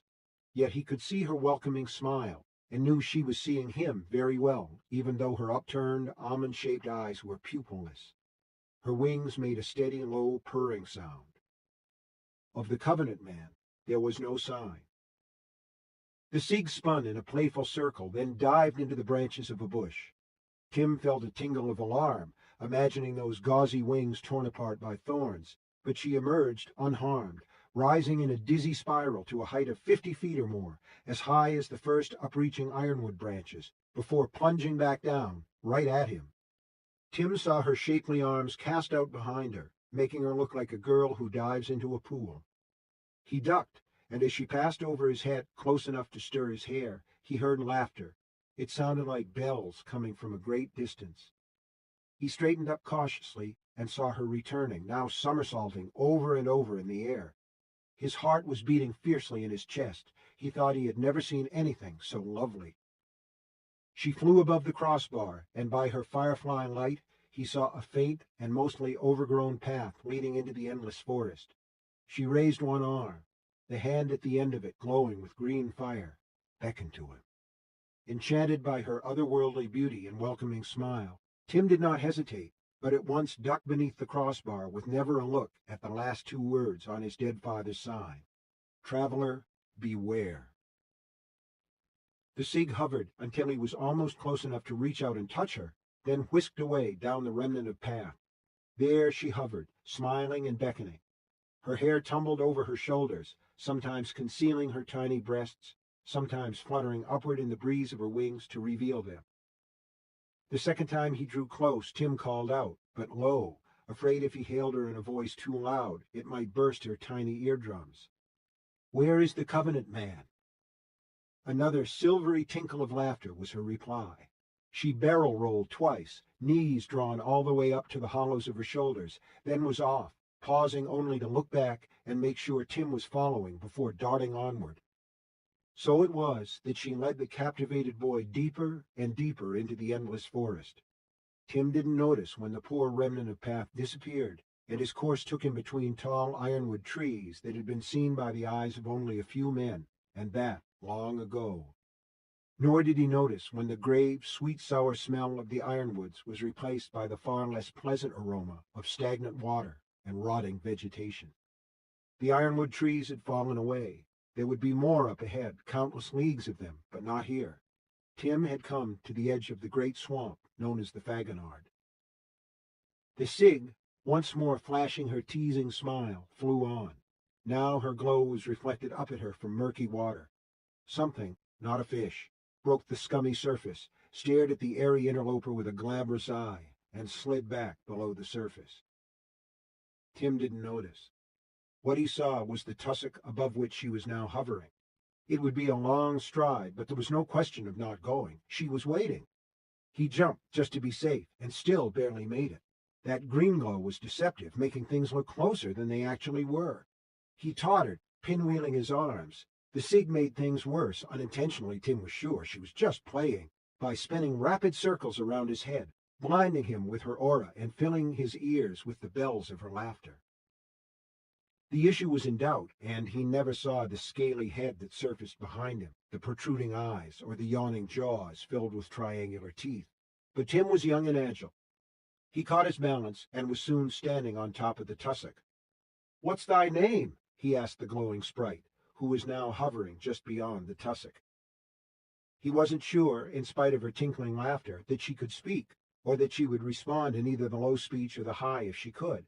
But she answered, and Tim thought it was the loveliest name he had ever heard, a perfect match for her ethereal beauty.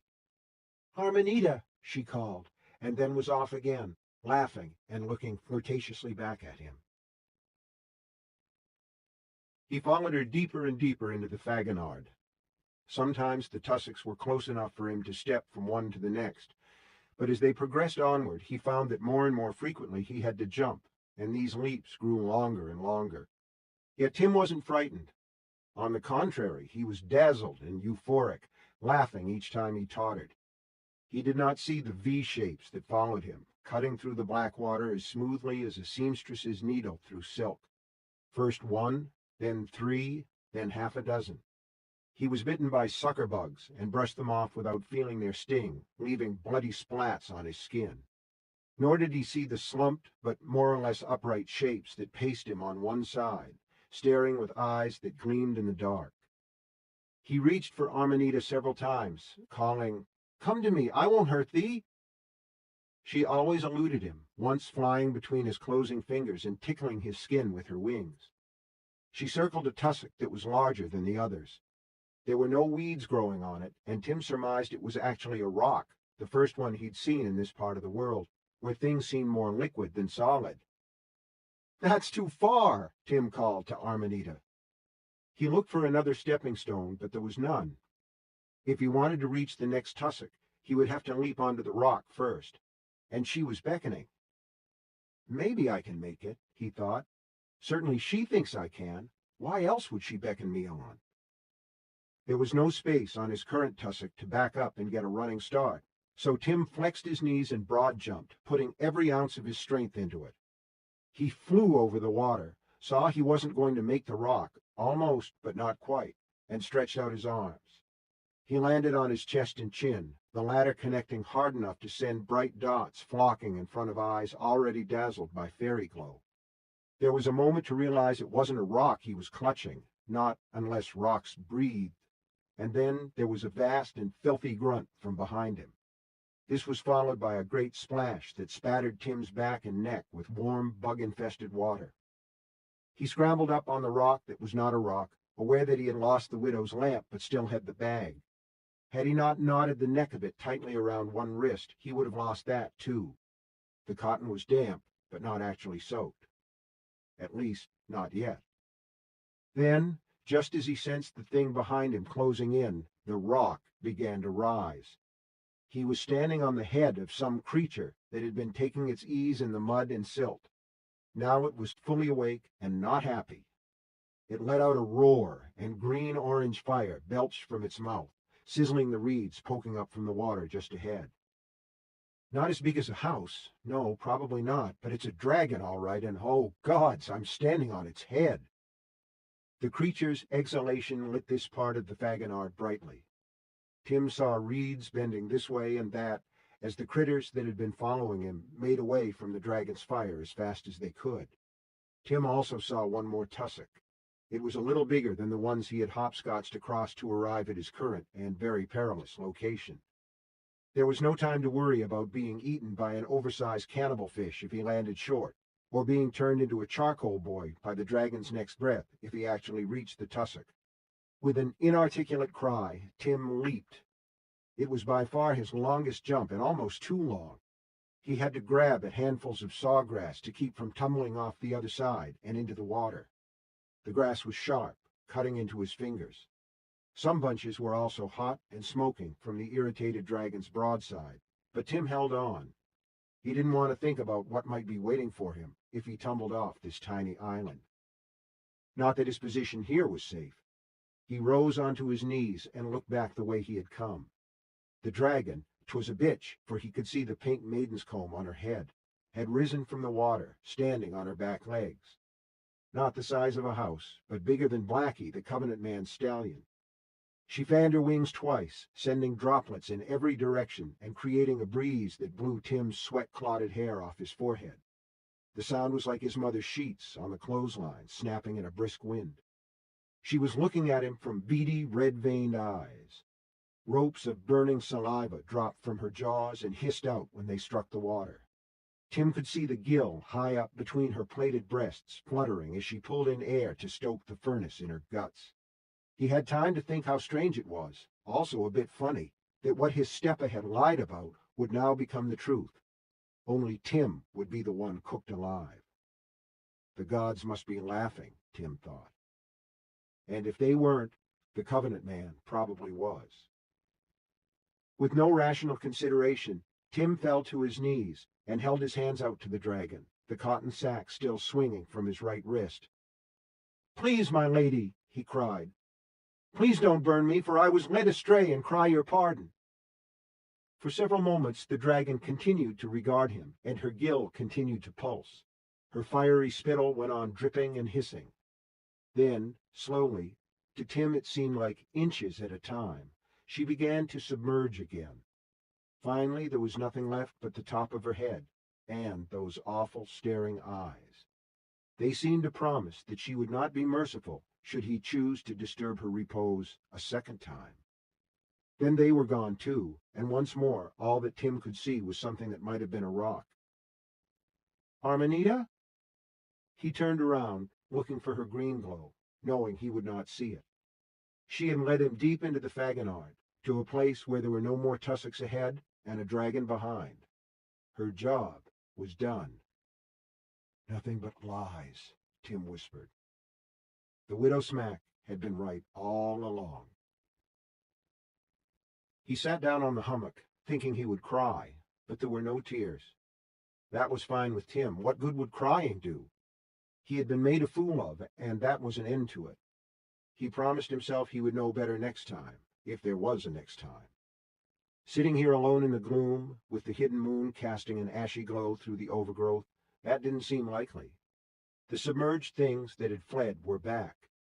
They avoided the dragon's watery boudoir, but that still left them plenty of room to maneuver, and there could be no doubt that the sole object of their interest was the tiny island where Tim sat. He could only hope they were fish of some kind, unable to leave the water without dying.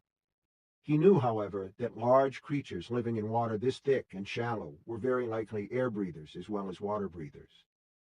He watched them circle and thought, they're getting up their courage to attack. He was looking at death and knew it, but he was still 11 and hungry in spite of everything. He took out the loaf, saw that only one end was damp, and had a few bites. Then he set it aside to examine the foreshot as well as he could by the chancy moonlight and the faint phosphorescent glow of the swamp water. It looked and felt dry enough. So did the extra shells, and Tim thought he knew a way to make sure they stayed that way. He tore a hole in the dry half of the loaf, poked the spare bullets deep inside, plugged the cache, and put the loaf beside the bag. He hoped the bag would dry, but he didn't know. The air was very damp, and here they came, 2 of them, arrowing straight for Tim's island. He jumped to his feet and shouted the first thing to come into his head. You better not, cullies. There's a gunslinger here, a true son of Gilead in the Eld, so you better not." He doubted if such beasts with their pea brains had the slightest idea what he was shouting, or would care if they did, but the sound of his voice startled them, and they sheered off. "Where you don't wake yon fire maiden," Tim thought. "She's apt to rise up and crisp you just to stop the noise." But what choice did he have? The next time those living underwater boats came charging at him, the boy clapped his hands as well as shouted. He would have pounded on a hollow log if he'd had a log to pound on, and nar take the dragon. Tim thought that, should it come to the push, her burning death would be more merciful than what he would suffer in the jaws of the swimming things. Certainly, it would be quicker. He wondered if the Covenant man was somewhere close, watching this and enjoying it. Tim decided that was half right. Watching, yes, but the Covenant man wouldn't dirty his boots in this stinking swamp. He was somewhere dry and pleasant, watching the show in his silver basin, with Armanita circling close, perhaps even sitting on his shoulder, her chin propped on her tiny hands. By the time a dirty dawnlight began to creep through the overhanging trees, gnarled, moss-hung monstrosities of a sort Tim had never seen before, his tussock was surrounded by 24 of the circling shapes. The shortest looked to be about 10 feet in length, but most were far longer. Shouting and clapping no longer drove them away. They were going to come for him. If that wasn't bad enough, there was now enough light coming through the green roof for him to see that his death and ingestion would have an audience. It wasn't yet bright enough for him to make out the faces of the watchers, and for this Tim was miserably glad. Their slumped, semi-human shapes were bad enough. They stood on the nearest bank, 70 or 80 yards away. He could make out half a dozen, but thought there were more. The dim and misty light made it hard to tell for sure. Their shoulders were rounded, their shaggy heads thrust forward. The tatters hanging from their indistinct bodies might have been the remnants of clothing, or ribbons of moss like those hanging from the branches. To Tim they looked like a small tribe of mudmen who had risen from the watery floor of the swamp, just to watch the swimmers first tease and then take their prey. What does it matter? I'm a goner whether they watch or not. One of the circling reptiles broke from the pack and drove at the tussock, tail lashing the water, prehistoric head raised, jaws split in a grin that looked longer than Tim's whole body. It struck below the place where Tim stood, and hard enough to make the tussock shiver like jelly. On the bank, several of the watching mudmen hooted. Tim thought they were like spectators at a Saturday afternoon points match. The idea was so infuriating that it drove his fear out. What rushed in to fill the place where it had been was fury. Would the water beasts have him? He saw no way they would not. Yet if the foreshot the widow had given him hadn't taken too much of a wetting, he might be able to make at least one of them pay for its breakfast. And if it doesn't fire, I'll turn it around and club the beast with the butt end until it tears my arm off my shoulder. The thing was crawling out of the water now, the claws at the end of its stubby front legs tearing away clumps of reed and weed, leaving black gashes that quickly filled up with water. Its tail, blackish green on top, white as a dead man's belly beneath, drove it ever forward and upward, slapping at the water and throwing fans of muddy filth in all directions. Above its snout was a nest of eyes that pulsed and bulged, pulsed and bulged. They never left Tim's face. The long jaws gnashed, the teeth sounded like stones driven together. On the shore, 70 yards or 1,000 wheels, it made no difference, the mudmen called again, seeming to cheer the monster on. Tim opened the cotton sack.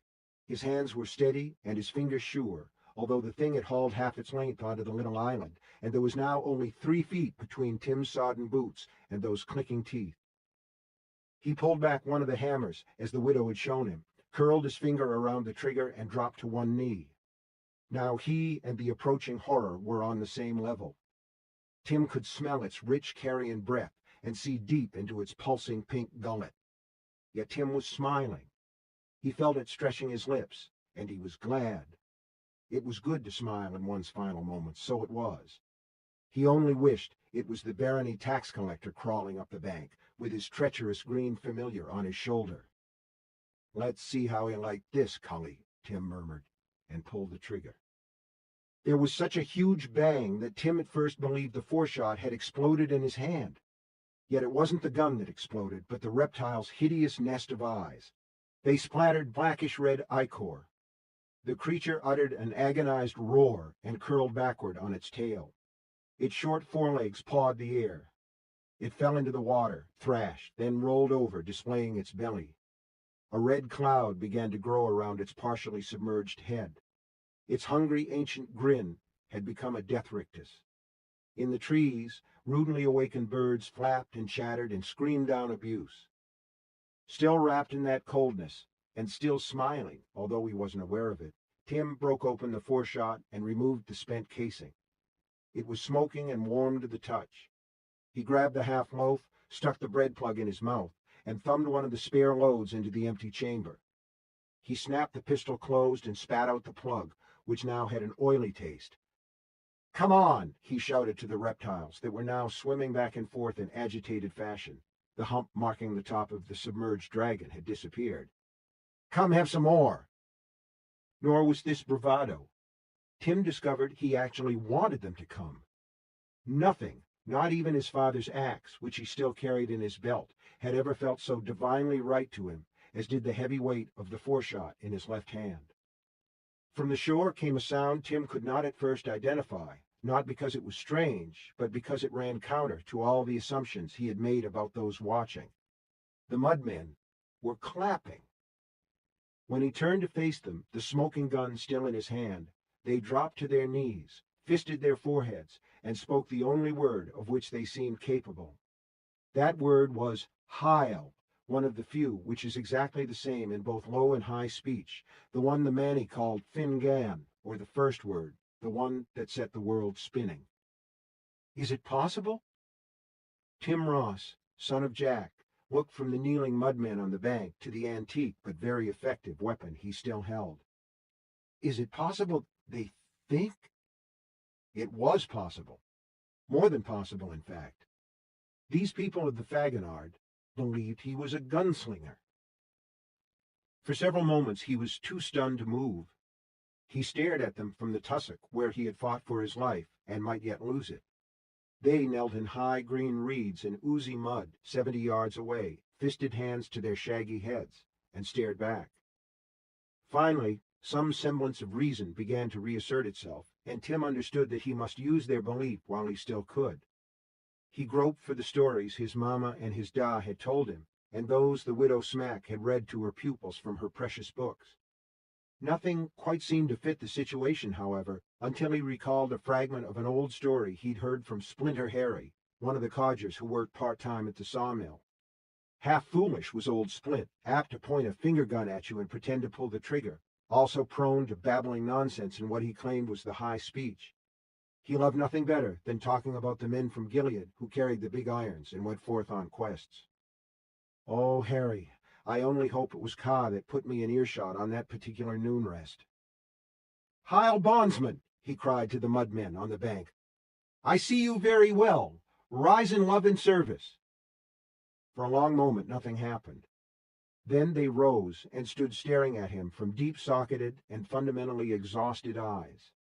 Their sloping jaws hung almost to their breastbones in identical expressions of wonder.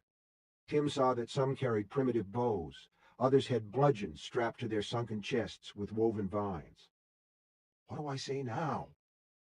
Sometimes, Tim thought, only the bald truth would do. Get me off this fucking island, he shouted. At first the mudmen only gaped at him. Then they drew together and palavered in a mixture of grunts, clicks, and unsettling growls.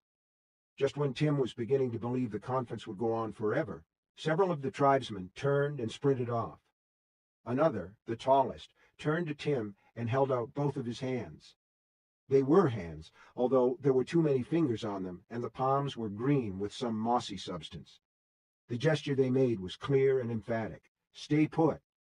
Tim nodded, then sat down on the tussock, like small lady Muffin on her tuffin, he thought, and began munching the rest of his bread. He cocked an eye for the wakes of returning swimmers as he ate, and kept the foreshot in one hand. Flies and small bugs settled on his skin long enough to sip his sweat before flying off again. Tim thought that if something didn't happen soon, he'd have to jump in the water just to get away from the irritating things, which were too quick to catch with a slap. Only who knew what else might be hiding in that murk or creeping along the bottom? As he swallowed the last bite of bread, a rhythmic thudding began to pulse across the morning misty swamp, startling more birds into flight. Some of these were surprisingly large, with pink plumage and long, thin legs that paddled the water as they fought their way into the air. They made high, ululating cries that sounded to Tim like the laughter of children who had lost their minds. Someone's beating on the hollow log I wished for not so long ago. The thought raised a tired grin. The pounding went on for 5 minutes or so, then ceased. The cullies on the bank were staring in the direction from which Tim had come, a much younger Tim that had been, foolishly laughing and following a bad fairy named Armanita. The mudmen shaded their eyes against the sun, now shining fiercely through the overhanging foliage and burning off the mist. It was shaping to be another unnaturally hot day. Tim heard splashing, and it was not long before a queer, misshapen boat emerged from the unraveling mists. It had been cobbled together of wood scraps gleaned from God's knew where, and rode low in the water, trailing long tangles of moss and waterweed. There was a mast but no sail. At the top, acting as lookout, was a boar's head surrounded by a shifting skein of flies. 4 of the swamp dwellers rowed with paddles of some orange wood Tim did not recognize. A 5th stood at the prow, wearing a black silk top hat decorated with a red ribbon that trailed down over one bare shoulder. He peered ahead, sometimes waving left, sometimes right. The oarsman followed his wigwagging with the efficiency of long practice, the boat swooping neatly between the tussocks that had led Tim into his present difficulty. When the boat approached the black stretch of still water where the dragon had been, the helmsman bent, then stood up with a grunt of effort. In his arms he held a dripping chunk of carcass that Tim assumed had not long ago been attached to the head decorating the mast. The helmsman cradled it, never minding the blood that smeared his shaggy chest and arms, peering down into the water. He uttered a sharp, hooting cry, followed by several rapid clicks. The crew shipped their oars. The boat maintained a little headway toward the tussock where Tim waited, but helmsman paid no attention. He was still peering raptly into the water. With a quiet, more shocking than the noisiest splash, a giant claw rose up, the talons half clenched. Cy Helmsman laid the bloody chunk of boar into that demanding palm as gently as a mother lays her sleeping babe into its crib. The talons closed around the meat, squeezing out droplets of blood that pattered into the water. Then, as quietly as it had come, the claw disappeared, bearing its tribute. Now you know how to appease a dragon, Tim thought. It occurred to him that he was amassing a wonderful store of tales, ones that would hold not just old Splint, but the whole village of Tree and Thrall. He wondered if he would ever live to tell them. The scow bumped the tussock. The oarsmen bent their heads and fisted their brows. Helmsman did the same. When he gestured to Tim from the boat, indicating that he should board, long strands of green and brown swung back and forth from his scrawny arm. More of this growth hung on his cheeks and straggled from his chin. Even his nostrils seemed plugged with vegetable matter, so that he had to breathe through his mouth. Not mudmen at all, Tim thought, as he climbed into the boat. They're plant men, muties who are becoming a part of the swamp they live in. I say thank ye, Tim told Helmsman, and touched the side of his fist to his own forehead. Heil, Helmsman replied. His lips spread in a grin. The few teeth thus revealed were green, but the grin was no less charming for that. We are well met, Tim said. Heil, Helmsman repeated, and then they all took it up, making the swamp ring. Heil! Heil! Heil! On shore, if ground that trembled and oozed at every step could be called shore, the tribe gathered around Tim. Their smell was earthy and enormous. Tim kept the foreshot in his hand, not because he intended to shoot or even threaten them with it, but because they so clearly wanted to see it. If any had reached out to actually touch it, he would have put it back in the bag, but none did. They grunted, they gestured, they made those chittering bird cries, but none of them spoke a word other than Heil that Tim could understand. Yet when Tim spoke to them, he had no doubt that he was understood. He counted at least 16, all men and all muties. As well as plant life, most were supporting fungoid growths that looked like the shelf mushrooms Tim sometimes saw growing on the blossy wood he'd hauled at the sawmill. They were also afflicted with boils and festering sores. A near certainty grew in Tim. Somewhere there might be women, a few, but there would be no children. This was a dying tribe. Soon the Faginard would take them just as the bitch dragon had taken her sacrificial chunk of boar. In the meantime, though, they were looking at him in a way he also recognized from his days at the sawmill. It was the way he and the rest of the boys looked at the foreman when the last job had been done, and the next not yet assigned. The Faginard tribe thought he was a gunslinger. Ridiculous, he was only a kid, but there it was. And they were, at least for the time being, his to command. Easy enough for them, but Tim had never been a boss nor dreamed of being one. What did he want? If he asked them to take him back to the south end of the swamp, they would. He was sure of it. From there, he believed he could find his way to the Ironwood Trail, which would in turn take him back to Tree Village. Back home. That was the reasonable thing, and Tim knew it. But when he got back, his mother would still be blind. Even Big Kels's capture would not change that. He, Tim Ross, would have dared much to no gain. Even worse, the Covenant man might use his silver basin to watch him slink south, beaten.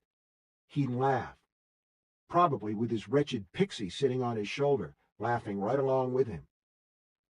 As he considered this, he minded something the widow Smack used to say in happier days, when he was just a schoolboy whose biggest concern was to finish his chores before his doc came back from the woods. "The only stupid question, my cullies, is the one you don't ask." Speaking slowly and without much hope, Tim said, "I'm on a quest to find Merlin, who is a great magician. I was told he has a house in the Endless Forest, but the man who told me so was a bastard, was a liar, was a cruel trickster who passed the time cozening children. Was untrustworthy," he finished. "Have you of the Fagonard ever heard of this Merlin? He may wear a tall cap, the color of the sun." He expected headshakes or incomprehension. Instead, the members of the tribe moved away from him and formed a tight, jabbering circle. This went on for at least 10 minutes, and on several occasions the discussion grew quite warm. At last they returned to where Tim waited. Crooked hands with sore, rattled fingers pushed the erstwhile helmsman forward. This worthy was broad-shouldered and sturdily built. Had he not grown up in the waterlogged poison bowl that was the Fagonard, he might have been considered handsome. His eyes were bright with intelligence. On his chest, above his right nipple, an enormous infected sore bulged and trembled. He raised a finger in a way Tim recognized. It was the widow Smack's "attend me" gesture. Tim nodded and pointed the first 2 fingers of his right hand, the ones not holding the gun, at his eyes, as the widow had taught them.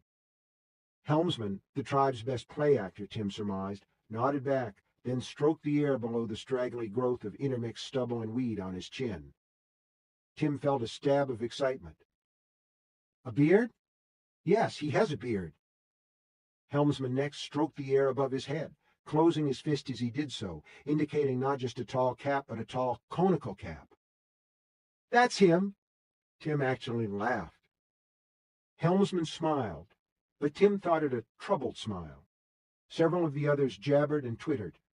Helmsman motioned them quiet, then turned back to Tim. Before he could continue his dumb show, however, the sore above his nipple burst open in a spray of pus and blood. From it crawled a spider the size of a robin's egg. Helmsman grabbed it, crushed it, and tossed it aside. Then, as Tim watched with horrified fascination, he used one hand to push the wound wide. When the sides gaped like lips, he used his other hand to reach in and scoop out a slick mass of faintly throbbing eggs. He slatted these casually aside, ridding himself of them as a man might rid himself of a palmful of snot he has blown out of his nose on a cold morning. None of the others paid this any particular attention. They were waiting for the show to continue.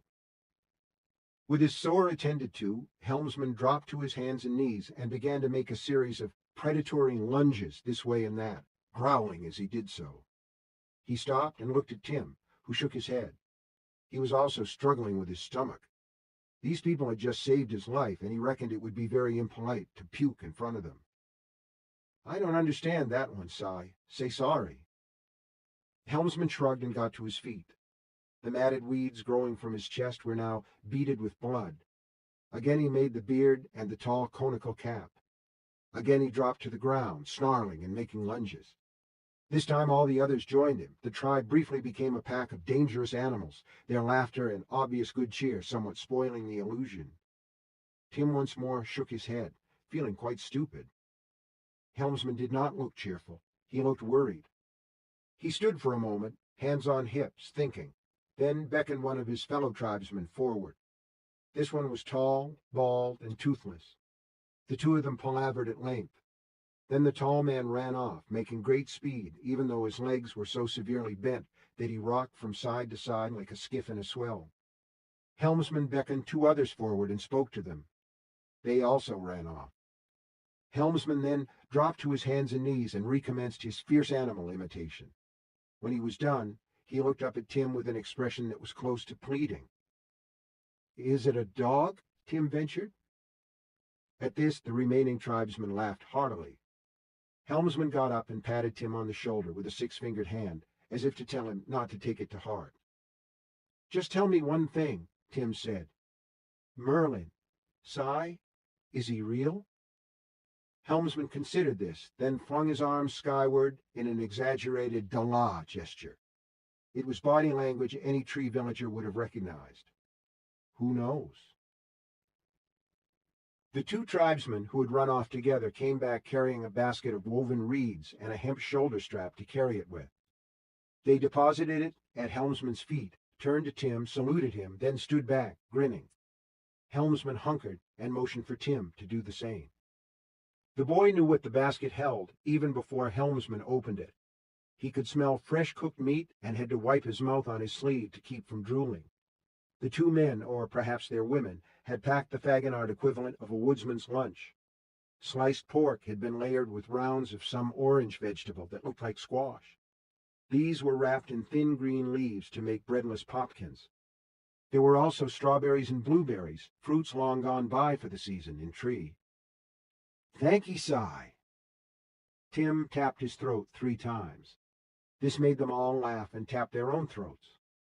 The tall tribesman returned. From one shoulder hung a waterskin. In his hand he carried a small purse of the finest, smoothest leather Tim had ever seen. The purse he gave to Helmsman. The waterskin he held out to the boy. Tim wasn't aware of how thirsty he was until he felt the skin's weight and pressed his palms against its plump, gently yielding sides. He pulled the plug with his teeth, raised it on his elbow as did the men of his village, and drank deep. He expected it to be brackish and perhaps buggy, but it was as cool and sweet as that which came from their own spring between the house and the barn. The tribesmen laughed and applauded. Tim saw a sore on the shoulder of Tall Man getting ready to give birth, and was relieved when Helmsman tapped him on the shoulder, wanting him to look at something. It was the purse. There was some sort of metal seam running across the middle of it. When Helmsman pulled a tab attached to this seam, the purse opened like magic. Inside was a brushed metal disc the size of a small plate. There was writing on the top side that Tim couldn't read. Below the writing were 3 buttons. Helmsman pushed one of these, and a short stick emerged from the plate with a low whining sound. The tribesmen, who had gathered round in a loose semicircle, laughed and applauded some more. They were clearly having a wonderful time. Tim, with his thirst slaked and his feet on solid, semi-solid at least, ground, decided he was having a pretty good time himself. "Is that from the old people, Si?" Helmsman nodded. "Such things are held to be dangerous, where I come from." Helmsman at first didn't seem to understand this, and from the puzzled expressions, none of the other plant fellas did either. Then he laughed and made a sweeping gesture that took in everything. The sky, the water, the oozing land upon which they stood, as if to say, everything was dangerous. And in this place, Tim thought, everything probably is. Helmsman poked Tim's chest, then gave an apologetic little shrug. "Sorry, but you must pay attention." "All right," Tim said, "I'm watching," and forked 2 fingers at his eyes, which made them all chuckle and elbow each other, as if he had gotten off an especially good one. Helmsman pushed a second button. The disc beeped, which made the watchers murmur appreciatively. A red light came on below the buttons. Helmsman began to turn in a slow circle, holding the metal device out before him like an offering. 3/4 of the way around the circle, the device beeped again, and the red light turned green. Helmsman pointed one overgrown finger in the direction the device was now pointing. As well as Tim could ken from the mostly hidden sun, this was north. Helmsman looked to see if Tim understood. Tim thought he did, but there was a problem. "There's water that way. I can swim, but—" He bared his teeth and chomped them together, pointing toward the tussock where he had almost become some scaly thing's breakfast. They all laughed hard at this, none harder than Helmsman, who actually had to bend and grip his mossy knees to keep from falling over.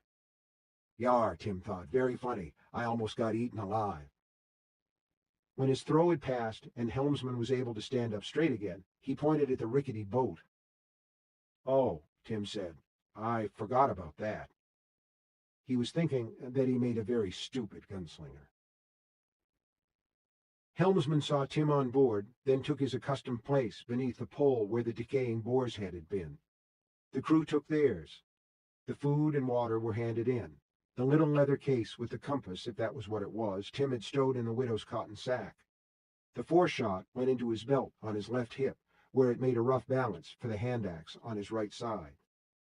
There was a good deal of hiling back and forth. Then Tall Man, who Tim believed was probably Headman, although Helmsman had done most of the communicating, approached. He stood on the bank and looked solemnly at Tim in the boat. Then he forked 2 fingers at his eyes. "Attend me." "I see you very well." And he did, although his eyes were growing heavy.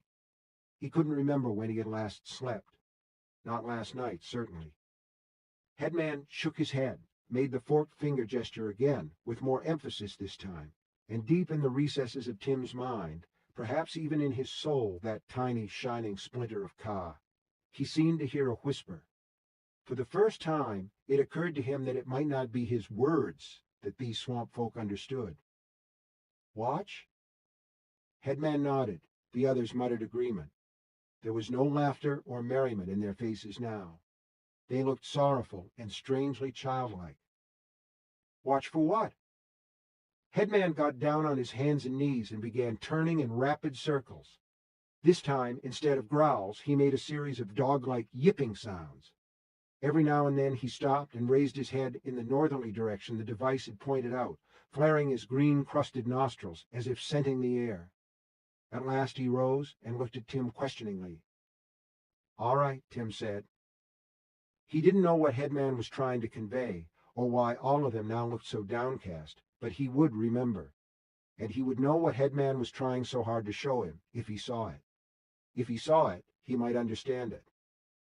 "Si, do you hear my thoughts?" Headman nodded. They all nodded. "Then thee knows I am no gunslinger. I was but trying to spark my courage." Headman shook his head and smiled, as if this were of no account. He made the "attend me" gesture again, then clapped his arms around his sore-ridden torso and began an exaggerated shivering. The others, even the seated crew members on the boat, copied him. After a little of this, Headman fell over on the ground, which squelched under his weight. The others copied this, too. Tim stared at this litter of bodies, astonished. At last, Headman stood up, looked into Tim's eyes. The look asked if Tim understood, and Tim was terribly afraid he did. "Are you saying—" He found he couldn't finish, at least not aloud. It was too terrible. "Are you saying you're all going to die?" Slowly, while looking gravely into his eyes, yet smiling a little just the same, Headman nodded. Then Tim proved conclusively that he was no gunslinger. He began to cry. Helmsman pushed off with a long stick. The oarsman on the left side turned the boat, and when it had reached open water, Helmsman gestured with both hands for them to row. Tim sat in the back and opened the food hamper. He ate a little because his belly was still hungry, but only a little because the rest of him now wasn't. When he offered to pass the basket around, the oarsmen grinned their thanks but declined. The water was smooth, the steady rhythm of the oars lulling, and Tim's eyes soon closed. He dreamed that his mother was shaking him, telling him it was morning, that if he stayed slug abed, he'd be too late to help his da saddle the mollies. "Is he alive, then?" Tim asked, and the question was so absurd that Nell laughed. He was shaken awake, that much did happen, but not by his mother. It was Helmsman who was bending over him when he opened his eyes, the man smelling so powerfully of sweat and decaying vegetable matter that Tim had to stifle a sneeze. Nor was it morning. Quite the opposite. The sun had crossed the sky and shone redly through stands of strange, gnarled trees that grew right up out of the water. Those trees Tim could not have named, but he knew the ones growing on the slope beyond the place where the swamp boat had come to ground. They were ironwoods and real giants. Deep drifts of orange and gold flowers grew around their bases. Tim thought his mother would swoon at their beauty, then remembered she would no longer be able to see them. They had come to the end of the Fagonard. Ahead were the true forest deeps. Helmsman helped Tim over the side of the boat, and two of the oarsmen handed out the basket of food and the waterskin. When his gunner was at Tim's feet, this time on ground that didn't ooze or quake, Helmsman motioned for Tim to open the widow's cotton sack. When Tim did, Helmsman made a beeping sound that brought an appreciative chuckle from his crew. Tim took out the leather case that held the metal disc and tried to hand it over. Helmsman shook his head and pointed at Tim. The meaning was clear enough. Tim pulled the tab that opened the seam and took out the device. It was surprisingly heavy for something so thin, and eerily smooth. Mustn't drop it, he told himself. I'll come back this way and return it, as I'd return any borrowed dish or tool back in the village. Which is to say, as it was when it was given to me. If I do that, I'll find them alive and well. They were watching to see if he remembered how to use it.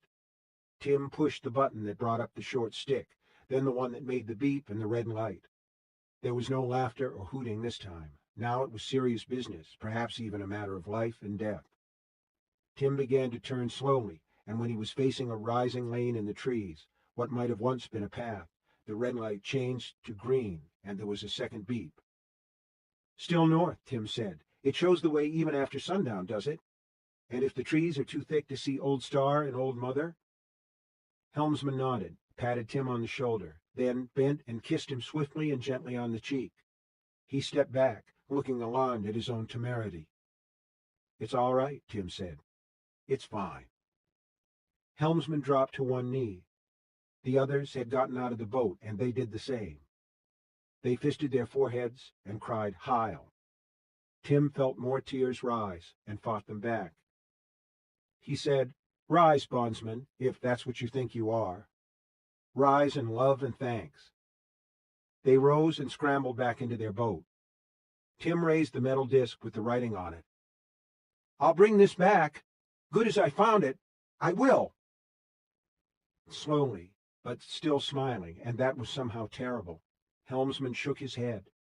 He gave the boy a last fond and lingering look, then pulled the ramshackle boat away from solid ground and into the unsteady part of the world that was their home. Tim stood watching it make its slow and stately turn south. When the crew raised their dripping paddles in salute, he waved. He watched them go until the boat was nothing but a phantom waver on the belt of fire laid down by the setting sun. He dashed warm tears from his eyes and restrained, barely, an urge to call them back. When the boat was gone, he slung his gunna about his slender body, turned in the direction the device had indicated, and began to walk deeper into the forest.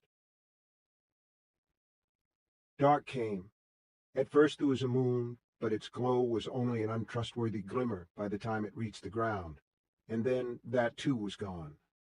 There was a path, he was sure of it, but it was easy to wander to one side or the other. The first 2 times this happened, he managed to avoid running into a tree, but not the third. He was thinking of Merlin and how likely it was there was no such person, and smacked chest first into the bowl of an ironwood. He held onto the silver disc, but the basket of food tumbled to the ground and spilled. Now I'll have to grope around on my hands and knees, and unless I stay here until morning, I'll still probably miss some of the... Would you like a light, traveler? A woman's voice asked. Tim would later tell himself he shouted in surprise, for don't we all have a tendency to massage our memories so they reflect our better selves?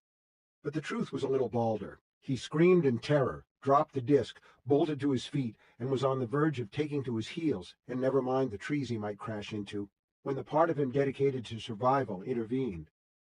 If he ran, he would likely never be able to find the food scattered at the edge of the path, or the disc which he had promised to protect and bring back undamaged. It was the disc that spoke. A ridiculous idea. Even a fairy the size of Armanita couldn't fit inside that thin plate of metal. But was it any more ridiculous than a boy on his own in the endless forest, searching for a mage who had to be long centuries dead?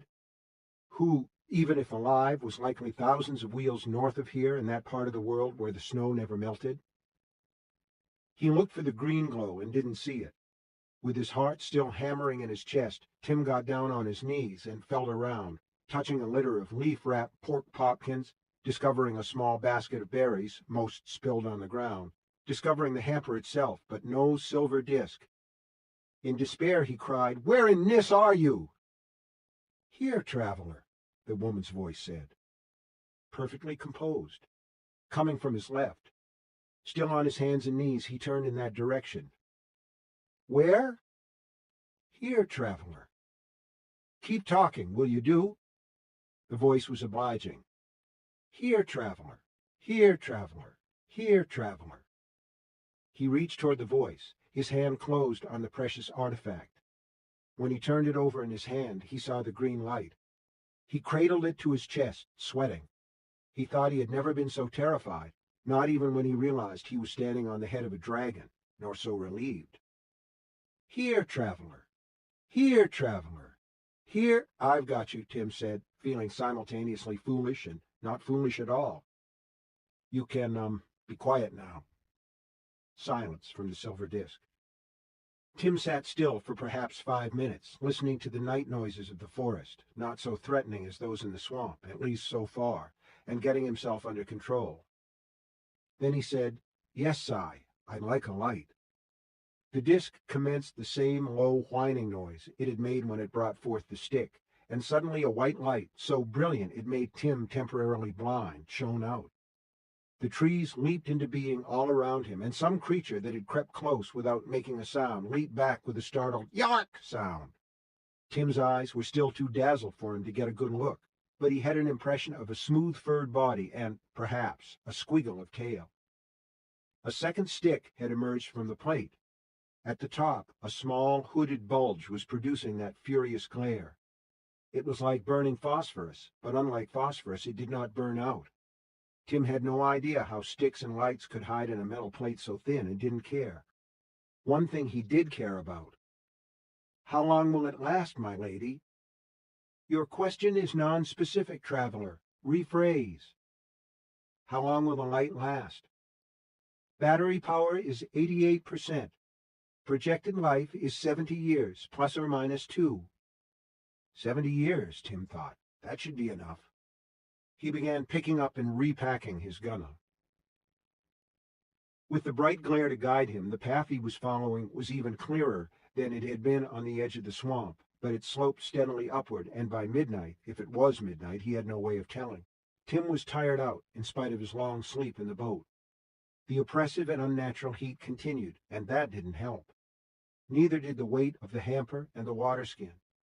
At last he sat, put the disk down beside him, opened the hamper, and munched one of the popkins. It was delicious. He considered a second, then reminded himself he didn't know how long he would have to make these rations last. It also crossed his mind that the brilliant light shining from the disk could be seen by anything that happened to be in the vicinity, and some of those things might not be friendly. "Would you turn the light off, lady?" He wasn't sure she would respond. He had tried several conversational gambits in the last 4 or 5 hours with no result, but the light went off, plunging him into utter darkness. At once Tim seemed to sense living things all around him, boars, woods wolves, verts, mayhap a pookie or two, and he had to restrain an urge to ask for the light again. These ironwoods seemed to know it was wide earth in spite of the unnatural heat, and had sprinkled down plenty of year-end duff, mostly on the flowers that surrounded their bases, but also beyond them. Tim gathered up enough to make a jackleg bed, and lay down upon it. "I've gone jippa," he thought, the unpleasant tree term for people who lost their minds.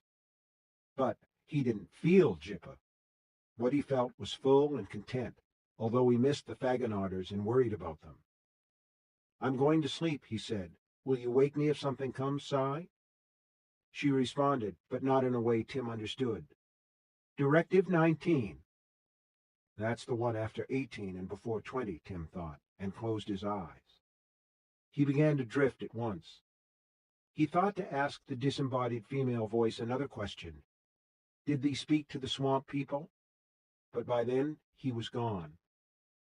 In the deepest crease of the night, Tim Ross's part of the endless forest came alive with small, creeping forms.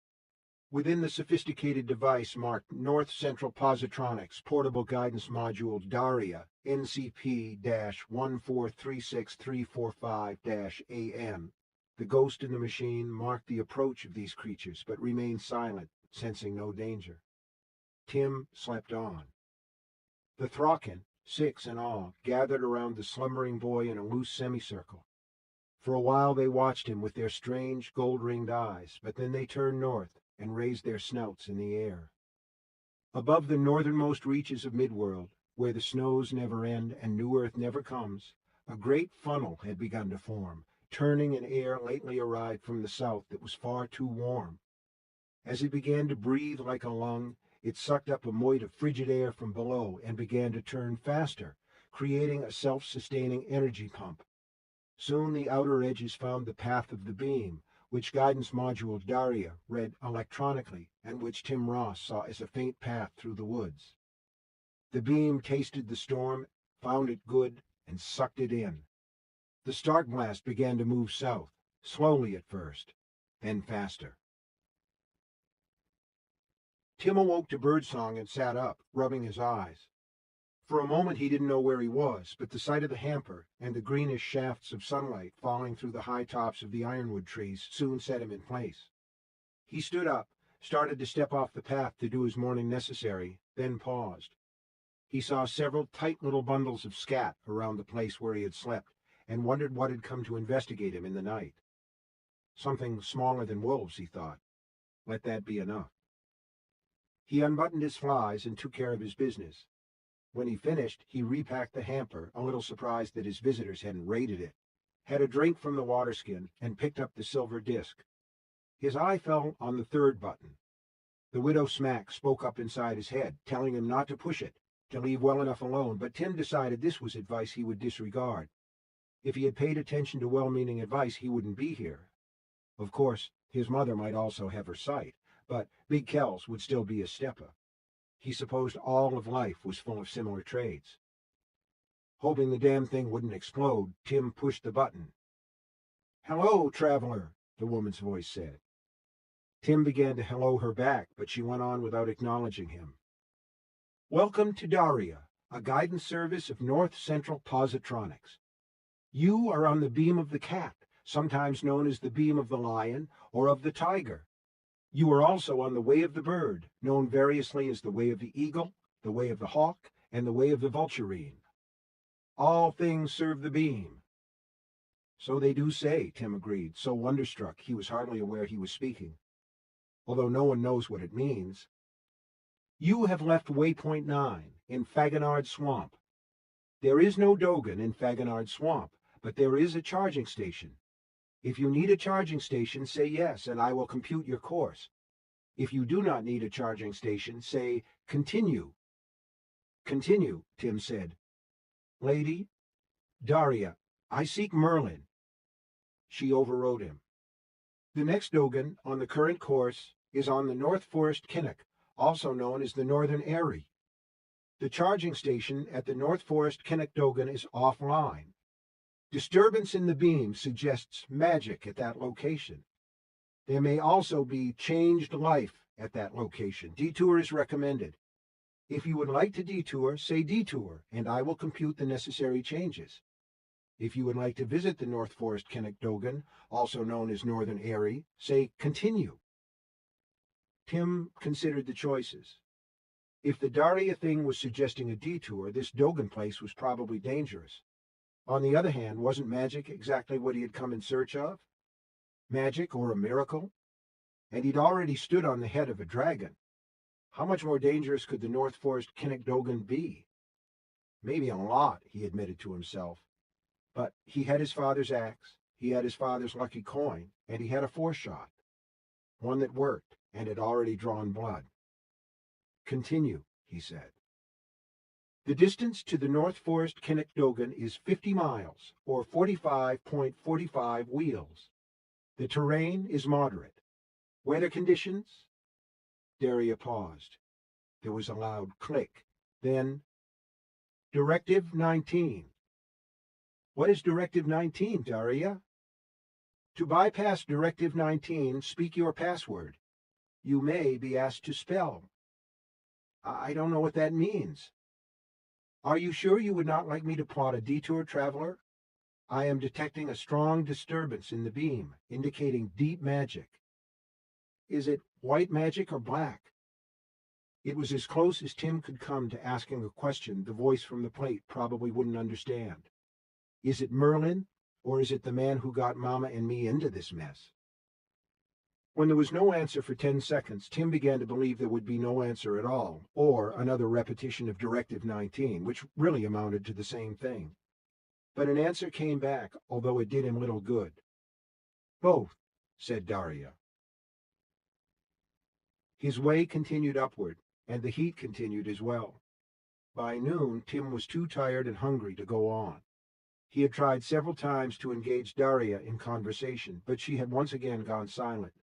Pushing the third button did not help, although her navigation function seemed unimpaired. When he deliberately turned to the right or left of the discernible path leading ever deeper into the woods and ever upward, the green light turned red. When he turned back, the green reappeared. He ate from the hamper, then settled in for a nap.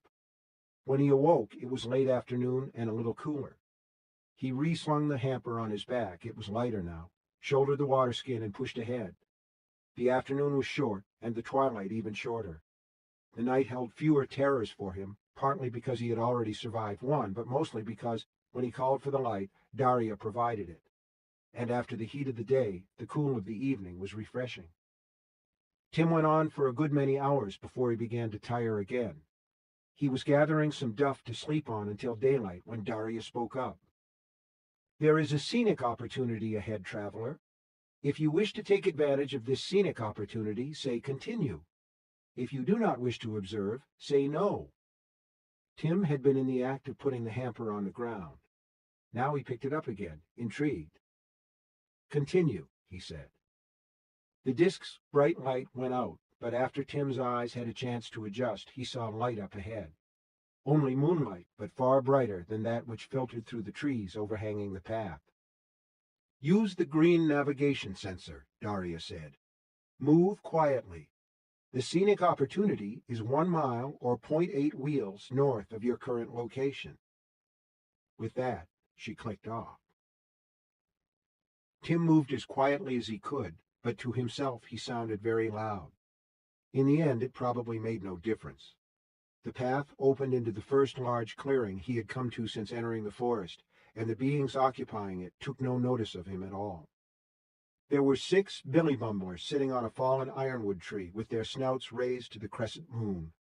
Their eyes gleamed like jewels. Throcken were hardly ever seen in tree these days, and to see even one was considered extremely lucky. Tim never had. Several of his friends claimed to have glimpsed them at play in the fields or in the blossy groves, but he suspected they were fibbing. And now, to see a full half-dozen. They were, he thought, far more beautiful than the treacherous Armanita, because the only magic about them was the plain magic of living things. These were the creatures that surrounded me last night. I know they were. He approached them as in a dream, knowing he would probably frighten them away, but helpless to stay where he was. They did not move. He stretched his hand out to one, ignoring the doleful voice in his head. It sounded like the widow's, telling him he would certainly be bitten. The bumbler did not bite, but when it felt Tim's fingers in the dense fur below the shelf of its jaw, it seemed to awake. It leaped from the log. The others did the same. They began to chase around his feet and between his legs, nipping at each other and uttering high-pitched barks that made Tim laugh. One looked over its shoulder at him and seemed to laugh back. They left him and raced to the center of the clearing. There they made a moving ring in the moonlight, their faint shadows dancing and weaving. They all stopped at once and rose on their hind legs with their paws outstretched, looking for all the world like little furry men. Beneath the cold smile of the crescent moon, they all faced north along the path of the beam. "You're wonderful," Tim called. They turned to him, concentration broken. "Wonderful," one of them said, and then they all raced into the trees. It happened so quickly that Tim almost believed he had imagined the whole thing. Almost. He made camp in the clearing that night, hoping they might return. And as he drifted towards sleep, he remembered something the widow Smack had said about the unseasonably warm weather. "It's probably nothing, unless you see Sir Throcken dancing in the starlight, or looking north with his muzzle upraised." He had seen not just one bumbler, but a full half-dozen doing both. Tim sat up. The widow had said those things were a sign of something. What? A stun blast? That was close, but not quite. Stark blast, he said. That was it. Stark blast, Daria said, startling him more wide awake than ever. A fast-moving storm of great power. Its features include steep and sudden drops in temperature accompanied by strong winds. It has been known to cause major destruction and loss of life in civilized portions of the world. In primitive areas, entire tribes have been wiped out. This definition of Stark blast has been a service of North Central Positronics. Tim lay down again on his bed of duff, arms crossed behind his head, looking up at the circle of stars this clearing made visible. A service of North Central Positronics, was it? Well, maybe. He had an idea it might really have been a service of Daria. She was a marvelous machine, although he wasn't sure a machine was all she was. But there were things she wasn't allowed to tell him. He had an idea she might be hinting at some of those things, though. Was she leading him on, as the Covenant Man and Armanita had done? Tim had to admit it was a possibility, but he didn't really believe it. He thought, possibly because he was just a stupid kid ready to believe anything, that maybe she hadn't had anyone to talk to for a long time, and had taken a shine to him. One thing he knew for sure, if there was a terrible storm coming, he would do well to finish his business quickly, and then get under cover. But where would be safe? This led his musings back to the Faganard tribe. They weren't a bit safe, as they knew, for hadn't they already imitated the Bumblers for him? He had promised himself he would recognize what they were trying to show him if it was put before him, and he had. The storm was coming, the Stark blast. They knew it, probably from the Bumblers, and they expected it to kill them. With such thoughts in his mind, Tim guessed it would be a long time before he could get to sleep, but 5 minutes later, he was lost to the world. He dreamed of Thraken dancing in the moonlight. He began to think of Daria as his companion, although she didn't speak much, and when she did, Tim didn't always understand why, or what a gnar she was talking about. Once it was a series of numbers. Once she told him she would be offline because she was searching for satellite, and suggested he stop. He did, and for half an hour the plate seemed completely dead. No lights, no voice. Just when he'd begun to believe she really had died, the green light came back on, the little stick reappeared, and Daria announced, "I have re-established satellite link." "Wish you joy of it," Tim replied. Several times she offered to calculate a detour. This Tim continued to decline, and once, near the end of the second day after leaving the Faganard, she recited a bit of verse. "See the eagle's brilliant eye, and wings on which he holds the sky. He spies the land, and spies the sea, and even spies a child like me." If he lived to be 100, which, given his current mad errand, Tim doubted was in the cards, he thought he would never forget the things he saw on the 3 days he and Daria trudged ever upward in the continuing heat. The path, once vague, became a clear lane, one that for several wheels was bordered by crumbling rock walls. Once, for a space of almost an hour, the corridor in the sky above that lane was filled with thousands of red birds flying south, as if in migration. But surely, Tim thought, they must come to rest in the endless forest, for no birds like that had ever been seen above the village of Tree. Once 4 blue deer less than 2 feet high crossed the path ahead of him, seeming to take no notice of the thunderstruck boy who stood staring at these muty dwarfs. And once they came to a field filled with giant yellow mushrooms standing 4 feet high, with caps the size of umbrellas. "Are they good to eat, Daria?" Tim asked, for he was reaching the end of the goods in the hamper. "Does thee know?" "No, traveler," Daria replied. "They are poison. If you even brush their dust on your skin, you will die of seizures. I advise extreme caution." This was advice Tim took, even holding his breath, until he was past that deadly grove filled with treacherous, sunshiny death. Near the end of the 3rd day, he emerged on the edge of a narrow chasm that fell away for 1,000 feet or more. He could not see the bottom, for it was filled with a drift of white flowers.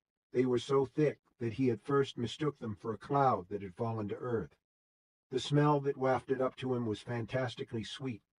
A rock bridge spanned this gorge, on the other side passing through a waterfall that glowed blood red in the reflected light of the setting sun.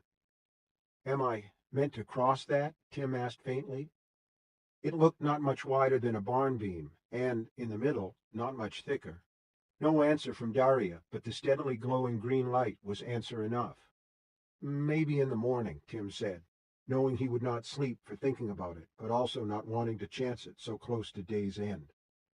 The idea of having to negotiate the last part of that lofty causeway in the dark was terrifying.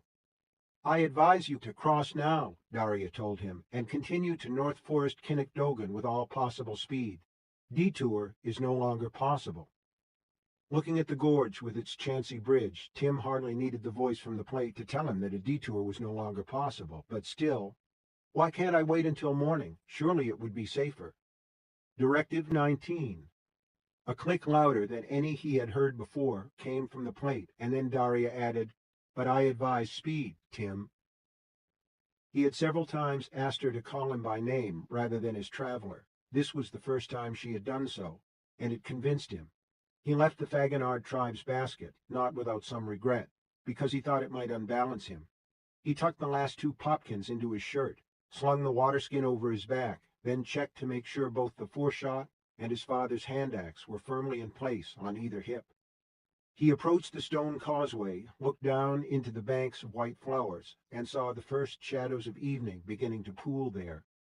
He imagined himself making that one you-can-never-take-it-back misstep, saw himself whirling his arms in a fruitless effort to keep his balance, felt his feet first losing the rock and then running on air, heard his scream as the fall began. There would be a few moments to regret all the life he might have lived, and then... "Daria," he said in a small, sick voice, "do I have to?" No answer, which was answer enough. Tim stepped out over the drop. The sound of his boot heels on rock was very loud. He didn't want to look down, but had no choice. If he didn't mind where he was going, he would be doomed for sure. The rock bridge was as wide as a village path when he began, but by the time he got to the middle, as he had feared, although he had hoped it was just his eyes playing tricks, it was only the width of his short boots. He tried walking with his arms outstretched, but a breeze came blowing down the gorge, billowing his shirt and making him feel like a kite about to lift off. He lowered them and walked on, heel to toe and heel to toe, wavering from side to side. He became convinced his heart was beating its last frenzied beats, his mind thinking its last random thoughts. Mama will never know what happened to me. Halfway across, the bridge was at its narrowest, also its thinnest. Tim could feel its fragility through his feet, and could hear the wind playing its pitch pipe along its eroded underside. Now, each time he took a step, he had to swing a boot out over the drop. Don't freeze, he told himself, but he knew that if he hesitated, he might do just that. Then, from the corner of his eye, he saw movement below, and he did hesitate. Long, leathery tentacles were emerging from the flowers. They were slate gray on top and as pink as burned skin underneath. They rose toward him in a wavery dance, first 2, then 4, then 8, then a forest of them. Daria again said, "I advise speed, Tim." He forced himself to start walking again. Slowly at first, but faster as the tentacles continued to close in. Surely no beast had 1,000-foot reach, no matter how monstrous the body hiding down there in the flowers. But when Tim saw the tentacles thinning out and stretching to reach even higher, he began to hurry. And when the longest of them reached the underside of the bridge and began to fumble its way along it, he broke into a run. The waterfall, no longer red, now a fading pinkish orange, thundered ahead of him. Cold spray spattered his hot face. Tim felt something caress his boot, seeking purchase, and threw himself forward at the water with an inarticulate yell. There was one moment of freezing cold. It encased his body like a glove, and then he was on the other side of the falls, and back on solid ground. One of the tentacles came through. It reared up like a snake, dripping, and then withdrew. "Daria, are you all right?" "I'm waterproof," Daria replied, with something that sounded suspiciously like smugness. Tim picked himself up and looked around. He was in a little rock cave. Written on one wall, in paint that once might have been red, but had over the years, or perhaps centuries, faded to dull rust, was this cryptic notation: John 3:16. Fear hell, hope for heaven, man Jesus. Ahead of him was a short stone staircase filled with fading sunset light. To one side of it was a litter of tin cans and bits of broken machinery. Springs, wires, broken glass, and chunks of green board covered with squiggles of metal. On the other side of the stairs was a grinning skeleton with what looked like an ancient canteen draped over its rib cage. "Hello, Tim," that grin seemed to say. "Welcome to the far side of the world. Want a drink of dust? I have plenty." Tim climbed the stairs, skittering past the relic. He knew perfectly well it wouldn't come to life and try to snare him by the boot, as the tentacles from the flowers had tried to do. Dead was dead. Still, it seemed safer to skitter. When he emerged, he saw that the path once more entered the woods, but he wouldn't be there for long. Not far ahead, the great old trees pulled back, and the long, long upslope he had been climbing ended in a clearing far larger than the one where the bumblers had danced. There, an enormous tower made of metal girders rose into the sky. At the top was a blinking red light. "You have almost reached your destination," Daria said. "The North Forest Kinnick-Dogan is 3 wheels ahead." The click came again, even louder than before. "You really must hurry, Tim." As Tim stood looking at the tower with its blinking light, the breeze that had so frightened him while crossing the rock bridge came again, only this time its breath was chilly. He looked up into the sky and saw the clouds that had been lazing toward the south were now racing. "It's the Stark Blast, Daria, isn't it? The Stark Blast is coming." Daria didn't reply, but Tim didn't need her to. He began to run. By the time he reached the Dogan clearing, he was out of breath and only able to trot, in spite of his sense of urgency. The wind continued to rise, pushing against him, and the high branches of the ironwood trees had begun to whisper. The air was still warm, but Tim didn't think it would stay that way for long. He needed to get under cover, and he hoped to do so in this Dogan thing. But when he entered the clearing, he barely spared a glance for the round, metal-roofed building which stood at the base of the skeletal tower with its blinking light. He had seen something else that took all his attention and stole his breath. "Am I seeing that? Am I really seeing that? Gods!" he whispered. The path, as it crossed the clearing, was paved in some smooth, dark material, so bright that it reflected both the trees dancing in the rising wind and the sunset-tinged clouds flowing overhead. It ended at a rock precipice. The whole world seemed to end there, and to begin again 100 wheels or more distant. In between was a great chasm of rushing air in which leaves danced and swirled. There were bin rusties as well. They rose and twisted helplessly in the eddies and currents. Some were obviously dead, the wings ripped from their bodies. Tim hardly noticed the great chasm and the dying birds either. To the left of the metal road, about 3 yards from the place where the world dropped off into nothingness, there stood a round cage made of steel bars. Overturned in front of it was a battered tin bucket he knew all too well. In the cage, pacing slowly around a hole in the center, was an enormous tiger. It saw the staring, gape-mouthed boy and approached the bars. Its eyes were as large as points balls, but a brilliant green instead of blue. On its hide, stripes of dark orange alternated with those of richest midnight black. Its ears were cocked, its snout wrinkled back from long white teeth. It growled. The sound was low, like a silk garment being ripped slowly up a seam. It could have been a greeting, but Tim somehow doubted it. Around its neck was a silver collar. From this hung 2 objects. One looked like a playing card. The other was a key with a strange, twisted shape. Tim had no idea how long he stood captured by those fabulous emerald eyes, or how long he might have remained so, but the extreme peril of his situation announced itself in a series of low, thudding explosions. "What's that?" "Trees on the far side of the Great Canyon," Daria said. "Extreme rapid temperature change is causing them to implode. Seek shelter, Tim." The Stark Blast. What else? "How long before it gets here?" "Less than an hour." There was another of those loud clicks. "I may have to shut down." "No! I have violated Directive 19. All I can say in my defense is that it's been a very long time since I have had anyone to talk to." Click. Then, more worrisome, more ominous, clunk. "What about the tiger? Is it the guardian of the beam?" As soon as he articulated the idea, Tim was filled with horror. I can't leave a guardian of the beam out here to die in the Stark blast."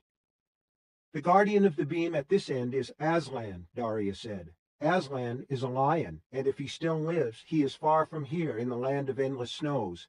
This tiger is Directive 19. Then an even louder clunk as she overrode the directive. At what cost, Tim did not know. "This tiger is the magic of which I spoke. Never mind it. Seek shelter. Good luck, Tim. You have been my friend." Not a click this time, nor a clunk, but an awful crunch. Smoke drifted up from the plate, and the green light went out. "Daria!" Nothing. "Daria, come back!" But Daria was gone. The artillery sounds made by the dying trees were still far across that cloudy gap in the world, but there could be no doubt that they were approaching. The wind continued to strengthen, growing ever colder. High above, a final batch of clouds was boiling past. Behind them was an awful violet clarity in which the first stars had begun to appear. The whisper of the wind in the high branches of the surrounding trees had risen to an unhappy chorus of sighs. It was as if the ironwoods knew their long, long lives were coming to an end. A great woodsman was on the way, swinging an axe made of wind. Tim took another look at the tiger. It had resumed its slow and stately pacing, as if Tim had been worth only momentary consideration. Then hurried to the Dogan. Small, round windows of real glass, very thick from the look, marched around its circumference at the height of Tim's head. The door was also metal. There was no knob or latch, only a slot like a narrow mouth. Above the slot, on a rusting steel plate, was this: North Central Positronics Limited, North Forest Kinnock, Bend Quadrant, Outpost 9, Low Security, Use Key Card. These words were hard for him to make out because they were in a weird mixture of high and low speech. What had been scrawled below them, however, was easy. All here are dead. At the base of the door was a box that looked like the one Tim's mother had for her little trinkets and keepsakes, only of metal instead of wood. He tried to open it, but it was locked. Engraved upon it were letters Tim couldn't read. There was a keyhole of odd shape, like the letter F, but no key. He tried to lift the box and couldn't. It might have been anchored to the ground at the top of a buried stone post. A dead bin rusty smacked the side of Tim's face. More feathered corpses flew past, turning over and over in the increasingly lively air. Some struck the side of the Dogan and fell around him. Tim read the last words on the steel plate again. Use key card. If he had any doubt about what such a thing might be, he had only to look at the slot just below the words. He thought he even knew what a key card looked like, for he believed he had just seen it, along with a more recognizable key that might fit the F-shaped keyhole of the metal box. 2 keys, and possible salvation, hanging around the neck of a tiger that could probably swallow him down in 3 bites.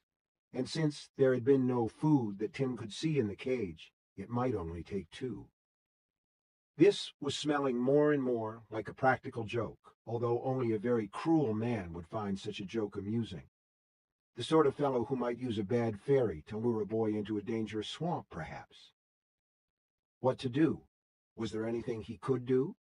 Tim would have liked to ask Daria, but he was terribly afraid his friend in the plate, a good fairy to match the Covenant man's bad one, was dead, killed by Directive 19. Slowly he approached the cage, now having to lean against the wind. The tiger saw him and came padding around the hole in the middle to stand by the door of the cage. It lowered its great head and stared at him with its lambent eyes. The wind rippled its thick coat, making the stripes waver and seem to change places. The tin bucket should have rolled away in the wind, but it didn't. Like the steel box, it seemed anchored in place. The bucket he left for me back home, so I could see his lies and believe them. The whole thing had been a joke, and under this bucket he would find the point of it, that final clever line, like, "I can't fork with a spoon," or, "So then I turned her over and warmed the other side," that was supposed to make folks roar with laughter. But since it was the end, why not? He could use a laugh. Tim grasped the bucket and lifted it. He expected to find the Covenant man's magic wand underneath, but no, the joke was better than that. It was another key, this one large and ornately carved, like the Covenant man's seeing basin and the tiger's collar. It was made of silver. A note had been attached to the key's head with a bit of twine. Across the gorge, the trees cracked and boomed. Now dust came rolling up from the chasm in giant clouds that were whipped away in ribbons like smoke. The Covenant man's note was brief. Greetings, brave and resourceful boy. Welcome to the North Forest Kinnock, which was once known as the Gateway of Outworld. Here I have left you a troublesome tiger. He is very hungry. But, as you may have guessed, the key to shelter hangs around his neck. As you may have also guessed, this key opens the cage. Use it if you dare. With all regards to your mother, whose new husband will visit her soon, I remain your faithful servant, RF/MB. The man, if he was a man, who had left him that note was surprised by very little, but he might have been surprised by the smile on the boy's face as he rose to his feet with the key in his hand and booted away the tin bucket. It rose and flew off on the rising wind, which had now almost reached gale force. Its purpose had been served, and all the magic was out of it. Tim looked at the tiger. The tiger looked at Tim. It seemed completely unaware of the rising storm. Its tail swished slowly back and forth. He thinks I'd rather be blown away, or die of the cold rather than face your claws and teeth. Perhaps he didn't see this. Tim drew the foreshot from his belt. It did for the fish thing in the swamp, and I'm sure it would do for you, Tiger. Tim was once more amazed by how right the gun felt. Its function was so simple, so clear. All it wanted to do was shoot, and when Tim held it, shooting was all he wanted to do. But, oh, he saw it, Tim said, and smiled more widely. He could hardly feel the corners of his mouth drawing up, because the skin of his face had begun to grow numb from the cold. Yar, he saw it very well. Did he think I would get so far as this? Perhaps not. Did he think that if I did, I'd shoot you to live? Why not? He would. But why send a boy? Why, when he's probably hung 1,000 men and cut 100 throats and turned who knows how many poor widows like my mama out on the land? Can you answer that, Tiger? The tiger only stared, head lowered and tail swishing slowly from side to side. Tim put the foreshot back into his belt with one hand. With the other, he slid the ornate silver key into the lock on the cage's curved door. Tiger, I offer a bargain. Let me use the key around your neck to open yon shelter, and we'll both live. But if you tear me to shreds, we'll both die. Does thee ken it? Give me a sign if thee does. The tiger gave no sign. It only stared at him. Tim really hadn't expected one, and perhaps he didn't need one. There would be water, if God willed it. I love you, Mama, he said, and turned the key. There was a thud as the ancient tumblers turned. Tim grasped the door and pulled it open on hinges that uttered a thin, screaming sound. Then he stood back with his hands at his sides. For a moment, the tiger stood where it was, as if suspicious. Then it padded out of the cage. He and Tim regarded each other beneath the deepening purple sky, while the wind howled and the marching explosions neared. They regarded each other like gunslingers. The tiger began to walk forward. Tim took one step back, but understood if he took another, his nerve would break and he would take to his heels. So he stood where he was. Come thee, here is Tim, son of Big Jack Ross. Instead of tearing out Tim's throat, the tiger sat down and raised its head to expose its collar and the keys that hung from it. Tim did not hesitate. Later, he might be able to afford the luxury of amazement, but not now. The wind was growing stronger by the second, and if he didn't act fast, he'd be lifted and blown into the trees, where he would probably be impaled. The tiger was heavier, but it would follow soon enough. The key that looked like a card and the key that looked like an F were welded to the silver collar, but the collar's clasp was easy enough. Tim squeezed its sides at the indentations, and the collar dropped off. He had a moment to register the fact that the tiger was still wearing a collar, this one made of pink hide where the fur had been rubbed away, and then he was hurrying to the Dogan's metal door. He lifted the key card and inserted it. Nothing happened. He turned it around and tried it the other way, still nothing. The wind gusted, a cold, dead hand that slammed him into the door and started his nose bleeding. He pushed back from it, turned the card upside down, and tried again. Still nothing. Tim suddenly remembered something Daria had said. Had it been only 3 days ago? North Forest Kinnick Dogan is offline. Tim guessed he now knew what that meant. The flasher on the tower of metal girders might still be working, but down here the spark power that had run the place was out. He had dared the tiger, and the tiger had responded by not eating him, but the Dogan was locked. They were going to die out here just the same. It was the end of the joke, and somewhere the man in black was laughing. He turned and saw the tiger pushing its nose against the metal box with the engraving on top. The beast looked up, then nuzzled the box again. "All right," Tim said. "Why not?" He knelt close enough to the tiger's lowered head to feel its warm breath puffing against his cold cheek. He tried the F key. It fit the lock perfectly. For a moment he had a clear memory of using the key the Covenant man had given him to open Kels's trunk. Then he turned this one, heard the click, and lifted the lid, hoping for salvation. Instead of that, he saw 3 items that seemed of no earthly use to him: a large white feather, a small brown bottle, and a plain cotton napkin of the sort that were laid out on the long tables behind the tree meeting hall before each year's reap-tide dinner. The wind had passed gale force. A ghostly screaming had begun as it blew through the crisscrossing girders of the metal tower. The feather whirled out of the box, but before it could fly away, the tiger stretched out its neck and snatched it in its teeth. It turned to the boy, holding it out. Tim took it and stuck it in his belt beside his father's hand axe, not really thinking about it. He began to creep away from the Dogan on his hands and knees. Flying into the trees and being struck through by a branch would not be a pleasant way to die, but it might be better, quicker, than having the life crushed out of him against the Dogan while that deadly wind crept through his skin and into his vitals, freezing them. The tiger growled, that sound of slowly ripping silk. Tim started to turn his head and was slammed into the Dogan. He fought to catch another breath, but the wind kept trying to rip it out of his mouth and nose.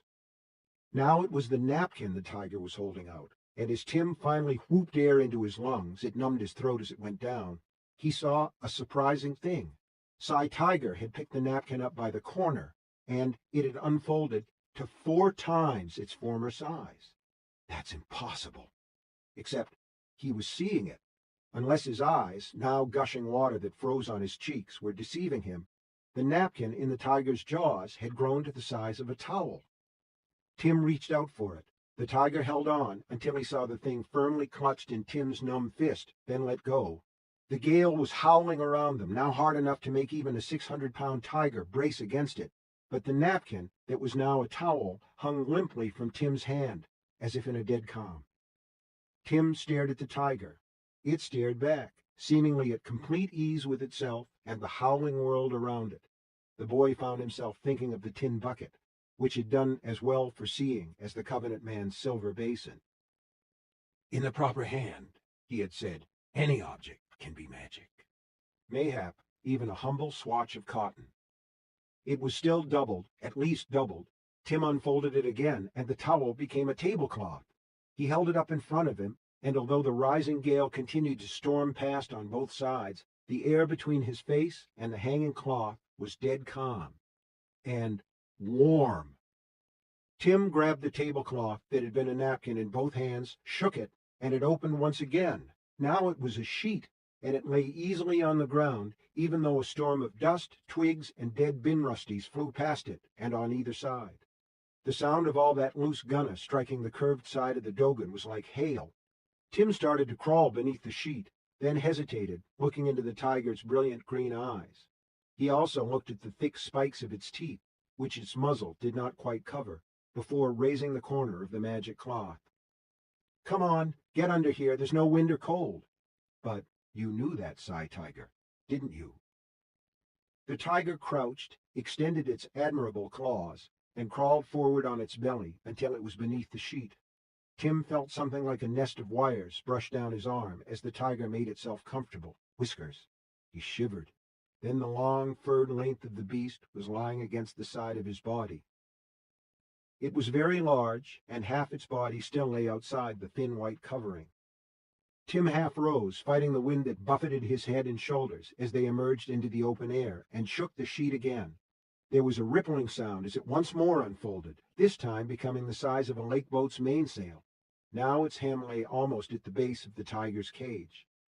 The world roared and the air raged, but beneath the sheet all was still, except that was for Tim's pounding heart.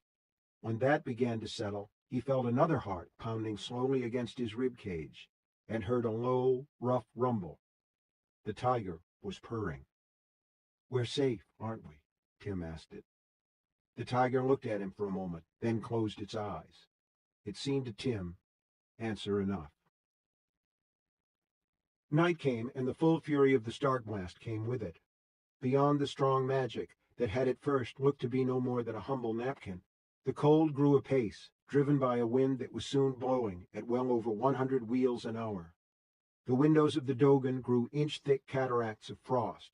The ironwood trees behind it first imploded inward, then toppled backward, then blew southward, in a deadly cloud of branches, splinters, and entire tree trunks. Beside Tim, his bedmate snoozed on, oblivious. Its body relaxed and spread as its sleep deepened, pushing Tim toward the edge of their covering. At one point he found himself actually elbowing the tiger, the way one might elbow any fellow sleeper who's trying to steal all the covers. The tiger made a furry growling sound and flexed its claws, but moved away a bit. "Thank you, Si," Tim whispered. An hour after sunset, or perhaps it was 2, Tim's sense of time had gotten lost, a ghastly screeching sound joined the howl of the wind. The tiger opened its eyes. Tim cautiously pulled down the top edge of the sheet and looked out. The tower above the Dogan had begun to bend. He watched, fascinated, as the bend became a lean. Then, almost too fast to see, the tower disintegrated. At one moment it was there, at the next it was flying bars and spears of steel thrown by the wind into a wide lane of what had been, only that day, a forest of ironwood trees. The Dogan will go next, Tim thought, but it didn't. The Dogan stayed, as it had for 1,000 years. It was a night he never forgot, but one so fabulously strange that he could never describe it, or even remember rationally, as we remember the mundane events of our lives. Full understanding only returned to him in his dreams, and he dreamed of the start blast until the end of his life. Nor were they nightmares. These were good dreams. They were dreams of safety. It was warm beneath the sheet, and the sleeping bulk of his bunkmate made it even warmer. At some point he slipped down their covering enough to see 1,000,000,000 stars sprawled across the dome of the sky, more than he had ever seen in his life. It was as if the storm had blown tiny holes in the world above the world, and turned it into a sieve. Shining through was all the brilliant mystery of creation. Perhaps such things were not meant for human eyes, but Tim felt sure he had been granted a special dispensation to look, for he was under a blanket of magic, and lying next to a creature even the most credulous villagers in Tree would have dismissed as mythical. He felt awe as he looked up at those stars, but also a deep and abiding contentment, such as he had felt as a child, awakening in the night, safe and warm beneath his quilt, drowsing half in and half out of sleep, listening to the wind sing its lonely song of other places and other lives. Time is a keyhole, he thought, as he looked up at the stars. Yes, I think so. We sometimes bend and peer through it, and the wind we feel on our cheeks when we do, the wind that blows through the keyhole, is the breath of all the living universe. The wind roared across the empty sky. The cold deepened, but Tim Ross lay safe and warm, with the tiger sleeping beside him. At some point he slipped away himself, into a rest that was deep and satisfying and untroubled by dreams. As he went, he felt that he was very wee, and flying on the wind that blew through time's keyhole. Away from the edge of the great canyon, over the endless forest and the Fagonard, above the ironwood trail, past Tree, just a brave little nestle of lights from where he rode the wind, and farther, farther, oh, very much farther, across the entire reach of Midworld to where a huge ebony tower reared itself into the heavens. I will go there. Someday I will. It was his last thought before sleep took him. In the morning, the steady shriek of the wind had lowered to a drone. Tim's bladder was full. He pushed back the sheet, crawled out onto ground that had been swept clean all the way to the bone of underlying rock, and hurried around the Dogan with his breath emerging from his mouth in bursts of white vapor that were immediately yanked away by the wind. The other side of the Dogan was in the lee of that wind, but it was cold, cold. His urine steamed, and by the time he finished, the puddle on the ground was starting to freeze. He hurried back, fighting the wind for every step and shivering all over. By the time he crawled back beneath the magic sheet and into the blessed warmth, his teeth were chattering. He wrapped his arms around the tiger's heavily muscled body without even thinking, and had only a moment's fright when its eyes and mouth opened. A tongue that looked as long as a rug runner and as pink as a new earth rose emerged. It licked the side of his face, and Tim shivered again, not from fright, but from memory. His father rubbing his cheek against Tim's early in the morning, before Big Ross filled the basin and scraped his face smooth. He said he would never grow a beard like his partner, said it wouldn't suit him. The tiger lowered its head and began to sniff at the collar of his shirt. Tim laughed as its whiskers tickled his neck. Then he remembered the last 2 popkins. "I'll share," he said, "although we know thee could have both if thee wanted." He gave one of the popkins to the tiger. It disappeared at once, but the beast only watched as Tim went to work on the other one. He ate it as fast as he could, just in case Cy Tiger changed its mind. Then he pulled the sheet over his head and drowsed off again. When he woke the second time, he guessed it might be noon. The wind had dropped still more, and when he poked his head out, the air was a trifle warmer. Still, he guessed the false summer the widow Smack had been so right to distrust was now gone for good, as was the last of his food. "What did thee eat in there?" Tim asked the tiger. This question led naturally to another. "And how long was thee caged?" The tiger rose to its feet, walked a little distance toward the cage, and then stretched, first one rear leg and then the other. It walked farther toward the edge of the great canyon, where it did its own necessary. When it had finished, it sniffed the bars of its prison, then turned from the cage, as though it were of no interest, and came back to where Tim lay propped on his elbows, watching. It regarded him somberly, so it seemed to Tim, with its green eyes, then lowered its head and nosed back the magic sheet that had sheltered them from the stark blast. The metal box lay beneath. Tim couldn't remember picking it up, but he must have. If it had been left where it was, it would have blown away. That made him think of the feather. It was still safely tucked in his belt. He took it out and examined it closely, running his fingers over its rich thickness. It might have been a hawk feather. If that was, it had been half the size. Or if he had ever seen a white hawk, which he had not. "This came from an eagle, didn't it?" Tim asked. "Gans blood, it did." The tiger seemed uninterested in the feather, although it had been eager enough to snatch it from the breath of the rising storm last evening. The long, yellow-fuzzed snout lowered and pushed the box at Tim's hip. Then it looked at him. Tim opened the box. The only thing left inside was the brown bottle, which looked like the sort that might contain medicine. Tim picked it up and immediately felt a tingle in his fingertips, very like the one he'd felt in the Covenant Man's magic wand when he passed it back and forth over the tin bucket. "Shall I open it? For it's certain thee can't." The tiger sat, its green eyes fixed unwaveringly on the tiny bottle. Those eyes seemed to glow from within, as if its very brain burned with magic. Carefully, Tim unscrewed the top. When he took it off, he saw a small, transparent dropper fixed beneath. The tiger opened its mouth. The meaning was clear enough, but... "How much?" Tim asked. "I'd not poison thee for the world." The tiger only sat with its head slightly up-tilted and its mouth open, looking like a baby bird, waiting to receive a worm.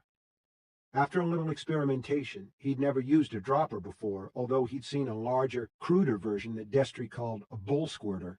Tim got some of the fluid into the little tube. It sucked up almost all the liquid in the bottle, for there was only a bit. He held it over the tiger's mouth, heart beating hard. He thought he knew what was going to happen, for he had heard many legends of skin men, but it was impossible to be sure the tiger was an enchanted human.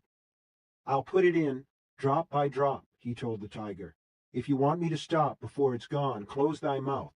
Give me a sign if you understand." But as before, the tiger gave no sign. It only sat, waiting. 1 drop, 2, 3, the little tube half empty now, 4, 5. Suddenly the tiger's skin began to ripple and bulge, as if creatures were trapped beneath and struggling to get out. The snout melted away to reveal its cage of teeth, then reknit itself so completely that its mouth was completely sealed over. Then it gave a muffled roar of either pain or outrage, seeming to shake the clearing. Tim scooted away on his bottom, terrified. The green eyes began to bulge in and out, as if on springs. The lashing tail was yanked inward, reappeared, was yanked inward again. The tiger staggered away, this time toward the precipice at the edge of the great canyon. "Stop!" Tim screamed. "They'll fall over!" The tiger lurched drunkenly along the edge, one paw actually going over and dislodging a spall of pebbles. It walked behind the cage that had held it, the stripes first blurring, then fading. Its head was changing shape. White emerged, and then, above it, a brilliant yellow where its snout had been.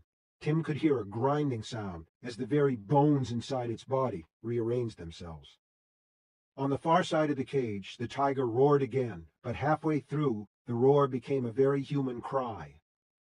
The blurring, changing creature reared up on its back legs, and where there had been paws, Tim now saw a pair of ancient black boots.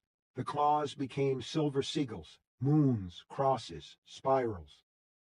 The yellow top of the tiger's head continued to grow until it became the conical hat Tim had seen in the tin pail. The white below it, where the tiger's bib had been, turned into a beard that sparkled in the cold and windy sunshine. It sparkled because it was full of rubies, emeralds, sapphires, and diamonds. The tiger was gone, and Merlin of the Eld stood revealed before the wondering boy. He was not smiling, as he had been in Tim's vision of him, but of course that had never been his vision at all. It had been the Covenant man's glamour, meant to lead him on to destruction. The real Merlin looked at Tim with kindness, but also with gravity. The wind blew his robe of white silk around a body so thin it could have been little more than a skeleton. Tim got on one knee, bowed his head, and raised a trembling fist to his brow. He tried to say, "Heil, Merlin," but his voice had deserted him, and he could manage nothing but a dusty croak. "Rise, Tim, son of Jack," the mage said, "but before you do, put the cap on the bottle. There's a few drops left, I wot, and you'll want them." Tim raised his head and looked questioningly at the tall figure standing beside the cage that had held him. "For thy mother," said Merlin, "for thy mother's eyes." "Say true?" Tim whispered. "True as the turtle that holds up the world. You've come a goodly way. You've shown great bravery, and not a little foolishness, but we'll pass that, since they often go together, especially in the young. And you've freed me from a shape I've been caught in for many and many a. For that you must be rewarded. Now cap the bottle, and get on your feet." "Thankee," Tim said. His hands were trembling, and his eyes were blurred with tears, but he managed to get the cap on the bottle without spilling what was left. "I thought you were a guardian of the beam, so I did, but Daria told me different." "And who is Daria?"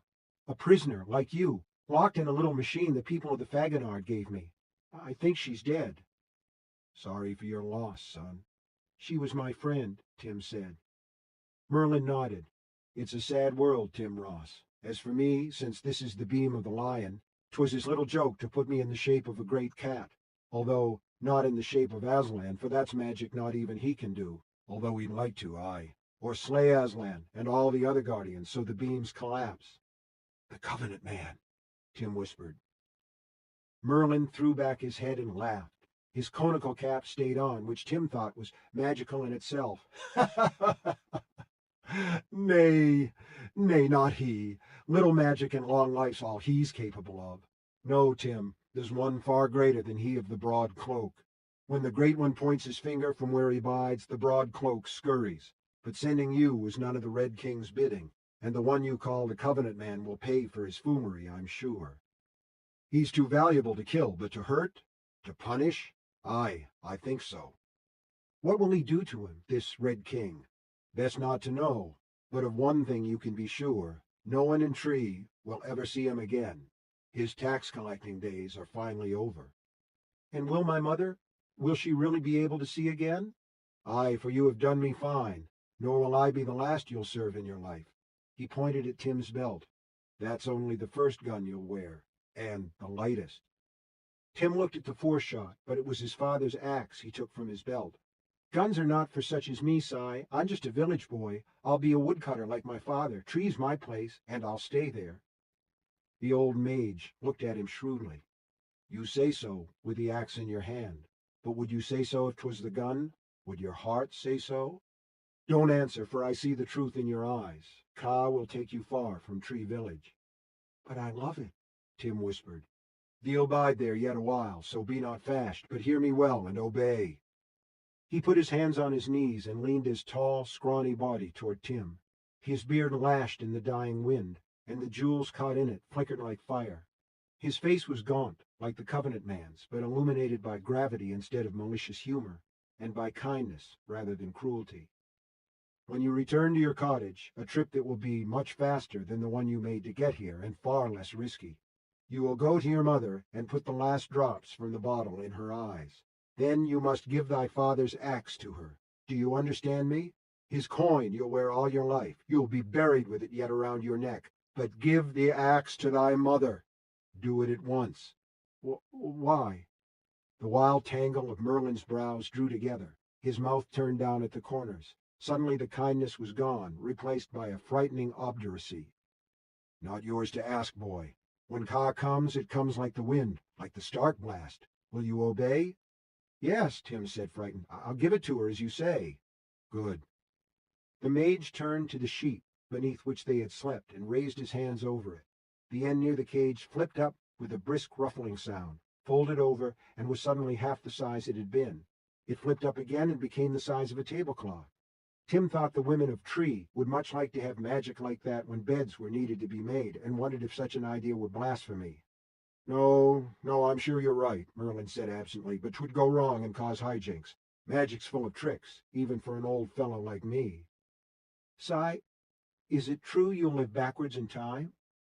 Merlin raised his hands in amused irritation. The sleeves of his robe slipped back, revealing arms as thin and white as birch branches. Everyone thinks so, and if I said different, they'd still think it, wouldn't they? I live as I live, Tim, and the truth is I'm mostly retired these days. Have you also heard about my magical house in the woods? Aye. And if I told you I lived in a cave with nothing but a single table and a pallet on the floor, and if you told others that, would they believe you? Tim considered this and shook his head. No, they wouldn't. I doubt folk will believe I met you at all. That's their business. As for yours, are you ready to go back? May I ask one more question? The mage raised a single finger. Only one.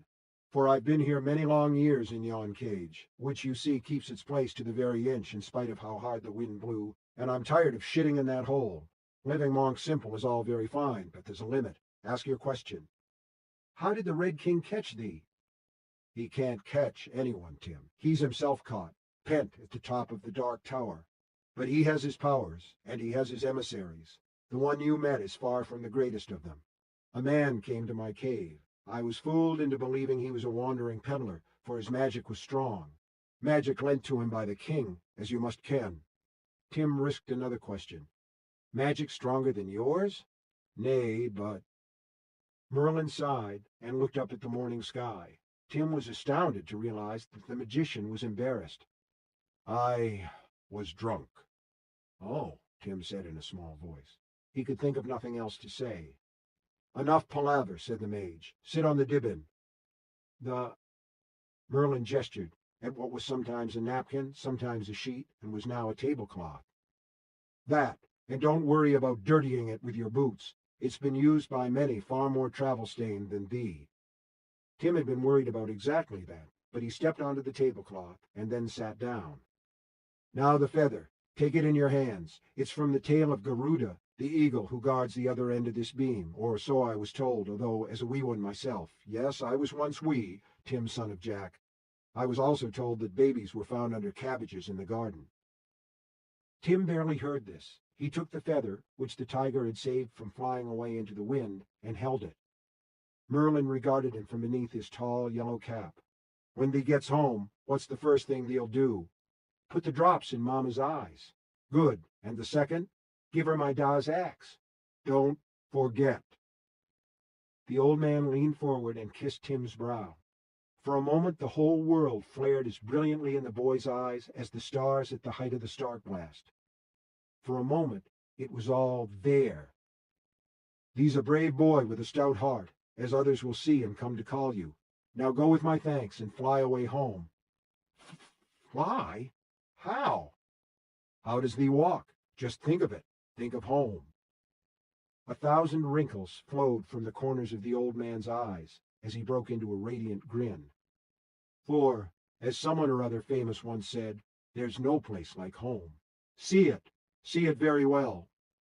So Tim thought of the cottage where he had grown up, and the room where he had all his life fallen asleep listening to the wind outside, telling its stories of other places and other lives. He thought of the barn where Misty and Bitsy were stabled, and hoped someone was feeding them. Straw Willem, perhaps. He thought of the spring where he had drawn so many buckets of water. He thought most of all of his mother, her sturdy body with its wide shoulders, her chestnut hair, her eyes when they had been full of laughter instead of worry and woe. He thought, "How I miss you, Mama," and when he did, the tablecloth rose from the rocky ground and hovered over its shadow.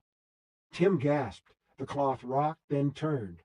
Now he was higher than Merlin's cap, and the magician had to look up at him. "What if I fall?" Tim cried. Merlin laughed. "Sooner or later we all do. For now, hold tight to the feather. The dibbin won't spill thee, so just hold tight to the feather, and think of home." Tim clutched it before him and thought of Tree, the high street, the smithy with the burial parlor between it and the cemetery, the farms, the sawmill by the river, the widow's cottage, and, most of all, his own plot and place. The dibbin rose higher, floated above the Dogan for several moments, as if deciding, then headed south along the track of the Stark blast. It moved slowly at first, but when its shadow fell over the tangled, frost-rimed deadfalls that had lately been 1,000,000 acres of virgin forest, it began to go faster. A terrible thought came to Tim. What if the Stark blast had rolled over Tree, freezing it solid and killing everyone, including Nell Ross? He turned to call his question back to Merlin, but Merlin was already gone. Tim saw him once more, but when that happened, Tim was an old man himself, and that is a story for another day. The dibbin rose until the world below was spread out like a map. Yet the magic that had protected Tim and his furry bedmate from the storm still held, and although he could hear the last of the Stark blast's cold breath whooshing all around him, he was perfectly warm. He sat cross-legged on his transport like a young prince of the Mohane on an elephant, the feather of Garuda held out before him. He felt like Garuda, soaring above a great tract of wild land that looked like a giant dress of a green so dark it was almost black. Yet a gray scar ran through it, as if the dress had been slashed to reveal a dirty underskirt beneath. The Stark blast had ruined everything it had touched, although the forest as a whole was very little hurt. The lane of destruction was no more than 40 wheels wide. Yet 40 wheels wide had been enough to lay waste to the Faginard. The black swamp water had become yellowish-white cataracts of ice. The gray knotted trees that had grown out of the water had all been knocked over. The tussocks were no longer green. Now they looked like tangles of milky glass. Run aground on one of them, and lying on its side, was the tribe's boat. Tim thought of helmsman and headman and all the others, and burst into bitter tears. If not for them, he would be lying frozen on one of those tussocks 500 feet below. The people of the swamp had fed him, and they had gifted him with Daria, his good fairy. It was not fair, it was not fair, it was not fair. So cried his child's heart, and then his child's heart died a little, for that is also the way of the world. Before leaving the swamp behind, he saw something else that hurt his heart, a large blackened patch where the ice had been melted.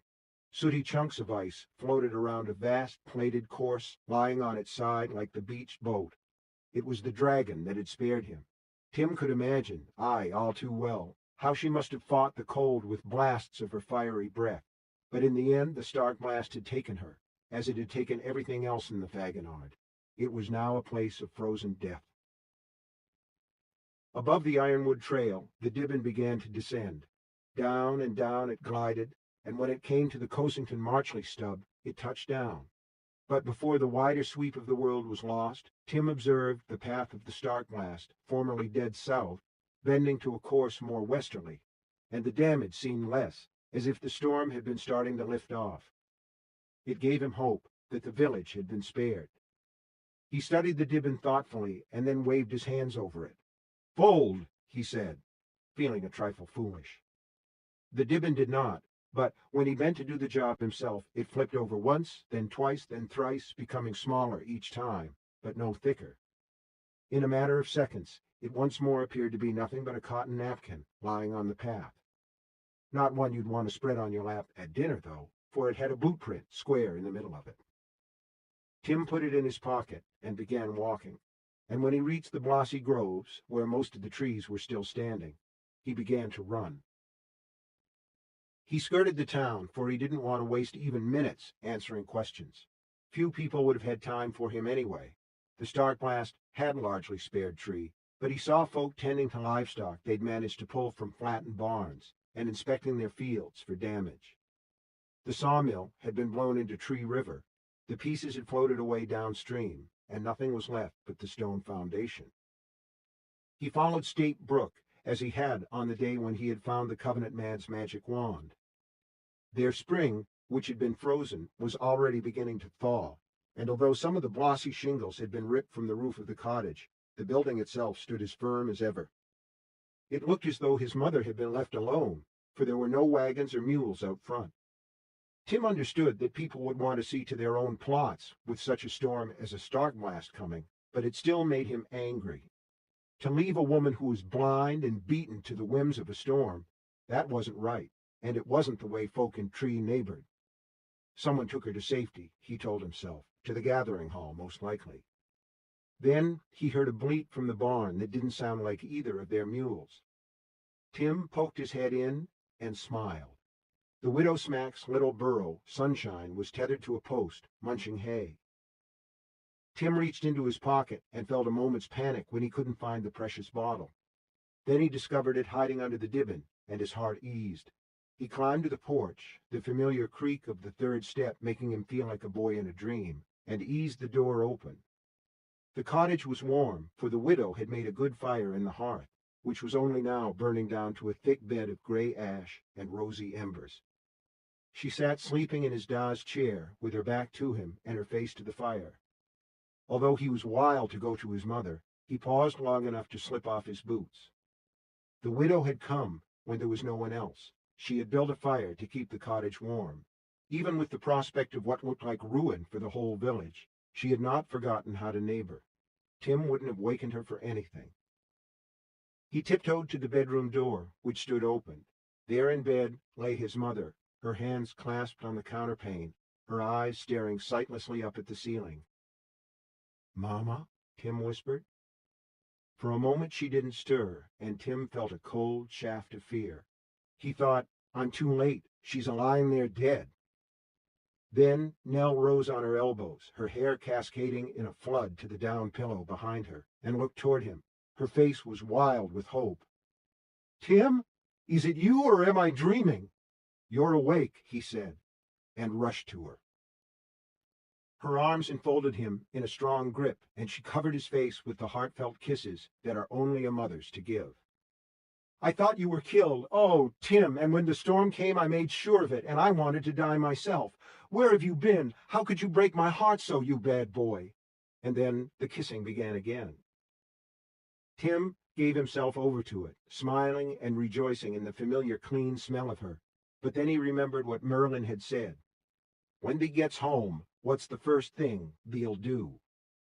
"Where have you been? Tell me." "I'll tell you everything, Mama, but first lie back and open your eyes wide as you can." "Why?" Her hands kept fluttering over his eyes and nose and mouth, as if to reassure herself that he was really here. The eyes Tim hoped to cure stared at him, and through him. They had begun to take on a milky look. "Why, Tim?" He didn't want to say, in case the promised cure didn't work. He didn't believe Merlin would have lied. It was the Covenant man who made lies his hobby, but he might have been mistaken. Oh, please, don't let him have been mistaken. "Never mind. I brought medicine, but there's only a little, so you must lie very still." "I don't understand." In her darkness, Nell thought what he said next might have come from the dead father rather than the living son. "Just know I've been far and dared much for what I hold. Now lie still." She did as he bade, looking up at him with her blind eyes. Her lips were trembling. Tim's hands were, too. He commanded them to grow still, and for a wonder, they did. He took a deep breath, held it, and unscrewed the top of the precious bottle. He drew all there was into the dropper, which was little enough. The liquid didn't even fill half of the short, thin tube.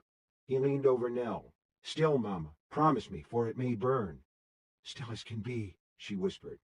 "One drop in the left eye." "Does it?" he asked. "Does it burn?" "No," said she. "Cool as a blessing. Put some in the other, will you please?" Tim put a drop in the right eye, then sat back, biting his lip. Was the milkiness a little less, or was that only wishing? "Can you see anything, Mama?" "No, but—" Her breath caught. "There's light! Tim, there's light!" She started to rise up on her elbows again, but Tim pressed her back. He put another drop in each eye. It would have to be enough, for the dropper was empty. A good thing, too, for when Nell shrieked, Tim dropped it on the floor. "Mama? Mama, what is it?" "I see thy face," she cried, and put her hands on his cheeks. Now her eyes were filling with tears, but that did Tim very well, because now they were looking at him instead of through him, and they were as bright as they had ever been. "Oh, Tim, oh, my dear, I see thy face. I see it very well." Next came a bit of time which needs no telling, a good thing, too, for some moments of joy are beyond description. "You must give thy father's axe to her." Tim fumbled in his belt, brought the hand axe from it, and placed it beside her on the bed. She looked at it, and saw it, a thing still marvelous to both of them, then touched the handle, which had been worn smooth by long years and much use. She raised her face to him questioningly. Tim could only shake his head, smiling. "The man who gave me the drops told me to give it to you. That's all I know." "Who, Tim? What man?" "That's a long story, and one that would go better with some breakfast." "Eggs," she said, starting to rise. "At least a dozen, and the pork side from the coal pantry." Still smiling, Tim gripped her shoulders and pushed her gently back to the pillow. "I can scramble eggs and fry meat. I'll even bring it to you." A thought occurred to him. "Cy Smack can eat with us. It's a wonder all the shouting didn't wake her." "She came when the wind began to blow, and was up all through the storm, feeding the fire," Nell said. "We thought the house would blow over, but it stood. She must be so tired. Wake her, Tim, but be gentle about it." Tim kissed his mother's cheek again and left the room. The widow slept on in the dead man's chair by the fire, her chin upon her breast, too tired even to snore. Tim shook her gently by the shoulder. Her head jiggled and rolled, then fell back to its original position. Filled with a horrid certainty, Tim went around to the front of the chair. What he saw stole the strength from his legs, and he collapsed to his knees. Her veil had been torn away. The ruin of a face once beautiful hung slack and dead. Her one remaining eye stared blankly at Tim. The bosom of her black dress was rusty with dried blood, for her throat had been cut from ear to ear. He drew in breath to scream, but was unable to let it out, for strong hands had closed around his throat. Bern Kells had stolen into the main room from the mudroom, where he had been sitting on his trunk and trying to remember why he had killed the old woman. He thought it was the fire. He had spent 2 nights shivering under a pile of hay in Deaf Rinken's barn, and this old Kitty, she who had put all sorts of useless learning into his stepson's head, had been warm as toast the whole time. 'Twasn't right. He had watched the boy go into his mother's room. He had heard Nell's cries of joy, and each one was like a nail in his vitals. She had no right to cry out with anything but pain. She was the author of all his misery, had bewitched him with her high breasts, slim waist, long hair, and laughing eyes. He had believed her hold on his mind would lessen over the years, but it never had. Finally, he simply had to have her. Why else would he have murdered his best and oldest friend? Now came the boy, who had turned him into a hunted man. The bitch was bad and the whelp was worse. And what was that jammed into his belt? Was it a gun, by gods? Where had he gotten such a thing? Kells choked Tim until the boy's struggles began to weaken, and he simply hung from the woodsman's strong hands, rasping. Then he plucked the gun from Tim's belt and tossed it aside. "A bullet's too good for a meddler such as you," Kells said. His mouth was against Tim's ear. Distantly, as if all sensation were retreating deep into his body, Tim felt his stepper's beard tickling his skin. "So's the knife I used to cut the diseased old bitch's throat. It's the fire for you, whelp. There's plenty of coals yet, enough to fry your eyeballs and boil the skin from your—" There was a low, meaty sound, and suddenly the choking hands were gone. Tim turned, gasping in air that burned like fire. Kells stood beside Big Ross's chair, looking unbelievingly over Tim's head at the gray fieldstone chimney. Blood pattered down on the right sleeve of his flannel woodsman's shirt, which was still speckled with hay from his fugitive nights in Deaf Rinken's barn. Above his right ear, his head had grown an axe handle. Nell Ross stood behind him, the front of her nightgown spattered with blood. Slowly, Big Kell shuffled around to face her. He touched the buried blade of the axe and held his hand out to her, the palm full of blood. "I cut the rope so, Cherry Man!" Nell screamed into his face, and as if the words, rather than the axe, had done it, Bern Kells collapsed dead on the floor. Tim put his hands to his face, as if to blot from sight and memory the thing he had just seen, although he knew even then it would be with him the rest of his life. Nell put her arms around him and led him out onto the porch. The morning was bright, the frost on the fields beginning to melt, a misty haze rising in the air. "Are you all right, Tim?" she asked. He drew in a deep breath. The air in his throat was still warm, but no longer burning. "Yes. Are you?" "I'll be fine," said she. "We'll be fine. It's a beautiful morning, and we're alive to see it." But the widow— Tim began to cry. They sat down on the porch steps and looked out on the yard where not long ago the barony Covenanter had sat astride his tall black horse. Black horse, black heart, Tim thought. "We'll pray for Ardelia Smack," Nell said, "and all of Tree will come to her burying. I'll not say Kells did her a favor. Murder's never a favor. But she suffered terribly for the last 3 years, and her life would not have been long in any case. I think we should go to town and see if the constable's back from Tavares. On the way, you can tell me everything. Can thee help me hitch Misty and Bitsy to the wagon?" "Yes, Mama, but I have to get something first, something she gave me." "All right, try not to look at what's left in there, Tim." Nor did he, but he picked up the gun and put it in his belt.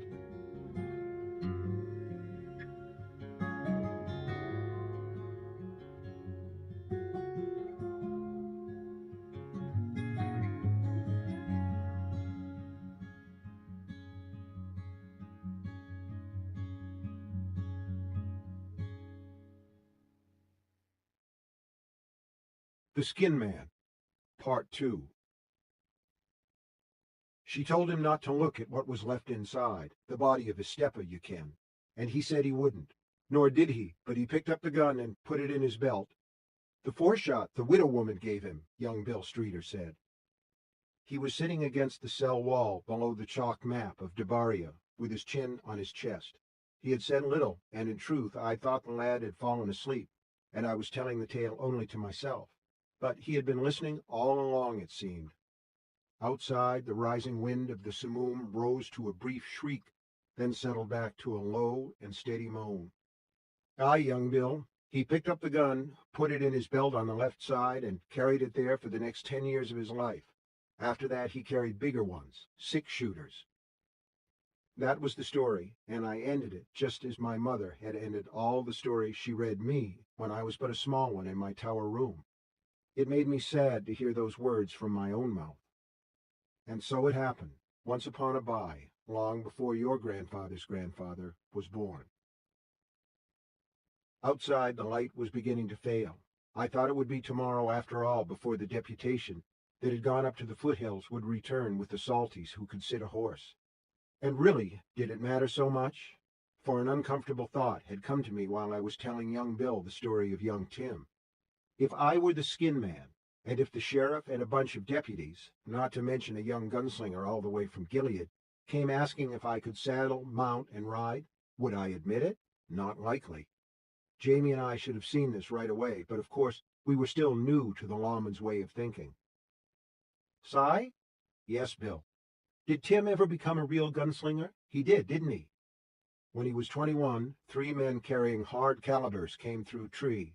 They were bound for Tavares and hoping to raise a posse, but Tim was the only one who would go with them. They called him the left-handed gun, for that was the way he drew. He rode with them and acquitted himself well, for he was both fearless and a dead shot. They called him Tet Fa, or friend of the Tet, but there came a day when he became Ka Tet, one of the very, very few gunslingers not from the proven line of Eld.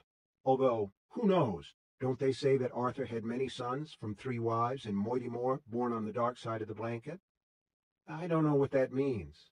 With that I could sympathize. Until 2 days before, I hadn't known what was meant by the long stick.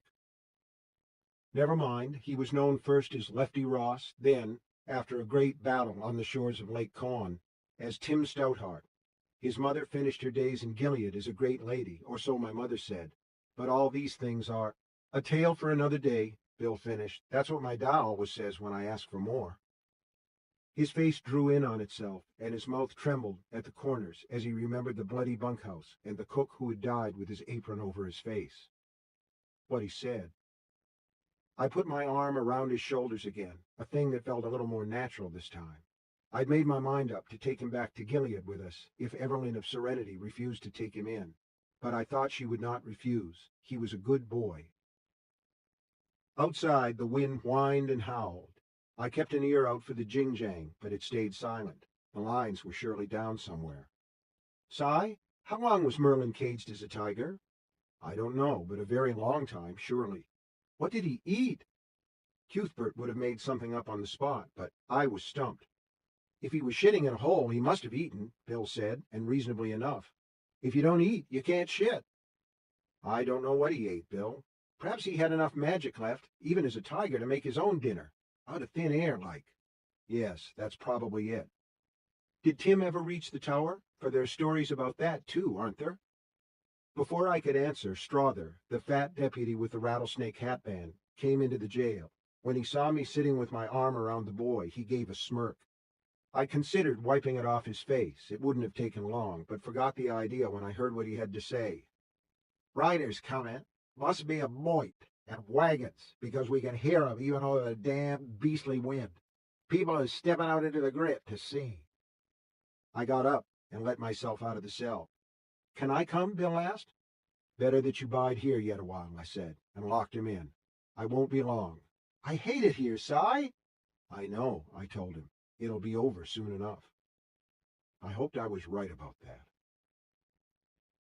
When I stepped out of the sheriff's office, the wind made me stagger and alkali grit stung my cheeks. In spite of the rising gale, both boardwalks of the high street were lined with spectators. The men had pulled their bandanas over their mouths and noses. The women were using their kerchiefs.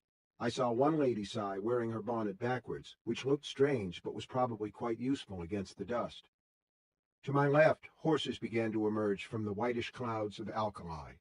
Sheriff Peavy and Canfield of the Jefferson were in the van, with their hats yanked low and their neckcloths pulled high, so only their eyes showed. Behind them came 3 long flatbed wagons, open to the wind. They were painted blue, but their sides and decks were rimed white with salt.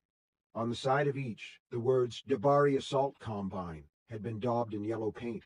On each deck sat 6 or 8 fellows in overalls and the straw workingmen's hats, known as clobbers, or clumpets, I just remember which.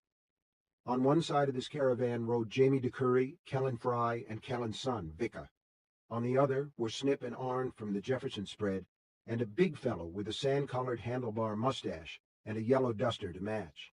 This turned out to be the man who served as constable in Little Debaria, at least when he wasn't otherwise occupied at the faro or watch-me tables. None of the new arrivals looked happy, but the Salties looked least happy of all. It was easy to regard them with suspicion and dislike. I had to remind myself that only one was a monster, assuming that was the skin man hadn't slipped our net entirely. Most of the others had probably come of their own free will when told they could help put an end to the scourge by doing so. I stepped into the street and raised my hands over my head. Sheriff Peavy reined up in front of me, but I ignored him for the time being, looking instead at the huddled miners in the flatbed wagons. A swift count made their number 21. That was 20 more suspects than I wanted, but far fewer than I had feared. I shouted to make myself heard over the wind.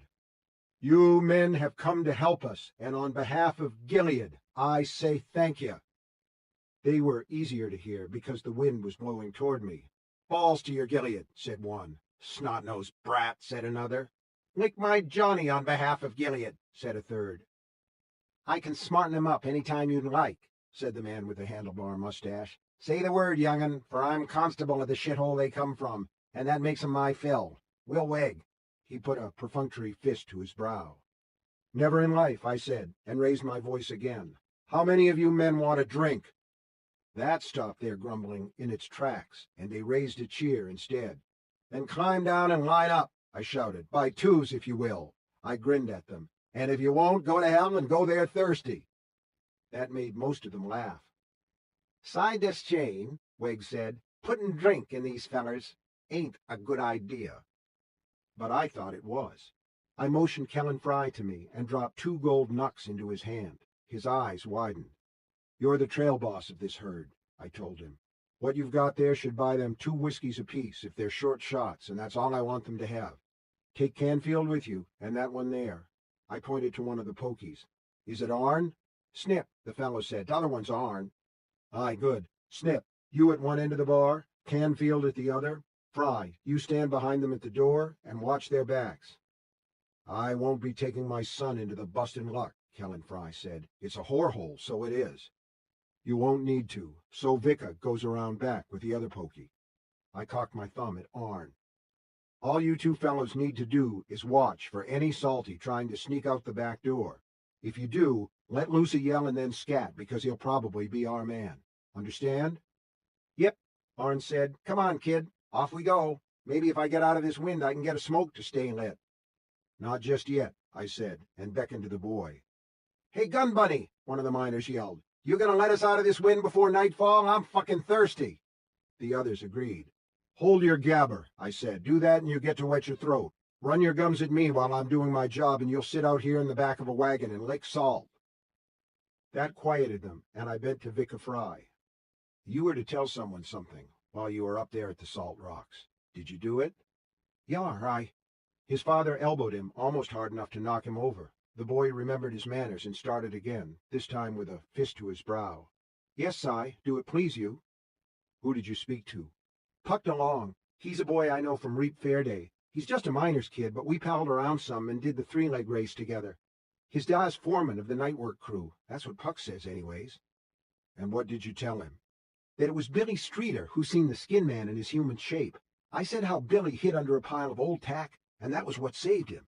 Puck knew who I was talking about because Billy was at Reap Fair Day too.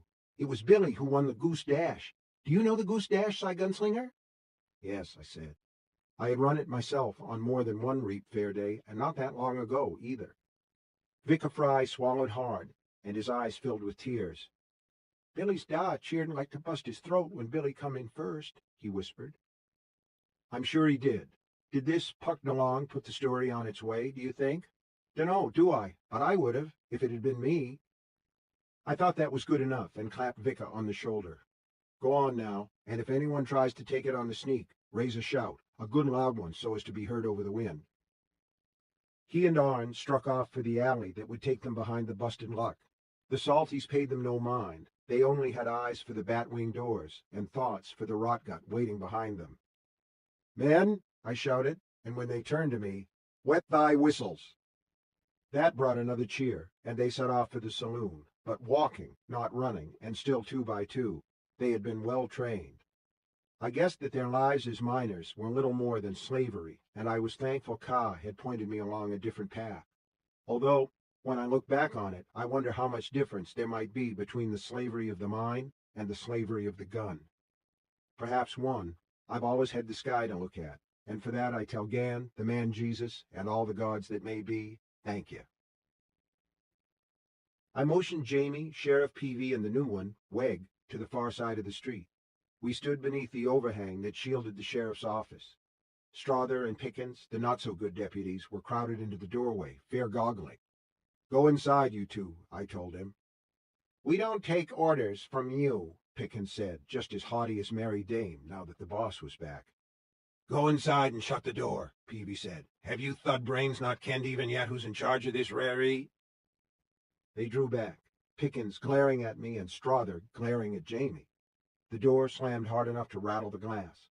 For a moment the four of us stood there, watching the great clouds of alkali dust blow up the high street, some of them so thick they made the salt wagons disappear. But there was little time for contemplation. It would be night all too soon, and then one of the salties now drinking in the busted luck might be a man no longer. "I think we have a problem," I said. I was speaking to all of them, but it was Jamie I was looking at. It seems to me that a skin-turner who knows what he is would hardly admit to being able to ride. "Thought of that," Jamie said, and tilted his head to Constable Wegg. "We got all of 'em who can sit a horse," Wegg said. "Depend on it, Si. Ain't I seen 'em myself?" "I doubt if you've seen all of them," I said. "I think he has," Jamie said. "Listen, Roland." "There's one rich fella up in Little Debaria named Sam Shunt," Wegg said. "The miners call him Shunt the Cunt, which ain't surprising, since he's got most of 'em where the hair grows short. He don't own the combine. It's the big bugs in Gilead who've got that. But he owns most of the rest. The bars, the whores, the skidums." I looked at Sheriff Peavy. "Shacks in Little Debaria where some of the miners sleep," he said. "Skidums ain't much, but they ain't underground." I looked back at Wegg, who had hold of his duster's lapels and was looking pleased with himself. "Sammy Shunt owns the company store, which means he owns the miners." He grinned. When I didn't grin back, he took his hands from his lapels and flipped them skyward. "It's the way of the world, young Si. I didn't make it, neither did you. Now, Sammy's a great one for fun and games, always assuming he can turn a few pennies on 'em, that is. 4 times a year he sets up races for the miners. Some are foot races, and some are obstacle course races, where they have to jump over wooden barricades or leap gullies filled up with mud. It's pretty comical when they fall in. The whores always come to watch, and that makes 'em laugh like loons." "Hurry it up," Peavy growled. "Those fellas won't take long to get through 2 drinks." "He has hoss races, too," said Wegg, "although he won't provide nothing but old nags in case one of them ponies breaks a leg and has to be shot." "If a miner breaks a leg, is he shot?" I asked. Wegg laughed and slapped his thigh as if I'd gotten off a good one. Cuthbert could have told him I don't joke, but of course Cuthbert wasn't there, and Jamie rarely says anything if he doesn't have to. "Trig, young gunslinger, very trig ye are. Nay, they're mended right enough, if they can be mended. There's a couple of whores that make a little extra coin working as ammies after Sammy Shunt's little competitions. They don't mind. It's servicing 'em either way, ain't it? There's an entry fee, of course. Taken out of wages, that pays Sammy's expenses. As for the miners, the winner of whatever particular competition happens to be, dash, obstacle course, hoss race, gets a year's worth of debt for giving it the company store. Sammy keeps the interest so high on the others he never loses by it. You see how it works? Quite snick, wouldn't you say?" "Snick is the devil," I said. "Yar! So, when it comes to racing those nags around the little track he had made, any miner who can ride, does ride. It's powerful comical to watch 'em smashing their nutsacks up and down, set my watching warrant on that. And I'm allus there to keep order. I've seen every race for the last 7 years, and every digger boy who's ever run in 'em. For riders, those boys over there are it. There was one more, but in the race Sammy put on this new earth, that particular salt mole fell off his mount and got his gut squashed. Lived a day or 2, then goozled. So I don't think he's your skin man. Do you?" At this, Wegg laughed heartily. Peavy looked at him with resignation, Jamie with a mixture of contempt and wonder. Did I believe this man when he said they'd rounded up every salty who could sit a horse? I would, I decided, if he could answer one question in the affirmative. "Do you bet on these horse races yourself, Wegg?" "Made a goodish heap last year," he said proudly. "'Course Shunt only pays in scrip. He's tight. But it keeps me in whores and whiskey. I like the whores young and the whiskey old." Peavy looked at me over Wegg's shoulder and shrugged his shoulders as if to say, "He's what they have up there, so don't blame me for it." Nor did I. "Wegg, go on in the office and wait for us. Jamie and Sheriff Peavy, come with me." I explained as we crossed the street, and it didn't take long. "You tell them what we want," I said to Peavy as we stood outside the Batwings. I kept it low because we were still being watched by the whole town, although the ones clustered outside the saloon had drawn away from us, as if we might have something that was catching. "They know you." "Not as well as they know Wegg," he said. Why do you think I wanted him to stay across the street? He grunted a laugh at that and pushed his way through the batwings. Jamie and I followed. The regular patrons had drawn back to the gaming tables, giving the bar over to the salties.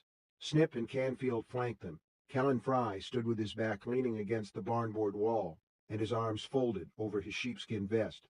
There was a second floor, given over to bump cribs, I assumed, and the balcony up there was loaded with less than charming ladies looking down at the miners. "You men," Peavy said, "turn around and face me." They did as he said, and promptly. What was he to them but just another foreman? A few held on to the remains of their short whiskeys, but most had already finished. They looked livelier now, their cheeks flushed with alcohol rather than the scouring wind that had chased them down from the foothills. "Now here's what," Peavy said. "You're going to sit up on the bar, every mother's son of you, and take off your boots so we can see your feet." A muttering of discontent greeted this. "If you want to know who spent time in Beeley Stockade, why not just ask?" a graybeard called. "I was there, and I ain't ashamed. I stole a loaf from my old woman and our two babbies. Not that it did the babbies any good. They both died." "What if we won't?" a younger one asked. "Them gunnies shoot us? Not sure I'd mind. At least I wouldn't have to go down in the plug no more." A rumble of agreement met this. Someone said something that sounded like green light. Peavy took hold of my arm and pulled me forward. "It was this gunny got you out of a day's work, then bought you drinks. And unless you're the man we're looking for, what the hell are you afraid of?" The one that answered this couldn't have been more than my age. "Cy Sheriff, we're always afraid." This was truth a little balder than they were used to, and complete silence dropped over the busted luck. Outside, the wind moaned. The grit hitting the thin board walls sounded like hail. "Boys, listen to me," Peavy said, now speaking in a lower and more respectful tone of voice. "These gunslingers could draw and make you do what has to be done, but I don't want that, and you shouldn't need it. Counting what happened at the Jefferson spread, there's over 3 dozen dead in DeBaria. 3 at the Jefferson was women." He paused. "Nah, I tell a lie. 1 was a woman, the other 2 were mere girls. I know you've got hard lives and nothing to gain by doing a good turn, but I'm asking you anyway, and why not? There's only one of you with something to hide." "Well, what the fuck," said the graybeard. He reached behind him to the bar and boosted himself up so he was sitting on it. He must have been the old fella of the crew, for all the others followed suit. I watched for anyone showing reluctance, but to my eye there was none. Once it was started, they took it as a kind of joke. Soon there were 21 overalled salties sitting on the bar, and boots rained down on the sawdusty floor in a series of thuds. Aye, gods, I can smell the reek of their feet to this day. "Ugh, that's enough for me," one of the whores said, and when I looked up, I saw our audience vacating the balcony in a storm of feathers and a swirl of petty slips. The bartender joined the others by the gaming tables, holding his nose pinched shut. I'll bet they didn't sell many steak dinners in Racey's Cafe at supper time. That smell was an appetite killer, if ever there was one. "Yank up on your cuffs," Peavy said. "Let me gleep your ankles." Now that the thing was begun, they complied without argument. I stepped forward. "If I point to you," I said, "get down off the bar and go stand against the wall. You can take your boots, but don't bother putting them on. You'll only be walking across the street, and you can do that barefooty." I walked down the line of extended feet, most pitifully skinny, and all but those belonging to the youngest miners clogged with bulging purple veins.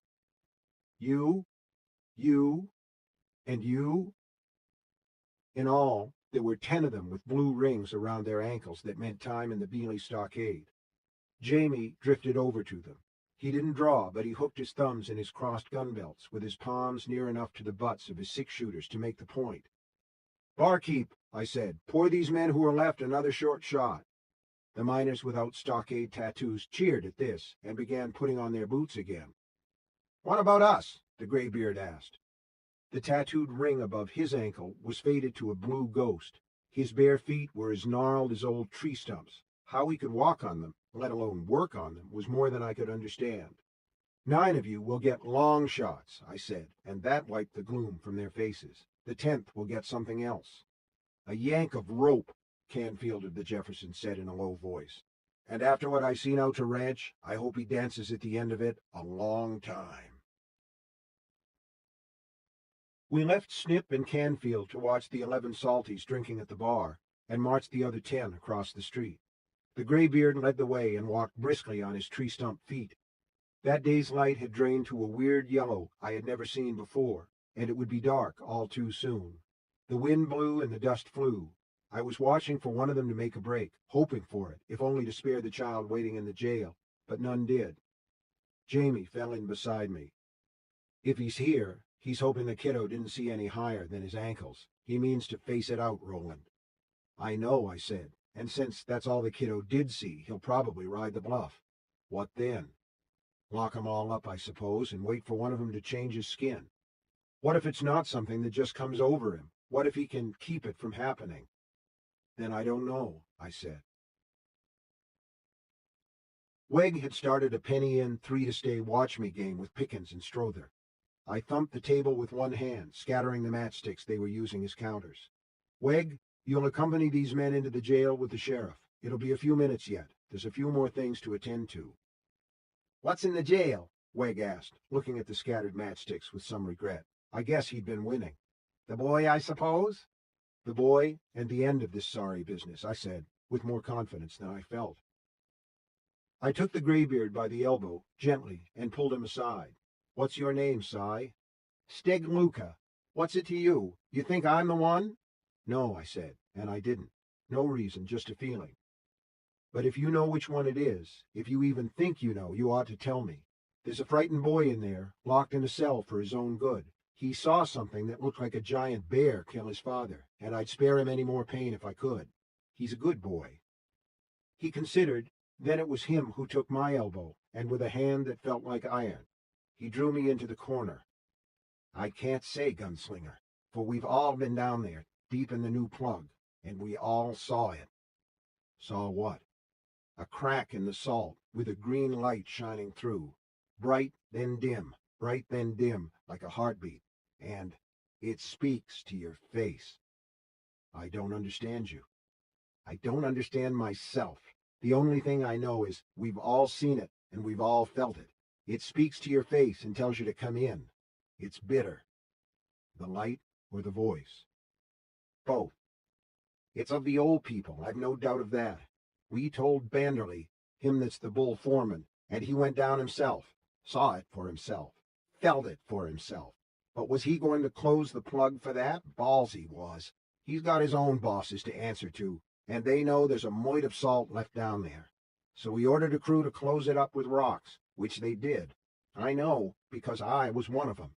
But rocks that are put in can be pulled out, and they have been, I'd swear to it. They were one way then, now they're another. Someone went in there, gunslinger, and whatever's on the other side, it changed him. But you don't know who. Lucas shook his head. All I can say is it must have been between 12 o'clock and 6 in the morning, for then all's quiet. Go back to your mates and say thank ye. You'll be drinking soon enough, and welcome. But Si Luca's drinking days were over. We never know, do we? He went back, and I surveyed them. Luca was the oldest by far. Most of the others were middle-aged, and a couple were still young. They looked interested and excited rather than afraid, and I could understand that. They'd had a couple of drinks to perk them up, and this made a change in the drudgery of their ordinary days. None of them looked shifty or guilty. None looked like anything more or less than what they were, salties in a dying mining town where the rails ended. Jamie, I said, a word with you. I walked him to the door and spoke directly into his ear. I gave him an errand and told him to do it as fast as ever he could. He nodded and slipped out into the stormy afternoon, or perhaps by then it was early evening. Where's he off to? Wegg asked. That's nonnies to you, I said, and turned to the men with the blue tattoos on their ankles. Line up, if you please, oldest to youngest. I don't know how old I am, do I? Said a balding man, wearing a wrist clock with a rusty string-mended band. Some of the others laughed and nodded. Just do the best you can, I said. I had no interest in their ages, but the discussion and argument took up some time, which was the main object. If the blacksmith had fulfilled his commission, all would be well. If not, I would improvise. A gunslinger who can't do that dies early. The miners shuffled around like kids playing When the Music Stops, swapping spots until they were in some rough approximation of age. The line started at the door to the jail and ended at the door to the street. Luca was first. Wrist clock was in the middle. The one who looked about my age, the one who'd said they were always afraid, was last. "Sheriff, will you get their names?" I asked. "I want to speak to the Streeter boy." Billy was standing at the bars of the drunken disorderly cell. He'd heard our palaver and looked frightened. "Is he here?" he asked. "The skin man?" "I think so," I said, "but there's no way to be sure." "Si, I'm a-scared." "I don't blame you, but the cell's locked and the bars are good steel. He can't get at you, Billy." "You ain't seen him when he's a bear," Billy whispered. His eyes were huge and shiny, fixed in place. I've seen men with eyes like that after they've been punched hard on the jaw. It's the look that comes over them just before their knees go soft. Outside, the wind gave a thin shriek along the underside of the jail roof. "Tim Stoutheart was afraid too," I said, but he went on. "I expect you to do the same." "Will you be here?" "I, my mate Jamie, too." As if I had summoned him, the door to the office opened, and Jamie hurried in, slapping alkali dust from his shirt. The sight of him gladdened me. The smell of dirty feet that accompanied him was less welcome. "Did you get it?" I asked. "Yes, it's a pretty enough thing, and here's the list of names." He handed both over. "Are you ready, son?" Jamie asked Billy. "I guess so," Billy said. "I'm going to pretend I'm Tim Stoutheart." Jamie nodded gravely. "That's a fine idea. May you do well." A particularly strong gust of wind blew past. Bitter dust puffed in through the barred window of the drunken disorderly cell. Again came that eerie shriek along the eaves. The light was fading, fading. It crossed my mind that it might be better, safer, to jail the waiting salties and leave this part for tomorrow, but 9 of them had done nothing. Neither had the boy. Best to have it done, if it could be done, that was. "Hear me, Billy," I said. "I'm going to walk them through nice and slow. Maybe nothing will happen." All right." His voice was faint. "Do you need a drink of water first, or to have a piss?" "I'm fine," he said, but of course he didn't look fine. He looked terrified. "Si, how many of them have blue rings on their ankles?" "All," I said. "Then how—" "They don't know how much you saw. Just look at each one as he passes, and stand back a little, do you?" Out of reaching distance was what I meant, but I didn't want to say it out loud. "What should I say?" "Nothing, unless you see something that sets off a recollection, that is." I had little hope of that. "Bring them in, Jamie. Sheriff Peavy at the head of the line, and Wegg at the end." He nodded and left. Billy reached through the bars. For a second, I didn't know what he wanted, then I did. I gave his hand a brief squeeze. "Stand back now, Billy, and remember the face of your father. He watches you from the clearing." He obeyed. I glanced at the list, running over names, probably misspelled, that meant nothing to me, with my hand on the butt of my right-hand gun. That one now contained a very special load. According to Vannet, there was only one sure way to kill a skin man, with a piercing object of the holy metal. I had paid the blacksmith in gold, but the bullet he'd made me, the one that would roll under the hammer at first cock, was pure silver. Perhaps it would work. If not, I would follow with lead. The door opened. In came Sheriff Peavy. He had a 2-foot ironwood head knocker in his right hand, the rawhide drop cord looped around his wrist. He was patting the business end gently against his left palm as he stepped through the door. His eyes found the white-faced lad in the cell, and he smiled. "Hey up, Billy, son of Bill," he said. "We're with ye, and all's fine. Fear nothing." Billy tried to smile, but looked like he feared much. Steg Luca came next, rocking from side to side on those tree-stump feet of his. After him came a man nearly as old, with a mangy white mustache, dirty gray hair falling to his shoulders, and a sinister, squinted look in his eyes. Or perhaps he was only nearsighted. The list named him as Bobby Frayne. "Come slow," I said, "and give this boy a good look at you." They came. As each one passed, Billy Streeter looked anxiously into his face. "Good evening to you, boy," Luca said as he went by. Bobby Frayne tipped an invisible cap. One of the younger ones, Jake Marsh, according to the list, stuck out a tongue yellow with bingo weed tobacco. The others just shuffled past. A couple kept their heads lowered until Wegg barked at them to raise up and look the kiddo in the eye. There was no dawning recognition on Bill Streeter's face, only a mixture of fright and perplexity. I kept my own face blank, but I was losing hope. Why, after all, would the skin man break? He had nothing to lose by playing out his string, and he must know it. Now there were only 4 left. then two, then only the kid who in the busted luck had spoken of being afraid. I saw a change on Billy's face as that one went by, and for a moment I thought we had something, then realized it was nothing more than the recognition of one young person for another. Last came Weg, who had put away his head knocker and donned brass knuckle dusters on each hand. He gave Billy Streeter a not very pleasant smile. "Don't see no merchandise you want to buy, younker? Well, I'm sorry, but I can't say I'm surprised." "Gunslinger," Billy said to me. "Side this chain." "Yes, Billy." I shouldered Weg aside and stood in front of the cell. Billy touched his tongue to his upper lip. "Walk them by again, if it please you. Only this time, have them hold up their pants. I can't see the rings." "Billy, the rings are all the same." "No," he said, "they ain't." The wind was in a lull, and Sheriff Peavy heard him. "Turn around, my cullies, and back you march. Only this time, hike up your trousers." "Ain't enough?" the man with the old wrist clock grumbled. The list called him Ollie Ang. "We was promised shots, long ones." "What's it to you, honey?" Weg asked. "Ain't you got to go back that way any row? Did your marmor drop you on your head?"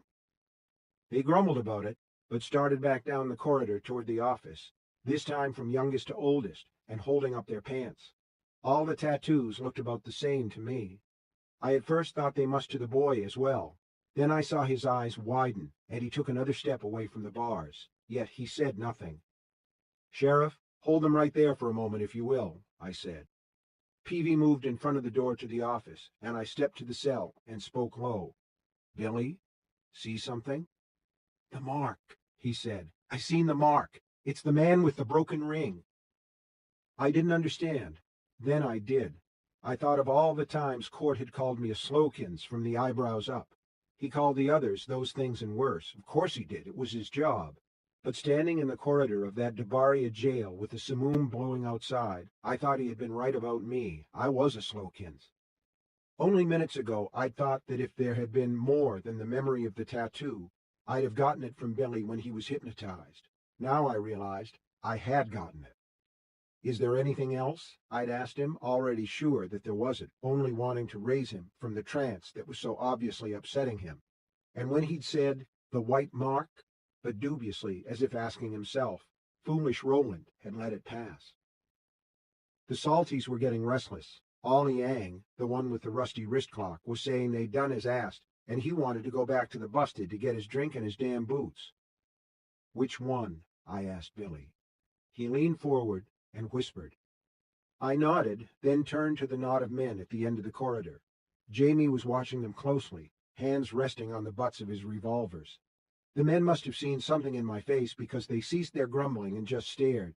The only sound was the wind and the constant gritty slosh of dust against the building. As to what happened next, I thought it over many times since, and I don't think we could have prevented it. We didn't know how fast the change happened, you see. I don't think Vanne did either, or he would have warned us. Even my father said as much when I finished making my report and stood, with all those books frowning down upon me, waiting for him to pass judgment on my actions in Debaria, not as my father, but as my Din. For one thing, I was and am grateful. I almost told Peavy to bring forward the man Billy had named, but then I changed my mind. Not because Peavy had helped my father once upon a by, but because little Debaria and the salt houses were not his fill. "Weg," I said, "Ollie Ang to me, do it please you." "Which?" "The one with the clock on his wrist." "Here now," Ollie Ang squawked as Constable Weg laid hold of him. He was slight for a miner, almost bookish, but his arms were slabbed with muscle, and I could see more muscle lifting the shoulders of his chambray work shirt. "Here now, I ain't done nothing. It ain't fair to single me out just because this here kid wants to show off." "Shut your hole," Weg said, and pulled him through the little clot of miners. "Huck up your pants again," I told him. "Fuck you, brat, and the horse you rode in on. Huck up, or I'll do it for you." He raised his hands and balled them into fists. "Try, just you Jamie strolled up behind him, drew one of his guns, tossed it lightly into the air, caught it by the barrel, and brought the butt down on Ang's head. A smartly calculated blow. It didn't knock the man out, but he dropped his fists, and Weg caught him under the armpit when his knees loosened. I pulled up the right leg of his overalls, and there it was, a blue Beely stockade tattoo that had been cut, broken, to use Billy Streeter's word, by a thick white scar that ran all the way to his knee. That's what I saw when I was a-layin' under that pile of tack. "He's making it up," Aang said. He looked dazed, and his words were muzzy. A thin rill of blood ran down the side of his face from where Jamie's blow had opened his scalp a little. I knew better. Billy had mentioned the white mark long before he'd set eyes on Ollie Aang in the jail. I opened my mouth, meaning to tell Weg to throw him in a cell, but that was when the old man of the crew burst forward. In his eyes was a look of belated realization, nor was that all. He was furious. Before I or Jamie or Weg could stop him, Steg Luca grabbed Aang by the shoulders and bore him back against the bars across the aisle from the drunken disorderly cell. "I should have known," he shouted. "I should have known weeks ago, you great grouch, shifty asshole, you murdering trolloc." He seized the arm bearing the old watch. "Where'd you get this? If not in the crack the green light comes from. Where else? Oh, you murdering, skin-changing bastard!" Lucas spit into Aang's dazed face, then turned to Jamie and me, still holding up the miner's arm. "Said he found it in a hole outside one of the old foothill plugs. Said it was probably leftover outlaw booty from the Crow gang, and like fools we believed him. Even went digging around for more on our days off, didn't we?" He turned back to the dazed Ollie Aang. Dazed was how he looked to us anyway, but who knows what was going on behind those eyes. "And you laughing up your fucking sleeve at us while we did it, I've no doubt. You found it in a hole, all right, but it wasn't in one of the old plugs. You went into the crack, into the green light. It was you! It was you! It was—" Aang twisted from the chin up. I don't mean he grimaced. His entire head twisted. It was like watching a cloth being wrung by invisible hands. His eyes rose up until one was above the other, and they turned from blue to jet black. His skin paled first to white, then to green. It rose as if pushed by fists from beneath, and cracked into scales. His clothes dropped from his body, because his body was no longer that of a man, nor was it a bear, or a wolf, or a lion. Those things we might have been prepared for.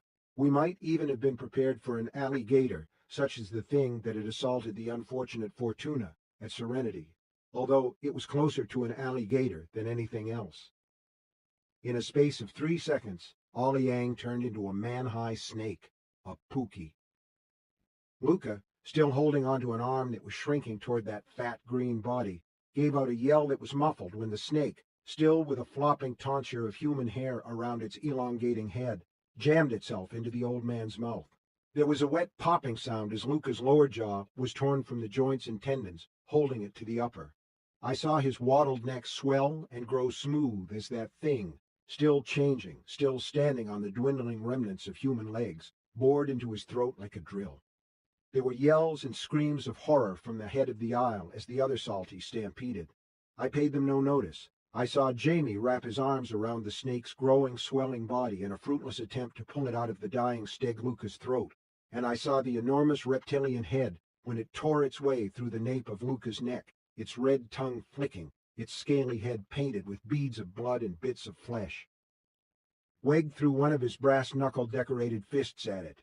The snake dodged easily, then struck forward, exposing enormous, still-growing fangs, 2 on top, 2 on bottom, all dripping with clear liquid. It battened on Weg's arm, and he shrieked, "Burns! Dear gods, it burns!" Luca, impaled at the head, seemed to dance as the snake dug its fangs into the struggling constable. Blood and gobbets of flesh spattered everywhere. Jamie looked at me wildly. His guns were drawn, but where to shoot? The Pookie was writhing between 2 dying men. Its lower body, now legless, flipped free of the heaped clothes, wound itself around Luca's waist in fat coils, drew tight. The part behind the head was slithering out through the widening hole at the nape of Luca's neck. I stepped forward, seized Weg, and dragged him backward by the scruff of his vest. His bitten arm had already turned black and swelled to twice its normal size. His eyes were bulging from their sockets as he stared at me, and white foam began to drizzle from his lips. Somewhere, Billy Streeter was screaming. The fangs tore free. "Burns," Weg said in a low voice, and then he could say no more. His throat swelled, and his tongue shot out of his mouth. He collapsed, shuddering in his death throes. The snake stared at me, its forked tongue licking in and out. They were black snake eyes, but they were filled with human understanding. I lifted the revolver holding the special load. I had only one silver shell, and the head was weaving erratically from side to side, but I never doubted I could make the shot. It's what such as I was made for. It lunged, fangs flashing, and I pulled the trigger. The shot was true, and the silver bullet went right into that yawning mouth. The head blew away in a splatter of red that had begun to turn white even before it hit the bars and the floor of the corridor. I'd seen such mealy white flesh before. It was brains, human brains. Suddenly it was Ollie Ang's ruined face peering at me from the ragged hole in the back of Luca's neck, peering from atop a snake's body. Shaggy black fur sprang from between the scales on its body as whatever force dying inside lost all control of the shapes it made. In the moment before it collapsed, the remaining blue eye turned yellow and became a wolf's eye. Then it went down, bearing the unfortunate Steg Luca with it.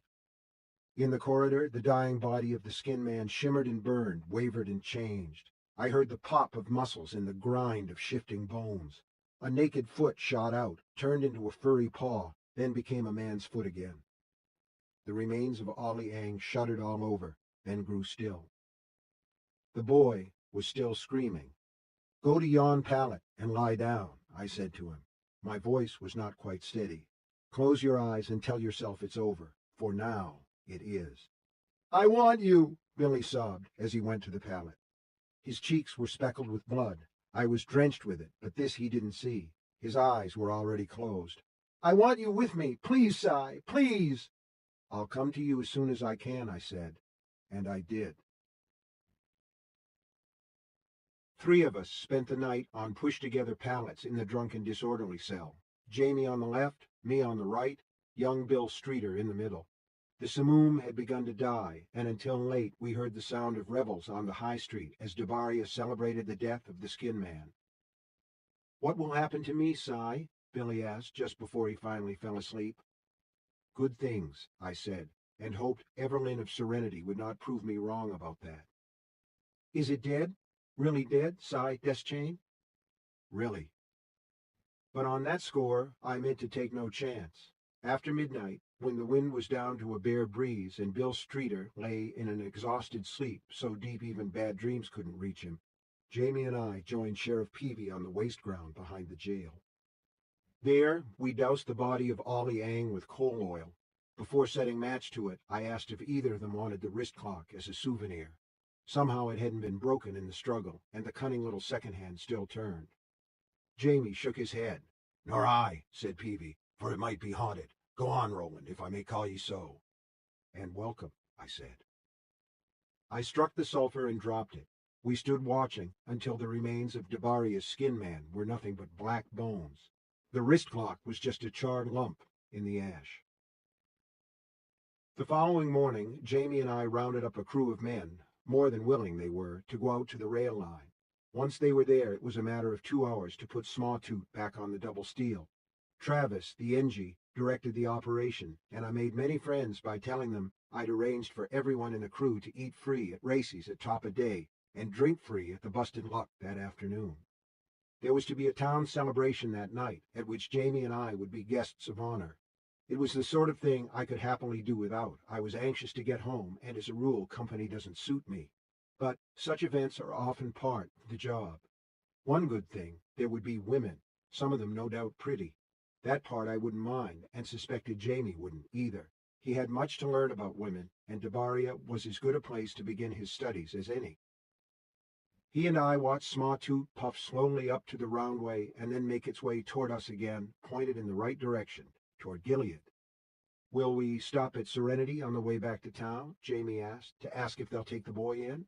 "Aye, and the prioress said she had something for me. Do you know what?" I shook my head. Evelyn, that mountain of a woman, swept toward us across the courtyard of Serenity, her arms spread wide. I was almost tempted to run. It was like standing in the path of one of the vast trucks that used to run at the oil fields near Cuna. Instead of running us down, she swept us into a vast and bosomy double hug. Her aroma was sweet, a mixture of cinnamon and thyme and baked goods. She kissed Jamie on the cheek. He blushed.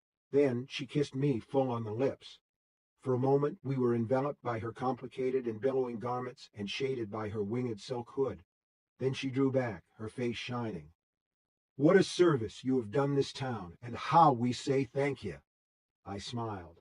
"Cy Everlyn, you are too kind." "Not kind enough. You'll have noonies with us, yes? And meadow wine, although only a little. You'll have more to drink tonight, I have no doubt." She gave Jamie a roguish side glance. "But you'll want to be careful when the toasts go around. Too much drink can make a man less a man later on and blur memories he might otherwise want to keep." She paused, then broke into a knowing grin that went oddly with her robes. "Or perhaps not." Jamie blushed harder than ever, but said nothing. "We saw you coming," Evelyn said, "and there's someone else who'd like to give you her thanks." She moved aside, and there stood the tiny sister of Serenity named Fortuna. She was still swathed in bandagement, but she looked less wraith-like today, and the side of the face we could see was shining with happiness and relief. She stepped forward, shyly. "I can sleep again, and in time I may even be able to sleep without nightmares." She twitched up the side of her gray robe, and, to my deep discomfort, fell on her knees before us. "Sister Fortuna, Annie Clay that was, says thank you. So do we all, but this comes from my own heart." I took her gently by the shoulders. "Rise, bondswoman, kneel not before such as us." She looked at me with shining eyes, and kissed me on the cheek with the side of her mouth that could still kiss. Then she fled back across the courtyard toward what I assumed was their kitchen. Wonderful smells were already arising from that part of the Hossie. Evelyn watched her go with a fond smile, then turned back to me.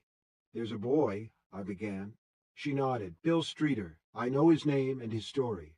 We don't go to town, but sometimes the town comes to us. Friendly birds twitter news in our ears, if you take my meaning." "I take it well," I said. "Bring him tomorrow, after your heads have shrunk back to their normal size," said she. "We're a company of women, but we're happy to take an orphan boy, at least until he grows enough hair on his upper lip to shave. After that, women trouble a boy, and it might not be so well for him to stay here. In the meantime, we can set him about his letters and numbers, if he's trig enough to learn, that is. Would you say he's trig enough, Roland, son of Gabrielle?" It was odd to be called from my mother's side rather than my father's, but strangely pleasant. "I'd say he's very trig." "That's well, then, and we'll find a place for him when it's time for him to go." "A plot and a place," I said. Evelyn laughed. "Aye, just so, like in the story of Tim Stoutheart. And now we'll break bread together, shall we? And with meadow wine we'll toast the prowess of young men." We ate, we drank, and all in all, it was a very merry meeting.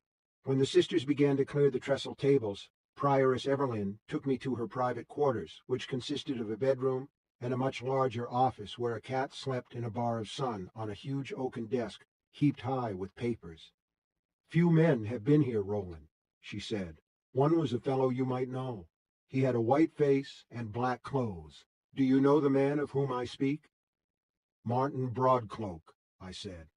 The good food in my stomach was suddenly sour with hate, and jealousy, I suppose, nor just on behalf of my father, whom Gabrielle of Arton had decorated with cuckold's horns. "Did he see her?" "He demanded to, but I refused and sent him hence.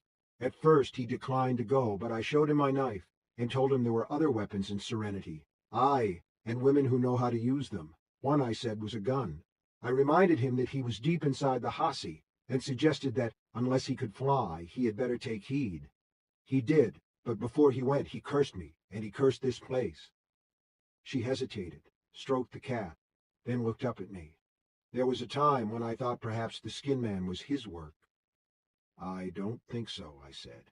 "Nor I, but neither of us will ever be entirely sure, will we?" The cat tried to climb into the vast playground of her lap, and Evelyn shooed it away. "Of one thing I am sure. He spoke to her anyway, although whether through the window of her cell late at night, or only in her troubled dreams, no one will ever know. That secret she took with her into the clearing, poor woman." To this I did not reply. When one is amazed and heartsick, it's usually best to say nothing, for in that state any word will be the wrong word. "Your lady mother quit her retirement with us shortly after we turned this Broadcloak fellow around. She said she had a duty to perform, and much to atone for. She said her son would come here. I asked her how she knew, and she said, 'Because Ka is a wheel, and it always turns.'" She left this for you." Evelyn opened one of the many drawers of her desk and removed an envelope. Written on the front was my name, in a hand I knew well. Only my father would have known it better. That hand had once turned the pages of a fine old book as she read me "The Wind Through the Keyhole," I and many others. I loved all the stories held in the pages that hand turned, but never so much as I loved the hand itself. Even more, I loved the sound of the voice that told them as the wind blew outside. Those were the days before she was mazed and fell into the sad bitchery that brought her under a gun in another hand. My gun, my hand. Evelyn rose, smoothing her large apron. "I must go and see how things are advancing in other parts of my little kingdom. I'll bid you goodbye now, Roland, son of Gabrielle, only asking that you pull the door shut when you go. It will lock itself." "You trust me with your things?" I asked. She laughed, came around the desk, and kissed me again. "Gunslinger, I'd trust you with my life," said she, and left. She was so tall she had to duck her head when she went through the door. I sat looking at Gabrielle Deschaines' last missive for a long time. My heart was full of hate and love and regret, all those things that have haunted me ever since. I considered burning it unread, but at last I tore the envelope open. Inside was a single sheet of paper. The lines were uneven, and the pigeon ink in which they had been written was blotted in many places. I believed that the woman who wrote those lines was struggling to hold on to a few last shreds of sanity. I'm not sure many would have understood her words, but I did. I'm sure my father would have as well, but I never showed it to him or told him of it. The feast I ate was rotten. What I thought was a palace was a dungeon. How it burns, Roland. I thought of Weg dying of snakebite. If I go back and tell what I know, what I overheard, Gilead may yet be saved a few years. You may be saved a few years. Your father, little that he ever cared for me. The words, little that he ever cared for me, had been crossed out with a series of heavy lines, but I could read them anyway. He says, I dare not. He says, bide at serenity until death finds you. He says, if you go back, death will find you early.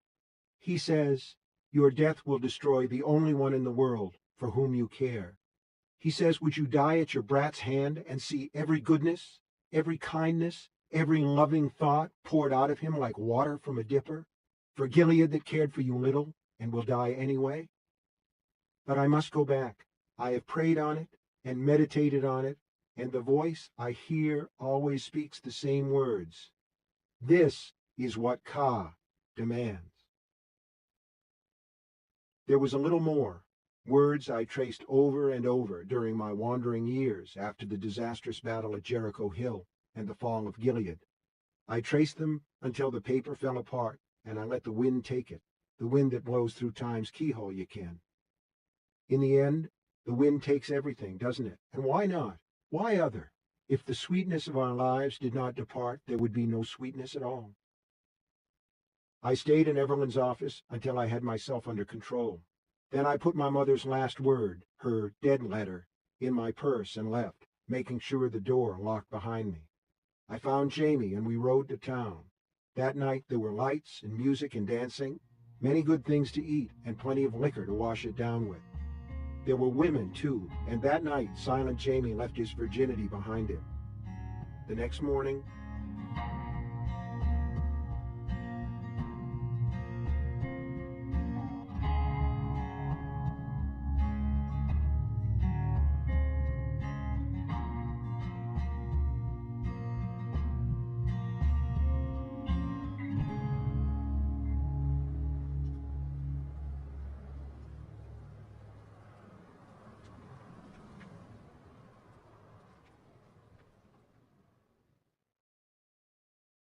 storms over. That night, Roland said, there were lights and music and dancing, many good things to eat and plenty of liquor to wash it down with. Booze, Eddie said, and heaved a seriocomic sigh. I remember it well. It was the first thing any of them had said in a very long time, and it broke the spell that had held them through that long and windy night.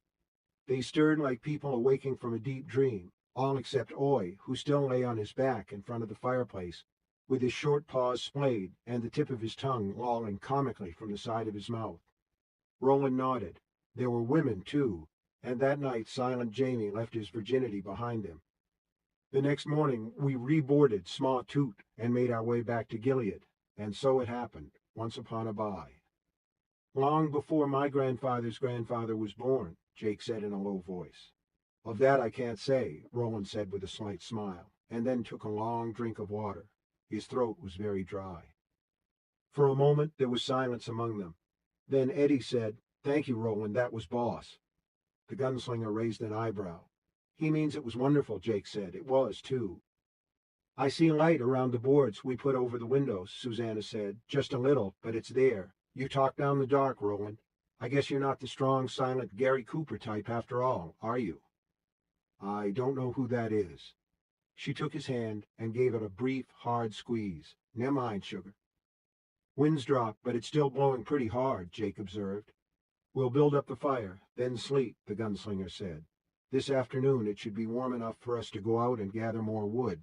And tomorrow day, back on the road, Eddie finished. As you say, Eddie.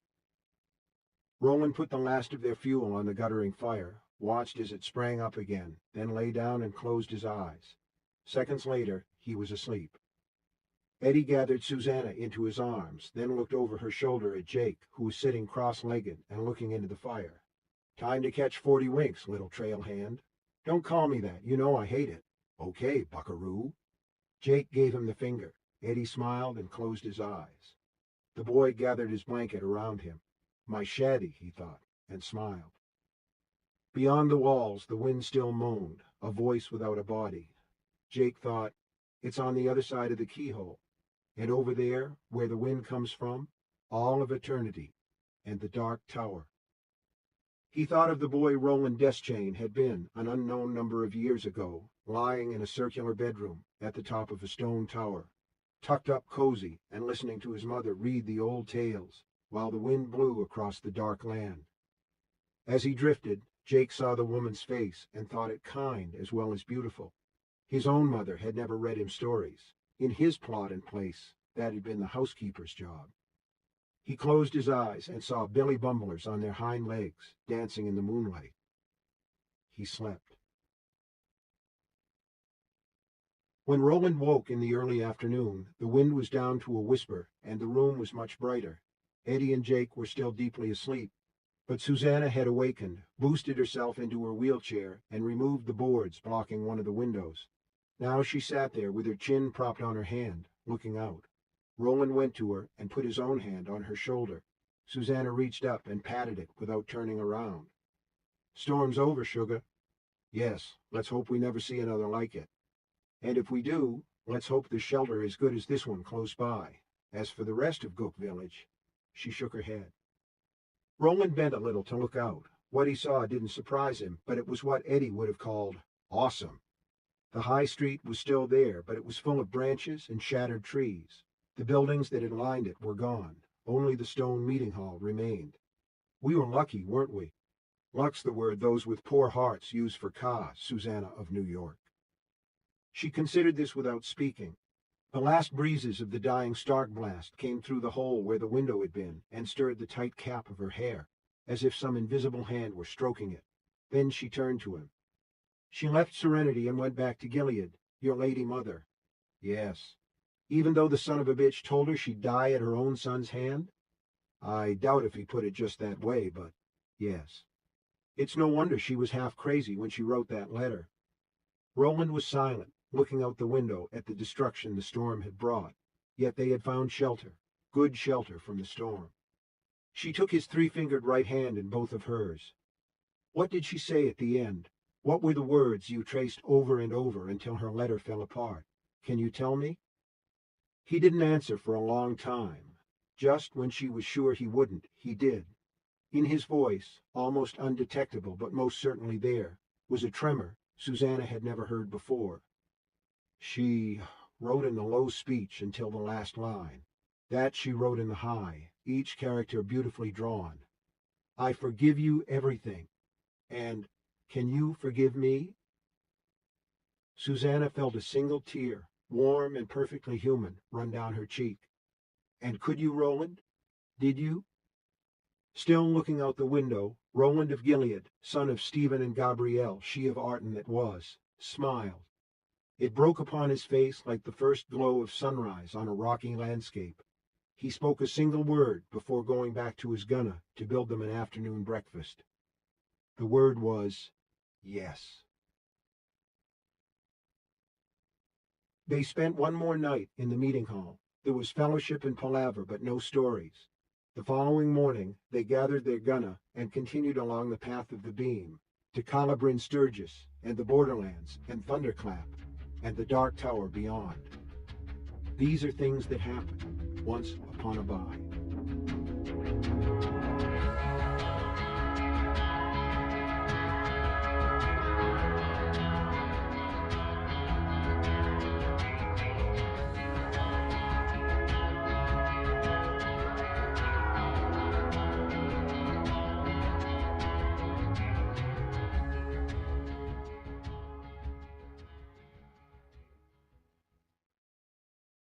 Afterward.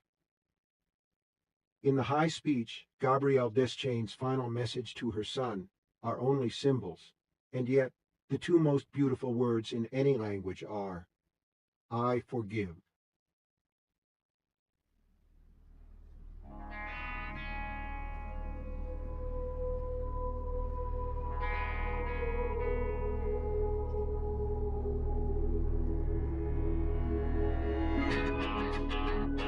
The Wind Through the Keyhole was written and read by Stephen King.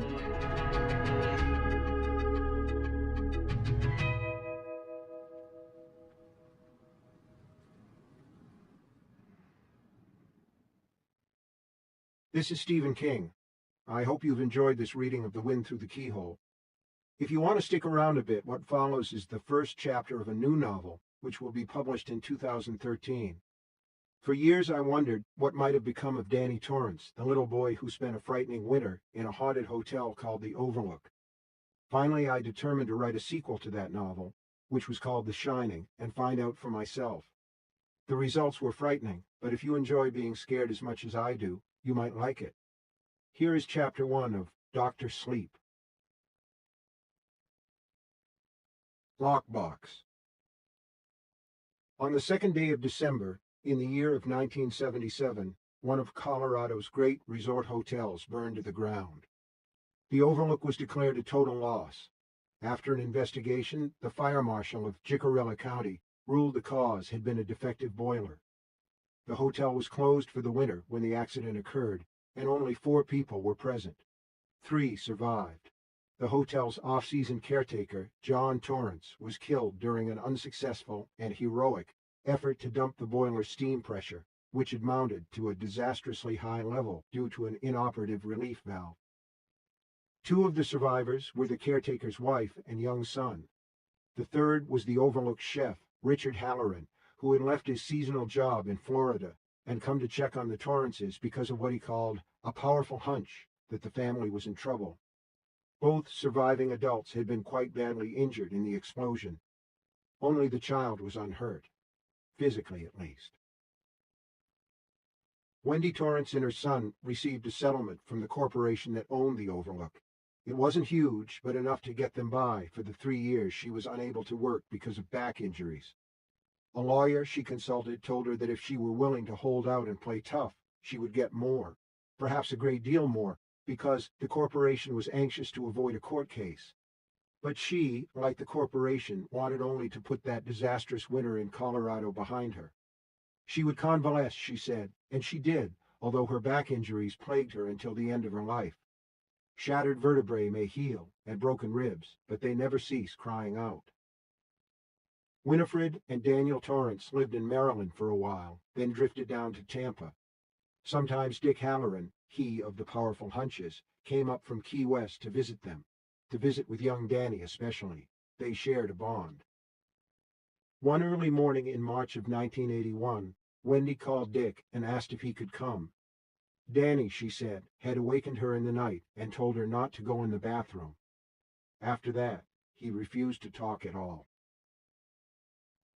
He woke up needing to pee. Outside, a strong wind was blowing. It was warm. In Florida, it was almost always warm. But he did not like that sound, and supposed he never would. It reminded him of the Overlook, where the defective boiler had been the very least of the dangers. He and his mother lived in a cramped second-floor tenement apartment.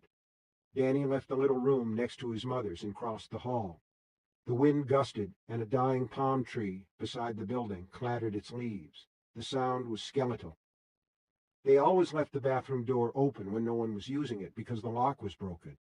Now it was closed. Not because his mother was in there, however. Thanks to facial injuries she'd suffered at the Overlook, she now snored, a soft queep, queep sound, and he could hear it coming from her bedroom. Well, he thought, she closed it by accident, that's all. He knew better, even then. He was a boy of powerful hunches and intuitions himself. But sometimes you had to know. Sometimes you had to see. This was something he had found out at the Overlook, in a room on the second floor.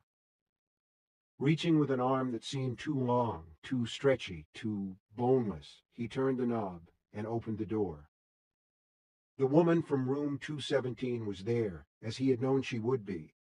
She was sitting naked on the toilet, with her legs spread and her pallid thighs bulging. Her peeling breasts hung down like deflated balloons. The patch of hair below her stomach was gray. Her eyes were also gray, like steel mirrors. She saw him, and her decayed lips stretched back in a grin. "Close your eyes," Dick Halloran had told him once upon a time. "If you see something bad, close your eyes and tell yourself it's not there, and when you open them again, it will be gone." But it hadn't worked in room 217 when he was 5, and it wouldn't work now. He knew it. He could smell her. She was decaying. The woman, he knew her name, it was Mrs. Massey, lumbered to her purple feet, holding out her hands to him. The flesh on her arms hung down, almost dripping. She was smiling the way you do when you see an old friend, or perhaps something good to eat. With an expression that could have been mistaken for calmness, Danny closed the door softly and stepped back. He watched as the knob turned right, left, right again, then stilled. He was 8 now, and capable of at least some rational thought, even in his horror. Partly because, in some deep part of his mind, he had been expecting this, although he had always thought it would be Horace Derwent who would eventually show up, or perhaps the bartender, the one his father had called Lloyd. He supposed he should have known it would be Mrs. Massey, though, even before it finally happened. Because of all the undead things in the Overlook, she had been the worst. The rational part of his mind told him she was just a fragment of unremembered bad dream that had followed him out of sleep and across the hall to the bathroom. That part insisted that if he opened the door again, there would be nothing there. Surely there wouldn't be, now that he was awake. But another part of him, a part that shone, knew better. The Overlook wasn't done with him, even yet. At least one of its vengeful spirits had followed him all the way to Florida. Once he had come upon that woman sprawled in a bathtub. She had gotten out and tried to choke him with her fishy but terribly strong fingers. If he opened the bathroom door now, she would finish the job. He compromised by putting his ear against the door. At first there was nothing. Then he heard a faint sound. Dead fingernails scratching on wood. Danny walked into the kitchen on not bare legs, stood on a chair, and peed into the sink. Then he woke his mother and told her not to go into the bathroom because there was a bad thing there. Once that was done, he went back to bed and sank deep beneath the covers. He wanted to stay there forever, only getting up to pee in the sink. Now that he had warned his mother, he had no interest in talking to her. His mother knew about the no-talking thing. It had happened before, after Danny had ventured into room 217 at the Overlook. "Will you talk to Dick?"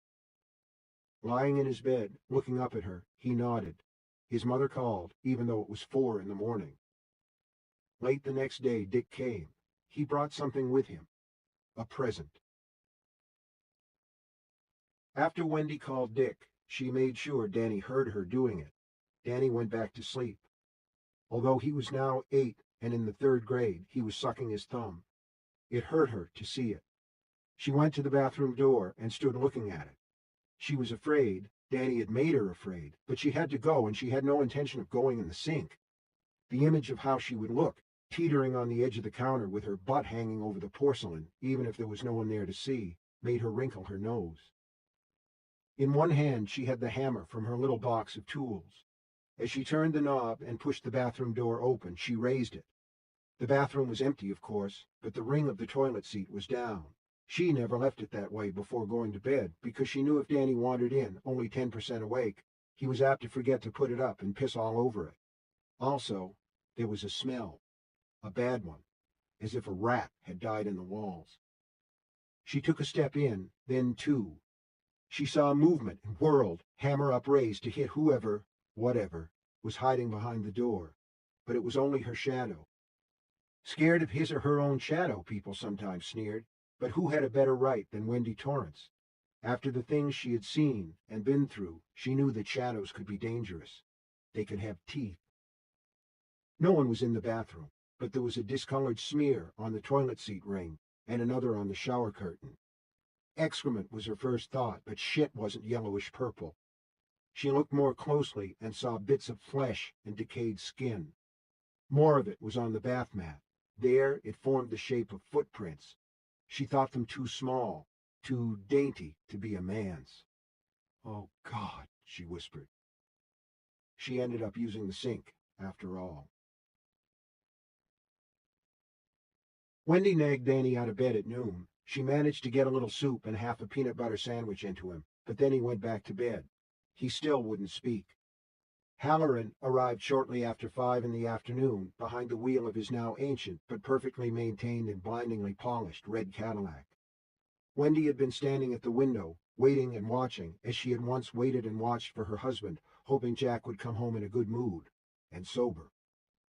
She rushed down the stairs and opened the door just as Dick was about to ring the bell marked Torrance 2A. He held out his arms and she went into them at once, wishing she could be enfolded there for at least an hour, maybe even 2. He let go and held her at arm's length by her shoulders. "You're looking fine, Wendy. How's the little man? He talking again?" "No, but he'll talk to you, even if he won't do it out loud to start with. You can—" Instead of finishing, she made a finger gun and pointed it at his forehead. "Not necessarily," Dick said. His smile revealed a bright new pair of false teeth. The Overlook had taken most of the last set, on the night the boiler blew. Jack Torrance swung the mallet that took Dick's dentures and Wendy's ability to walk without a slight hitch in her stride, but they both understood it had really been the Overlook. "He's very powerful, Wendy. If he wants to block me out, he will. I know from my own experience. Besides, it'd be better if we talk with our mouths. Better for him. Now tell me everything that happened." After she did that, Wendy took him into the bathroom. She had left the stains for him to see, like a beat cop preserving the scene of a crime for the forensic team. And there had been a crime, one against her son. Dick looked for a long time, not touching, then nodded. "Let's see if Danny's up and in the doings." He wasn't, but Wendy's heart was lightened by the look of gladness that came into Danny's face when he saw who was sitting beside him on the bed and shaking his shoulder. "Hey, Danny, I brought you a present." "It's not my birthday." Wendy watched them, knowing they were speaking, but not what it was about. Dick said, "You get up, honey. We're going to take a walk on the beach." "Dick, she came back. Mrs. Massey from room 217 came back." Dick gave his shoulder another shake. "Talk out loud, Dan. You're scaring your ma." Danny said, "What's my present?" Dick smiled. "That's better. I like to hear you, and Wendy does too." "Yes." It was all she dared say. Otherwise, they'd hear the tremble in her voice and be concerned. She didn't want that. This wasn't about her. "While we're gone, you might want to give the bathroom a cleaning," Dick said to her. "Have you got kitchen gloves?" She nodded. "Good. Wear them." The beach was 2 miles away. The parking lot was surrounded by tawdry beachfront attractions, funnel cake concessions, souvenir shops, a shooting gallery. But this was the tag end of the season, and none were doing much business. They had the beach itself almost entirely to themselves. On the ride from the apartment, Danny held his present, an oblong package, quite heavy, wrapped in silver paper, in his lap. "You can open it when we get back," Dick said. They walked just above the waves, where the sand was hard and gleaming. Danny walked slowly because Dick was pretty old. Someday he'd die, maybe even soon. "I'm good to go another few years," Dick said. "Don't you worry about that. Now tell me what happened last night. Don't leave anything out." It didn't take long. The hard part would have been finding words to explain the terror he now felt, and how it was mingled with a suffocating sense of certainty. Now that she'd found him, she'd never leave. But because it was Dick, he didn't need words. "She'll come back. I know she will. She'll come back and come back until she gets me. Do you remember when we met?" Although surprised at the change of direction, Danny nodded. It had been Halloran who'd given him and his parents the guided tour on their first day at the Overlook. Very long ago, that seemed. "And do you remember the first time I spoke up inside your head?" "I sure do." "What did I say?" "You asked me if I wanted to go to Florida with you." "That's right. And how did it make you feel to know you wasn't alone anymore? That you weren't the only one?" "It was great," Danny said. "It was so great." "Yeah," Halloran said. "Yeah, of course it was." They walked in silence for a bit. Little birds, peeps, Danny's mother called them, ran in and out of the waves. "Did it ever strike you funny how I showed up when you needed me?" He looked down at Danny and smiled. "No, it didn't. Why would it? You was just a child, but you're a little older now. A lot older in some ways. Listen to me, Danny. The world has a way of keeping things in balance. I believe that. There's a saying, when the pupil is ready, the teacher will appear. I was your teacher." "You are a lot more than that," Danny said. He took Dick's hand. "You saved us, and you were my friend." Dick ignored this, or seemed to. "My grandma also had the shining. Do you remember me telling you that?" "Yeah, you said you and her could have long conversations without even opening your mouths." "That's right. She taught me, and it was her great-grandma that taught her, way back in the slave days. Someday, Danny, it will be your turn to be the teacher. The pupil will come."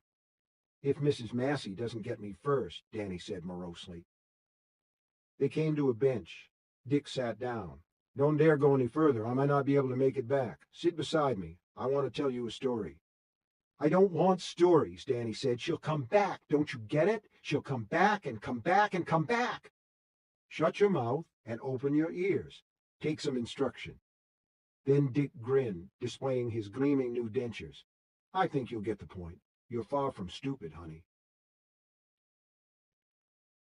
His mother's mother, the one with the shining, lived in Clearwater. She was the white grandma. Not for her skin, of course, or even for the color of her hair, but because she was good. His father's father lived in Dunbury, Mississippi, a rural community not far from Oxford. His wife had died long before Dick was born. For a man of color, in that place and time, he was wealthy. He owned a funeral parlor. Dick and his parents visited 4 times a year, and young Dick Halloran hated those visits. He was terrified of Andy Halloran, and called him, only in his own mind. To speak it aloud would have earned him a smack across the chops, the Black Grandpa. "You know about kitty fiddlers?" Dick asked Danny. "Guys who want children for sex?" "Sort of," Danny said cautiously. Certainly he knew not to talk to strangers, and never to get into a car with one, because they might do stuff to you. "Well, old Andy was more than a kitty fiddler. He was a damn sadist as well." "What's that?" "Someone who enjoys giving pain." Danny nodded, in immediate understanding. "Like Frankie Lestroni at school.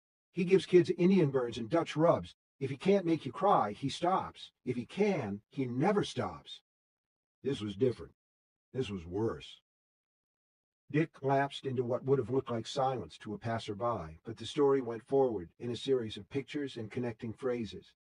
Danny saw the Black Grandpa, a tall man in a suit as black as he was, who wore a special kind of fedora hat on his head. He saw how there were always little buds of spittle at the corners of his mouth, and how his eyes were red-rimmed, like he was tired or had just gotten over crying. He saw how he would take Dick, younger than Danny was now, probably the same age he'd been that winter at the Overlook, on his lap. If they weren't alone, he might only tickle. If they were, he'd put his hand between Dick's legs and squeeze his balls until Dick thought he'd faint with the pain. "Do you like that?" Black Grandpa Andy would pant in his ear. He smelled of cigarettes and whiskey. "'Course you do. Every boy likes that. But even if you don't, you dasn't tell. If you do, I'll hurt you. I'll burn you. Holy shit, Danny said. That's gross. There were other things, too, Dick said, but I'll just tell you one. Grampy hired a woman to help out around the house after his wife died. She cleaned and cooked. At dinner time, she'd put everything on the table at once, from salad to dessert, because that's the way old black grandpa liked it. Dessert was always cake or pudding. It was put down on a little plate or in a little dish next to your dinner plate so you could look at it and want it while you plowed through the other muck. Grandpa's hard and fast rule was you could look at dessert, but you couldn't eat dessert unless you'd finished every bit of fried meat and boiled greens and mashed potatoes. You even had to clean up the gravy, which was lumpy and didn't have much taste.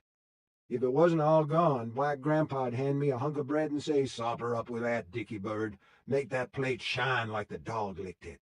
That's what he called me, Dickie Bird. Sometimes I couldn't finish no matter what, and then I didn't get the cake or the pudding. He'd take it and eat it himself. And sometimes, when I could finish all my dinner, I'd find he'd smashed a cigarette butt in my piece of cake or my pudding. He could do that because he always sat next to me. He'd make like it was a big joke. "Whoops, missed the ashtray," he'd say. My ma and pa never put a stop to it, although they must have known that even if it was a joke, it wasn't a fair one to play on a child. They just made out like it was a joke, too. "That's really bad," Danny said. "Your folks should have stood up for you. My mom does. My daddy would, too." They were scared of him, and they were right to be scared. Andy Halloran was a bad, bad motorcycle. He'd say, "Go on, Dickie, eat around it. That won't poison you." If I took a bite, he'd have Nonny, that was the housekeeper's name, bring me a fresh dessert. If I wouldn't, it just sat there. It got so I could never finish my meal because my stomach would get all upset. "You should have moved your cake or pudding to the other side of your plate," Danny said. Sure, I tried that. He'd just move it back, saying dessert went on the right. Dick paused, looking out at the water where a long white boat was trundling slowly across the dividing line between the sky and the Gulf of Mexico. Sometimes, when he got me alone, he bit me, and once, when I said I'd tell my pa if he didn't leave me alone, he put a cigarette out on my bare foot. He said, "Tell him that, too, and see what good it does you. Your daddy knows my ways already, and he'll never say a word, because he yella, and because he want the money I got in the bank when I die, which I ain't fixin' to do soon." Danny listened in wide-eyed fascination. He had always thought the story of Bluebeard was the scariest of all time, the scariest there could ever be, but this one was worse, a lot, because it was true. Sometimes he said he knew a tribe of bad gypsies, and if I didn't do what he wanted, he'd call them on the long distance, and they'd come and steal my breath until I was dead. Then he'd give me 1,000. That's what he called it when he put his hand between my legs. "And you ain't gonna say a thing, Dickie Bird. If you do, the gypsies will come, and after they steal your breath, you'll go to hell, and your body will burn forever, because you peached. It don't matter if anybody believes you or not. Peachin' is peachin'." For a long time, I believed the old bastard. I didn't even tell my white grandma, the one with the shining, because I was afraid she'd think it was my fault. If I'd been older, I would have known better, but I was just a kid. He paused. There was something else, too. Do you know what it was, Danny? Danny looked into Dick's face for a long time, probing the thoughts and images behind his forehead. At last he said, "You wanted your father to get the money, but he never did." "No. Black Grandpa left it all to a home for Negro orphans in Alabama, and I bet I know why, too, but that's neither here nor there." "And your white grandma never knew? She never guessed?" "She knew there was something, but I kept it blocked away, and she left me alone about it. Just told me that when I was ready to talk, she was ready to listen. Danny, when Andy Halloran died, it was a stroke. I was the happiest boy on earth. My ma said I didn't have to go to the funeral, that I could stay with Grandma Rose if I wanted to, but I wanted to go. You bet I did. I wanted to make sure old Black Grandpa was really dead." It rained that day. Everybody stood around the grave under black umbrellas. I watched his coffin, the biggest and best one in his shop, I have no doubt, go into the ground, and I thought about all the times he twisted my balls, and all the cigarette butts in my cake, and the one he put out on my foot, and how he ruled the dinner table like the crazy old king in that Shakespeare play. But most of all, I thought about the gypsy tribe, which he had no doubt made up out of whole cloth, and how he could never call them on the long distance to come in the night and steal my breath until I was dead. I peeped over the edge of the grave. Let the boys see, my pa said when my ma tried to pull me back, and I scoped the coffin down there in that wet hole, and I thought, down there you're 6 feet closer to hell, Black Grandpa, and pretty soon you'll be all the way, and I hope the devil gives you 1,000 with a hand that's on fire. Dick reached into his pants pocket and brought out a pack of Marlboros with a book of matches tucked under the cellophane. He put the cigarette in his mouth and then had to chase it with the match because his hand was trembling and his lips were trembling too. Danny was astounded to see tears standing in Dick's eyes. Now, knowing where this story was headed, Danny asked, "When did he come back?" Dick dragged deep on his cigarette and exhaled smoke through a smile. "You didn't need to peek inside my head to get that, did you?" "Nope." 6 months later, I came home from school one day, and he was laying naked on my bed with his half-rotted prick all reared up. He said, "You come on and sit on this, Dickie Bird. You give me 1,000, and I'll give you 2,000. I screamed, but there was no one there to hear it. My ma and pa, they were both working, my ma in a restaurant and my dad at a printing press. I ran out and slammed the door, and I heard Black Grandpa get up, thump, and cross the room, thump, thump, thump. And what I heard next. "Fingernails," Danny said in a voice that was hardly there. "Scratching on the door." "That's right. I didn't go in again until that night when my ma and pa were both home. He was gone, but there were leavings." "Sure, like in our bathroom, because he was going bad." "That's right. I changed the bed myself, which I could do because my ma showed me how 2 years before. She said I was too old to need a housekeeper anymore, that housekeepers were for little white boys and girls like the ones she took care of before she got her hostessing job at Barclay's Steakhouse. About a week later, I see old Black Grandpa in the park, a-settin' in a swing.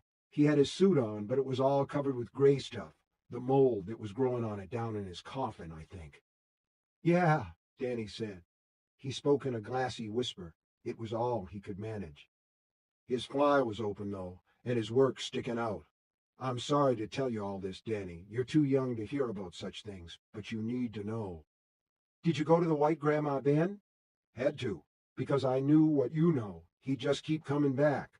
Not like... Danny, have you ever seen dead people? Regular dead people, I mean?" He laughed because that sounded funny. It did to Danny, too. "Ghosts." "A few times," Danny said. "Once there were 3 of them standing around a railroad crossing. 2 boys and a girl, teenagers. I think maybe they got killed there." Dick nodded. "Yeah, probably. Mostly they stick close to where they died. Some of the folks you saw in the Overlook were like that." "I know." The relief in being able to talk about these things to someone who knew was indescribable. "And this one time, there was a woman in a restaurant, the kind, where they have tables outside?" Dick nodded again. "I couldn't see through that one, but no one else saw her, and when a waitress pushed in the chair she was sitting in, the ghost lady disappeared. Do you see them sometimes?" "Not for years," Dick said, "but you're stronger in the shining than I was. It goes back some as you get older." "Good," Danny said fervently. "But you'll have plenty left, even when you're grown up, I think, because you started with so much. Regular ghosts aren't like the woman you saw in room 217 and again in your bathroom. That's right, isn't it?" "Yes," Danny said. "She's real. She leaves pieces of herself. You saw them. So did Mom. And she doesn't shine." "Let's walk back," Dick said. "It's time you saw what I brought you." The return to the parking lot was even slower because Dick was winded. "Cigarettes," he said. "Don't ever start, Danny." "Mom smokes," Danny said. "She doesn't think I know, but I do. Dick, what did your white grandma do? She must have done something because your Black Grandpa never got you." "She gave me a present, same as I'm going to give you. That's what a teacher does when the pupil is ready. Learning itself is a present, you know, the best one anybody can give or get." She wouldn't call Grandpa Andy by his name. She just called him, Dick grinned, the prevert. "I said what you said, that he wasn't a ghost, he was real. And she said yes, that was true, because I was making him real, with the shining. She said that some spirits, Angry spirits, mostly. Won't go on from this world because they know what's waiting for them is even worse. Most eventually starve away to nothing, but some of them find food. That's what the shining is to them, Dick, she told me. Food. You're feeding that prevert. You don't mean to, but you are. He's like a mosquito who'll keep circling and then landing for more blood. Can't do nothing about that. What you can do is turn what he came for against him. They were back at the Cadillac. Dick unlocked the doors, then slid behind the steering wheel with a sigh of relief. Once upon a time, I could have walked 10 miles and run another 5. Nowadays, a little walk down the beach and my back feels like a husk kicked it. Go on, Danny. Open your present. Danny stripped off the silver paper and discovered a box made of green painted metal. On the front, below the latch, was a little keypad. Hey, neat! Yeah, good. I got it at the Western Auto. Pure American steel. The one white Grandma Rose gave me had a padlock with a little key I wore around my neck, but that was long ago. This is the 1980s, the modern age. See the number pad?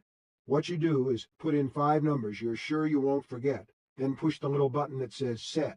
Then, anytime you want to open the box, you punch your code. Danny was delighted. Thanks, Dick. I'll keep my special things in it. These would include his best baseball cards, his Cub Scouts compass badge, his lucky green rock, and a picture of him and his father taken on the front lawn of the apartment building where they lived in Boulder before the Overlook, just before things turned bad. That's fine, Danny. I want you to do that, but I want you to do something else. What? I want you to know this box, inside and out. Don't just look at it. Touch it. Feel it all over. Then stick your nose inside and see if there's a smell. It needs to be your closest friend, at least for a while. Why? Because you're going to put another one just like it in your mind, one that's even more special, and the next time that bitch comes around, you'll be ready for her. I'll tell you how, just like old white Grandma told me. Danny didn't talk much on the ride back to the apartment. He had a lot to think about.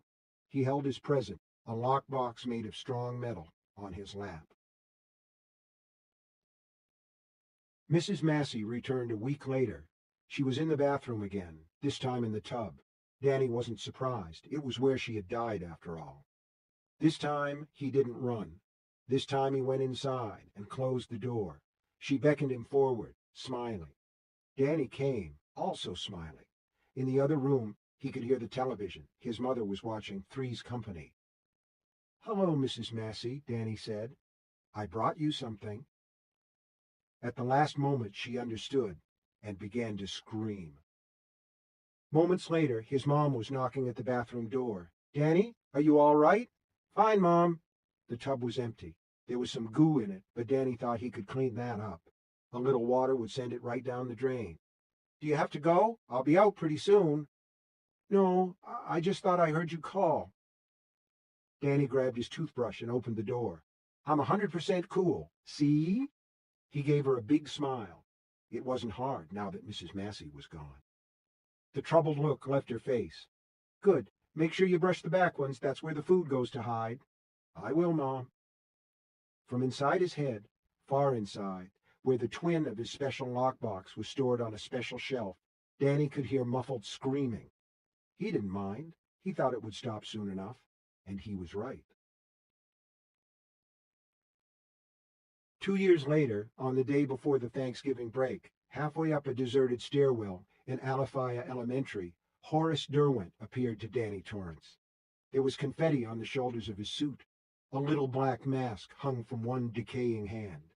He reeked of the grave. "Great party, isn't it?" he asked. Danny turned and walked away very quickly. When school was over, he called Dick long distance at the restaurant where Dick worked in Key West. "Another one of the Overlook people found me. How many boxes can I have, Dick? In my head, I mean." Dick chuckled. "As many as you need, honey. That's the beauty of The Shining. You think my black grandpa's the only one I ever had to lock away? Do they die in there? Like, run out of air?" But that was stupid. The Overlook people didn't need to breathe. This time there was no chuckle. This time there was a coldness in Dick's voice the boy had never heard before. Danny didn't mind. "Do you care?" Danny didn't. When the one-time owner of the Overlook showed up again, shortly after New Year's, this time in Danny's bedroom closet, Danny was ready. He went into the closet and closed the door. Shortly afterward, a second mental lockbox went up on the high mental shelf beside the one that held Mrs. Massey.